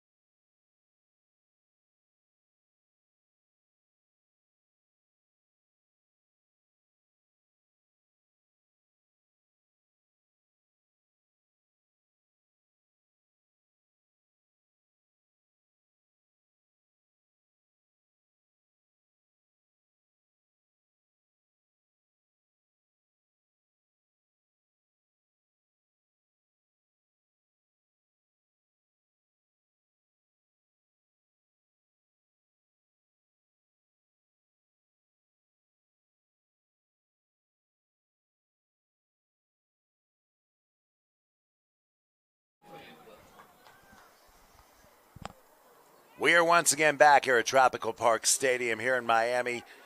One more quarter left of the Sunshine Bowl for the spring 2022. And, of course, the last game of the six-pack that we've had this weekend. DC Tigers leading the Fort Wayne Wolverines by a count of 18-2. Trying to hang in with my voice, I'm Tom Wilkins along with Howard Gaber. You're there, Tom. You only got one more. 15 minutes left with the voice. Well, and a 17th quarter, if you want to be technical with that. Well, they're going to change the play here as Fort Wayne's going for it on 4th and 13. Let's see what they do. Back to pass, rush coming. He's going to fire it over the head of an open receiver, incomplete. That's the game, Tom. That's what's been going on this game with Fort Wayne. You know, once you get that broken play and you get the open receiver, it was a little high. Missed opportunities on the part of Fort Wayne there, and that was one right there would have been an easy first down if it were a little bit more accurate, but it was not. And the Wolverines turned the ball over on downs. And that's what Coach Crow would say. You know, he's like, you know what, on any given day, you know, these guys would come out here and, you know, they would, you know, blow teams out and we'd see a different team. But it's your competition you're playing, your flight down here, all that kind of stuff factors into it. The fact that you're on, you know, 500 people watching the game, 400 people watching the game. It affects people. You know, it affects people different ways. Sometimes some people rise up, some people don't. And you know what? Either way, it's the pressure, and it's great experience. So just coming down here, it's great experience because people get to see the games. I mean, when we did the games 5 years ago, we made instant fans of every team down there because they never saw, you know, a broadcast that has the clock on the broadcast or, you know, has the scoreboard, has, you know, the quarter on there. You know, some of the national games don't have anything. They just have it, and some have even more than us, you know, so – you know, we're just happy to be here and happy to bring some of our talents to the championship games. And you're absolutely right about that one, Howard. Shackelford in for 1st and 10, and they're going to do a handoff, and there's Fort Wayne Stevens closing the gap and maybe a yard at the most. But I agree with you, Howard. A lot of things have changed since 5 years ago, but we're obviously extremely grateful to the city of Miami and the staff of the Sunshine Bowl and Tropical Park. The entire Wiggins family that has welcomed us back after 5 years. They knew what they had 5 years ago. They just, you know, it just took them a while, Tom, to get back and, you know, get back on their feet and, you know, bring us back down here and make it so that it's feasible for both of us, you know. And that's all you can ask from anybody. And it's been a tremendous weekend, to say the least, especially with all the teams that we have dealt with. It ends up being a gain of 2, so 2nd and 8 as Shackelford is back. He'll throw to the right. They got a receiver open, and it's a catch.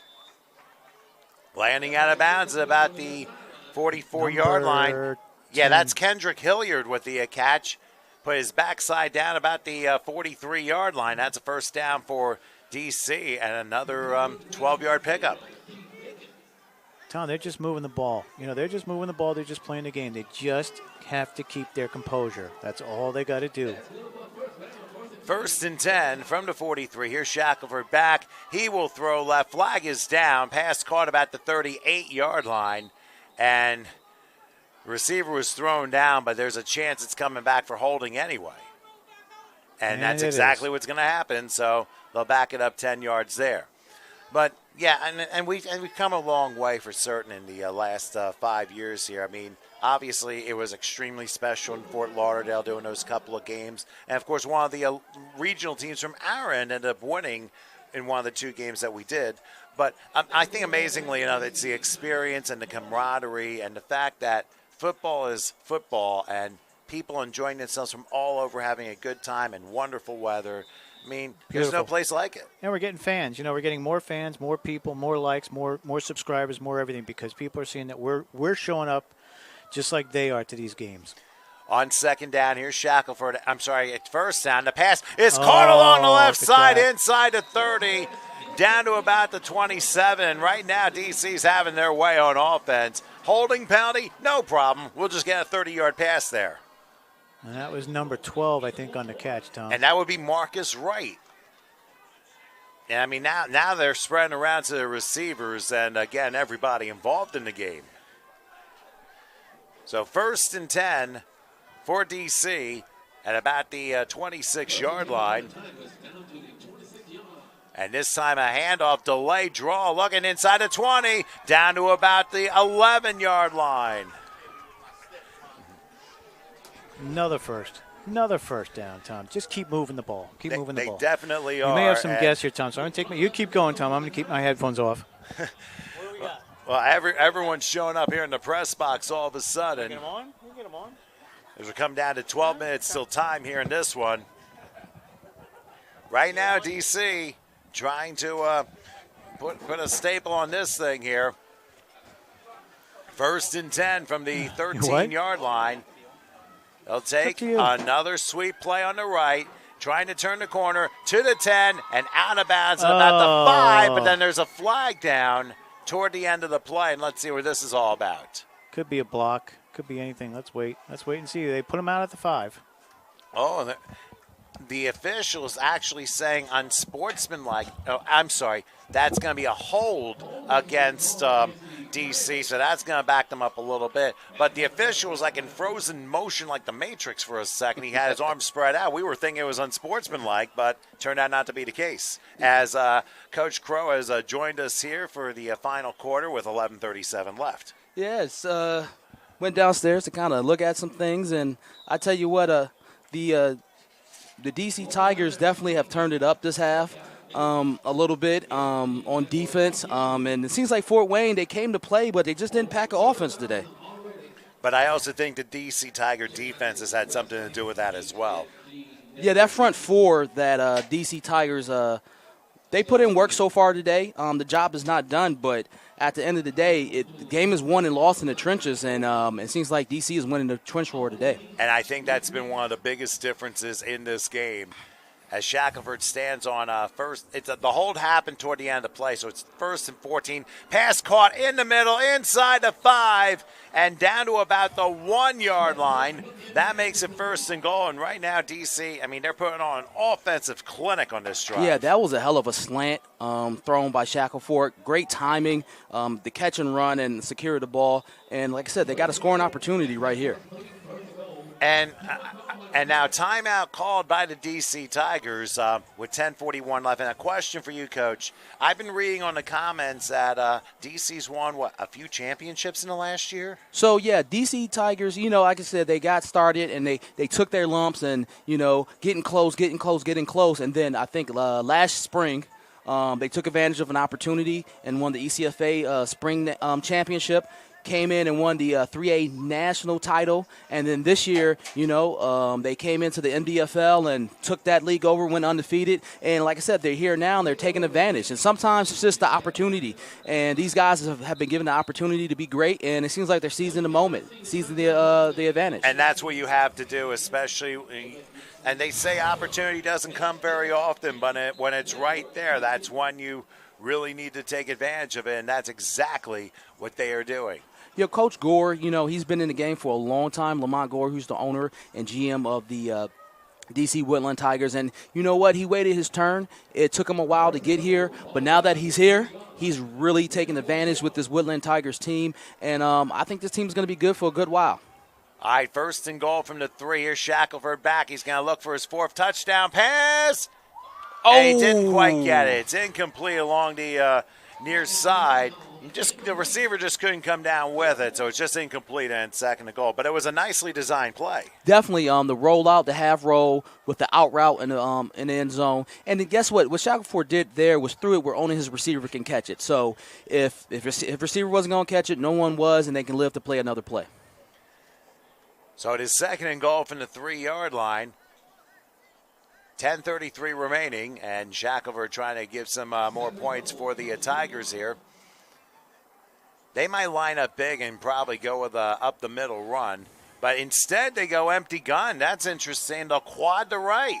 Quad to right with a fullback to the left. Let's see if we could see what he's going to do with that fullback. Okay, he's a decoy. He's going to go back to pass. And now he's under a rush. And that didn't turn out to be such a good idea. And a sack at about the 23-yard line, and the Wolverines are like, oh, no, you're not doing that to us. Hey, Tigers definitely dodged a bullet there. The referee said his forward momentum was lost, and he was going backwards, so they called him in the grass because he definitely let loose that ball for a half a second. And Wolverines almost had a lucky break, but it ended up being in the Tigers' favor, even though they got sacked. And now D.C. ending up getting hit with a 3rd and goal after a 17-yard loss all the way back to the 20-yard line. They probably are not too worried about it because right now what matters is you're under 10 minutes left in the game, and you want to make sure you come out there, nobody getting seriously hurt because, like I said, even though it's 18-2, one play could possibly turn this around, and you just don't know.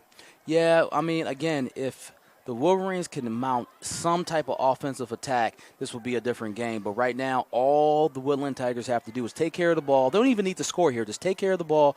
Don't throw no picks. Don't have any mental errors, and the national championship is theirs. Here's Shackelford going to the left, and it's dragged down again at the 30-yard line. And that's 2 sacks in a row for the Wolverines. So they're not giving up. They're keeping it competitive, and they want another shot at this thing. Well, and I'll tell you, their defense has really stepped up over the last couple of plays, causing about 27 yards in losses on those 2 sacks. So they're playing with some pride toward the end here. Yeah, it's too bad they're just now doing it. Like I said earlier in the broadcast, you got to move Shackelford off the spot. And if you can move him off the spot, you got an opportunity. And so they're finally doing that, but is it a case of little too late? And I believe, is there a shaken up play, or did they call timeout again? I believe that's a timeout. Interesting call. Nope. No timeout. They fooled us all. There have been teams that have been doing this to us all weekend, thinking a timeout's been called, and they're like, oh, no, let's start the clock up again. But, D.C., this is very rare. Goal to go, and they're punting. That's when you know things didn't go right once you got down there. But this is a smart move by D.C. I mean, you don't want to give them no momentum. They got 2 sacks in a row. Go ahead and just punt this thing away. Honestly, I would take there we go. I would take a delay a game here, and so we can pin them inside the 10. That should be the goal here. Telepathic thought there. So they back him up on the delay a game to 35, and D.C. will punt. The clock will be under 8 minutes when Fort Wayne gets the ball again, and we'll see what they can do. I mean, you never know. You could have a punt return, and all of a sudden you could have a 1-score game potentially if the conversion works. Yeah, this is a lot. There's a lot of football left in this game, and like you said, Tom, hey, if they can get something on this drive and then, play some good defense, like I said, it'll be a 1-score game. And, even those that, they only got the safety as the points up, but that 2 can loom big if they can get a score here in a 2-point conversion. And I think, too, that play right there could have been a whole lot different if it was recovered in the end zone completely by Fort Wayne. You have a 6-6 game rather than 6-2, and the entire realm completely changes. Yeah, the momentum would have been different. However, that's not the case in this situation. And you know what? They just got to play with the cards that they got dealt. And right now, the cards are saying it's 18-2, and they need to make some moves. Well, 7:45 remains, and the ball is going to be spotted. It was down at about the 14-yard line, so we'll see what the Wolverines do. I mean, there's not much time left, so pretty much go time. If they want to level it, 2 touchdowns and a pair of 2-point of successful conversions, That's what's going to be on the table right now. They definitely got to go up tempo. They're down 2 full scores, like you said, with 2 2-point conversions. They got to complete, and they got to get in and out of these drives. And they're going to do Some it a razzle-dazzle play, yeah. reversing it and running to about the 19-yard line. So a nice 5-yard pickup, forcing a 2nd and 5. So, yeah, sometimes you got to try and loosen the offense up, and they did a little bit. Definitely, and too bad they didn't have more of that earlier in the game. Again, they got to do something here. They got to make a drive. They got to make a stand, and this has to happen on this drive. If it doesn't happen on this drive, this one is just as good as over. Well, we're not there yet. 7:15 left, and 2nd and 4. The ball be spotted at the 20-yard line. Let's see how they line up here. They're going to go pro with the back to the left. I'm not sure if it's Stigmeyer or Williams at quarterback, but whoever it is, Stigmeyer, he fakes, he'll fire. It is tapped, and it's dropped down incomplete. I hit a lineman right in the chest. Like, how did that get here? I don't want that. That's not for me. and it almost went straight up in the air, but luckily nobody came down with it, and it ends up going incomplete, and there's your 3rd and 4 coming up. Yeah, with 6:53 left in the game, this is a big 3rd down here. They got to get a momentum play here, get this 1st down, and just get down the field as quick as possible. This is kind of taking a little bit too long, and like I said, they got to get the tempo up. They got to get a score on this drive, and they really need to get a score before the 2-minute mark. You're absolutely correct about that. So 3rd and 4 from the 20-yard line. Again, the shotgun. Stigmeyer back in there. Let's see what they do with this snap. Now they might go empty. Now he takes the snap. Stigmeyer looking in the pocket, throws left. Oh, pass incomplete. Receiver was there but couldn't secure it. And now you have to really go for it back in your deep part of your own territory. Yeah, at this point, like I said, you got to pick up a 1st down here. Give them the ball back to the DC Tigers in this part of the field could be disastrous and could spell the end of the game. So a conversion here is paramount. Well, it'll be very important to see, but hey, you got to entertain one way or the other. So this is right now the most important play for Fort Wayne to stay in this thing. So 4th and 4 from the 20-yard line. I'm surprised they didn't run in those last 2 plays, but sometimes it's a matter of making sure that you take care of everything. And it looks like they're going to punt. Yeah, it looks like it's going to punt out. If I'm DC, I'm looking for – Or is it a fake? No, they actually put the ball in the air. And they did.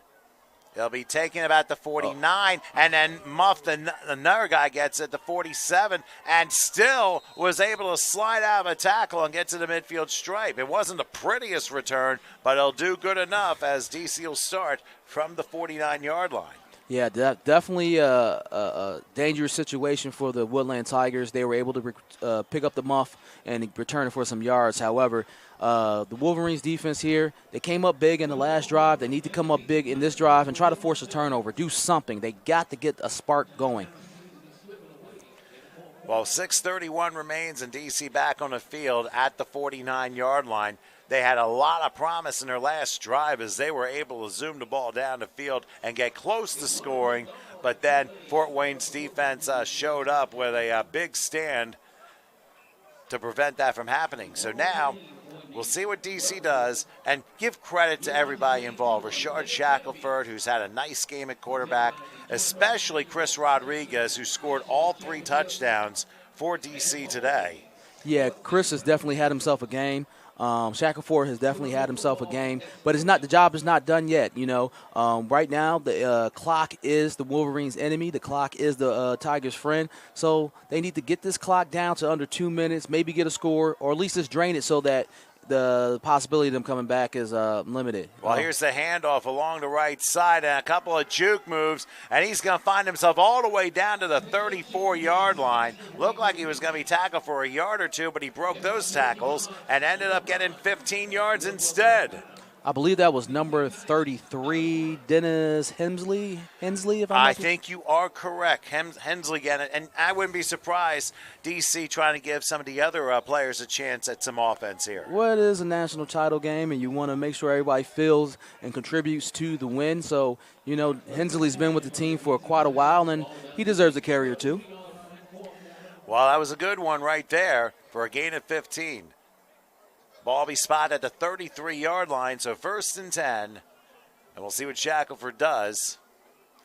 He'll take, handoff, and getting to about the 30-29, but that's about it, and it becomes a rugby scrum right after that. Hey, took the words right out of my mouth. Looked like a nice little scrum there, pushing the pile. Hey, keeping the clock going. That's all they got to do right now. Keep this clock going, no stupid mistakes. In Fort Wayne, they need to force a fumble. If they're going to be running the ball, they need to be punching at that ball, tugging out that ball. Let's make a play right here. Get yourself back in this game. Coming up on 5:10 and counting here in the final quarter of the Sunshine Bowl here in Miami. We'll see what DC decides to dial up. And probably, as you mentioned, a lot of run plays on likelihood here. Hey, DC Tigers, they love to put the ball in the air. They do that best, but I wouldn't be surprised, like you said, Tom, if they just run this thing out. But I also wouldn't be surprised if they put the ball in the air either. DC, they do what works. They go offset. It's a a play fake. action. Shackelford going to take a shot in the end zone, and it's incomplete. DC, I'm sure, wanted a flag there. It looked just a little bit off site. So, and they don't get the flag, and it ends up being incomplete. Yeah, like I said, DC, they love to put that ball in the air. They believe in Shackelford, and he had a step, just overthrew him a bit. Yeah, and there was a little bit of contact, but the ball wasn't quite where it needed to be as well. So that'll force a 3rd and 6 from just inside the 30, maybe the 29-yard line, as DC will try and get another play in and keep this thing going. Yeah, that incompletion definitely helps the Wolverines get that clock stopped. Now they get to make a play here on 3rd down. And here's going to be a run. Slipping through. They're going to get the first down inside the 20 and down to about the 19-yard line. That's a huge one there, and another 10 yards. It moves the chains. It moves the clock, and DC can smell it right here. And a beautiful run. We haven't called his name very much. Courtney Britton was able to come through with a couple of nice runs. He's had a couple of good ones today, especially in the second half. So he's been a good contributor for the Tigers today. Yeah, he went off tackle to the left, made a guy miss, and got enough for the first down plus a little bit more. So 1st and 10 from the 18-yard line. The clock runs under 4 minutes. Back to pass Shackelford. He'll throw. The pass is tipped, but nobody was in the area to grab it. Incomplete. So the lineman for Fort Wayne able to get his paws on it, and good job deflecting the pass. Yeah, again, they stopped the clock again in Fort Wayne's favor. They just have to make a stop. They need to make a splash play here on defense and try to get some points on the board. They got to do something here. It'll be 2nd and 10 from the 18-yard line. I think the important thing to remember is I'm sure DC understands they need to finish strong as well. And that's one of the biggest things here.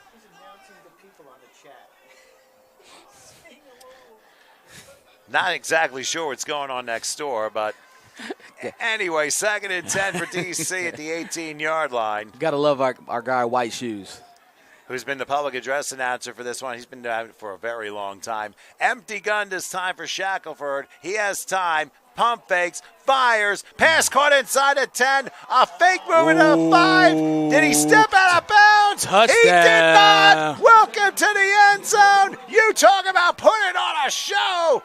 He did just that. I thought he stepped out, but he didn't. What a catch and move by, I think that was Deontay Jones, if I'm not mistaken. Was that number 10? If that is, that's Kendrick Hilliard. Okay, Kendrick Hilliard. Hey, what a play by Kendrick.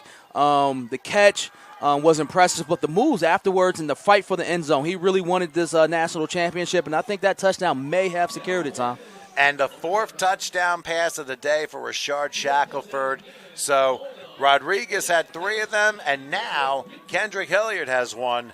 So that's the second quarterback in as many games with 4 touchdown passes. Hey, listen, you got to pack your defense and your offense in the national championships. And hopefully we'll get the second kick made of the weekend right here. And for those who wanted to see the first game of this set, unfortunately we had some buffering issues and they missed it. But we do know that there was a good field goal near the end of the first half of the first game. But a flag is down, and they're checking to see how many people are on there, and that penalty is going to be on DC. And I wonder if they're going to try a 38-yard extra point now. Yeah, they might as well. Well, considering the score right now, I think the one thing you need to remember, too, the Sunshine Bowl has a lot of great teams. You got to remember, teams coming from all over the place. Yes. Teams with different styles. Some teams don't even have a kicker, and they always play for two-point conversions.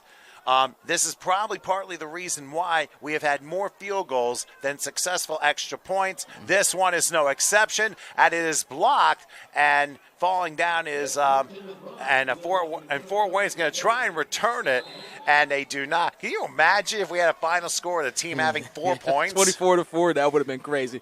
Well, it's in semi-pro football. One of the hardest positions to field is the kicker. It's hard to find quality kickers, and it's hard to find – here's another thing. It's hard to find quality long snappers.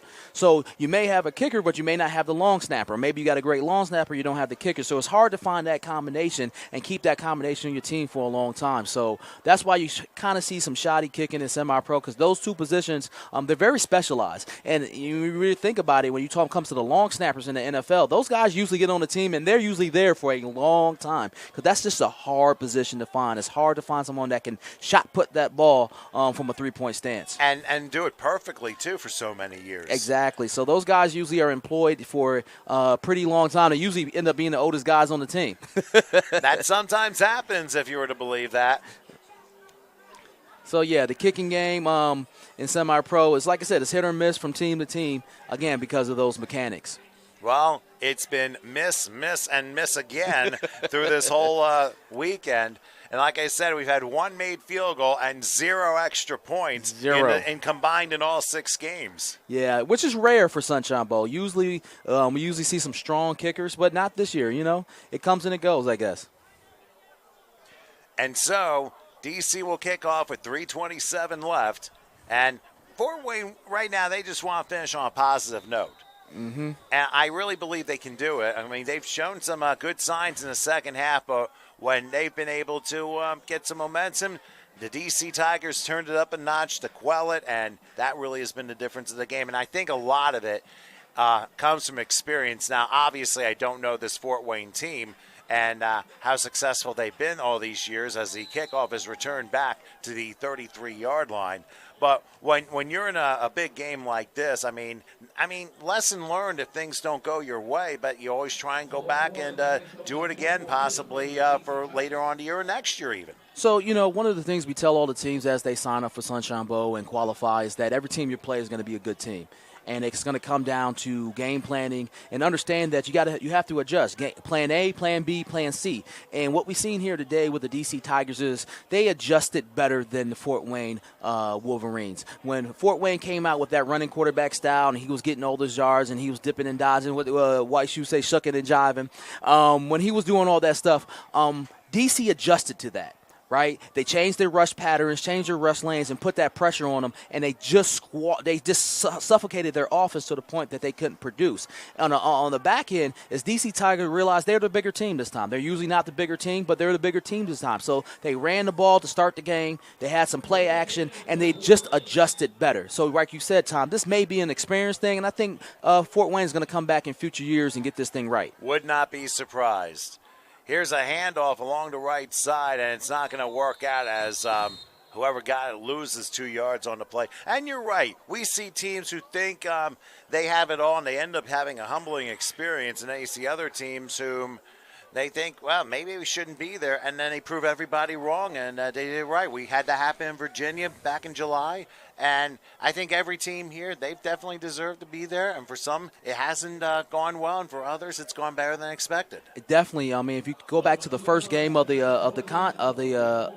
contest this year, you had the Western Mass Blitzen Bears, where everybody said, "Why are they here? Why are they here?" And they end up being the undefeated team in overtime. So you're going to get those upsets, and then you got a game like the the Long Island Eagles, they played who did they play? They ended up playing the Sumter Sharks. Sumter Sharks. You had to get me on that, didn't you? Well, you snuck that one in. I hope South Carolina wasn't listening to that. Listen, the state went 2-0 this weekend.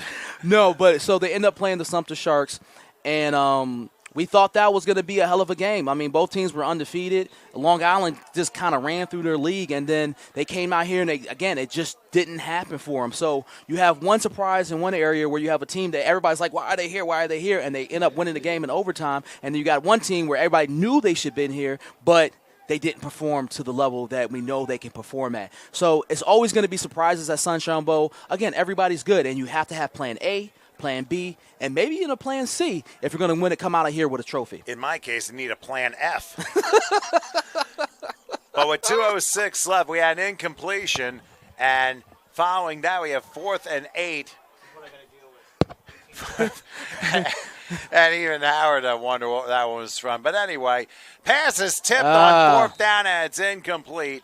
So D.C. holds firm right at the 2-minute warning as Fort Wayne turns the ball over on downs. And, Coach, as we mentioned, we may see surprises, but when you mention the question, why are they here, but there's a reason why they're here. Right. Well, again, both teams came in here undefeated champions at that. And at the end of the day, that's why they're here. Again, DC Tigers, they came in, they adjusted. Fort Wayne just thought, hey, we're going to go with this game plan because it worked for us all year. But that's the difference between playing local, regional, and national ball, right? These are great coaches on both sides of the ball. And guess what? Sometimes you're going to have to go, you have to do something just a little bit different to get the edge. And that's what happened today. DC Tigers did something different. They adjusted the way they play defense, really, more than anything, and they were able to suffocate these guys. Is this something that they normally do, especially within their league, since you're around them quite often? That's a loaded question. Confidentially, I make you think, don't I? No, the DC Tigers are a great team in the DC region, Capital Beltway region. Like I said, for years they've come up short, right? And they've failed to make those adjustments in the past. However, since last spring, they have been making those adjustments. So they've figured it out. And obviously, we can see by the score, they continue to figure it out. Now, we're going to see what they're about this spring as they're going to be playing in the Major League Football Spring Elite with a bunch of other really great teams, such as the DMV Knights, Virginia Cyclones, and teams like that where, you know what, they may not be the biggest and they may not be the fastest. However, where's the coaching going to be? Where's the execution going to be? So we're going to see a lot of great things, not to mention another great team in our area, the Baltimore Hurricanes. So these are all great teams that they're going to have to go up against, and we're going to see the extent of how good this team really is. Well, D.C. called a timeout after the 2-minute warning, so not that it matters at this point. But right now, I mean, this has been really a successful. But personally, what has been the biggest surprise of the Sunshine Bowl for this weekend? The biggest surprise for me, honestly, and I hate the talk about them bad because I'm not talking about them bad because I love the team, but the Long Island Eagles not playing their best football. That was surprising to me. Well, how about this? We have a fumble and then a lateral, which is going to result in a scoop and lateral and score and no flags. As for Fort Wayne, it's welcome to the end zone as he runs down and gets into Florida's Turnpike. Hey, listen, you got to play 4 quarters.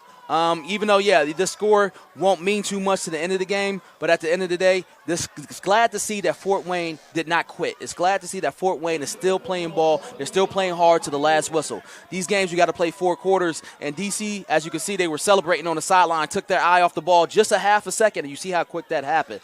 Well, we've had – here's the interesting thing, Coach. I've seen games where teams were down by like 25 points with 5 minutes left. They score 4 touchdowns and basically were like 20 seconds left, take the lead, and then, of course, they lose the game on a return kickoff for a touchdown. I mean, we have seen some crazy things, and we just had one of them as Shackelford got sacked, lost the football, and on a lateral, Fort Wayne scores. again, you can't take your eye off the mission for 1 second. It's Again, a 60-minute game, not a 58-minute, 18-second game. Like I said, every team you play here is going to be good. So if you let off the gas for a half a second, as we just seen, it can go the other way. And again, they have been shutting down. I know the defense is probably pissed because they have been shutting down those guys all game, and all of Fort Wayne's points have come on defense. So if I'm the defensive coordinator of the Tigers, I might have some choice words for my offense. Well, I kind of agree. And as they say from a song like over 20 years ago, don't let it go to your head. But, well, brand Nubian rap, they kind of use a sample of it that. Old school. Yeah, well, that's me. Anyway, with 1:42 left, the count is now 24-8 with Fort Wayne going ahead with their 2-point conversion. And, yeah, Long Island, and I don't exactly know their situation. They may not have traveled with the whole team. I mean, one never knows. I mean, that's where you get the surprises. And I may have mentioned this to you yesterday that we thought one team in 2017, which we did a game, we thought they were not going to have much of a chance. And in the end, they ended up winning a 34-0 shutout. Yeah, things like that just happen. And, like, again, who's going to adjust the best? Who's going to adjust the fastest, and who's going to make the most plays? And at the end of the day, one thing that you can't teach as a coach, you can't teach hustle, you can't teach effort, and at the end of the day, sometimes that's what wins you the game. So there's a lot of things that go into winning these games, and who's going to have that edge, who's going to eke one out. And, again, as they set up here for the 2-point conversion, it's just great to see that Fort Wayne didn't quit. And they have a lot of pride in this organization, a lot of pride in this team. And here's a rollout to the right, and a pass that didn't make it. It hit the ground incomplete. So it ends up 24-8, and I would have to suspect that Fort Wayne will try with an onside kick or some sort of unusual directional kick. Got to do something here. Like I said, it's not over till it's over. Even though it's looking kind of bad, it's not over till it's over. So Fort Wayne's going to do what they got to do to try to get this ball back. And keep in mind, they called a timeout before the 2-point conversion, too, so that also is critical. And Coach, yeah, I mean, Long Island, hey, listen, Sumter, they had a tremendous performance yesterday. But I think if you look at, I don't know if there's any stellar standout players in any of these 6 games, who would you give that to? Ooh, that's a tough question. Standout performers. Wow, that's a good one. You put me on the spot here for that.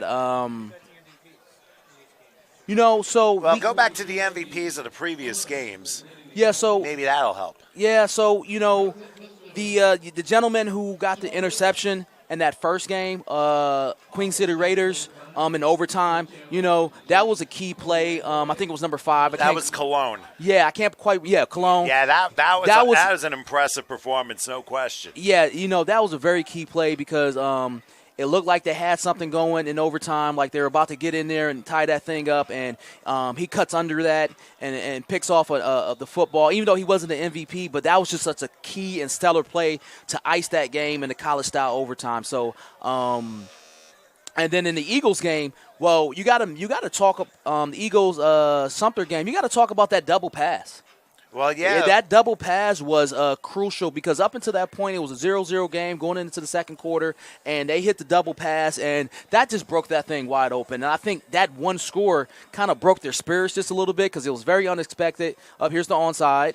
And it will be recovered by D.C.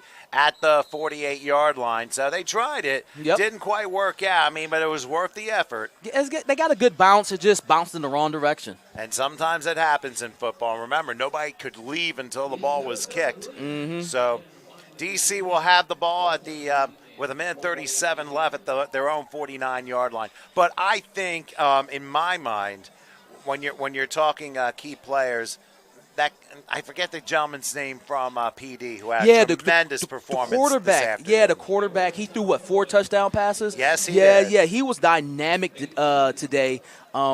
you know, for his stature, you wouldn't think he would be able to run and throw as prolific as he did today, but he handled the pressure well. He ran when he needed to, and like I said, he threw some on-point, pinpoint passes.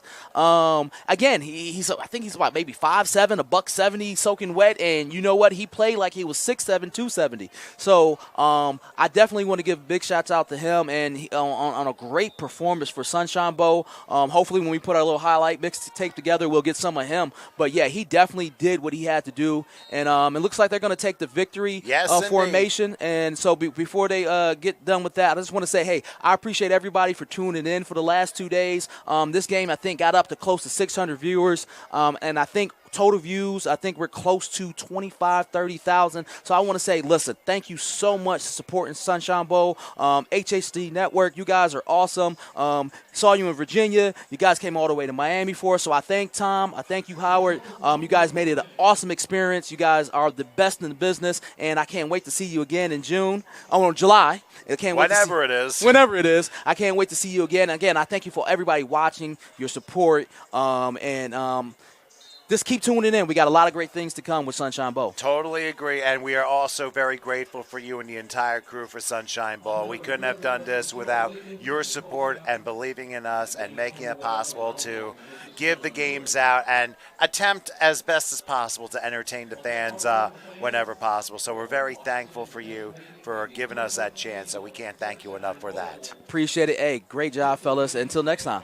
Well, pretty much so. One more kneel down. There it is, the end of the Sunshine Bowl and the DC Tigers, the 2A AFNT National Champions, defeating the Fort Wayne Wolverines by a count of 24-8. We want to thank everybody for tuning in these last 2 days. Remember, HSG Network on YouTube. Make sure you subscribe to us there. For Coach Crow and Howard Gaber, I'm Tom Wilkins. Thanks for enjoying the Sunshine Bowl.